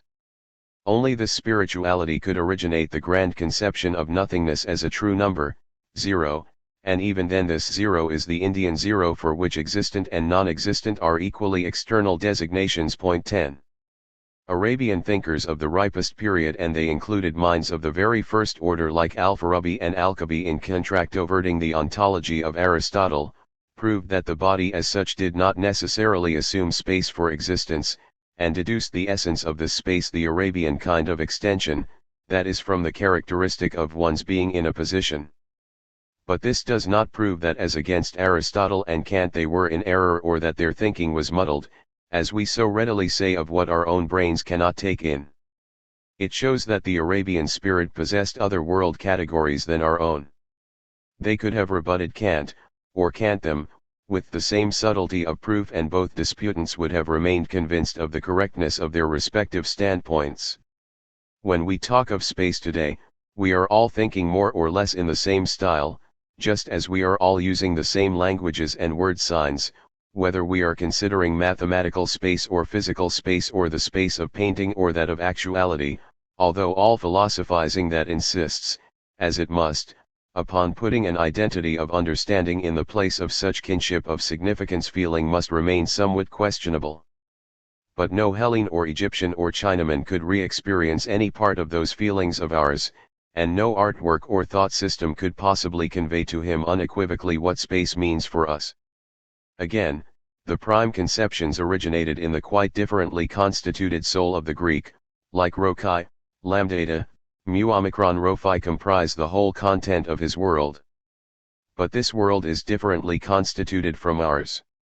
It is, for us, alien and remote.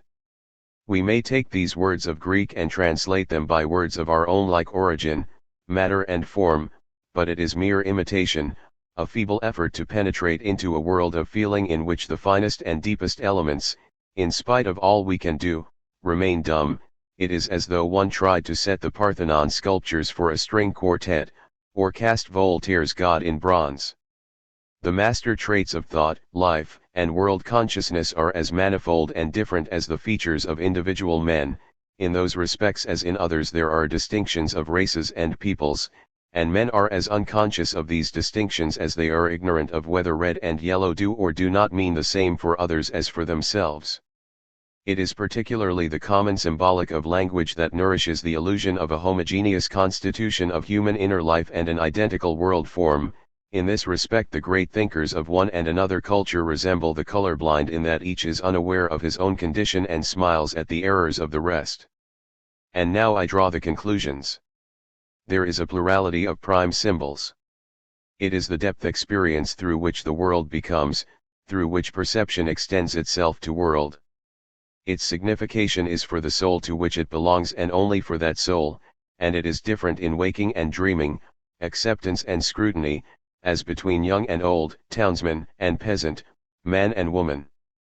It actualizes for every high culture the possibility of form upon which that culture's existence rests, and it does so of deep necessity.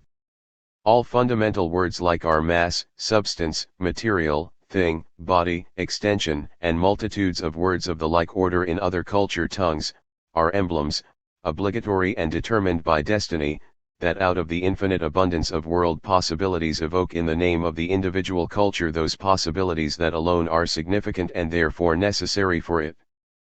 None of them is exactly transferable just as it is into the experiential living and knowing of another culture. And none of these prime words ever recurs. The choice of prime symbol in the moment of the culture soul's awakening into self-consciousness on its own soil, a moment that for one who can read world history thus contains something catastrophic decides all. Culture, as the soul's total expression become and perceptible in gestures and works, as its mortal transient body, obnoxious to law, number, and causality. As the historical drama, a picture in the whole picture of world history. As the sum of grand emblems of life, feeling, and understanding. This is the language through which alone a soul can tell of what it undergoes. The macrocosm, too, is a property of the individual soul. We can never know how it stands with the soul of another. That which is implied by infinite space, the space that passeth all understanding, which is the creative interpretation of depth experience proper and peculiar to us men of the West, the kind of extension that is nothingness to the Greeks, the universe to us dyes our world in a color that the classical, the Indian, and the Egyptian souls had not on their palettes. One soul listens to the world experience in a flat major, another in F minor, one apprehends it in the Euclidean spirit, another in the contrapuntal, a third in the Magian spirit. From the purest analytical space and from nirvana to the most somatic reality of Athens, there is a series of prime symbols, each of which is capable of forming a complete world out of itself.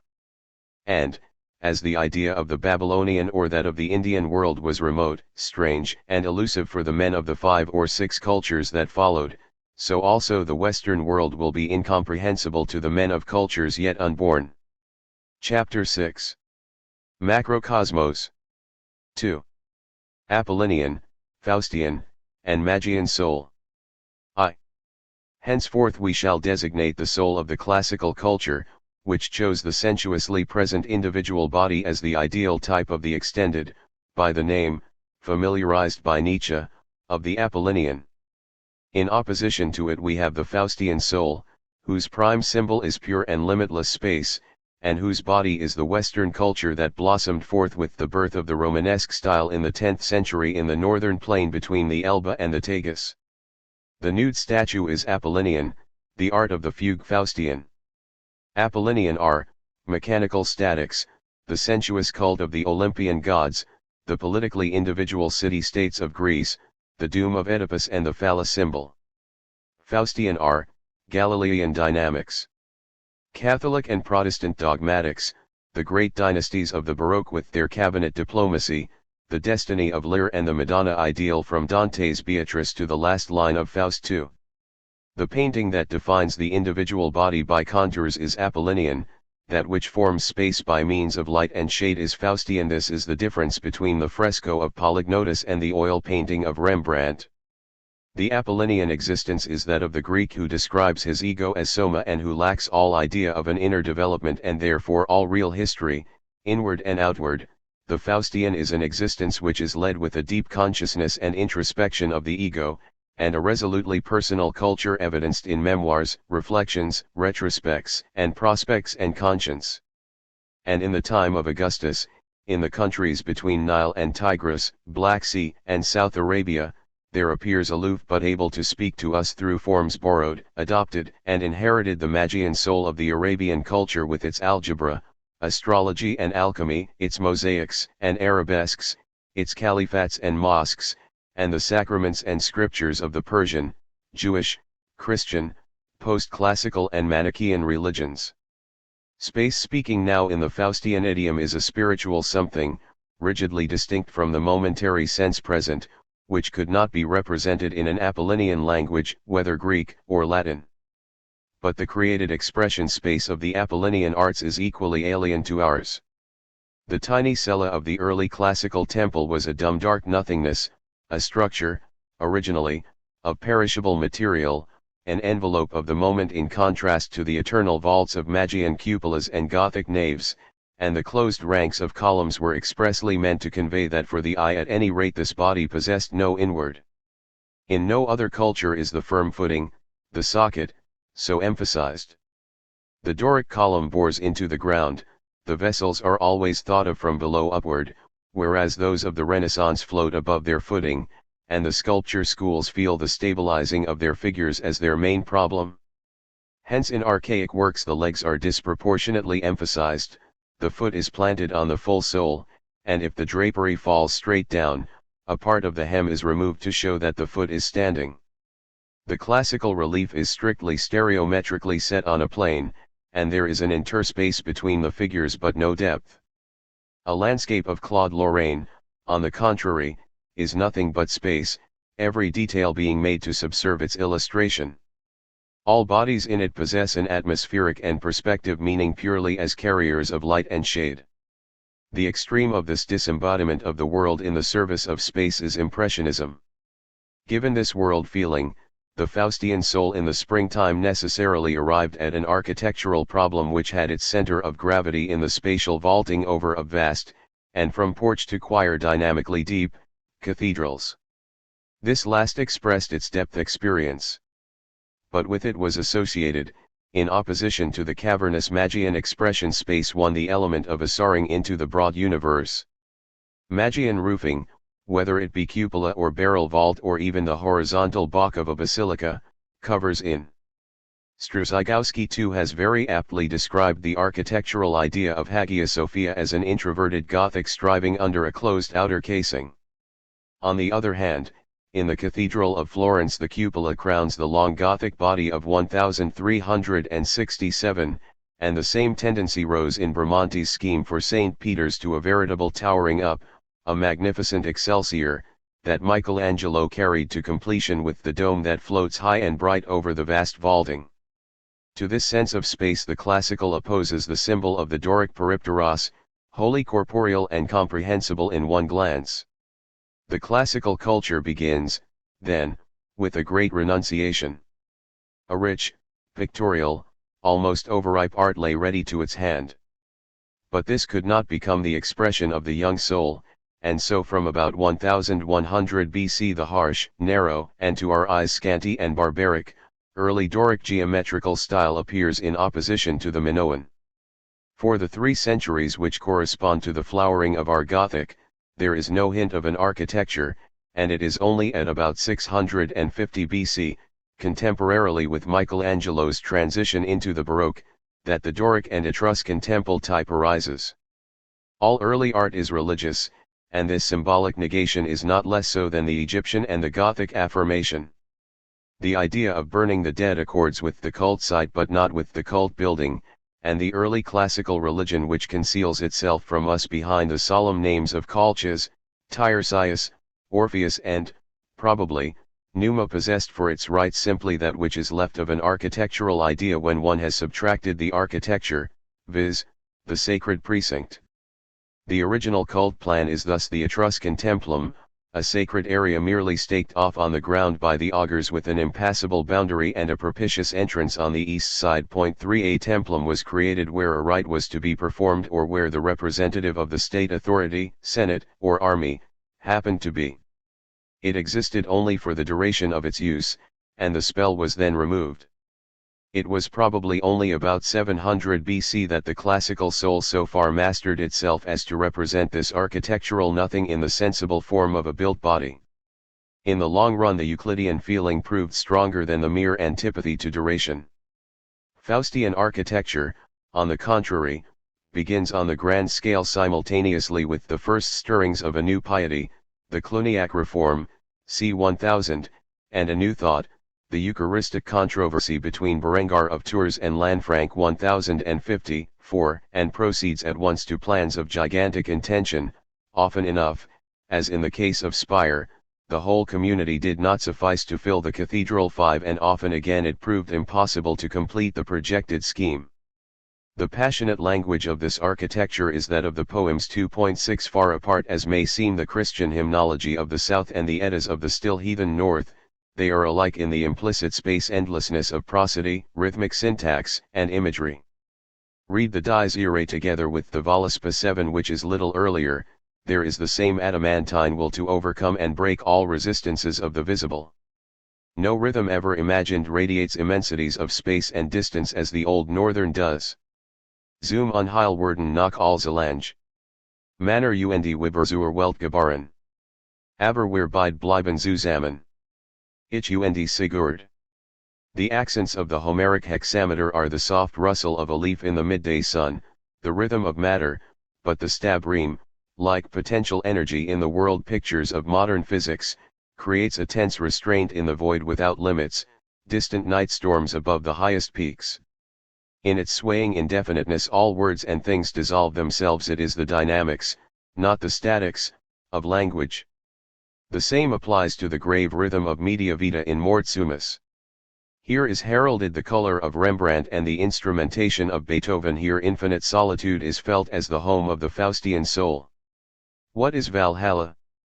Unknown to the Germans of the migrations and even to the Merovingian age, it was conceived by the nascent Faustian soul. It was conceived, no doubt, under classic pagan and Arabian Christian impressions, for the antique and the sacred writings, the ruins and mosaics and miniatures, the cults and rites and dogmas of these past cultures reached into the new life at all points. And yet, this Valhalla is something beyond all sensible actualities, floating in remote, dim, Faustian regions.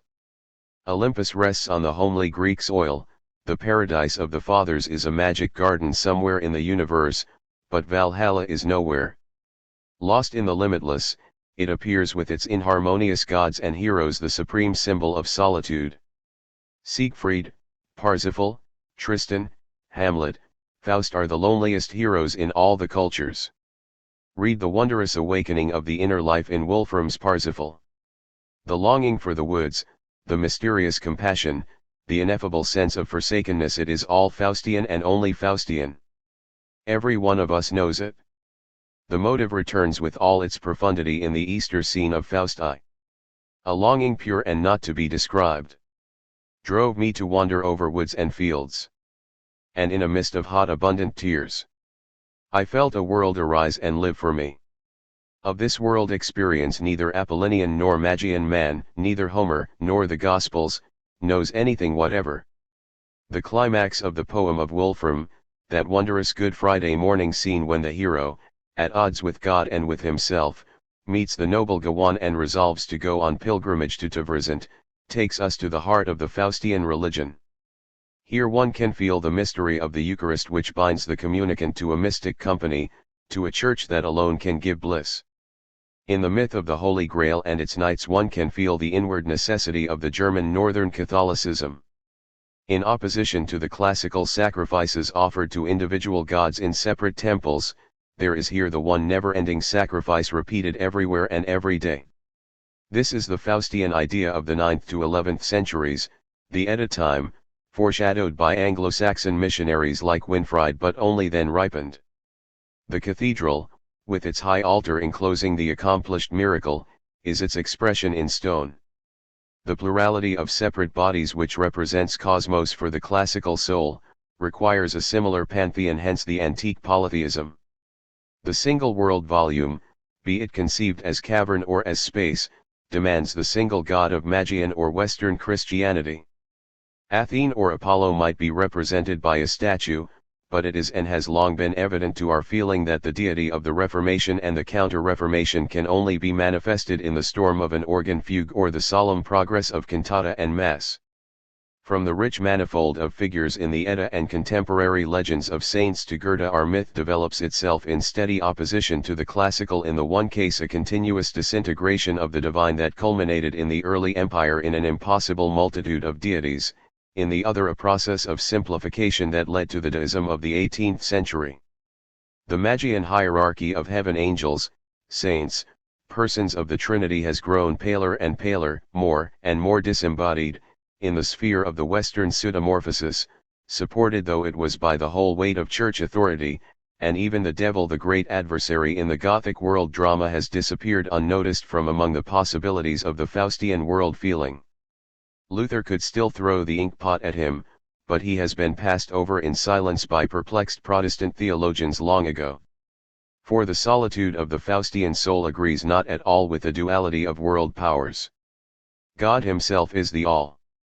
About the end of the 17th century this religiousness could no longer be limited to pictorial expression, and instrumental music came as its last and only form. Language, We may say that the Catholic faith is to the Protestant as an altar-piece is to an oratorio. But even the Germanic gods and heroes are surrounded by this rebuffing immensity and enigmatic gloom. They are steeped in music and in night, for daylight gives visual bounds and therefore shapes bodily things. Night eliminates body, day soul. Apollo and Athene have no souls. On Olympus rests the eternal light of the transparent southern day, and Apollo's hour is high noon, when great Pan sleeps. But Valhalla is lightless, and even in the Eddas we can trace that deep midnight of Faust's study broodings, the midnight that is caught by Rembrandt's etchings and absorbs Beethoven's tone colors. No Wotan or Baldur or Freya has Euclidean form. Of them, as of the Vedic gods of India, it can be said that they suffer not any graven image or any likeness whatsoever, and this impossibility carries an implicit recognition that eternal space, and not the corporeal copy which levels them down, desecrates them, denies them, is the supreme symbol. This is the deep-felt motive that underlies the iconoclastic storms in Islam and Byzantium, both, be it noted, of the 7th century, and the closely similar movement in our Protestant North. Was not Descartes' creation of the anti-Euclidean analysis of space an iconoclasm? The classical geometry handles a number world of day, the function theory is the genuine mathematic of night. 2.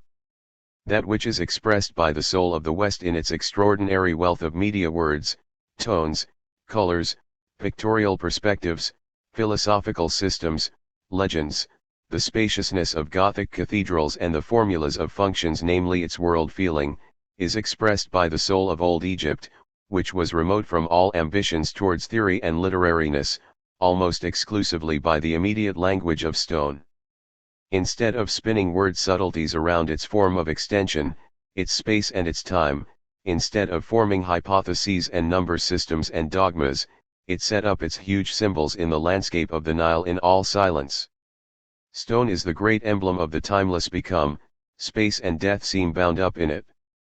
Men have built for the dead, says Bachofen in his autobiography, before they have built for the living, and even as a perishable wooden structure suffices for the span of time that is given to the living, so the housing of the dead forever demands the solid stone of the earth.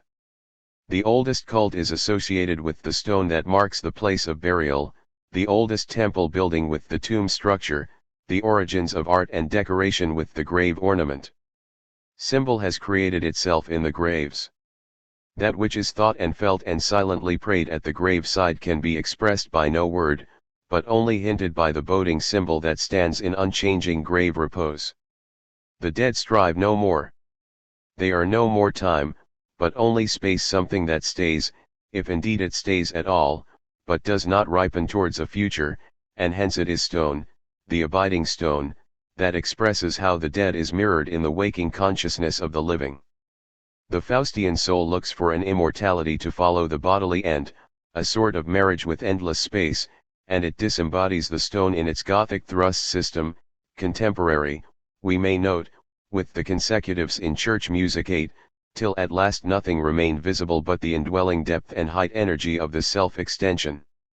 The Apollinian soul would have its dead burned, would see them annihilated, and so it remained averse from stone building throughout the early period of its culture.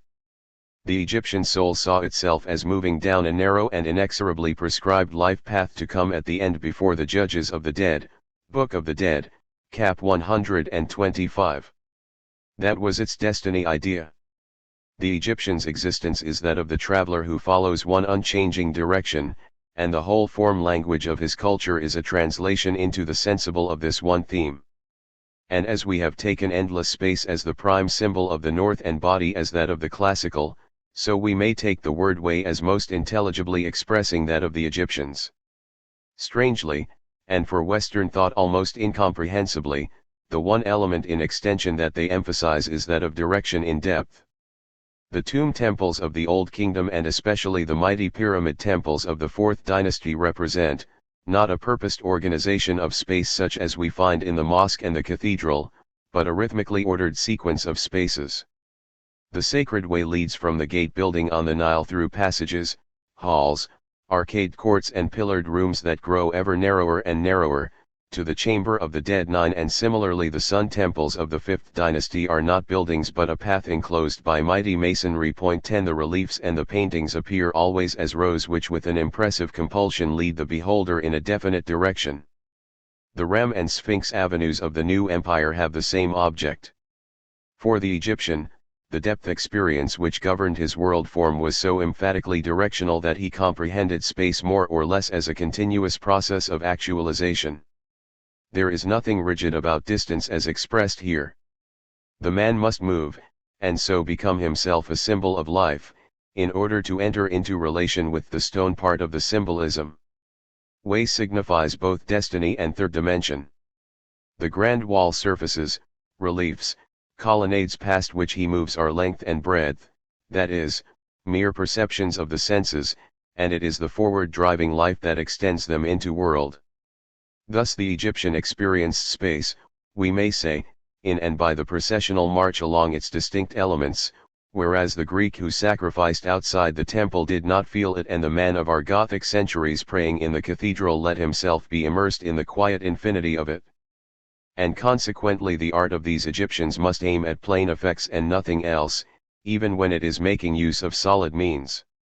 For the Egyptian, the pyramid over the king's tomb is a triangle, a huge, powerfully expressive plane that, whatever be the direction from which one approaches, closes off the way and commands the landscape.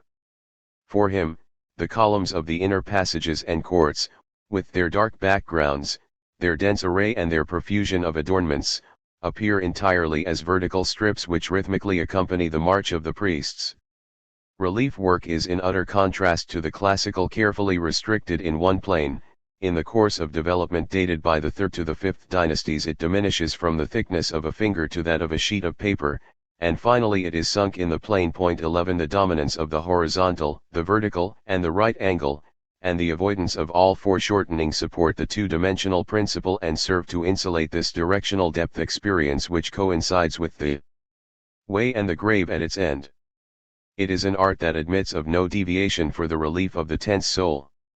Is not this an expression in the noblest language that it is possible to conceive of what all our space theories would like to put into words? Is it not a metaphysic in stone by the side of which the written metaphysics of Kant seems but a helpless stammering? There is, however, another culture that, different as it most fundamentally is from the Egyptian, yet found a closely related prime symbol. This is the Chinese, with its intensely directional principle of the Tao. But whereas the Egyptian treads to the end a way that is prescribed for him with an inexorable necessity, the Chinaman wanders through his world. Consequently, he is conducted to his god or his ancestral tomb not by ravines of stone, between faultless smooth walls, but by friendly nature herself. Nowhere else has the landscape become so genuinely the material of the architecture. Here, on religious foundations, there has been developed a grand lawfulness and unity common to all building, which, combined with the strict maintenance of a north-south general axis, always holds together gate buildings, side buildings, courts and halls in the same homogeneous plan, and has led finally to so grandiose a planning and such a command over ground and space that one is quite justified in saying that the artist builds and reckons with the landscape itself. 12 The temple is not a self-contained building but a layout, in which hills, water, trees, flowers, and stones in definite forms and dispositions are just as important as gates, walls, bridges and houses. This culture is the only one in which the art of gardening is a grand religious art. There are gardens that are reflections of particular Buddhist sections. 13 It is the architecture of the landscape, and only that, which explains the architecture of the buildings, with their flat extension and the emphasis laid on the roof as the really expressive element. And just as the devious ways through doors, over bridges, round hills, and walls lead at last to the end, so the paintings take the beholder from detail to detail, whereas Egyptian relief masterfully points him in the one set direction. The whole picture is not to be taken at once. Sequence in time presupposes a sequence of space elements through which the eye is to wander from one to the next. 14 Whereas the Egyptian architecture dominates the landscape, the Chinese espouses it. but in both cases it is direction in depth that maintains the becoming of space as a continuously present experience. 3. All art is expression language. Moreover, in its very earliest essays, which extend far back into the animal world, it is that of one active existence speaking for itself only, and it is unconscious of witnesses, even though in the absence of such the impulse to expression would not come to utterance. Even in quite late conditions we often see, instead of the combination of artist and spectator, a crowd of art makers who all dance or mime or sing.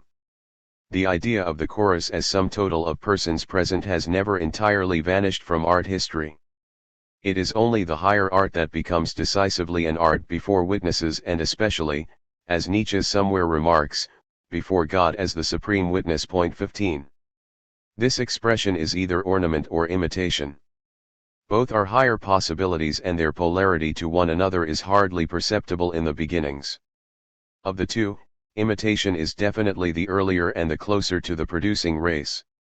Imitation is the outcome of a physiognomic idea of a second person with whom, or which, the first is involuntarily induced into resonance of vital rhythm, Mitschwingen in Lebensdikte, whereas ornament evidences an ego conscious of its own specific character. The former is widely spread in the animal world, the latter almost peculiar to man. Imitation is born of the secret rhythm of all things cosmic. For the waking being, the one appears as discrete and extended, there is a here and a there, a proper and an alien something, a microcosm and a macrocosm that are polar to one another in the sense life, and what the rhythm of imitation does is to bridge this dichotomy. Every religion is an effort of the waking soul to reach the powers of the world around.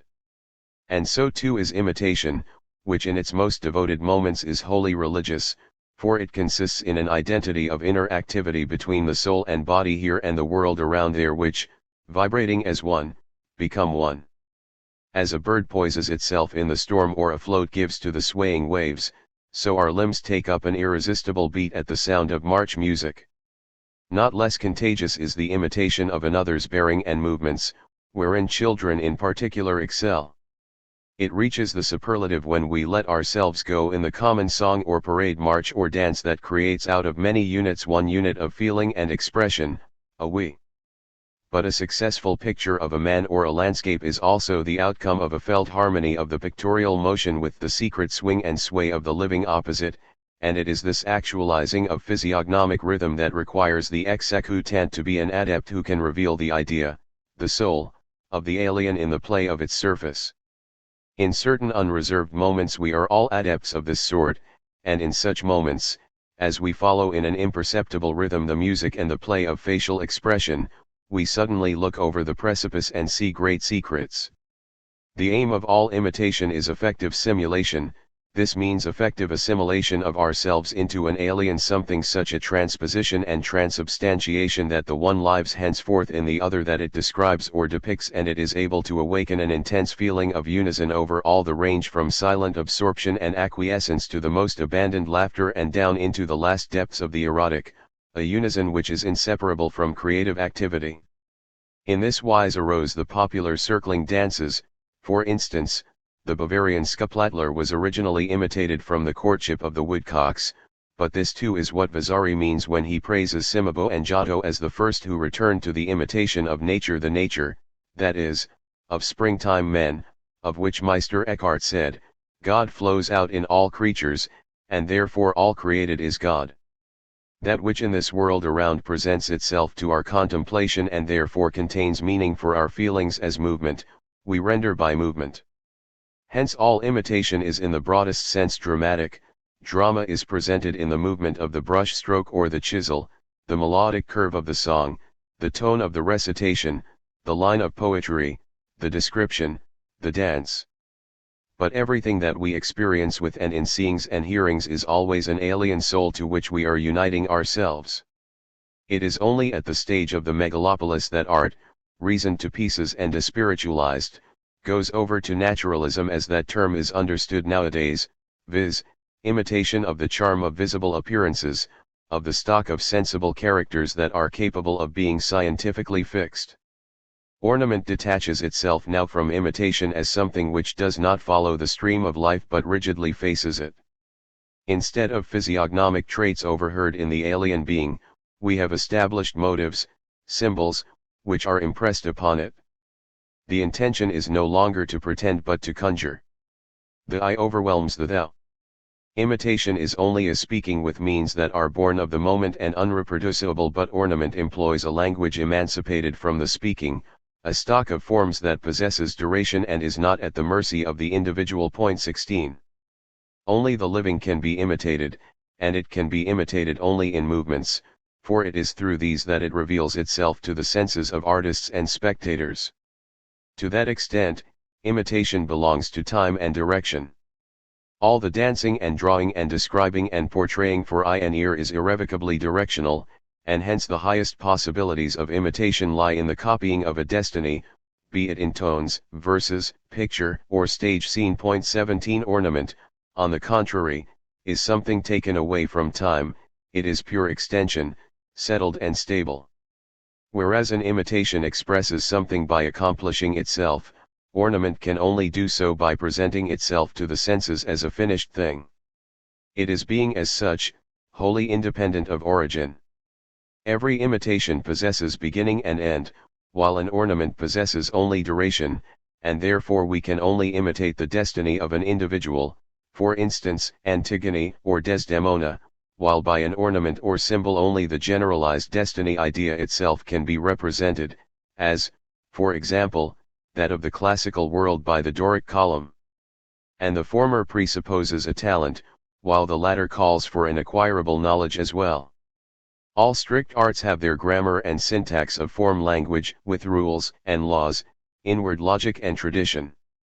This is true not merely for the Doric cabin temple and Gothic cottage cathedral, for the carving schools of Egypt 18 and Athens and the cathedral plastic of northern France, for the painting schools of the classical world and those of Holland and the Rhine and Florence, but also for the fixed rules of the Skalds and Minnesänger, which were learned and practiced as a craft, and dealt not merely with sentence and meter but also with gesture and the choice of imagery. 19, for the narration technique of the Vedic, Homeric, and Celto-Germanic epos, for the composition and delivery of the Gothic sermon, both vernacular and Latin, and for the orator's prose. 20 in the classical, and for the rules of French drama.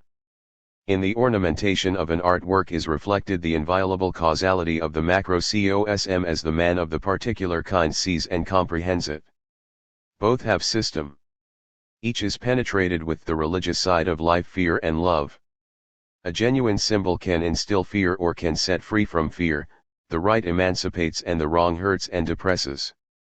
The imitative side of the arts, on the contrary, stands closer to the real race feelings of hate and love, out of which arises the opposition of ugly and beautiful.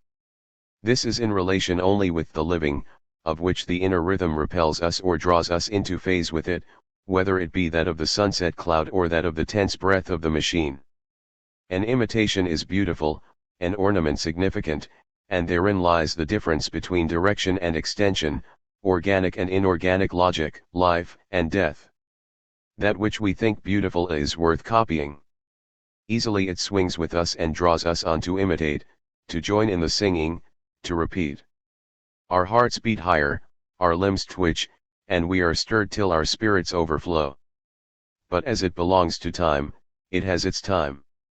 A symbol endures, but everything beautiful vanishes with the life pulsation of the man, the class, the people, or the race that feels it as a specific beauty in the general cosmic rhythm. 21 The beauty that classical sculpture and poetry contained for classical eyes is something different from the beauty that they contain for ours, something extinguished irrecoverably with the classical soul, while what we regard as beautiful in it is something that only exists for us. Not only is that which is beautiful for one kind of man neutral or ugly for another, example the whole of our music for the Chinese, or Mexican sculpture for us.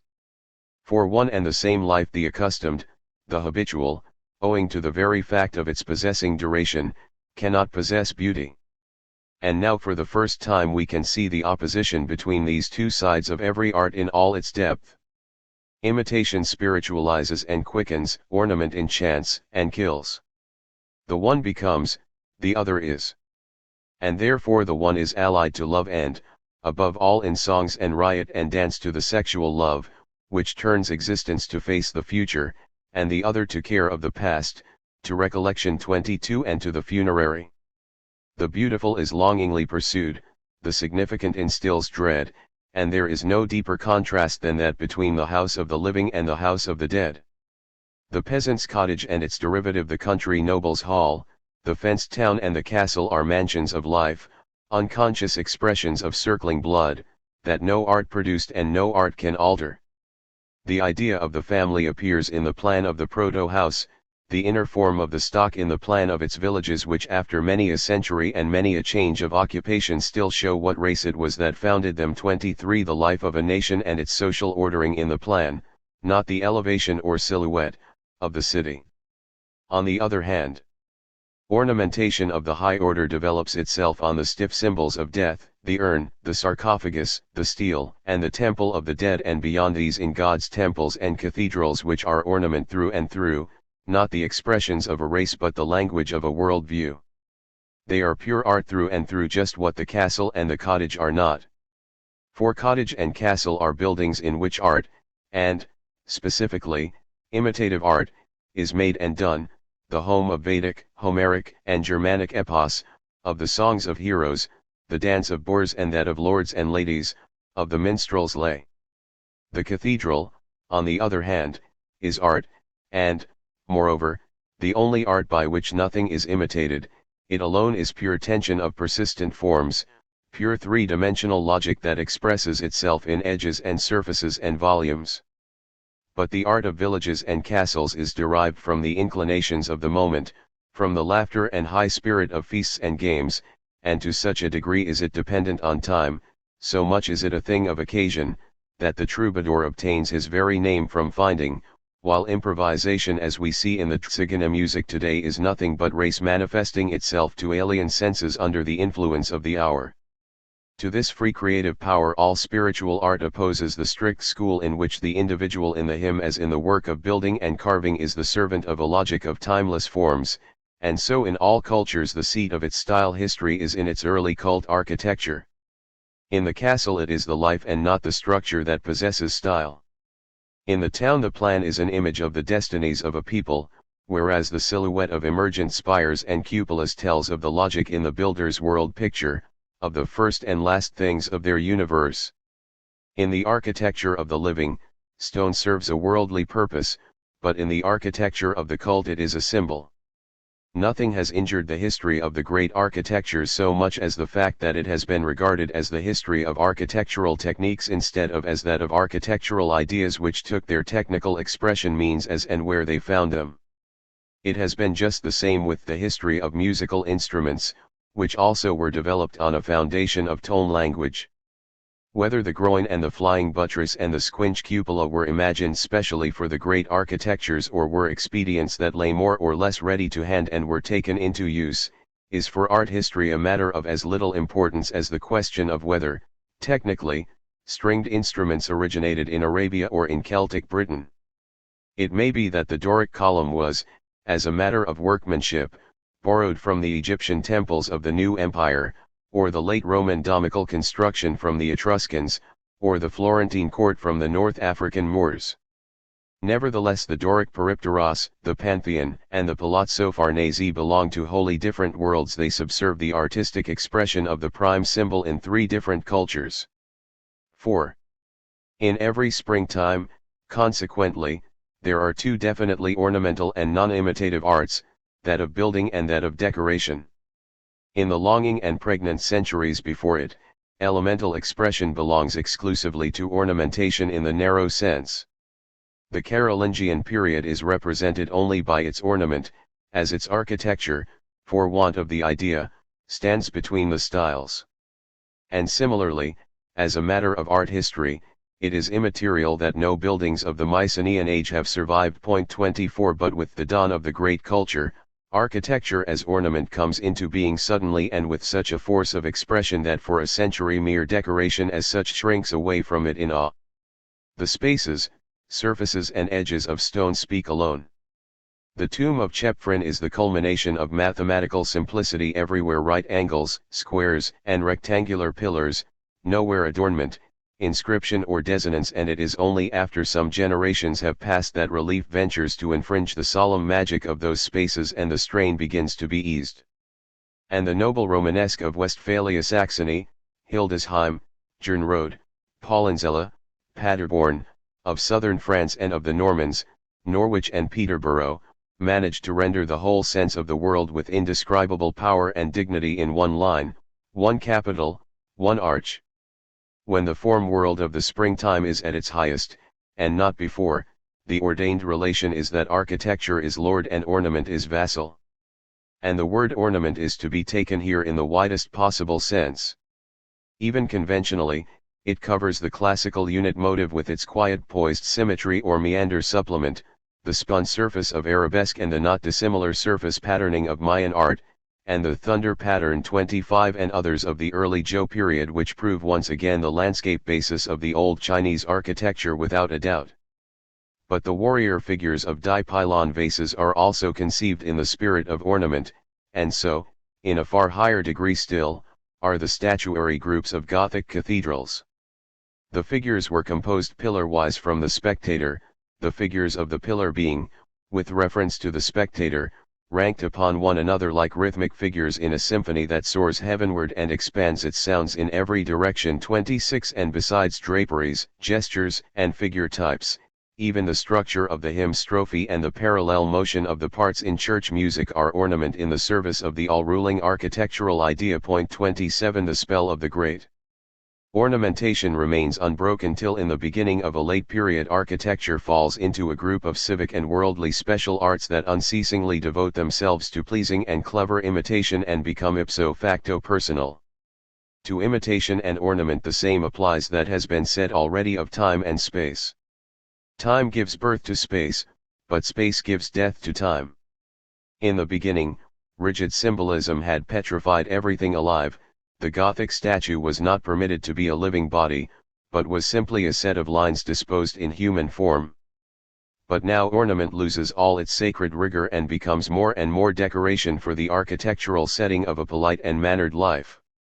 It was purely as this, namely as a beautifying element, that Renaissance taste was adopted by the courtly and patrician world of the North, and by it alone. Ornament meant something quite different in the Egyptian Old Kingdom from what it meant in the Middle, in the geometric period from what it meant in the Hellenistic, at the end of the 12th century from what it meant at the end of Louis XIV's reign.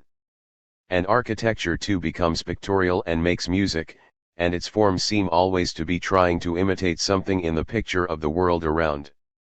From the Ionic capital we proceed to the Corinthian, and from Vignola through Bernini to the Rococo. At the last, when civilization sets in, true ornament and, with it, great art as a whole are extinguished.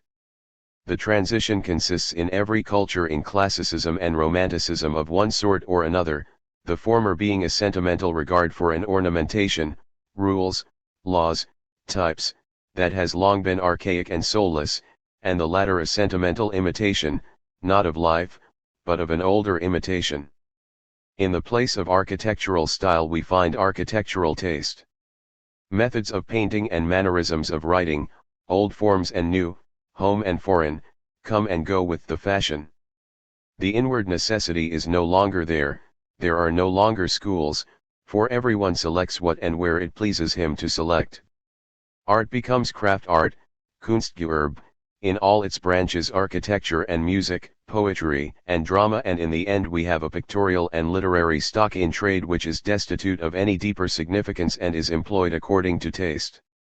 This final or industrial form of ornament, no longer historical, no longer in the condition of becoming, we have before us not only in the patterns of Oriental carpets, Persian and Indian metalwork, Chinese porcelain, but also in Egyptian, and Babylonian, art as the Greeks and Romans met it.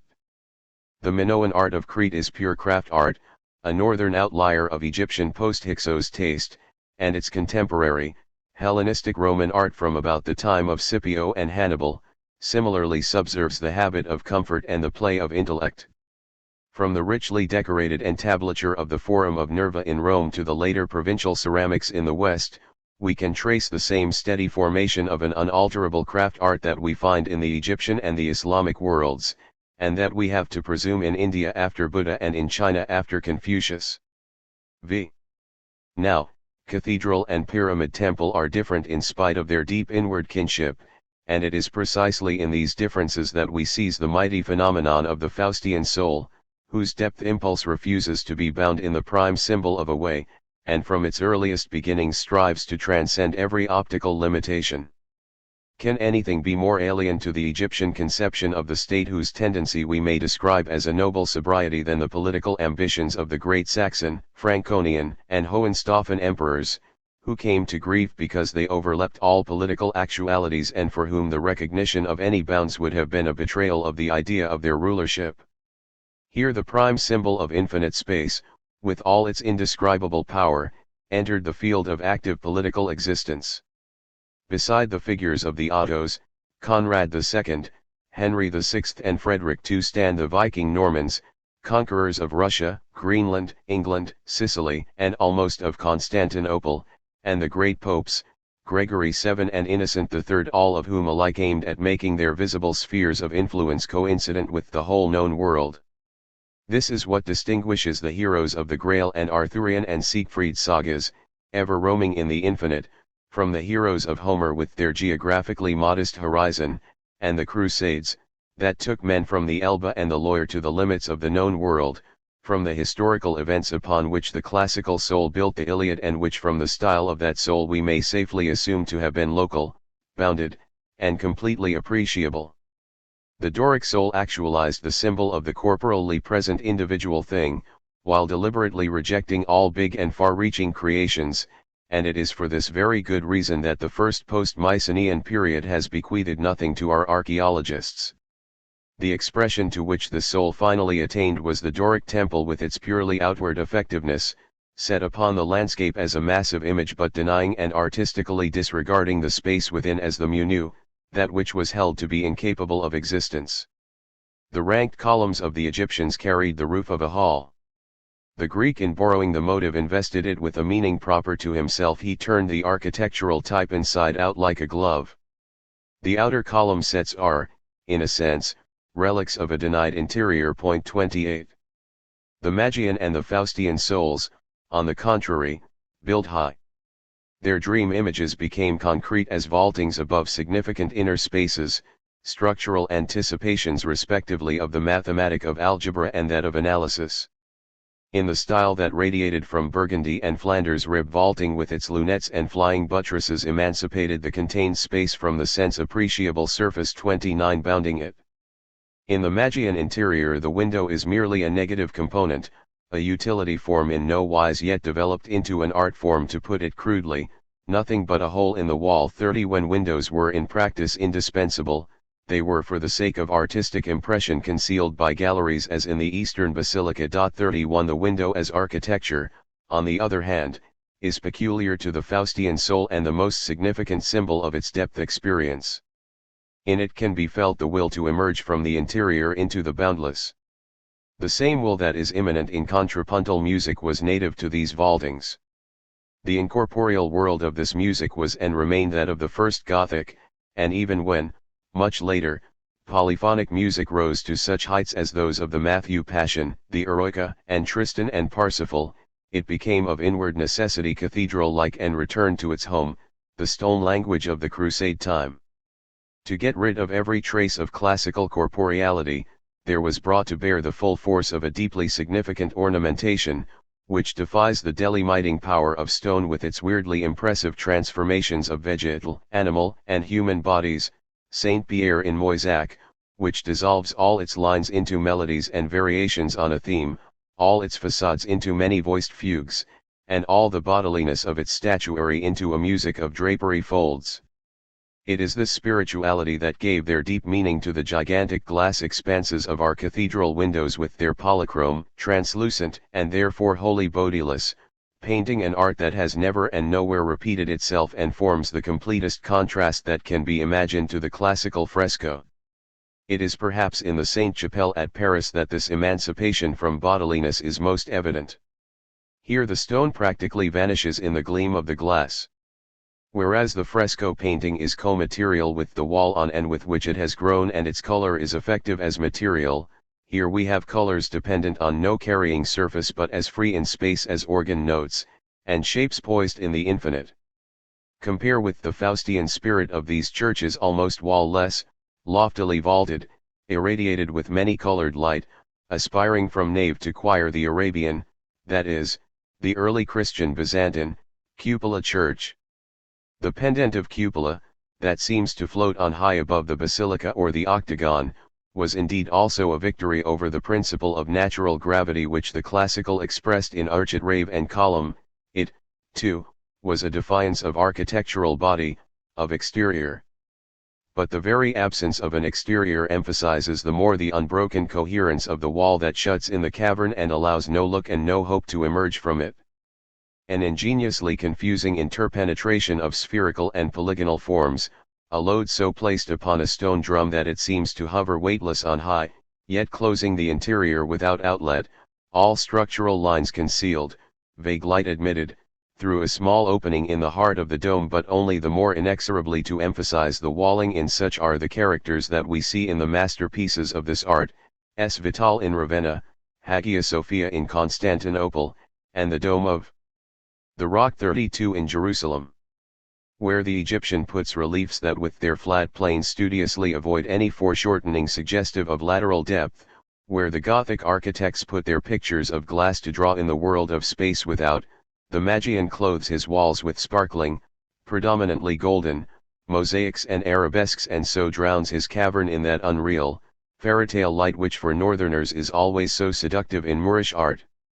6. The phenomenon of the great style, then, is an emanation from the essence of the macrocosm, from the prime symbol of a great culture. No one who can appreciate the connotation of the word sufficiently to see that it designates not a form aggregate but a form history, will try to align the fragmentary and chaotic art utterances of primitive mankind with the comprehensive certainty of a style that consistently develops over centuries. Only the art of great cultures, the art that has ceased to be only art and has begun to be an effective unit of expression and significance, possesses style. The organic history of a style comprises a pre, a non and a post. The bull tablet of the first dynasty of Egypt 33 is not yet Egyptian. Not till the third dynasty do the works acquire a style, but then they do so suddenly and very definitely. Similarly, the Carolingian period stands between styles. We see different forms touched on and explored, but nothing of inwardly necessary expression. The creator of the Aachen Minster thinks surely and builds surely, but does not feel surely. 34 The Marienkirche in, the castle of Würzburg, c. 700, has its counterpart in Salonika, St. George, and the church of St. Germigny de Prez, c. 800, with its cupolas and horseshoe niches is almost a mosque. For the whole of West Europe the period 850 to 950 is almost a blank. And just so today Russian art stands between two styles. The primitive wooden architecture with its steep eight-sided tent roof, which extends from Norway to Manchuria, is impressed with Byzantine motifs from over the Danube and Armenian Persian from over the Caucasus. We can certainly feel an elective affinity between the Russian and the Magian souls, but as yet the prime symbol of Russia, the plain without limit 35, finds no sure expression either in religion or in architecture. The church roof emerges, hillock-wise, but little from the landscape, and on it sit the tent roofs whose points are coiffed with the kokoshniks that suppress and would abolish the upward tendency. They neither tower up like the Gothic belfry nor enclose like the mosque cupola, but sit, thereby emphasizing the horizontally of the building, which is meant to be regarded merely from the outside. When about 1760 the Synod forbade the tent roofs and prescribed the orthodox onion cupolas, the heavy cupolas were set upon slender cylinders, of which there may be any number 36 and which sit on the roof plane. 37 It is not yet a style, only the promise of a style that will awaken when the real Russian religion awakens. In the Faustian West, this awakening happened shortly before AD 1000. In one moment, the Romanesque style was there. Instead of the fluid organization of space on an insecure ground plan, there was, suddenly, a strict dynamic of space. From the very beginning, inner and outer construction were placed in a fixed relation, the wall was penetrated by the form language and the form worked into the wall in a way that no other culture has ever imagined. From the very beginning the window and the belfry were invested with their meanings. The form was irrevocably assigned. Only its development remained to be worked out. The Egyptian style began with another such creative act, just as unconscious, just as full of symbolic force. The prime symbol of the way came into being suddenly with the beginning of the Fourth Dynasty, 2930 BC. The world-creating depth experience of the soul gets its substance from the direction factor itself. Spatial depth as stiffened time, distance, death, destiny itself dominate the expression, and the merely sensuous dimensions of length and breadth become an escorting plane which restricts and prescribes the way of destiny. The Egyptian flat relief, which is designed to be seen at close quarters and arranged serially so as to compel the beholder to pass along the wall planes in the prescribed direction, appears with similar suddenness about the beginning of the Fifth Dynasty. 38 The still later avenues of sphinxes and statues and the rock and terrace temples constantly intensify that tendency towards the one distance that the world of Egyptian mankind knows, the grave. Observe how soon the colonnades of the early period come to be systems of huge, close-set pillars that screen off all side view. This is something that has never reproduced itself in any other architecture. The grandeur of this style appears to us as rigid and unchanging. And certainly it stands beyond the passion which is ever seeking and fearing, and so imparts to subordinate characters a quality of restless personal movement in the flow of the centuries.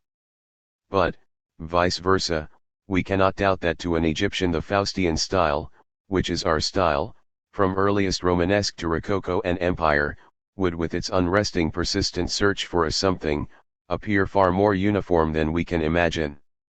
It follows, we must not forget, from the conception of style that we are working on here, that Romanesque, Gothic, Renaissance, Baroque and Rococo are only stages of one and the same style, in which it is naturally the variable that we and the constant that men of other eyes remark. In actual fact, the inner unity of the Northern Renaissance is shown in innumerable reconstructions of Romanesque work in Baroque and of late Gothic work in Rococo that are not in the least startling. In peasant art, Gothic and Baroque have been identical, and the streets of old towns with their pure harmony of all sorts of gables and facades, wherein definite attributions to Romanesque or Gothic Renaissance or Baroque or Rococo are often quite impossible, show that the family resemblance between the members is far greater than they themselves realize. The Egyptian style was purely architectural, and remained so till the Egyptian soul was extinguished. It is the only one in which ornamentation as a decorative supplement to architecture is entirely absent. It allowed of no divergence into arts of entertainment, no display painting, no busts, no secular music. In the Ionic phase, the center of gravity of the classical style shifted from architecture to an independent plastic art. In that of the Baroque the style of the West passed into music, whose form language in its turn ruled the entire building art of the 18th century. In the Arabian world, after Justinian and Chosroes-Nushirvan, arabesque dissolved all the forms of architecture, painting, and sculpture into style impressions that nowadays we should consider as craft art. But in Egypt the sovereignty of architecture remained unchallenged, it merely softened its language a little. In the chambers of the Pyramid Temple of the Fourth Dynasty, Pyramid of Chephren, there are unadorned angular pillars. In the buildings of the Fifth, Pyramid of Sahuri, the plant column makes its appearance. Lotus and papyrus branches turned into stone arise gigantic out of a pavement of transparent alabaster that represents water, enclosed by purple walls. The ceiling is adorned with birds and stars. The sacred way from the gate buildings to the tomb chamber, the picture of life, is a stream. It is the Nile itself become one with the prime symbol of direction. The spirit of the mother landscape unites with the soul that has sprung from it. In China, in lieu of the awe-inspiring pylon with its massy wall and narrow entrance, we have the spirit wall, Yinpai, that conceals the way in. The Chinaman slips into life and thereafter follows the Tao of life's path, as the Nile Valley is to the up and down landscape of the Wangho, so is the stone-enclosed temple way to the mazy paths of Chinese garden architecture.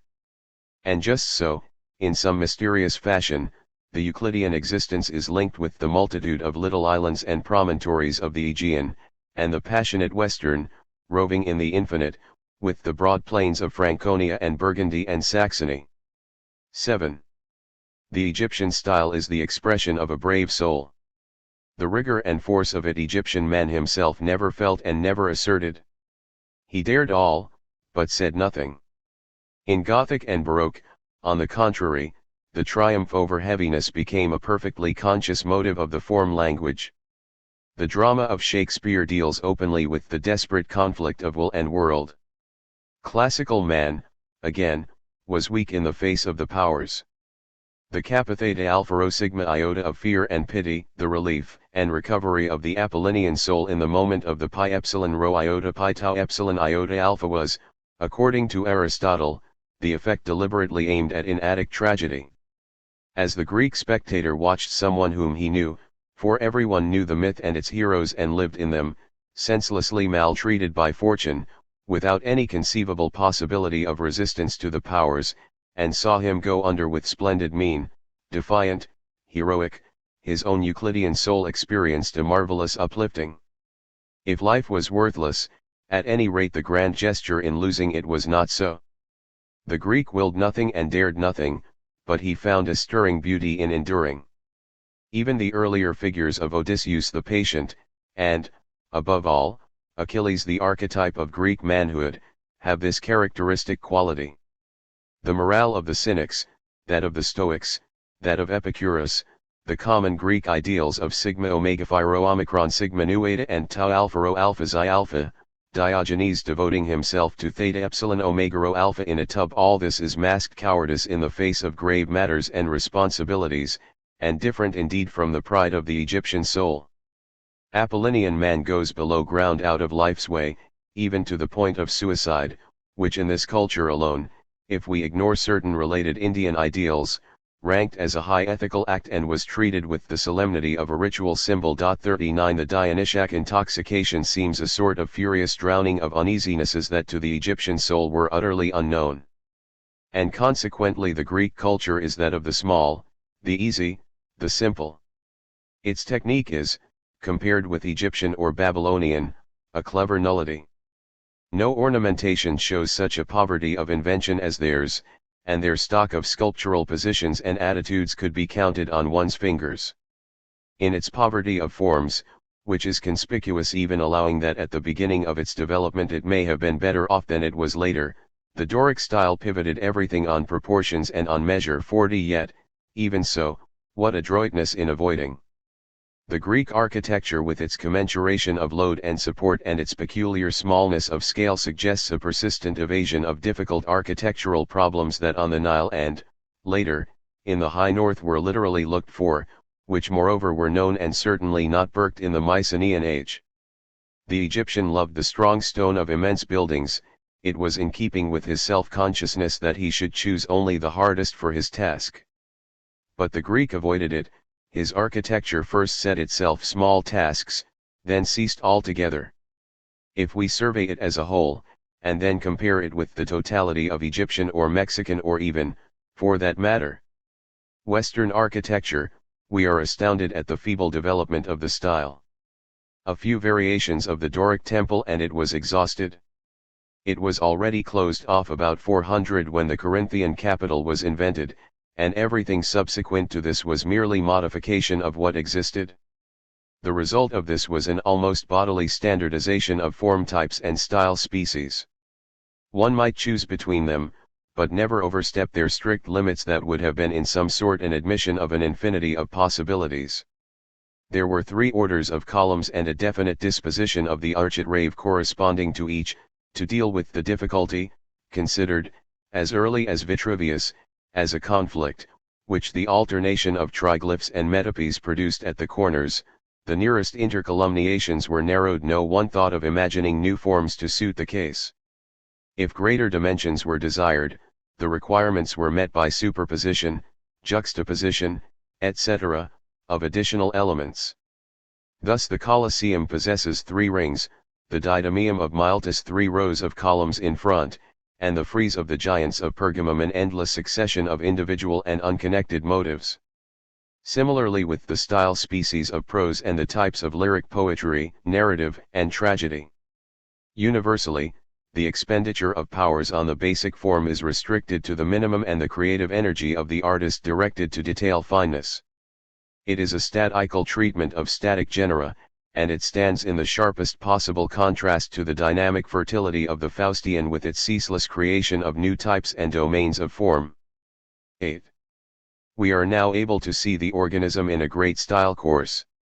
Here, as in so many other matters, Goethe was the first to whom vision came. In his Winkelmann he says of Velius Paterculus, with his standpoint, it was not given to him to see all art as a living thing. Zeta Omicron knew, that must have an inconspicuous beginning, a slow growth, a brilliant moment of fulfillment and a gradual decline like every other organic being, though it is presented in a set of individuals. This sentence contains the entire morphology of art history. Styles do not follow one another like waves or pulse beats. It is not the personality or will or brain of the artist that makes the style, but the style that makes the type of the artist. The style, like the culture, is a prime phenomenon in the strictest Goethean sense, be it the style of art or religion or thought, or the style of life itself. It is, as nature is, an ever new experience of waking man, his alter ego and mirror image in the world around.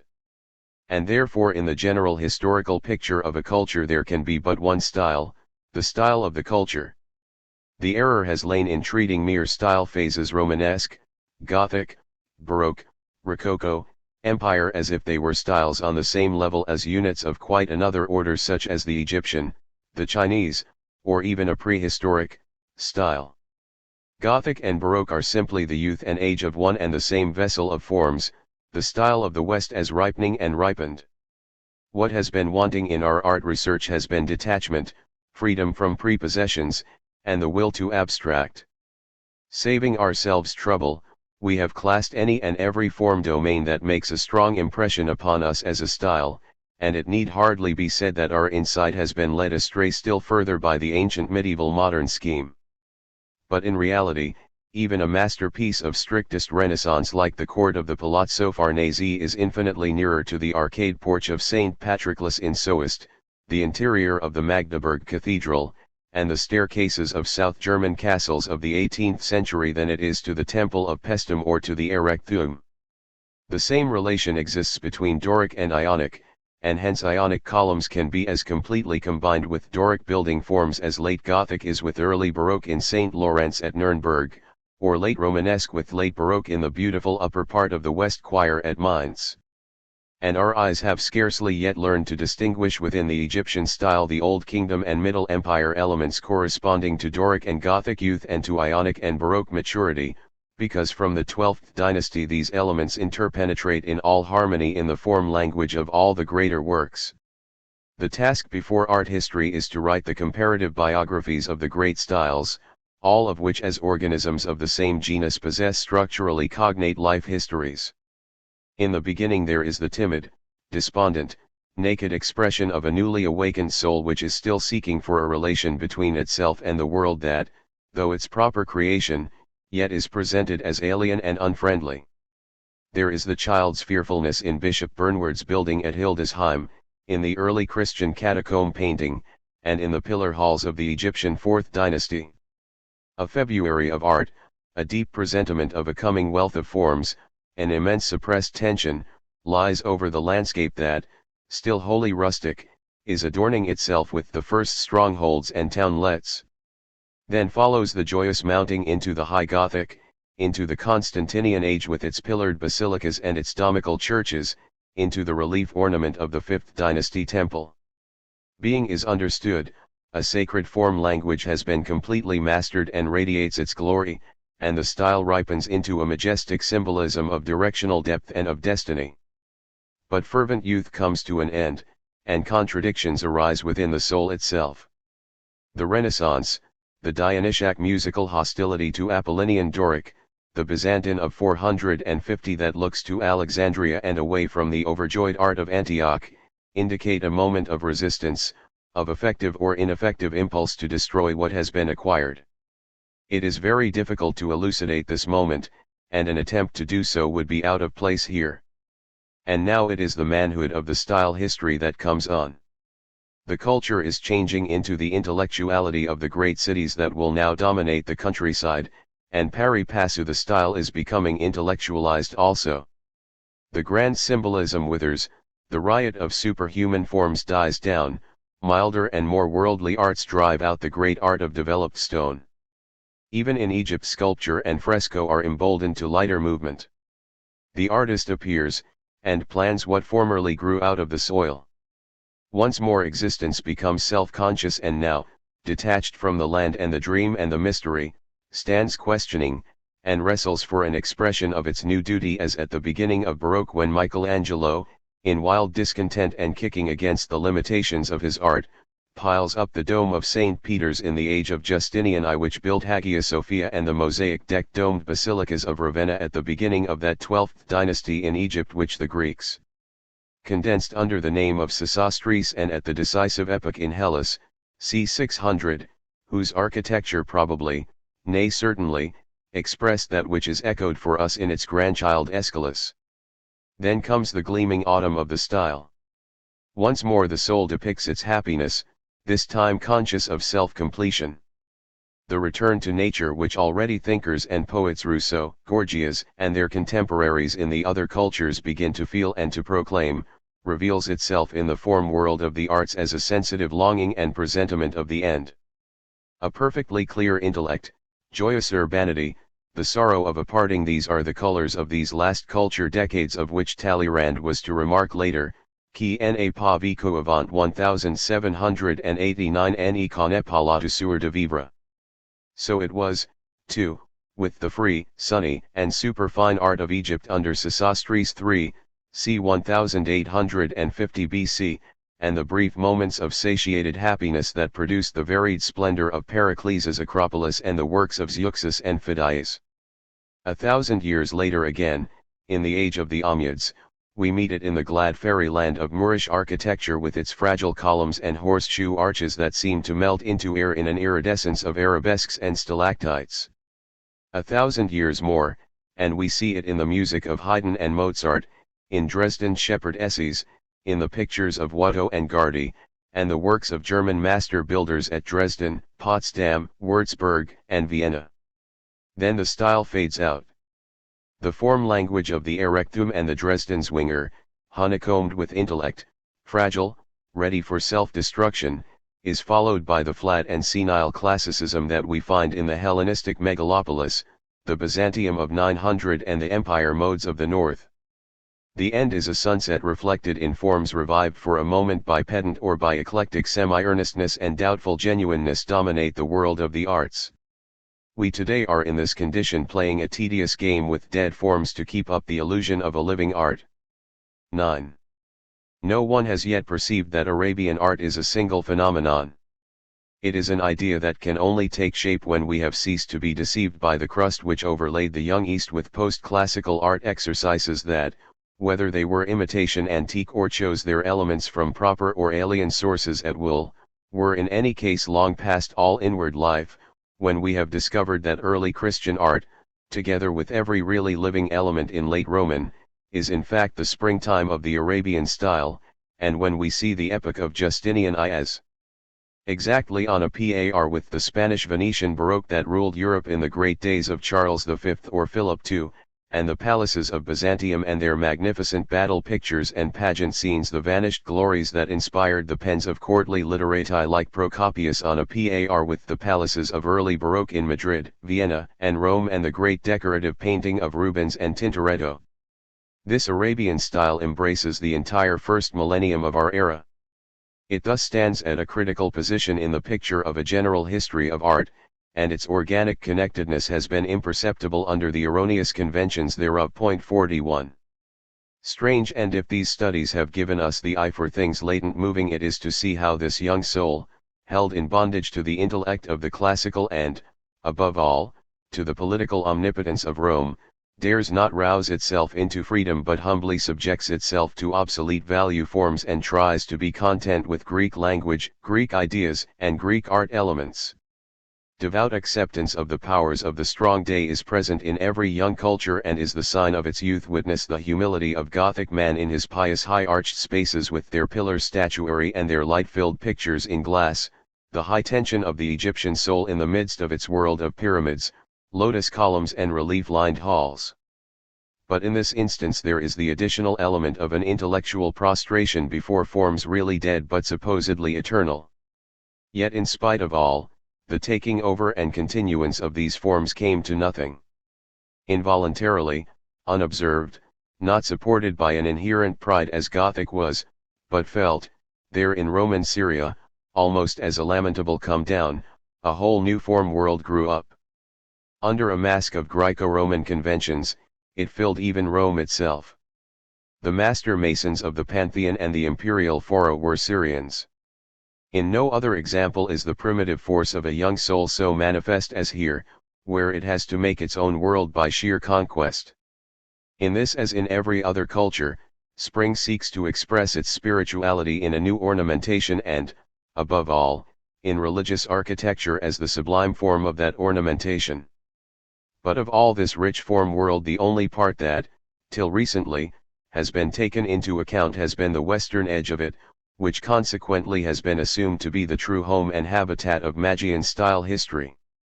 In reality, in matters of style as in those of religion, science, and social political life, what we find there is only an irradiation from outside the eastern border of the empire.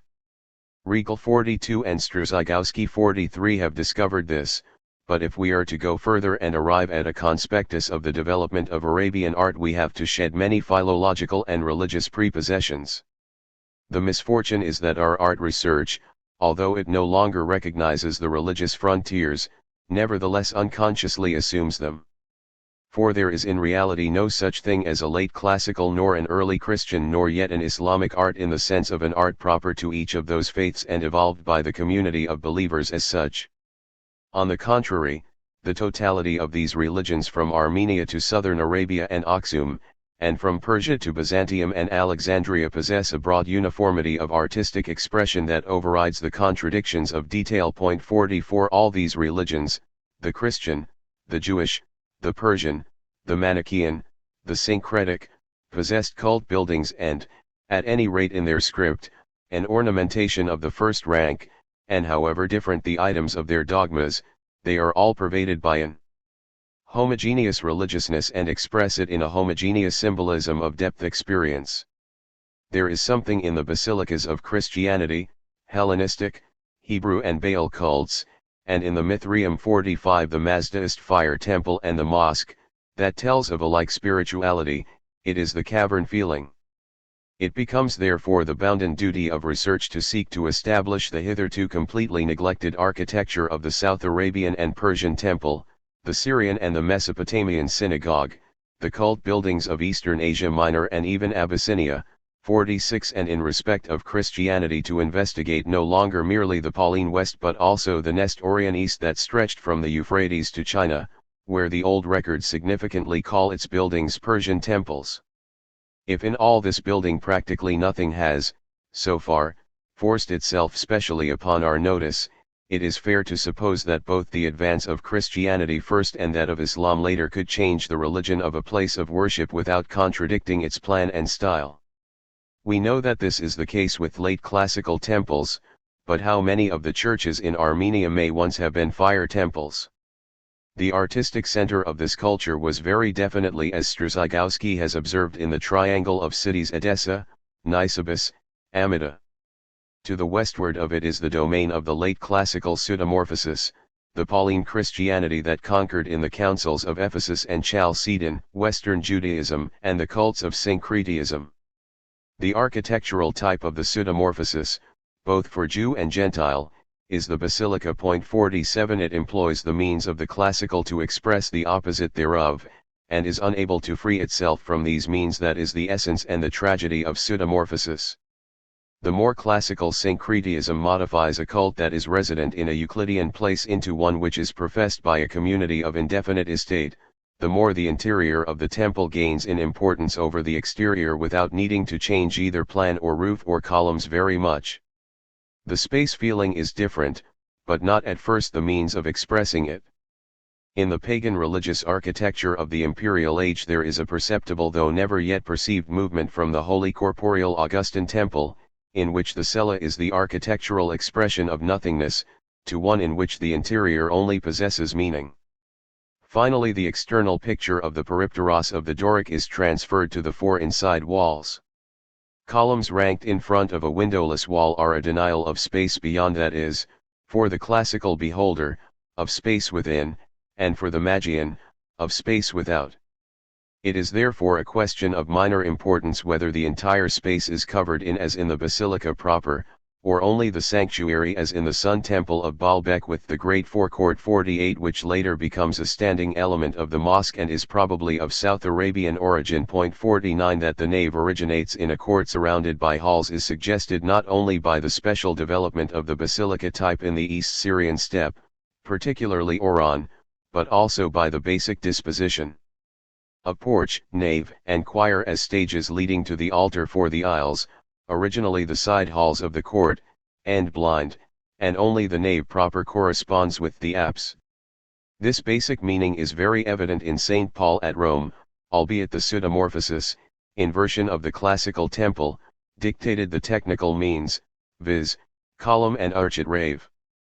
How symbolic is the Christian reconstruction of the temple of Aphrodisias in Caria, in which the cella within the columns is abolished and replaced by a new wall outside them. 50.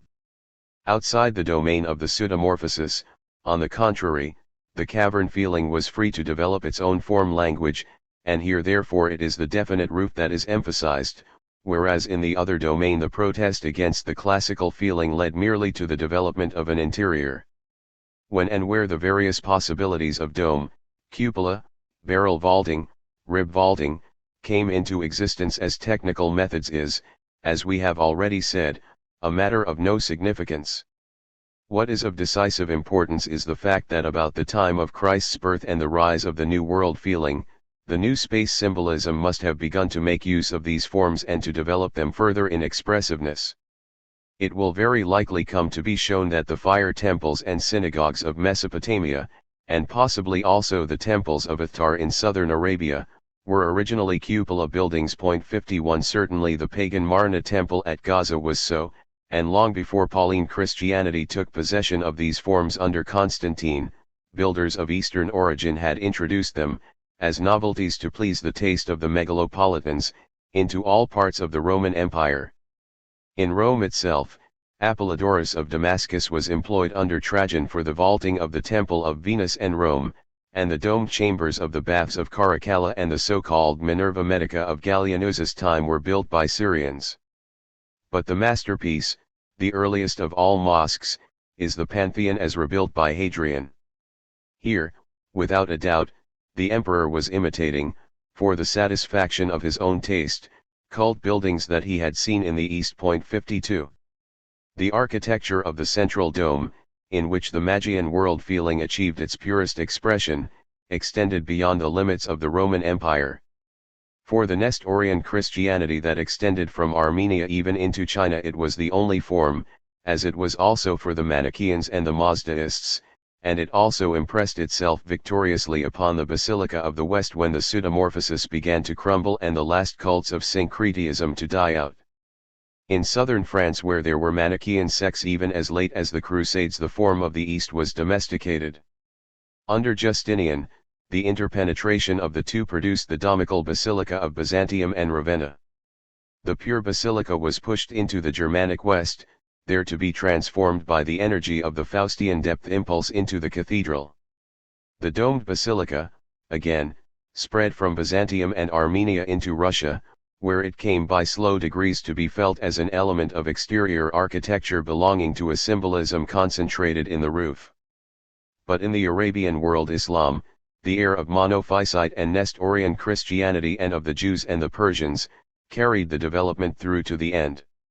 When it turned Hagia Sophia into a mosque, it only resumed possession of an old property. Islamic Damikal building followed Mazdaist and Nestorian along the same tracks to Shantung and to India.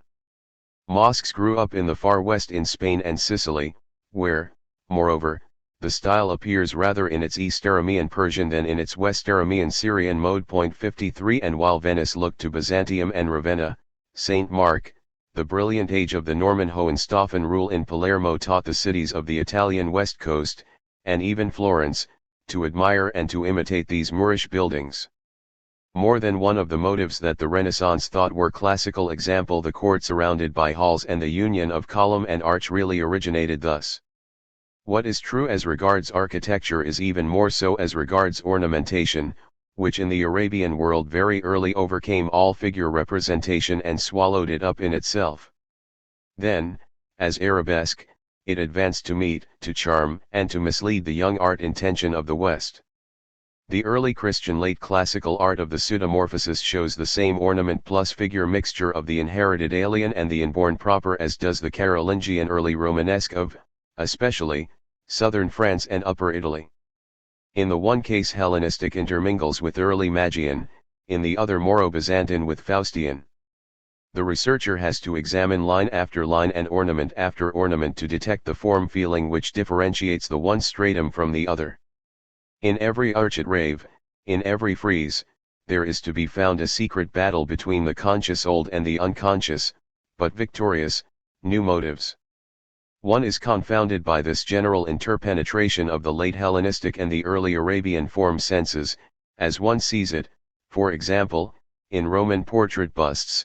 Here it is often only in the treatment of the hair that the new way of expression is manifested, in the acanthus shoots which show often on one and the same frieze chisel work and drill work side by side, in the sarcophagi of the 3rd century in which a childlike feeling of the Giotto and Pisano character is entangled with a certain late and megalopolitan naturalism that reminds one more or less of David or Carstens, and in buildings such as the Basilica of Maxentius 54 and many parts of the Baths and the Imperial Fora that are still very classical in conception.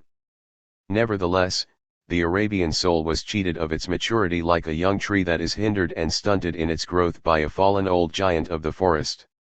Here there was no brilliant instant felt and experienced as such, like that of ours, in which, simultaneously with the Crusades, the wooden beams of the cathedral roof locked themselves into rib vaulting and an interior was made to actualize and fulfill the idea of infinite space. The political creation of Diocletian was shattered in its glory upon the fact that, standing as he did on classical ground, he had to accept the whole mass of the administrative tradition of Urbs Roma. This sufficed to reduce his work to a mere reform of obsolete conditions. And yet he was the first of the caliphs. With him, the idea of the Arabian state emerges clearly into the light. It is Diocletian's dispensation, together with that of the Sassanids which preceded it somewhat and served in all respects as its model, that gives us the first notion of the ideal that ought to have gone on to fulfillment here. But so it was in all things. To this very day we admire as last creations of the classical because we cannot or will not regard them otherwise the thought of Plotinus and Marcus Aurelius, the cults of Isis, Mithras, and the sun god, the Diophantine mathematics and, lastly, the whole of the art which streamed towards us from the eastern marches of the Roman Empire and for which Antioch and Alexandria were merely points d'appui. This alone is sufficient to explain the intense vehemence with which the Arabian culture, when released at length from artistic as from other fetters, flung itself upon all the lands that had inwardly belonged to it for centuries past. It is the sign of a soul that feels itself in a hurry, that notes in fear the first symptoms of old age before it has had youth. This emancipation of Magian mankind is without a parallel. Syria is conquered, or rather delivered, in 634. Damascus falls in 637, Ctesiphon in 637. In 641 Egypt and India are reached, in 647 Carthage, in 676 Samarkand, in 710 Spain. And in 732 the Arabs stood before Paris. Into these few years was compressed the whole sum of saved-up passions, postponed hopes, reserved deeds, that in the slow maturing of other cultures suffice to fill the history of centuries. The Crusaders before Jerusalem, the Hohenstaufen in Sicily, the Hansa in the Baltic, the Teutonic Knights in the Slavonic East, the Spaniards in America, the Portuguese in the East Indies, the empire of Charles V on which the sun never set, the beginnings of England's colonial power under Cromwell. The equivalent of all this was shot out in one discharge that carried the Arabs to Spain and France, India and Turkestan. True, all cultures, the Egyptian, the Mexican and the Chinese excepted, have grown up under the tutelage of some older culture. Each of the form worlds shows certain alien traits. Thus, the Faustian soul of the Gothic, already predisposed to reverence by the Arabian origin of Christianity, grasped at the treasures of late Arabian art. An unmistakably southern, one might even say an Arabian, Gothic wove itself over the facades of the Burgundian and Provençal cathedrals, dominated with the magic of stone the outward language of Strasbourg Minster, and fought a silent battle in statues and porches, fabric patterns, carvings, and metalwork, and not less in the intricate figures of scholastic philosophy and in that intensely Western symbol, the Grail Legend 55, with the Nordic prime feeling of Viking Gothic that rules the interior of the Magdeburg Cathedral, the points of Freiburg Minster and the mysticism of Meister Eckhart. More than once the pointed arch threatens to burst its restraining line and to transform itself into the horseshoe arch of Moorish Norman architecture. So also the Apollinian art of the Doric spring, whose first efforts are practically lost to us, doubtless took over Egyptian elements to a very large extent, and by and through these came to its own proper symbolism.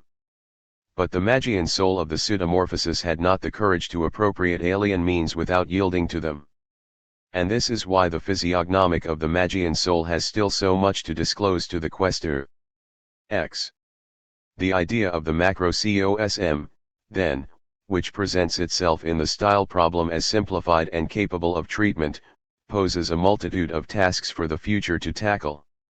To make the form world of the arts available as a means of penetrating the spirituality of entire cultures by handling it in a thoroughly physiognomic and symbolic spirit is an undertaking that has not hitherto got beyond speculations of which the inadequacy is obvious. We are hardly as yet aware that there may be a psychology of the metaphysical basis of all great architectures. We have no idea what there is to discover in the change of meaning that a form of pure extension undergoes when it is taken over into another culture. The history of the column has never yet been written, nor have we any notion of the deeply symbolic significances that reside in the means and the instruments of art. Consider mosaic.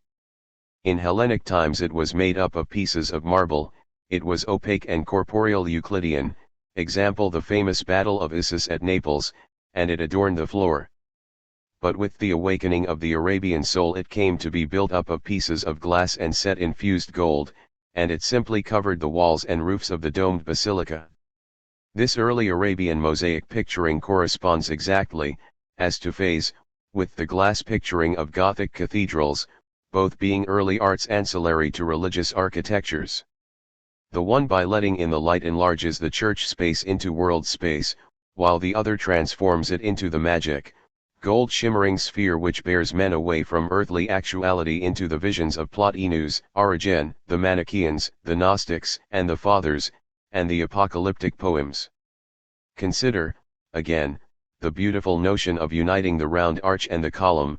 This again is a Syrian, if not a North Arabian, creation of the 3rd, or High Gothic, century. 56 The revolutionary importance of this motive, which is specifically Magian, has never in the least degree been recognized.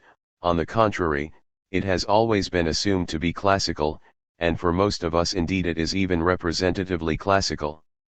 The Egyptians ignored any deep relation between the roof and the column, the latter was for them a plant column, and represented not stoutness but growth. Classical man, in his turn, for whom the monolithic column was the mightiest symbol of Euclidean existence, all body, all unity, all steadiness connected it, in the strictest proportions of vertical and horizontal, of strength and load, with his arched rave. But here, in this union of arch and column which the Renaissance in its tragicomic dilutedness admired as expressly classical, though it was a notion that the classical neither possessed nor could possess, the bodily principle of load and inertia is rejected and the arch is made to spring clear and open out of the slender column. The idea actualized here is at once a liberation from all earth gravity and a capture of space, and between this element and that of the dome which soars free but yet encloses the great cavern, there is the deep relation of like meaning.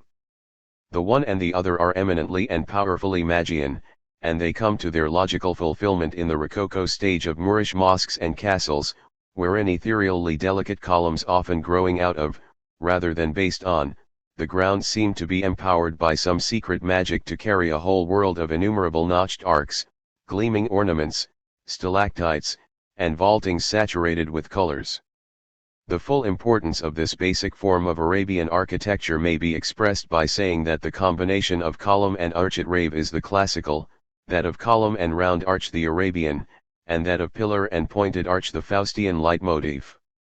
Take, further, the history of the acanthus motive. Point 57 in the form in which it appears, for example, on the monument of Lysicrates at Athens, it is one of the most distinctive in classical ornamentation.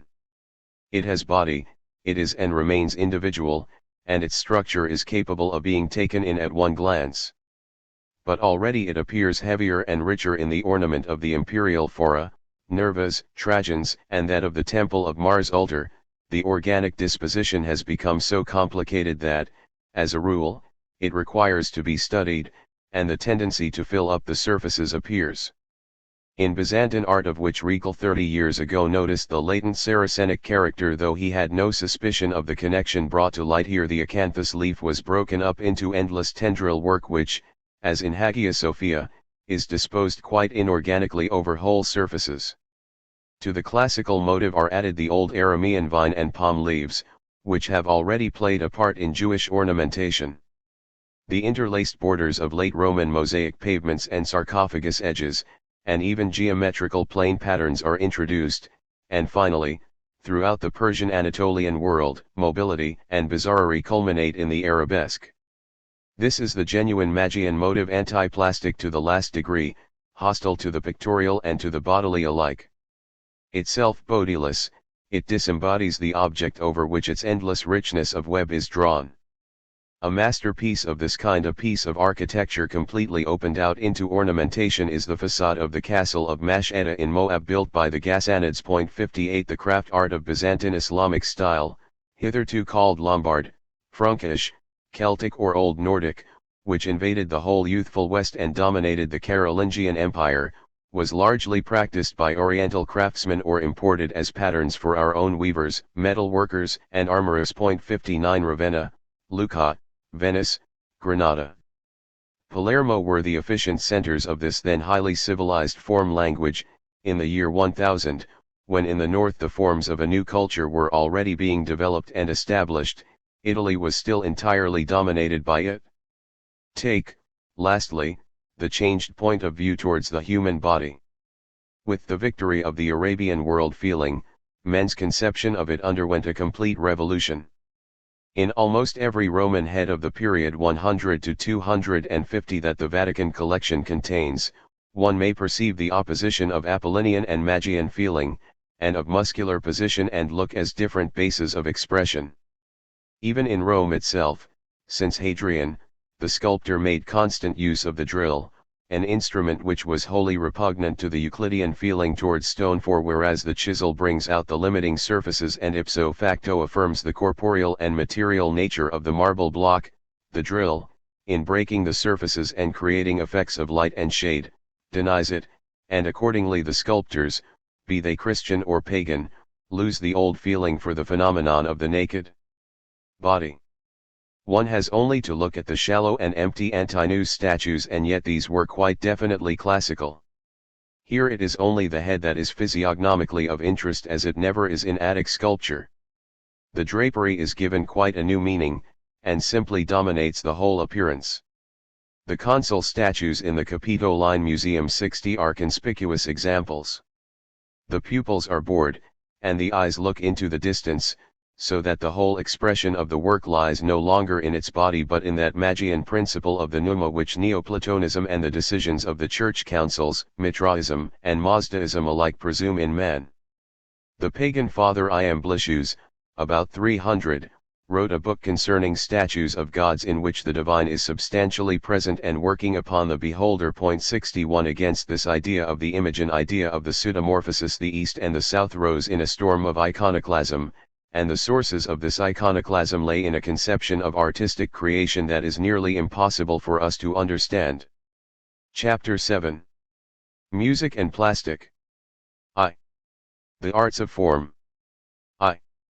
The dearest type of symbolic expression that the world feeling of higher mankind has found for itself is, if we accept the mathematical scientific domain of presentation and the symbolism of its basic ideas, that of the arts of form, one of which the number is legion. And with these arts we count music in its many and very dissimilar kinds. Had these been brought within the domain of art historical research instead of being put in a class apart from that of the pictorial plastic arts, we should have progressed very much further in our understanding of the import of this evolution towards an end. For the formative impulse that is at work in the wordless two arts can never be understood until we come to regard the distinction between optical and acoustic means as only a superficial one. To talk of the art of the eye and the art of the ear takes us no further. It is not such things that divide one art from another. Only the 19th century could so overestimate the influence of physiological conditions as to apply it to expression, conception, or communion. A singing picture of Claude Lorraine or of Watteau does not really address itself to the bodily eye any more than the space-straining music since Bach addresses itself to the bodily ear. The classical relation between artwork and sense organ, of which we so often and so erroneously remind ourselves here, is something quite different from, something far simpler and more material than ours. We read Othello and Faust and we study orchestral scores, that is, we change one sense agency for another in order to let the undiluted spirit of these works take effect upon us. Here there is always an appeal from the outer senses to the inner, to the truly Faustian and wholly unclassical power of imagination. Only thus can we understand Shakespeare's ceaseless change of scene as against the classical unity of place. In extreme cases indeed, for instance in that of Faust itself, no representation of the work, that is, of its full content, is physically possible. But in music too, in the unaccompanied a cappella of the Palestrina style as well as a fortiori in the passions of Heinrich Schütz, in the fugues of Bach, in the last quartets of Beethoven, and in Tristan we livingly experience behind the sensuous impressions a whole world of others. And it is only through these latter that all the fullness and depth of the work begins to be present to us, and it is only mediately through the images of blonde, brown, dusky, and golden colors, of sunsets and distant ranked mountain summits, of storms and spring landscapes, of foundered cities and strange faces which harmony conjures up for us, that it tells us something of itself. It is not an incident that Beethoven wrote his last works when he was deaf. Deafness merely released him from the last fetters. For this music, sight, and hearing equally are bridges into the soul and nothing more. To the Greek this visionary kind of artistic enjoyment was utterly alien.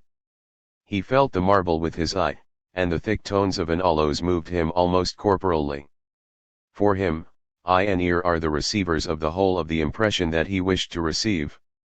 But for us this had ceased to be true even at the stage of Gothic.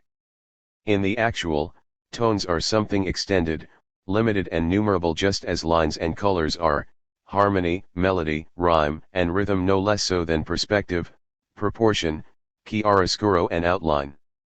The distance separating two kinds of painting can be infinitely greater than that separating the painting and the music of a period. Considered in relation to a statue of Myron, the art of a Poussin landscape is the same as that of a contemporary chamber cantata, that of Rembrandt as that of the organ works of Buxtehude, Pachelbel, and Bach, that of Gardy as that of the Mozart opera. The inner form language is so nearly identical that the difference between optical and acoustic means is negligible. The importance which the science of art has always attached to a timeless and conceptual delimitation of the individual art spheres only proves that the fundamentals of the problem have not been attacked. Arts are living units, and the living is incapable of being dissected. The first act of the learned pedant has always been to partition the infinitely wide domain into provinces determined by perfectly superficial criteria of medium and technique, and to endow these provinces with eternal validity and immutable, form principles. Thus he separated music and painting, music and drama, painting and sculpture. And then he proceeded to define the art of painting, the art of sculpture, and so on. But in fact the technical form language is no more than the mask of the real work. Style is not what the shallow semper-worthy contemporary of Darwin and materialism supposed it to be, the product of material, technique, and purpose. It is the very opposite of this, something inaccessible to art reason, a revelation of the metaphysical order, a mysterious must, a destiny. With the material boundaries of the different arts it has no concern whatever. To classify the arts according to the character of the sense impression, then, is to pervert the problem of form in its very enunciation. For how is it possible to predicate a genus sculpture of so general a character as to admit of general laws being evolved from it? What is sculpture? Take painting again. There is no such thing as the art of painting, and anyone who compares a drawing of Raphael, effected by outline, with one of Titian, effected by flecks of light and shade, without feeling that they belong to two different arts, anyone who does not realize a dissimilarity of essence between the works of Giotto or Mantegna relief, created by brush stroke, and those of Vermeer or Goya music, created on colored canvas, such a one will never grasp the deeper questions. As for the frescoes of Polygnotus and the mosaics of Ravenna, there is not even the similarity of technical means to bring them within the alleged genus, and what is there in common between an etching and the art of Fra Angelico, or a Proto-Corinthian vase painting and a Gothic cathedral window, or the reliefs of Egypt and those of the Parthenon? If an art has boundaries at all, boundaries of its soul become form. They are historical and not technical or physiological boundaries. Point 3. An art is an organism, not a system. There is no art genus that runs through all the centuries and all the cultures. Even where, as in the case of the Renaissance, supposed technical traditions momentarily deceive us into a belief in the eternal validity of antique art laws, there is at bottom entire discrepance. There is nothing in Greek and Roman art that stands in any relation whatever to the form language of a Donatello statue or a painting of Signorelli or a facade of Michelangelo. Inwardly, the Quattrocento is related to the contemporary Gothic and to nothing else. The fact of the archaic Greek Apollo type being influenced by Egyptian portraiture, or early Tuscan representation by Etruscan tomb painting, implies precisely what is implied by that of Bach's writing a fugue upon an alien theme. He shows what he can express with it. Every individual art, Chinese landscape or Egyptian plastic or Gothic counterpoint, is once existent, and departs with its soul and its symbolism, never to return. 2. With this, the notion of form opens out immensely. Not only the technical instrument, not only the form language, but also the choice of art genus itself is seen to be an expression means. What the creation of a masterpiece means for an individual artist, the Night Watch for Rembrandt or the Meistersinger for Wagner, what the creation of a species of art, comprehended as such, means for the life history of a culture. It is epical. Apart from the merest externals, each such art is an individual organism without predecessor or successor. Its theory, technique, and convention all belong to its character, and contain nothing of eternal or universal validity. When one of these arts is born, when it is spent, whether it dies or is transmuted into another, why this or that art is dominant in or absent from a particular culture, all these are questions of form in the highest sense, just as is that other question of why individual painters and musicians unconsciously avoid certain shades and harmonies, or, on the contrary, show preferences so marked that authorship attributions can be based on them. The importance of these groups of questions has not yet been recognized by theory, even by that of the present day. And yet it is precisely from this side, the side of their physiognomic, that the arts are accessible to the understanding. Hitherto it has been supposed without the slightest examination of the weighty questions that the supposition involves that the several arts specified in the conventional classification scheme, the validity of which is assumed, are all possible at all times and places, and the absence of one or another of them in particular cases is attributed to the accidental lack of creative personalities or impelling circumstances or discriminating patrons to guide art on its way. Here we have what I call a transference of the causality principle from the world of the become to that of the becoming. having no eye for the perfectly different logic and necessity of the living, for destiny and the inevitableness and unique occurrence of its expression possibilities, men had recourse to tangible and obvious causes for the building of their art history, which thus came to consist of a series of events of only superficial concordance. I have already, in the earliest pages of this work, exposed the shallowness of the notion of a linear progression of mankind through the stages of ancient, medieval and modern, a notion that has made us blind to the true history and structure of higher cultures. The history of art is a conspicuous case in point. Having assumed as self-evident the existence of a number of constant and well-defined provinces of art, one proceeded to order the history of these several provinces according to the equally self-evident scheme of ancient medieval modern, to the exclusion, of course, of Indian and East Asiatic art, of the art of Aksum and Saba, of the Sassanids and of Russia, which if not omitted altogether were at best relegated to appendices. It occurred to no one that such results argued unsoundness in the method. The scheme was there, demanded facts, and must at any price be fed with them. And so a futile up and down course was stolidly traced out. Static times were described as natural pauses, it was called decline when some great art in reality died, and Renaissance where an eye really free from prepossessions would have seen another art being born in another landscape to express another humanity. Even today we are still taught that the Renaissance was a rebirth of the classical. And the conclusion was drawn that it is possible and right to take up arts that are found weak or even dead. In this respect the present is a veritable battlefield, and set them going again by conscious reformation program or forced revival. And yet it is precisely in this problem of the end, the impressively sudden end, of a great art, the end of the Attic drama in Euripides, of Florentine sculpture with Michelangelo, of instrumental music in Liszt, Wagner and Bruckner, that the organic character of these arts is most evident. If we look closely enough we shall have no difficulty in convincing ourselves that no one art of any greatness has ever been reborn. Of the pyramid style nothing passed over into the Doric. Nothing connects the classical temple with the basilica of the Middle East, for the mere taking over of the classical column as a structural member, though to a superficial observer it seems a fact of the first importance, weighs no more in reality than Goethe's employment of the old mythology in the classical Walpurgis Night scene of Faust. To believe genuinely in a rebirth of classical art, or any classical art, in the Western 15th century requires a rare stretch of the imagination. And that a great art may die not merely with the culture but within it, we may see from the fate of music in the classical world. 4 Possibilities of great music there must have been in the Doric springtime. How otherwise can we account for the importance of old-fashioned Sparta in the eyes of such musicians as there were later, for Terpander, Thaletas and Alcman were effective there when elsewhere the statuary art was merely infantile? And yet the late classical world refrained. In just the same fashion everything that the Magian culture had attempted in the way of frontal portraiture, deep relief, and mosaic finally succumbed before the arabesque, and everything of the plastic that had sprung up in the shade of Gothic cathedrals at Chartres, Reims, Bamberg, Naumburg, in the Nuremberg of Peter Vischer and the Florence of Verrocchio, vanished before the oil painting of Venice and the instrumental music of the Baroque. 3.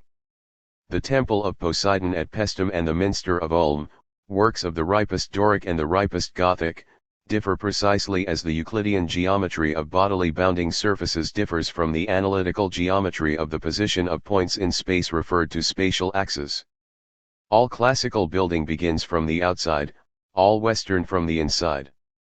The Arabian also begins with the inside, but it stays there. There is one and only one soul, the Faustian, that craves for a style which drives through walls into the limitless universe of space and makes both the exterior and the interior of the building complementary images of one and the same world feeling. The exterior of the basilica and the domical building may be a field for ornamentation, but architecture it is not. The impression that meets the beholder as he approaches is that of something shielding, something that hides a secret. The form language in the cavern twilight exists for the faithful only, that is the factor common to the highest examples of the style and to the simplest mythraza and catacombs, the prime powerful utterance of a new soul. Now, as soon as the Germanic spirit takes possession of the basilical type, there begins a wondrous mutation of all structural parts, as to both position and significance. Here in the Faustian north the outer form of the building, be it cathedral or mere dwelling house, begins to be brought into relation with the meaning that governs the arrangement of the interior, a meaning undisclosed in the mosque and non-existent in the temple. The Faustian building has a visage and not merely a facade, whereas the front of a peripteros is, after all, only one of four sides, and the center-domed building in principle has not even a front, and with this visage, this head, is associated an articulated trunk that draws itself out through the broad plain like the cathedral at Spire, or erects itself to the heavens like the innumerable spires of the original design of Reims. The motive of the facade, which greets the beholder and tells him the inner meaning of the house, dominates not only individual major buildings but also the whole aspect of our streets, squares, and towns with their characteristic wealth of windows. 5. The great architecture of the early period is ever the mother of all following arts, it determines the choice of them and the spirit of them. Accordingly, we find that the history of the classical shaping art is one untiring effort to accomplish one single ideal, viz., the conquest of the freestanding human body as the vessel of the pure real present. The temple of the naked body was to it what the cathedral of voices was to the Faustian from earliest counterpoint to the orchestral writing of the 18th century. We have failed hitherto to understand the emotional force of this secular tendency of the Apollinian, because we have not felt how the purely material, soulless body, for the temple of the body, too, has no interior, is the object which archaic relief, Corinthian painting on clay, and Attic fresco were all striving to obtain until Polycletus and Phidias showed how to achieve it in full. We have, with a wonderful blindness, assumed this kind of sculpture as both authoritative and universally possible, as in fact, the art of sculpture. We have written its history as one concerned with all peoples and periods, and even today our sculptors, under the influence of unproved Renaissance doctrines, speak of the naked human body as the noblest and most genuine object of the art of sculpture. Yet in reality the statue art, the art of the naked body standing free upon its footing and appreciable from all sides alike, existed in the classical and the classical only, for it was that culture alone which quite decisively refused to transcend sense limits in favor of space. The Egyptian statue is always meant to be seen from the front, it is a variant of plain relief. And the seemingly classically conceived statues of the Renaissance, we are astounded, as soon as it occurs to us to count them, to find how few of them there are 6, nothing but a semi-Gothic reminiscence.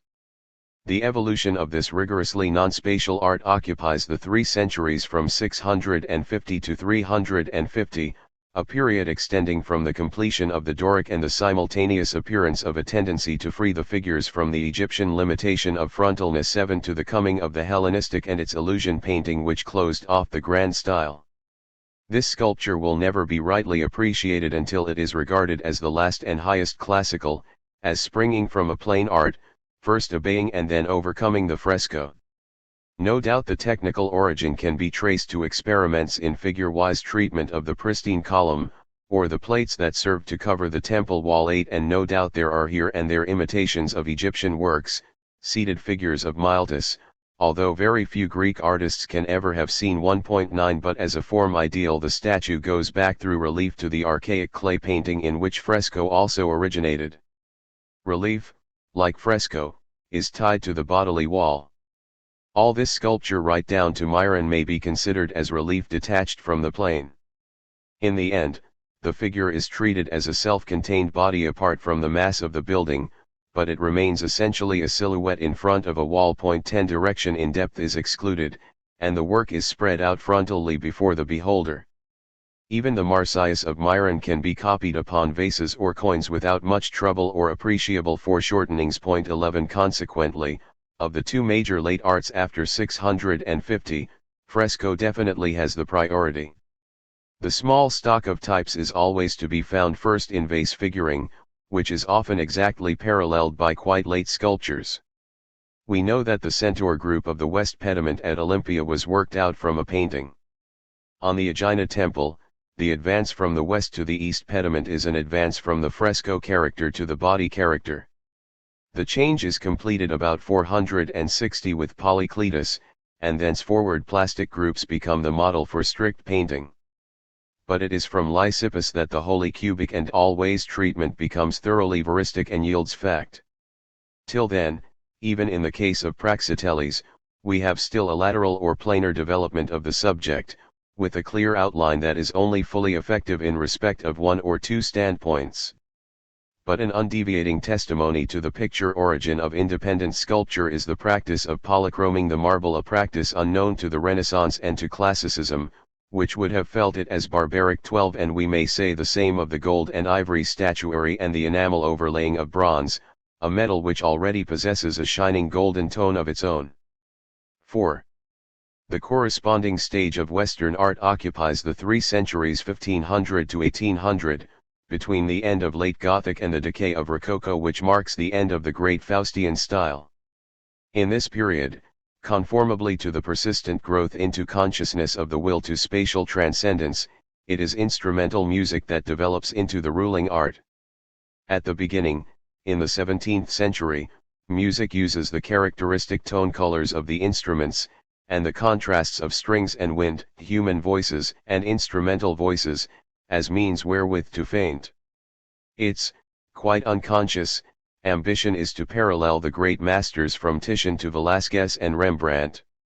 It makes pictures, in the sonata from Gabrieli d. 1612 to Corelli d. 1713, every movement shows a theme embellished with graces and set upon the background of a basso continuo, paints heroic landscapes, in the pastoral cantata, and draws a portrait in lines of melody, in Monteverdi's Lament of Ariadne, 1608.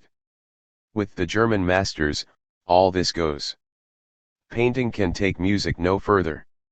Music becomes itself absolute. It is music that, quite unconsciously again, dominates both painting and architecture in the 18th century. And, ever more and more decisively, sculpture fades out from among the deeper possibilities of this form world.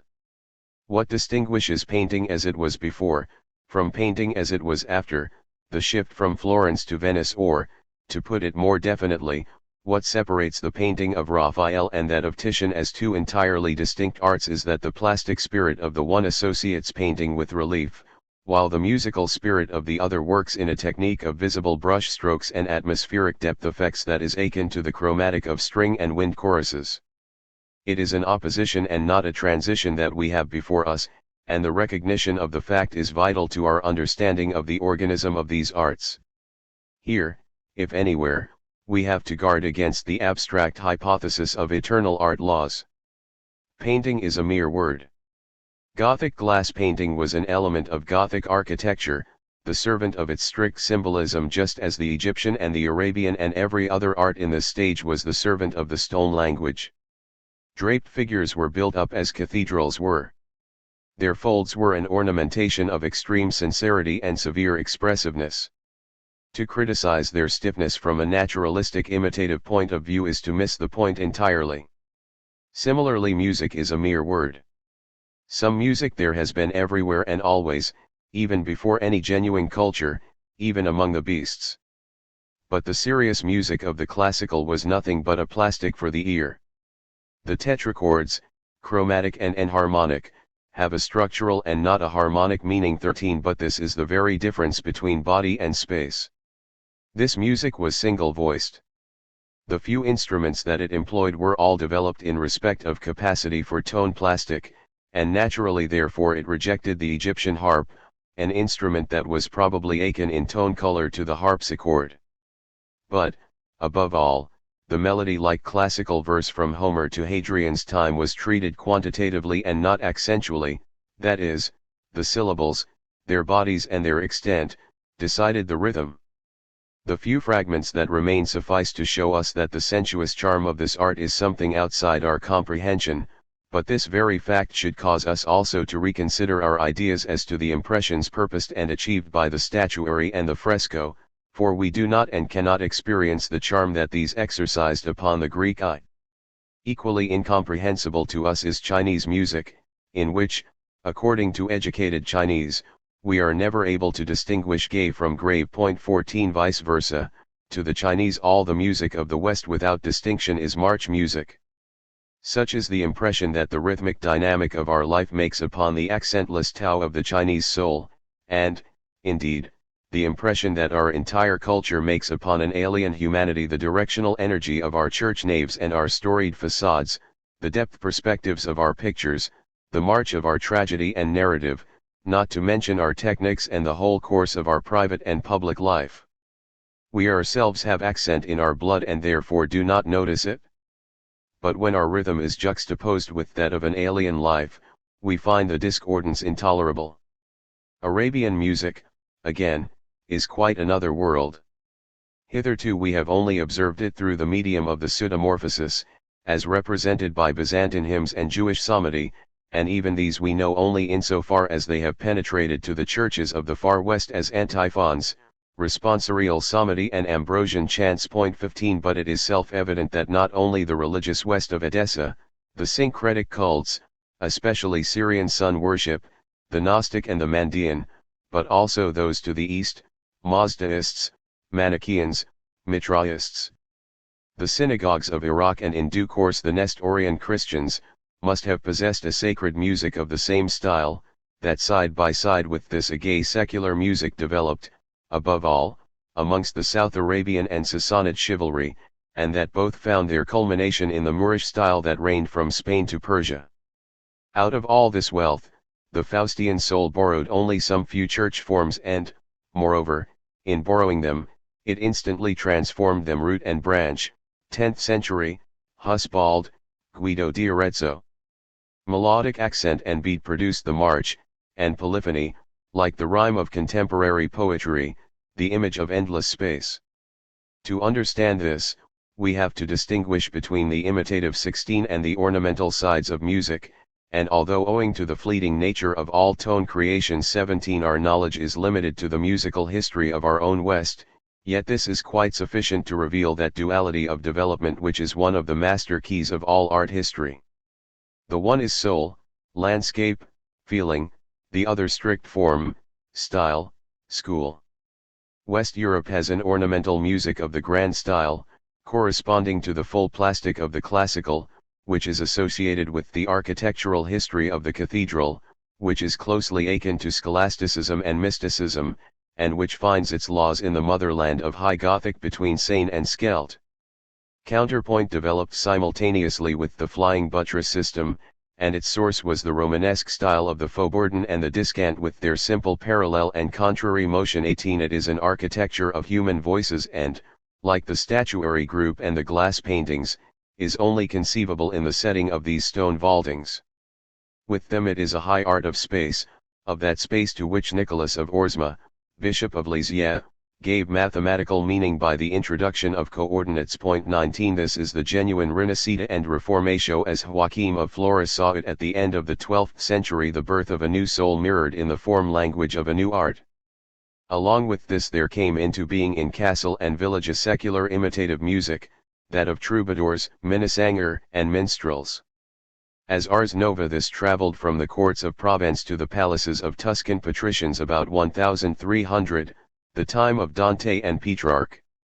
It consisted of simple melodies that appealed to the heart with their major and minor, of canzoni, madrigals and cachas, and it included also a type of galante operetta, Adam de la Hale's Robin and Marian. After 1400, these forms give rise to forms of collective singing, the rondo and the ballade. All this is art for a public. 20 Scenes are painted from life, scenes of love, hunting, chivalry. The point of it is in the melodic inventiveness, instead of in the symbolism of its linear progress. Thus, musically as otherwise, the castle and the cathedral are distinct. The cathedral is music and the castle makes music. The one begins with theory, the other with impromptu. It is the distinction between waking consciousness and living existence, between the spiritual and the nightly singer. Imitation stands nearest to life and direction and therefore begins with melody, while the symbolism of counterpoint belongs to extension and through polyphony signifies infinite space.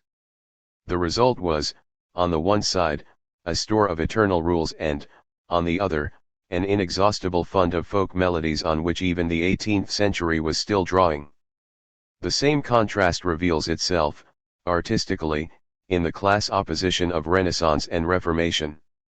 The courtly taste of Florence was antipathetic to the spirit of counterpoint, the evolution of strict musical form from the motet to the four-voice mass through Dunstable, Vincoy, and Dufay, c. 1430, proceeded wholly within the magic circle of Gothic architecture. From Fra Angelico to Michelangelo the great Netherlanders ruled alone in ornamental music. Lorenzo de' Medici found no one in Florence who understood the strict style, and had to send for Dufay. And while in this region Leonardo and Raphael were painting, in the north Ockeghem, d. 1495, and his school and Josquin de Prez, d. 1511, brought the formal polyphony of human voices to the height of fulfillment. The transition into the late age was heralded in Rome and Venice. With Baroque the leadership in music passes to Italy. But at the same time architecture ceases to be the ruling art and there is formed a group of Faustian special arts in which oil painting occupies the central place. About 1560 the empire of the human voice comes to an end in the a cappella style of Palestrina and Orlando Lasso, both d. 1594. Its powers could no longer express the passionate drive into the infinite, and it made way for the chorus of instruments, wind and string. And thereupon Venice produced Titian music, the new madrigal that in its flow and ebb follows the sense of the text. The music of the Gothic is architectural and vocal, that of the Baroque pictorial and instrumental. The one builds, the other operates by means of motives. For all the arts have become urban and therefore secular.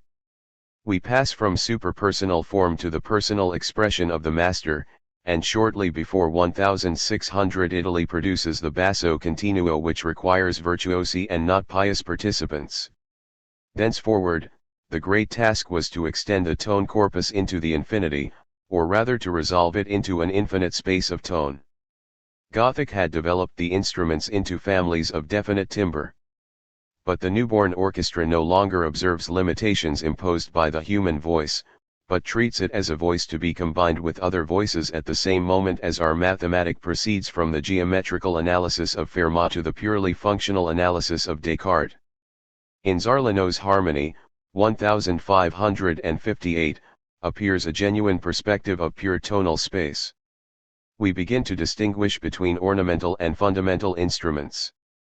Melody and embellishment join to produce the motive, and this in development leads to the rebirth of counterpoint in the form of the fugal style, of which Frescobaldi was the first master and Bach the culmination. To the vocal masses and motets the Baroque opposes its grand, orchestrally conceived forms of the oratorio, carissimi, the cantata, viadana, and the opera, Monteverdi. Whether a bass melody be set against upper voices, or upper voices be concerted against one another upon a background of basso continuo, always sound worlds of characteristic expression quality work reciprocally upon one another in the infinity of tonal space, supporting, intensifying, raising, illuminating, threatening, overshadowing a music all of interplay, scarcely intelligible save through ideas of contemporary analysis. From out of these forms of the early Baroque there proceeded, in the 17th century, the sonata-like forms of suite, symphony, and concerto grosso. The inner structure and the sequence of movements, the thematic working out and modulation became more and more firmly established. And thus was reached the great, immensely dynamic, form in which music now completely bodiless was raised by Corelli and Handel and Bach to be the ruling art of the West. When Newton and Leibniz, about 1670, discovered the infinitesimal calculus, the fugal style was fulfilled.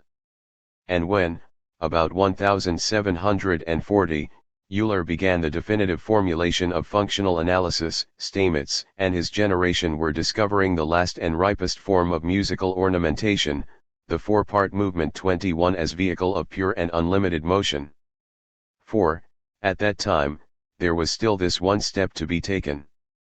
The theme of the fugue is, that of the new sonata movement becomes, and the issue of its working out is in the one case a picture, in the other a drama. Instead of a series of pictures we get a cyclic succession 22, and the real source of this tone language was in the possibilities, realized at last, of our deepest and most intimate kind of music, the music of the strings. Certain it is that the violin is the noblest of all instruments that the Faustian soul has imagined and trained for the expression of its last secrets, and certain it is, too, that it is in string quartets and violin sonatas that it has experienced its most transcendent and most holy moments of full illumination. Here, in chamber music, Western art as a whole reaches its highest point. Here our prime symbol of endless space is expressed as completely as the spearman of Polycletus expresses that of intense bodiliness. When one of those ineffably yearning violin melodies wanders through the spaces expanded around it by the orchestration of Tartini or Nardini, Haydn, Mozart, or Beethoven, we know ourselves in the presence of an art beside which that of the Acropolis is alone worthy to be set. With this, the Faustian music becomes dominant among the Faustian arts. It banishes the plastic of the statue and tolerates only the minor art and entirely musical, refined, unclassical and counter-Renaissance art of porcelain, which, as a discovery of the West, is contemporary with the rise of chamber music to full effectiveness. Whereas the statuary of Gothic is through and through architectural ornamentation, human espalier work, that of the Rococo remarkably exemplifies the pseudo-plastic that results from entire subjection to the form language of music, and shows to what a degree the technique governing the presented foreground can be in contradiction with the real expression language that is hidden behind it. Compare Koisevok's S23, 1686, Crouching Venus in the Louvre with its classical prototype in the Vatican. In the one, plastic is understudying music, in the other, plastic is itself. Terms like staccato, accelerando, andante and allegro best describe the kind of movements that we have here, the flow of the lines, the fluidity in the being of the stone itself, which like the porcelain has more or less lost its fine compactness. Hence our feeling that the granular marble is out of keeping. Hence, too, the wholly unclassical tendency to work with reference to effects of light and shade.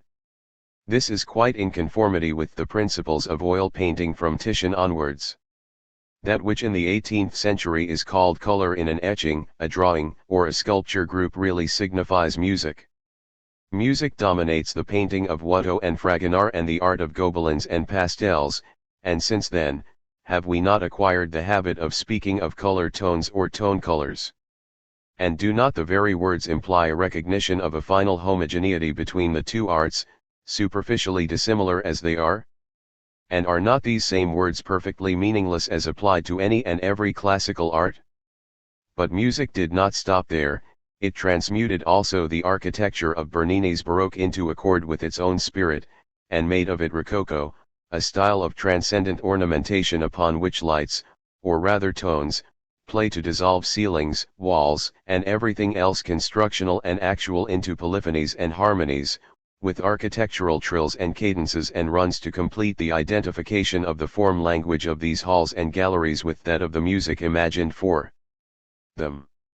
Dresden and Vienna are the homes of this late and soon extinguished fairyland of visible chamber music, of curved furniture and mirror halls, and shepherd esses in verse and porcelain.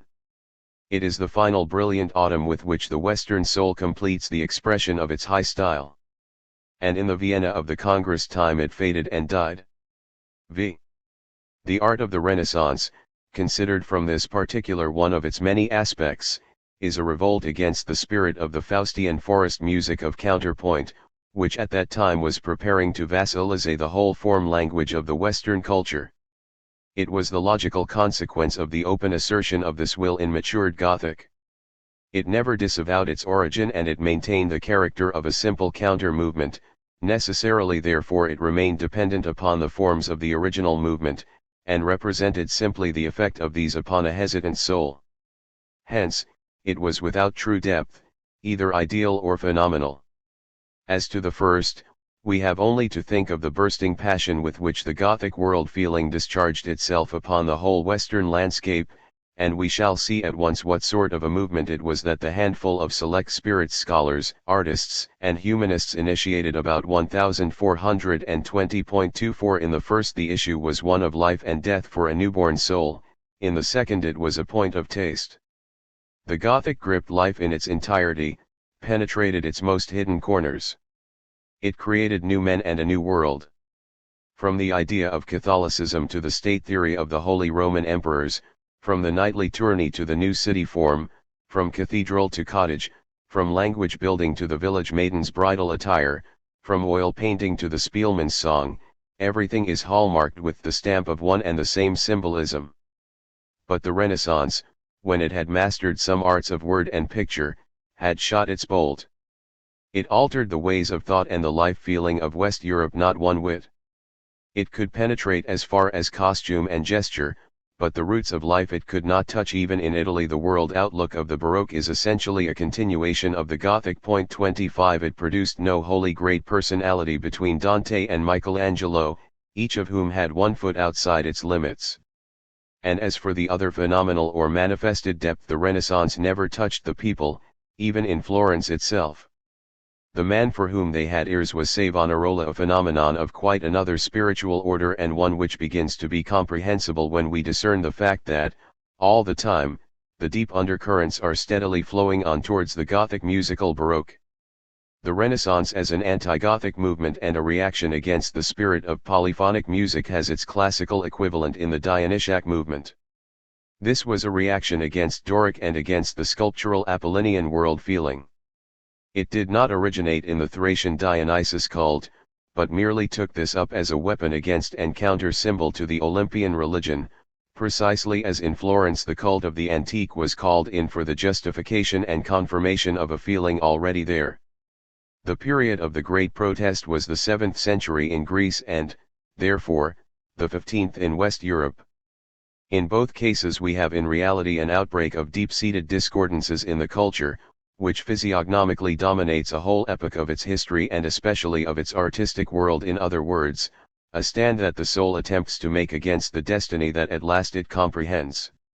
The inwardly recalcitrant forces Faust's second soul that would separate itself from the other are striving to deflect the sense of the culture, to repudiate, to get rid of or to evade its inexorable necessity.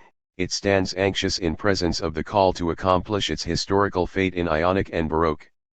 This anxiety fastened itself in Greece to the Dionysus cult with its musical, dematerializing, body-squandering orgasm, and in the Renaissance to the tradition of the antique and its cult of the bodily plastic tradition. In each case, the alien expression means was brought in consciously and deliberately, in order that the force of a directly opposite form language should provide the suppressed feelings with a weight and a pathos of their own, and so enable them to stand against the stream in Greece, the stream which flowed from Homer and the geometrical to Phidias, in the West that which flowed from the Gothic cathedrals, through Rembrandt, to Beethoven. It follows from the very character of a counter-movement that it is far easier for it to define what it is opposing than what it is aiming at. This is the difficulty of all Renaissance research. In the Gothic, and the Doric, it is just the opposite. Men are contending for something, not against it, but Renaissance art is nothing more nor less than anti-Gothic art. Renaissance music, too, is a contradiction in itself.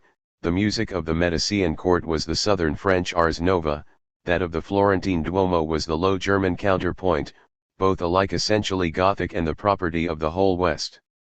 The view that is customarily taken of the Renaissance is a very clear instance of how readily the proclaimed intentions of a movement may be mistaken for its deeper meaning. Since Burckhardt 26 criticism has contracted overt every individual proposition that the leading spirits of the age put forward as to their own tendencies, and yet, this done, it has continued to use the word Renaissance substantially in the former sense. Certainly, one is conscious at once in passing to the south of the Alps of a marked dissimilarity in architecture in particular and in the look of the arts in general. But the very obviousness of the conclusion that the impression prompts should have led us to distrust it and to ask ourselves, instead, whether the supposed distinction of Gothic and antique was not in reality merely a difference between northern and southern aspects of one and the same form world. Plenty of things in Spain give the impression of being classical merely because they are southern, and if a layman were confronted with the great cloister of S. Maria Novella or the facade of the Palazzo Strozzi in Florence and asked to say if these were Gothic, he would certainly guess wrong. Otherwise, the sharp change of spirit ought to have set in not beyond the Alps but only beyond the Apennines, for Tuscany is artistically an island in Italian Italy.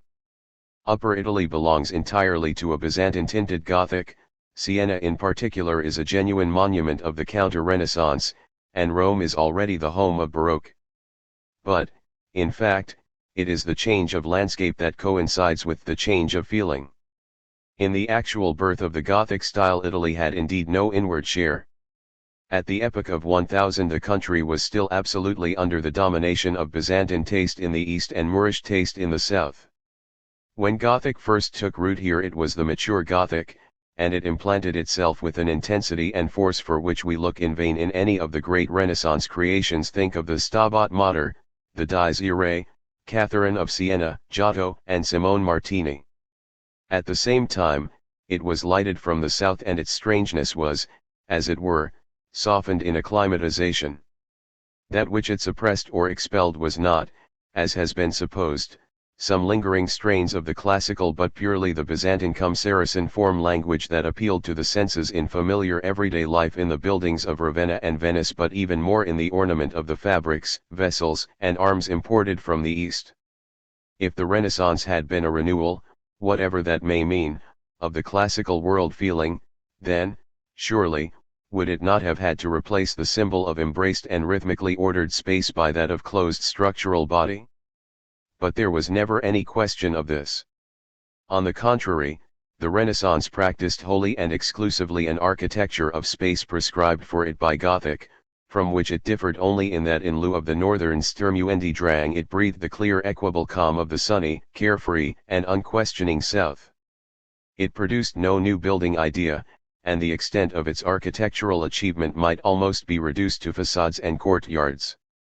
Now, this focusing of expressible effort upon the street front of a house or the side of a cloister many-windowed and ever significant of the spirit within is characteristic of the Gothic, and deeply akin to its art of portraiture, and the cloistered courtyard itself is, from the Sun Temple of Baalbek to the Court of the Lions in the Alhambra, as genuinely Arabian.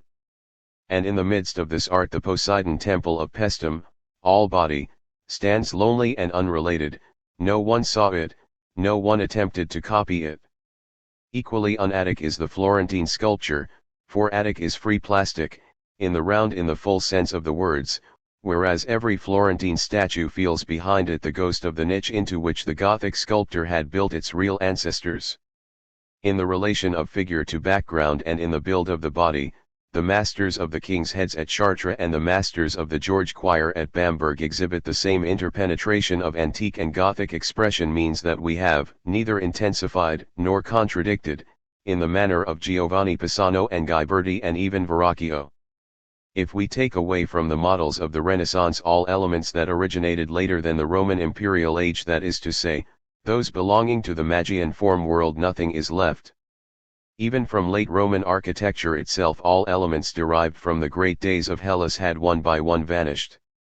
Most conclusive of all, though, is that motive which actually dominates the Renaissance, which because of its southernness we regard as the noblest of the Renaissance characters, viz., the association of round arch and column. This association, no doubt, is very un-Gothic, but in the classical style it simply does not exist, and in fact it represents the leitmotif of the Magian architecture that originated in Syria.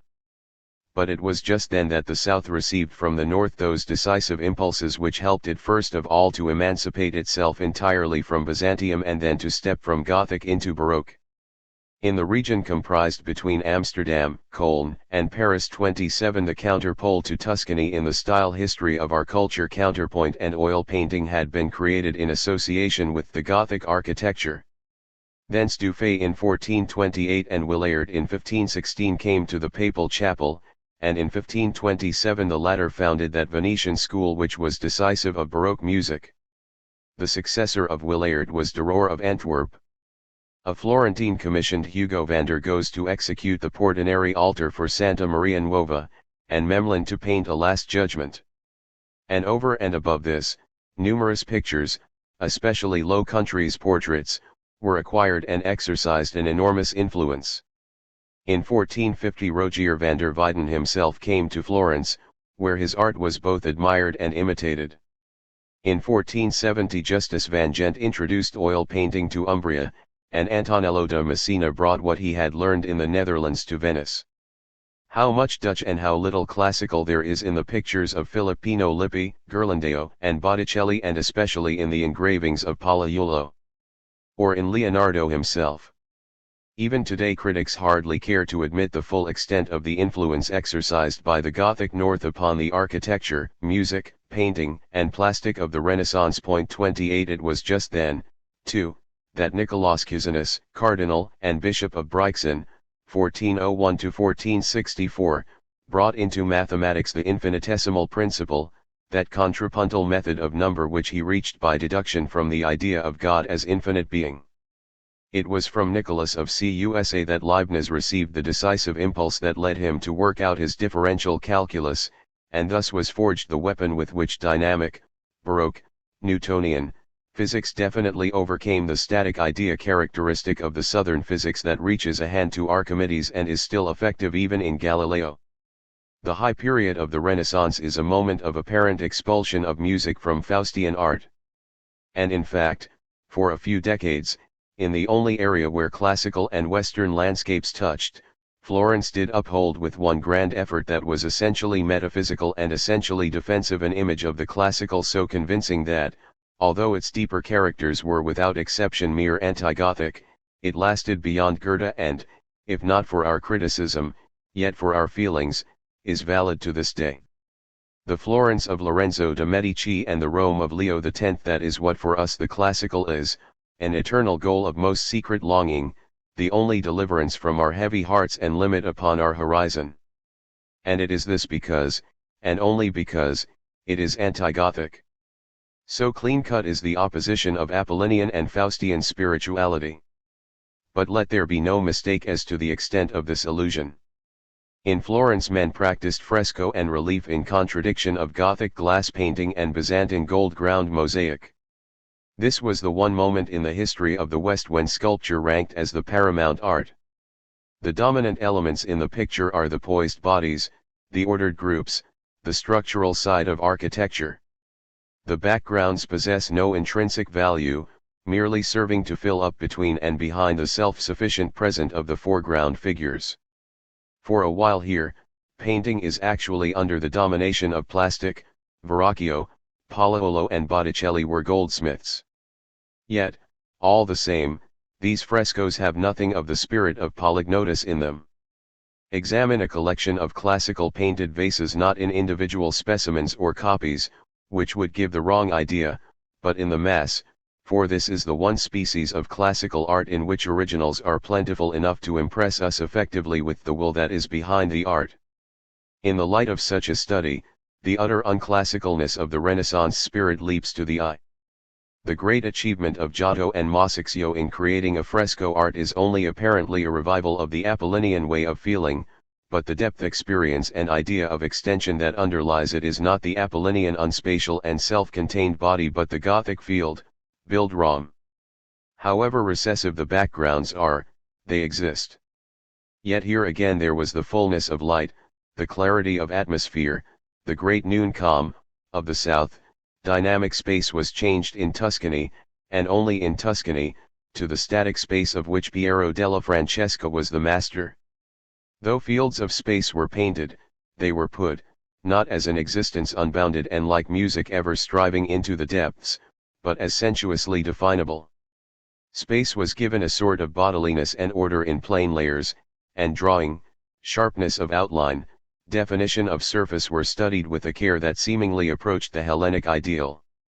Yet there was always this difference, that Florence depicted space perspectively as singular in contrast with things as plural, whereas Athens presented things as separate singulars in contrast to general nothingness.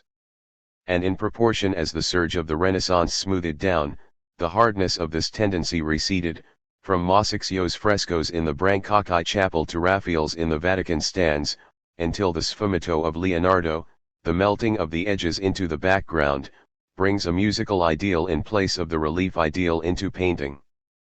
The hidden dynamic is equally unmistakable in the sculpture of Florence. It would be perfectly hopeless to look for an Attic companion for Verrocchio's equestrian statue. 29 This art was a mask, a mode of the taste of an elite, and sometimes a comedy, though never was comedy more gallantly played out. The indescribable inward purity of Gothic form often causes us to forget what an excess of native strength and depth it possessed. Gothic, it must be repeated again, is the only foundation of the Renaissance. The Renaissance never even touched the real classical, let alone understood it or revived it. The consciousness of the Florentine elite, wholly under literary influences, fashioned the deceptive name to positivize the negative element of the movement, thereby demonstrating how little such currents are aware of their own nature. There is not a single one of their great works that the contemporaries of Pericles, or even those of Caesar, would not have rejected as utterly alien.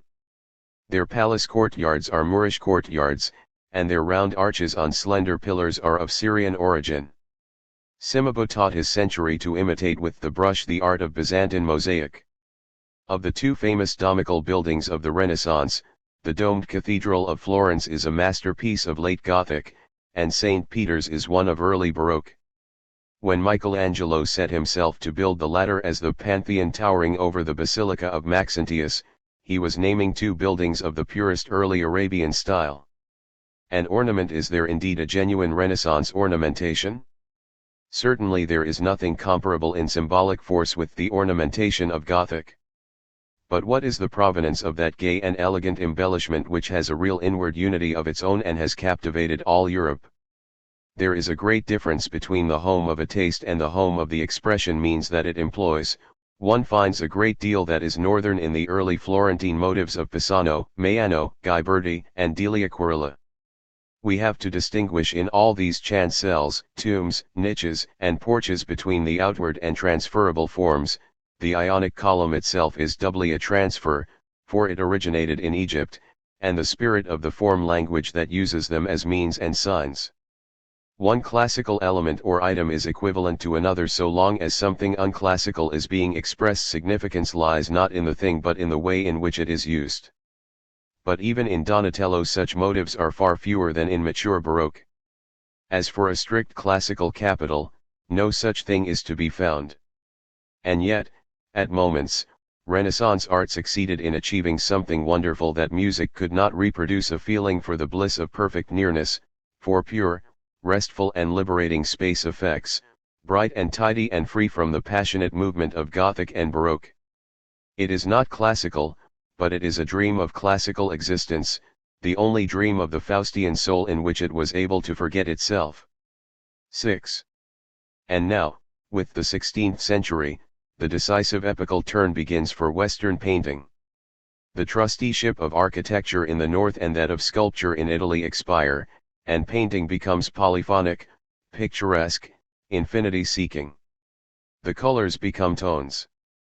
The art of the brush claims kinship with the style of cantata and madrigal. The technique of oils becomes the basis of an art that means to conquer space and to dissolve things in that space. With Leonardo and Giorgione begins Impressionism. In the actual picture there is transvaluation of all the elements. The background, hitherto casually put in, regarded as a fill-up and, as space, almost shuffled out of sight, gains a preponderant importance. A development sets in that is paralleled in no other culture, not even in the Chinese, which in many other respects is so near to ours. The background as symbol of the infinite conquers the sense-perceptible foreground, and at last, herein lies the distinction between the depicting and the delineating styles. The depth experience of the Faustian soul is captured in the kinesis of a picture.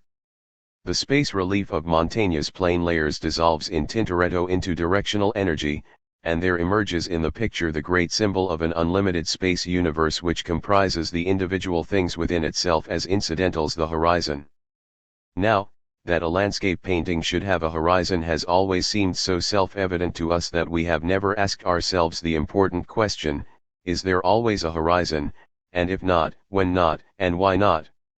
In fact, there is not a hint of it, either in Egyptian relief or in Byzantine mosaic or in vase paintings and frescoes of the classical age, or even in those of the Hellenistic in spite of its spatial treatment of foregrounds.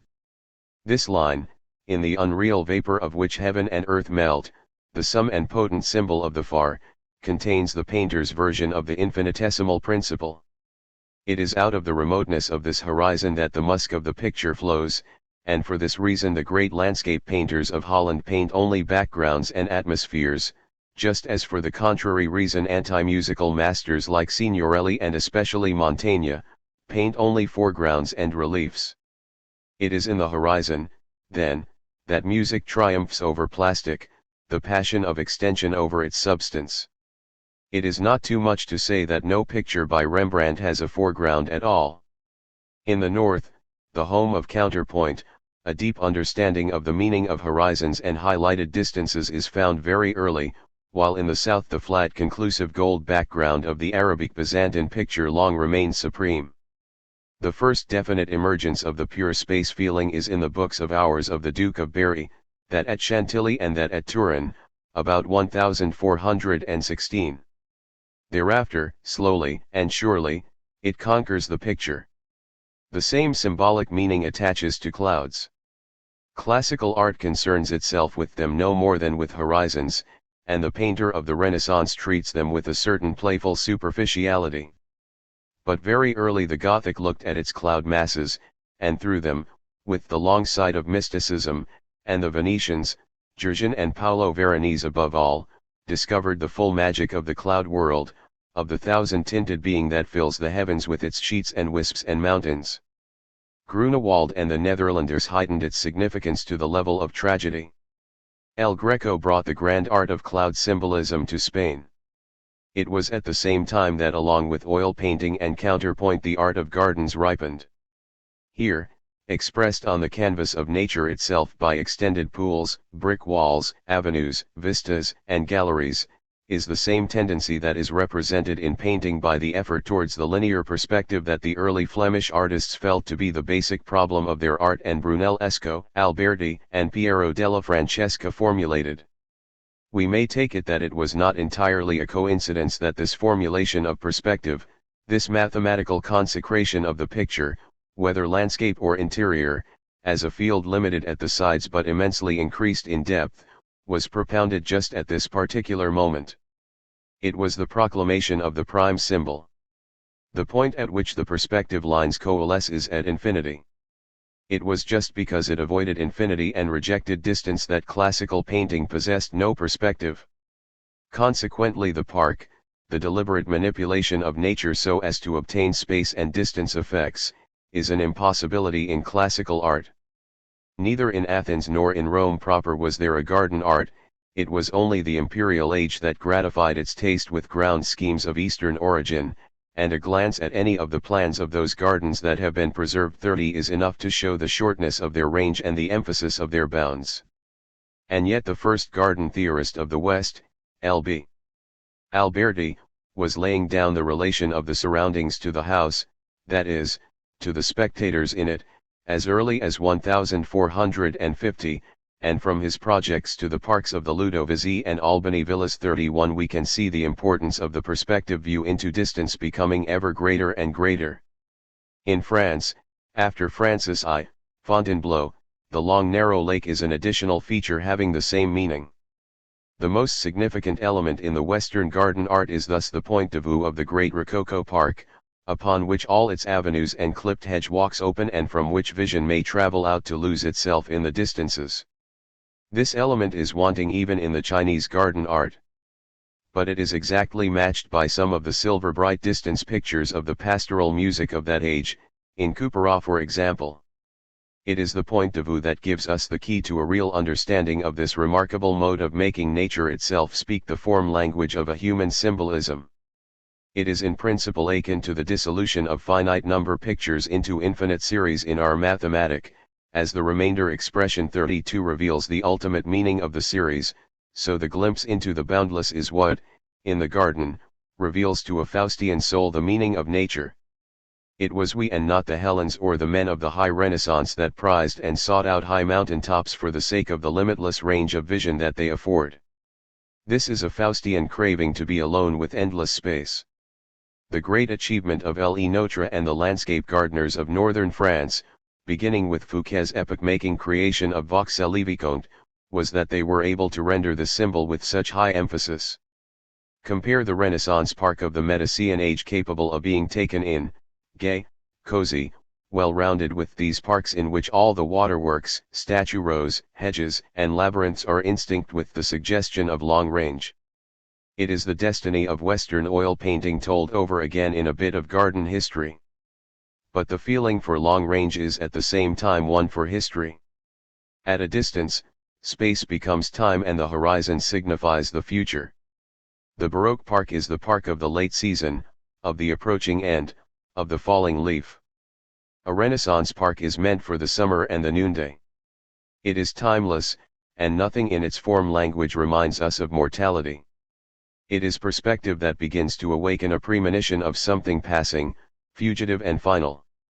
The very words of distance possess, in the lyric poetry of all Western languages, a plaintive autumnal accent that one looks for in vain in the Greek and Latin. It is there in Macpherson's Ossian and Hölderlin, and in Nietzsche's Dionysus Dithyrambs, and lastly in Baudelaire, Verlaine, George, and Drouham.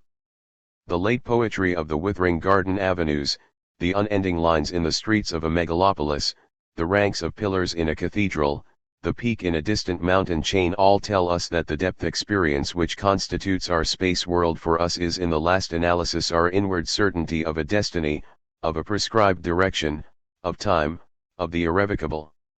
Here, in the experience of horizon as future, we become directly and surely conscious of the identity of time with the third dimension of that experienced space which is living self-extension.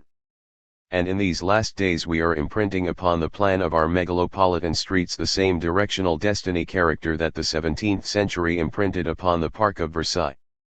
We lay our streets as long arrow flights into remote distance, regardless even of preserving old and historic parts of our towns, for the symbolism of these is not now prepotent in us, whereas a megalopolis of the classical world studiously maintained in its extension that tangle of crooked lanes that enabled Apollinian man to feel himself a body in the midst of bodies. 33 Herein, as always, practical requirements, so called, are merely the mask of a profound inward compulsion.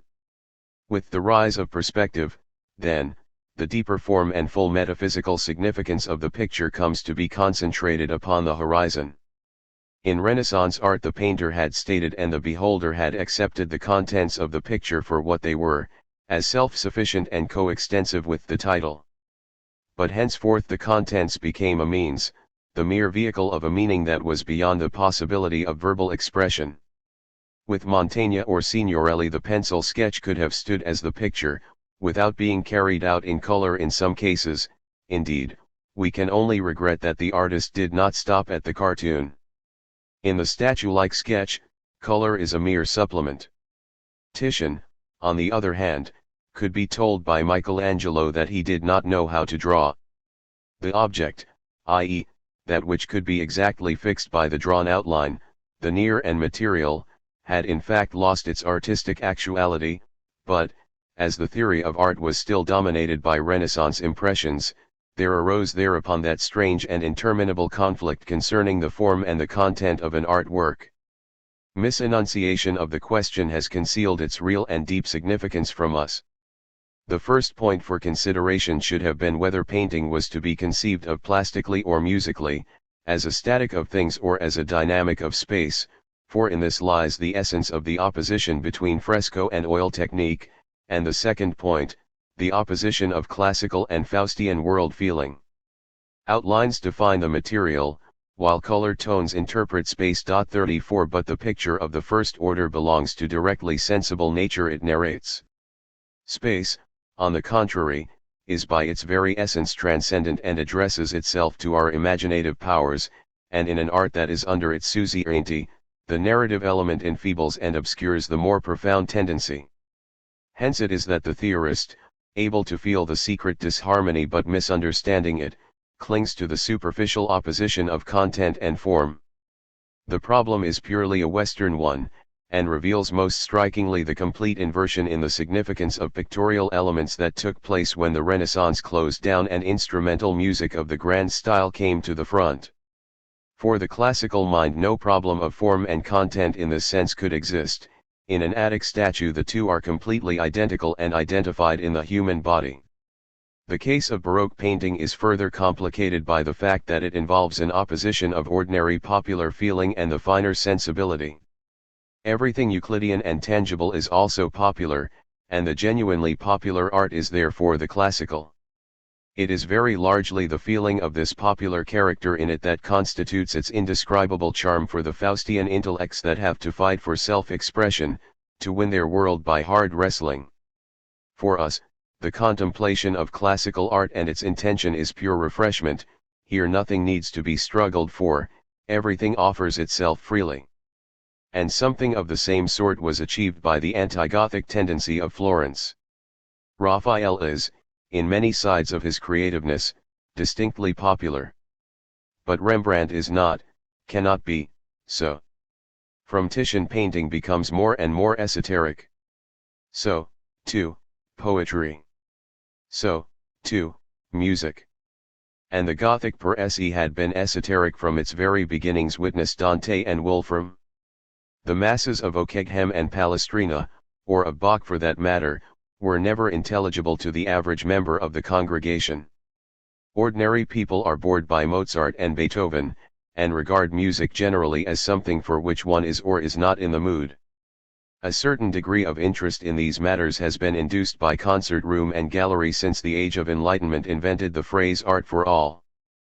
But Faustian art is not, and by very essence cannot be, for all.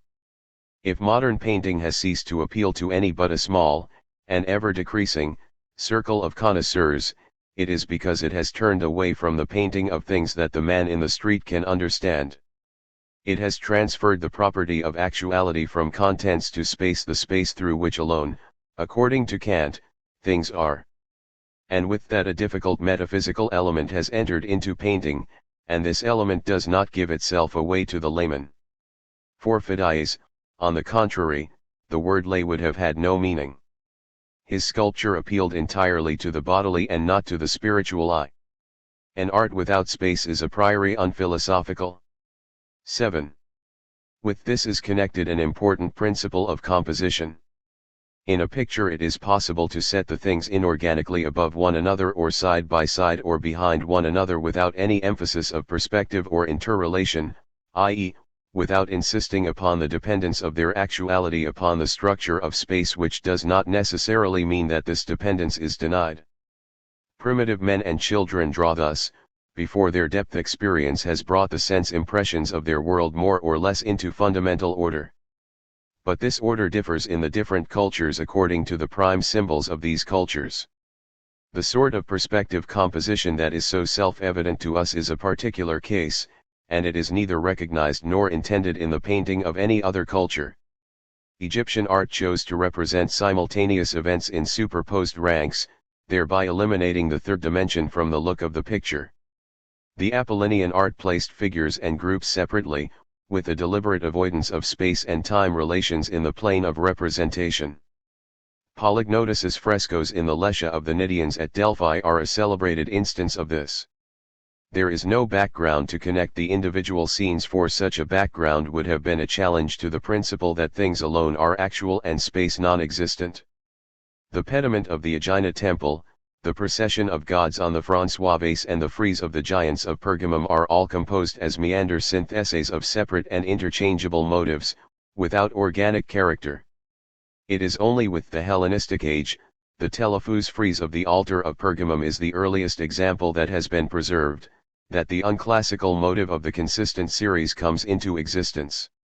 In this respect, as in others, the feeling of the Renaissance was truly Gothic.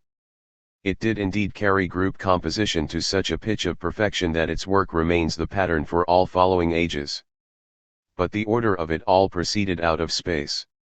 In the last analysis, it was a silent music of color-illumined extension that created within itself light resistances, which the understanding eye could grasp as things and as existence, and could set marching with an invisible swing and rhythm out into the distance. And with this spatial ordering, with its unremarked substitution of air and light perspective for line perspective, the Renaissance was already, in essence, defeated. And now from the end of the Renaissance in Orlando Lasso and Palestrina right up to Wagner, from Titian right up to Manet and Maurice and Leibler, great musicians and great painters followed close upon one another while the plastic art sank into entire insignificance. Oil painting and instrumental music evolved organically towards aims that were comprehended in the Gothic and achieved in the Baroque. Both arts Faustian in the highest sense are within those limits prime phenomena. They have a soul, a physiognomy, and therefore a history. And in this they are alone. All that sculpture could thenceforward achieve was a few beautiful incidental pieces in the shadow of painting, garden art, or architecture. The art of the West had no real need of them. There was no longer a style of plastic in the sense that there were styles of painting or music. No consistent tradition or necessary unity links the works of Maderna, Goujon, Puget, and Schluter. Even Leonardo begins to despise the chisel outright, at most he will admit the bronze cast, and that on account of its pictorial advantages. Therein he differs from Michelangelo, for whom the marble block was still the true element. And yet even Michelangelo in his old age could no longer succeed with the plastic, and none of the later sculptors are great in the sense that Rembrandt and Bach are great. There were clever and tasteful performances no doubt, but not one single work of the same order as the Night Watch or the Matthew Passion, nothing that expresses, as these express, the whole depth of a whole mankind. This art had fallen out of the destiny of the culture. Its speech meant nothing now. What there is in a Rembrandt portrait simply cannot be rendered in a bust. Now and then a sculptor of power arises, like Bernini or the masters of the contemporary Spanish school, or Pigalle, or Rodin, none of whom, naturally, transcended the decorative and attained the level of grand symbolism, but such an artist is always visibly either a belated imitator of the Renaissance like Thorwaldsen, a disguised painter like Houdon or Rodin, an architect like Bernini and Schluter or a decorator like Coysevox. And his very appearance on the scene only shows the more clearly that this art, incapable of carrying the Faustian burden, has no longer a mission and therefore no longer a soul or a life history of specific style development in the Faustian world. In the classical world, correspondingly, music was the art that failed. Beginning with probably quite important advances in the earliest Doric, it had to give way in the ripe centuries of Ionic, 650 to 350, to the two truly Apollinian arts, sculpture and fresco. Renouncing harmony and polyphony, it had to renounce there with any pretensions to organic development as a higher art. 8. The strict style in classical painting limited its palette to yellow, red, black and white. This singular fact was observed long ago, and, since the explanation was only sought for in superficial and definitely material causes, wild hypotheses were brought forward to account for it, example a supposed color blindness in the Greeks. Even Nietzsche discussed this, Morgan wrote, 426. But why did this painting in its great days avoid blue and even blue-green, and only begin the gamut of permissible tones at greenish-yellow and bluish-red? It is not that the ancient artists did not know of blue and its effect. The metopes of many temples had blue backgrounds so that they should appear deep in contrast with the triglyphs, and trade painting used all the colors that were technically available. There are authentic blue horses in archaic Acropolis work and Etruscan tomb painting, and a bright blue coloring of the hair was quite common.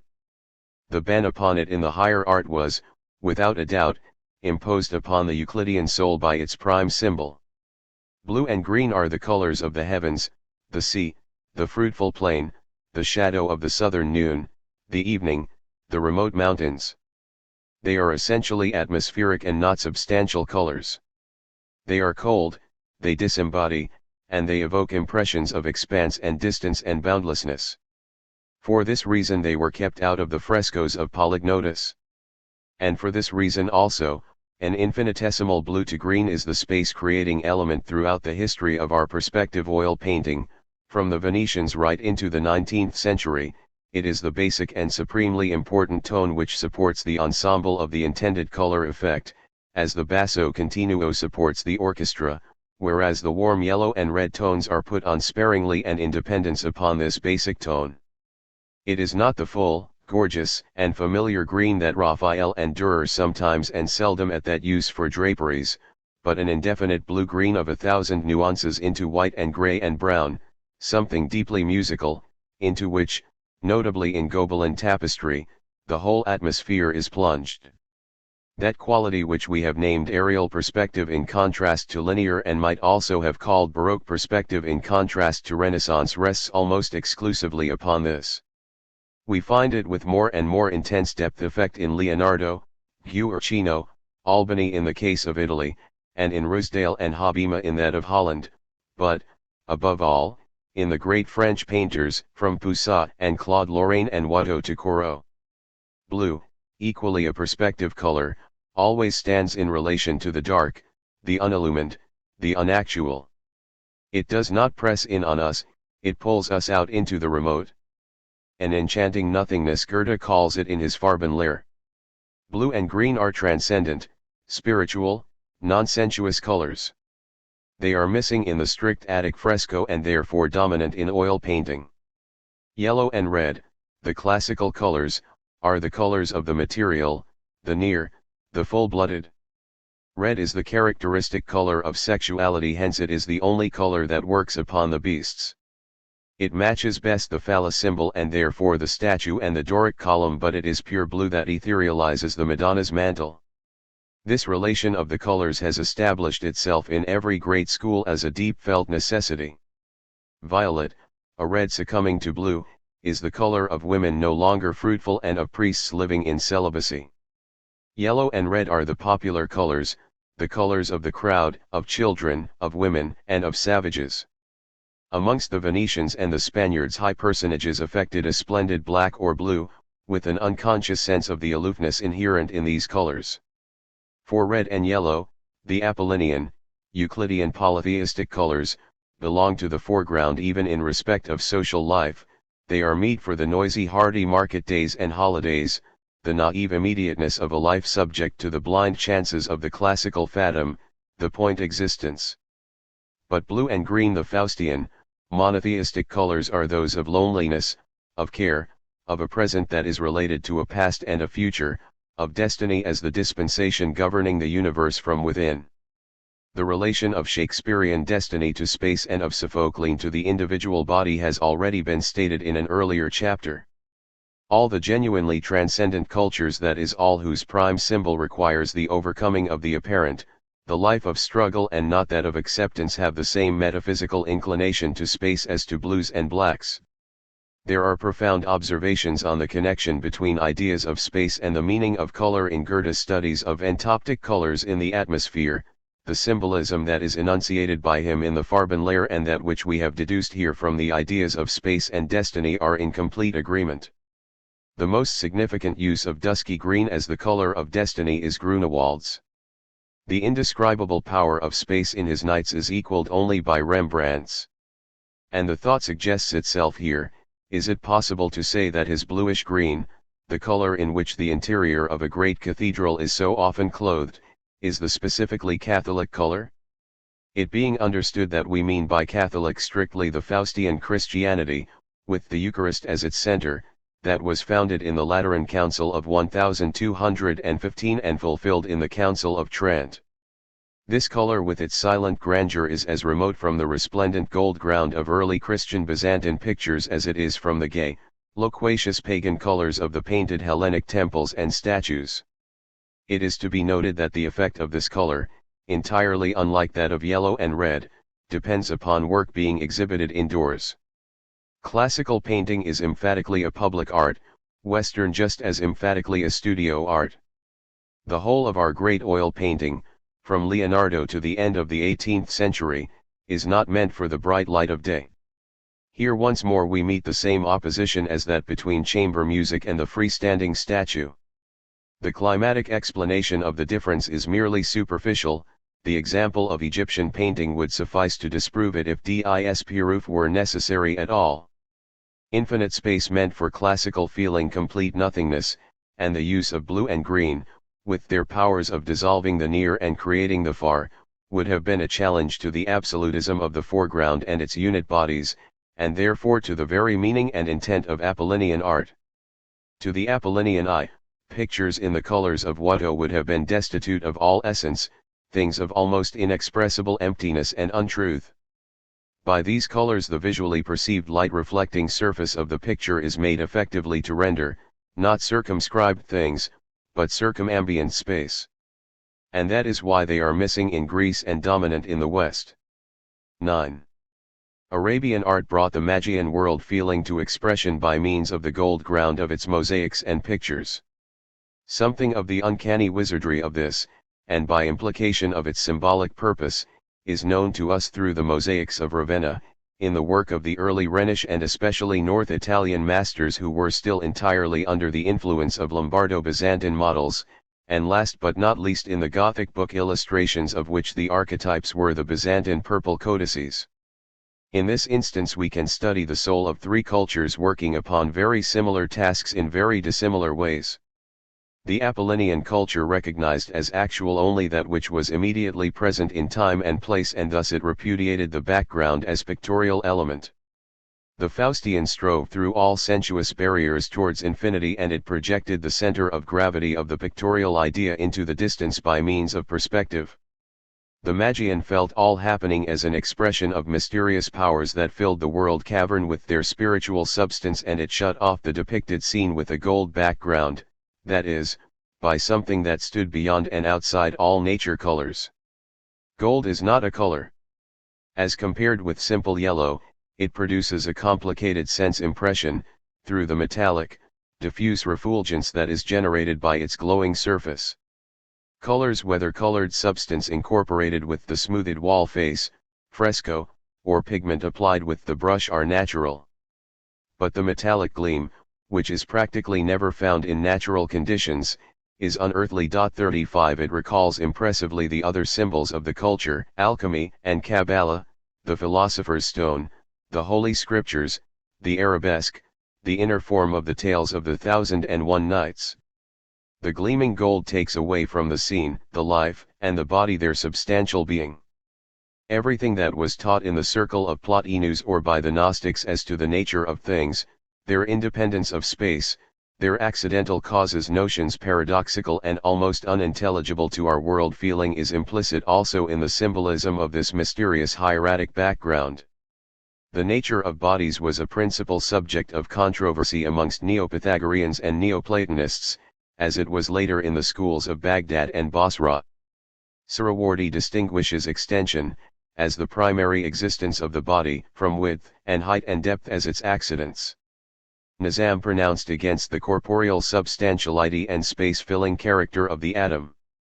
These and the like were the metaphysical notions that, from Philo and Paul to the last great names of the Islamic philosophy, manifested the Arabian world feeling. They played a decisive part in the disputes of the councils upon the substantiality of Christ. And thus the gold background possesses, in the iconography of the Western Church, an explicit dogmatic significance. It is an express assertion of the existence and activity of the divine spirit. It represents the Arabian form of the Christian world consciousness, and with such a deep appropriateness that for 1,000 years this treatment of the background was held to be the only one metaphysically and even ethically possible and seemly in representations of the Christian legend. When natural backgrounds, with their blue-green heavens, far horizons, and depth perspective, began to appear in early Gothic, they had at first the appearance of something profane and worldly. The change of dogma that they implied was, if not acknowledged, at any rate felt. Witness the tapestry backgrounds with which the real depth of space was covered up by a pious awe that disguised what it dared not exhibit.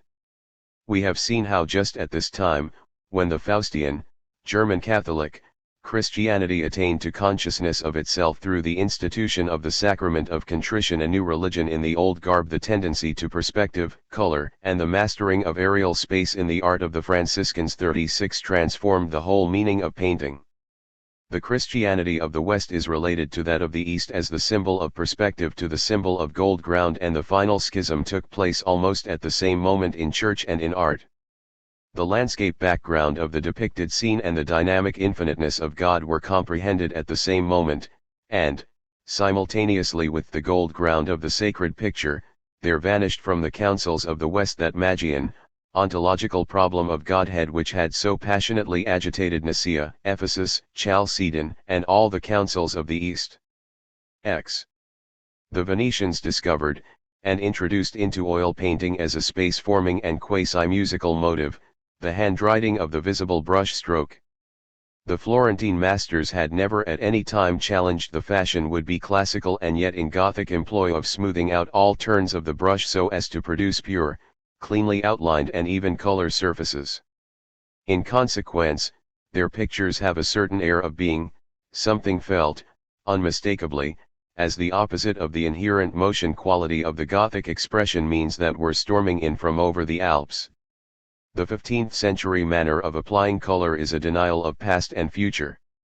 It is only in the brushwork, which remains permanently visible and, in a way, perennially fresh, that the historical feeling comes out. Our desire is to see in the work of the painter not merely something that has become but something that is becoming.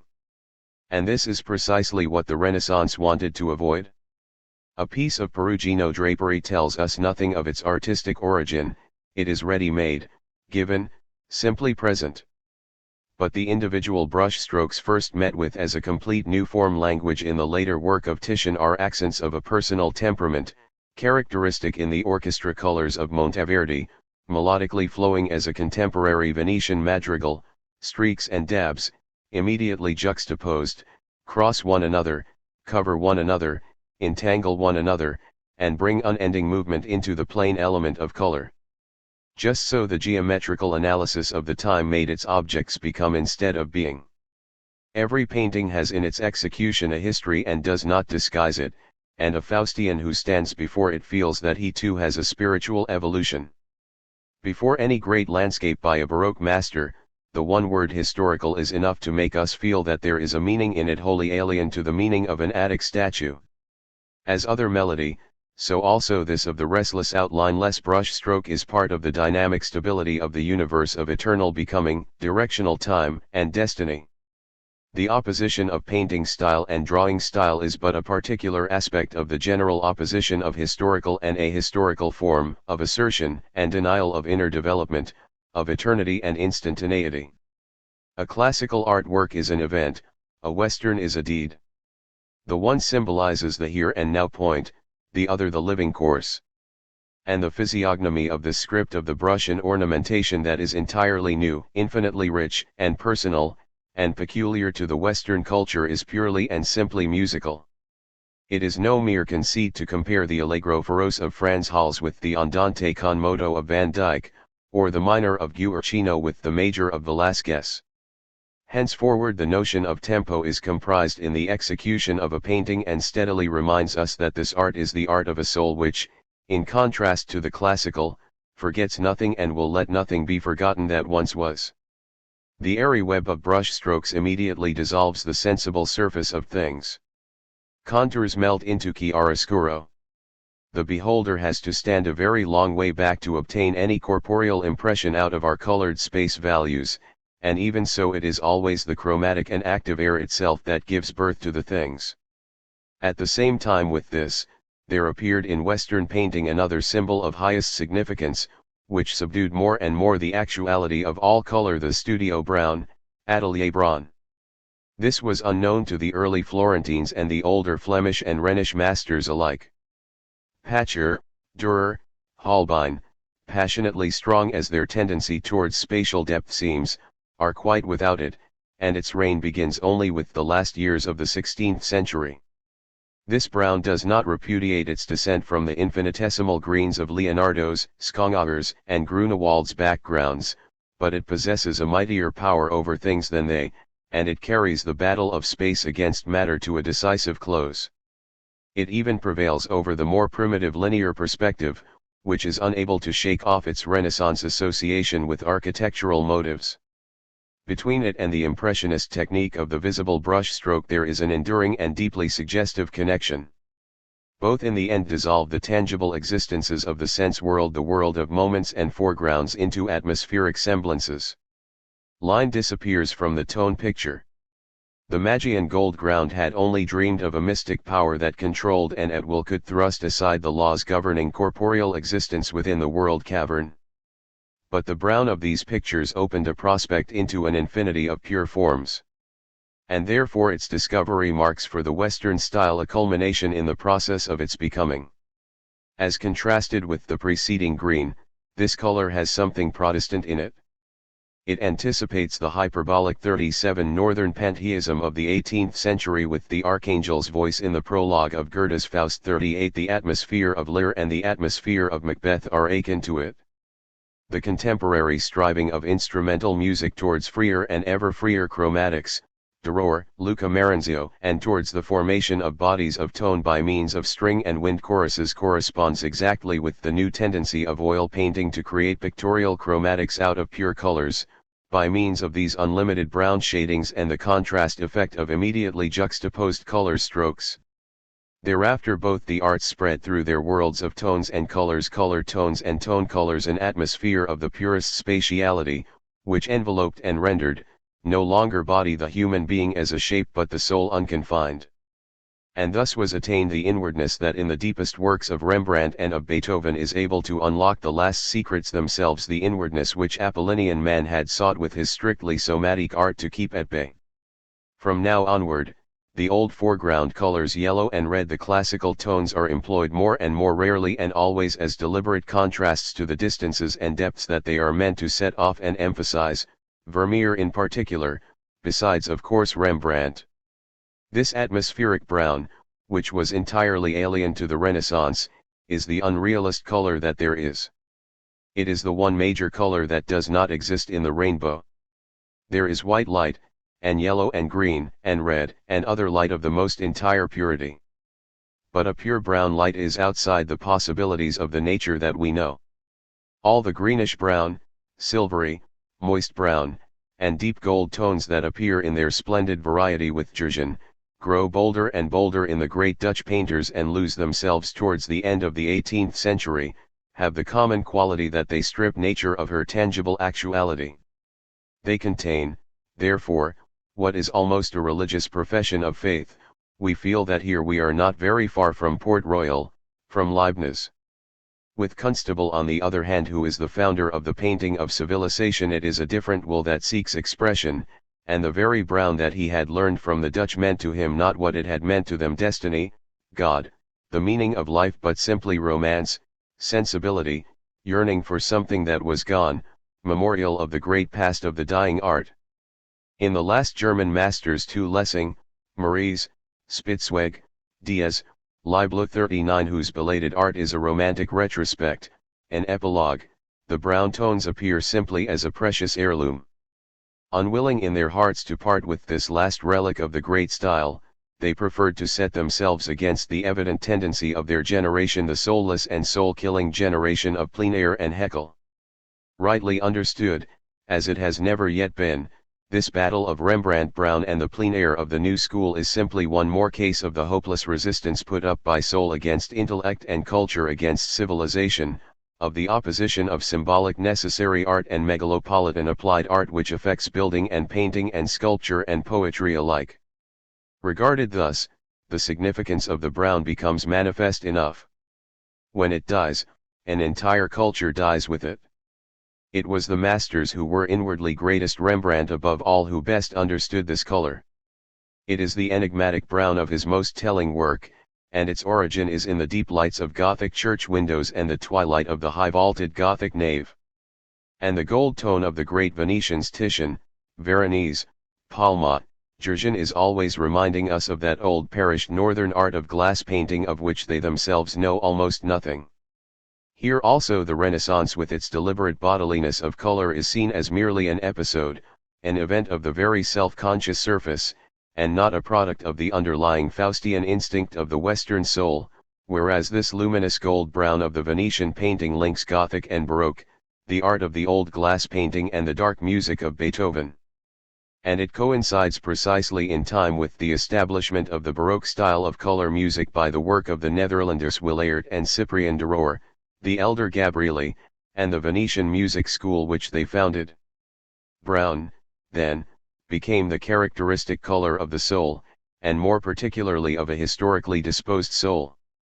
Nietzsche has, I think, spoken somewhere of the brown music of Bizet, but the adjective is far more appropriate to the music which Beethoven wrote for strings 40 and to the orchestration that even as late as Bruckner so often fills space with a browny golden expanse of tone. All other colors are relegated to ancillary functions, thus the bright yellow and the vermilion of Vermeer intrude with the spatial almost as though from another world and with an emphasis that is truly metaphysical, and the yellow-green and blood-red lights of Rembrandt seem at most to play with the symbolism of space. In Rubens, on the contrary, brilliant performer but no thinker, the brown is almost destitute of idea, a shadow color. In him and in Watteau, the Catholic blue-green disputes precedence with the brown. All this shows how any particular means may, in the hands of men of inward depth, become a symbol for the evocation of such high transcendence as that of the Rembrandt landscape, while for other great masters it may be merely a serviceable technical expedient, or in other words that, as we have already seen, technical form, in the theoretical sense of something opposed to content, has nothing whatever to do with the real and true form of a great work. I have called brown a historical color. By this is meant that it makes the atmosphere of the pictured space signify directedness and future, and overpowers the assertiveness of any instantaneous element that may be represented. The other colors of distance have also this significance, and they lead to an important, considerable, and distinctly bizarre extension of the Western symbolism. The Hellenes had in the end come to prefer bronze and even gilt bronze to the painted marble, the better to express, by the radiance of this phenomenon against a deep blue sky, the idea of the individualness of any and every corporeal thing. 41 Now, when the Renaissance dug these statues up, it found them black and green with the patina of many centuries. The historic spirit, with its piety and longing, fastened onto this, and from that time forth our form feeling has canonized this black and green of distance. Today our eye finds it indispensable to the enjoyment of a bronze and iron ictal illustration of the fact that this whole species of art is something that no longer concerns us as such. What does a cathedral dome or a bronze figure mean to us without the patina which transmutes the short-range brilliance into the tone of remoteness of time and place?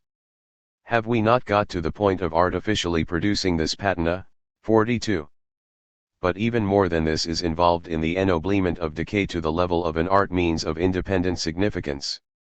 That a Greek would have regarded the formation of patina as the ruin of the work, we can hardly doubt. It is not merely that the color green, on account of its distant quality, was avoided by him on spiritual grounds. Patina is a symbol of mortality, and hence related in a remarkable way to the symbols of time measurement and the funeral rite. We have already in an earlier chapter discussed the wistful regard of the Faustian soul for ruins and evidences of the distant past, its proneness to the collection of antiquities and manuscripts and coins, to pilgrimages to the Forum Romanum and to Pompeii, to excavations and philological studies, which appears as early as the time of Petrarch. When would it have occurred to a Greek to bother himself with the ruins of Knossos or Tiryns? 43 Every Greek knew his Iliad, but not one ever thought of digging up the hill of Troy. We, on the contrary, are moved by a secret piety to preserve the aqueducts of the Campagna, the Etruscan tombs, the ruins of Luxor and Karnak, the crumbling castles of the Rhine, the Roman limes, Hersfeld and Paulinzella from becoming mere rubbish, but we keep them as ruins, feeling in some subtle way that reconstruction would deprive them of something, indefinable in terms, that can never be reproduced. 44 Nothing was further from the classical mind than this reverence for the weather-beaten evidences of a once and a formerly. It cleared out of sight everything that did not speak of the present. Never was the old preserved because it was old. After the Persians had destroyed old Athens, the citizens threw columns, statues, reliefs, broken or not, over the Acropolis wall, in order to start afresh with a clean slate, and the resultant scrap heaps have been our richest sources for the art of the 6th century. Their action was quite in keeping with the style of a culture that raised cremation to the rank of a major symbol and refused with scorn to bind daily life to a chronology. Our choice has been, as usual, the opposite. The heroic landscape of the Claude Lorraine type is inconceivable without ruins. The English park with its atmospheric suggestion, which supplanted the French about 1750 and abandoned the great perspective idea of the latter in favor of the nature of Addison, Pope, and sensibility, introduced into its stock of motives perhaps the most astonishing bizarrerie ever perpetrated, the artificial ruin, in order to deepen the historical character in the presented landscape. 45 The Egyptian culture restored the works of its early period, but it would never have ventured to build ruins as the symbols of the past. Again, it is not the classical statue, but the classical torso that we really love. It has had a destiny, something suggestive of the past as past envelopes it, and our imagination delights to fill the empty space of missing limbs with the pulse and swing of invisible lines. A good restoration and the secret charm of endless possibilities is all gone. I venture to maintain that it is only by way of this transposition into the musical that the remains of classical sculpture can really reach us. The green bronze, the blackened marble, the fragments of a figure abolish for our inner eye the limitations of time and space. Picturesque this has been called the brand new statue and building, and the two well-groomed park are not picturesque, and the word is just to this extent, that the deep meaning of this weathering is the same as that of the studio brown. But, at bottom, what both express is the spirit of instrumental music. Would the spearmen of Polycletus, standing before us in flashing bronze and with enamel eyes and gilded hair, affect us as it does in the state of blackened age? Would not the Vatican torso of Heracles lose its mighty impressiveness if, one fine day, the missing parts were discovered and replaced? And would not the towers and domes of our old cities lose their deep metaphysical charm if they were sheathed in new copper? Age, for us as for the Egyptian, ennoblesse all things. For classical man, it depreciates them. Lastly, consider Western tragedy, observe how the same feeling leads it to prefer historical material, meaning thereby not so much demonstrably actual or even possible, but remote and crusted subjects. That which the Faustian soul wanted, and must have, could not be expressed by any event of purely momentary meaning, lacking in distance of time or place, or by a tragic art of the classical kind, or by a timeless myth. Our tragedies, consequently, are tragedies of the past and of the future. The latter category, in which men yet to be are shown as carriers of a destiny, is represented in a certain sense by Faust, Peer Gynt and the Götterdämmerung. But tragedies of the present we have not, apart from the trivial social drama of the 19th century. 46 If Shakespeare wanted on occasion to express anything of importance in the present, he at least removed the scene of it to some foreign land, Italy for preference, in which he had never been, and German poets likewise take England or France, always for the sake of getting rid of that nearness of time and place which the Attic drama emphasized even in the case of a mythological subject. Chapter 8.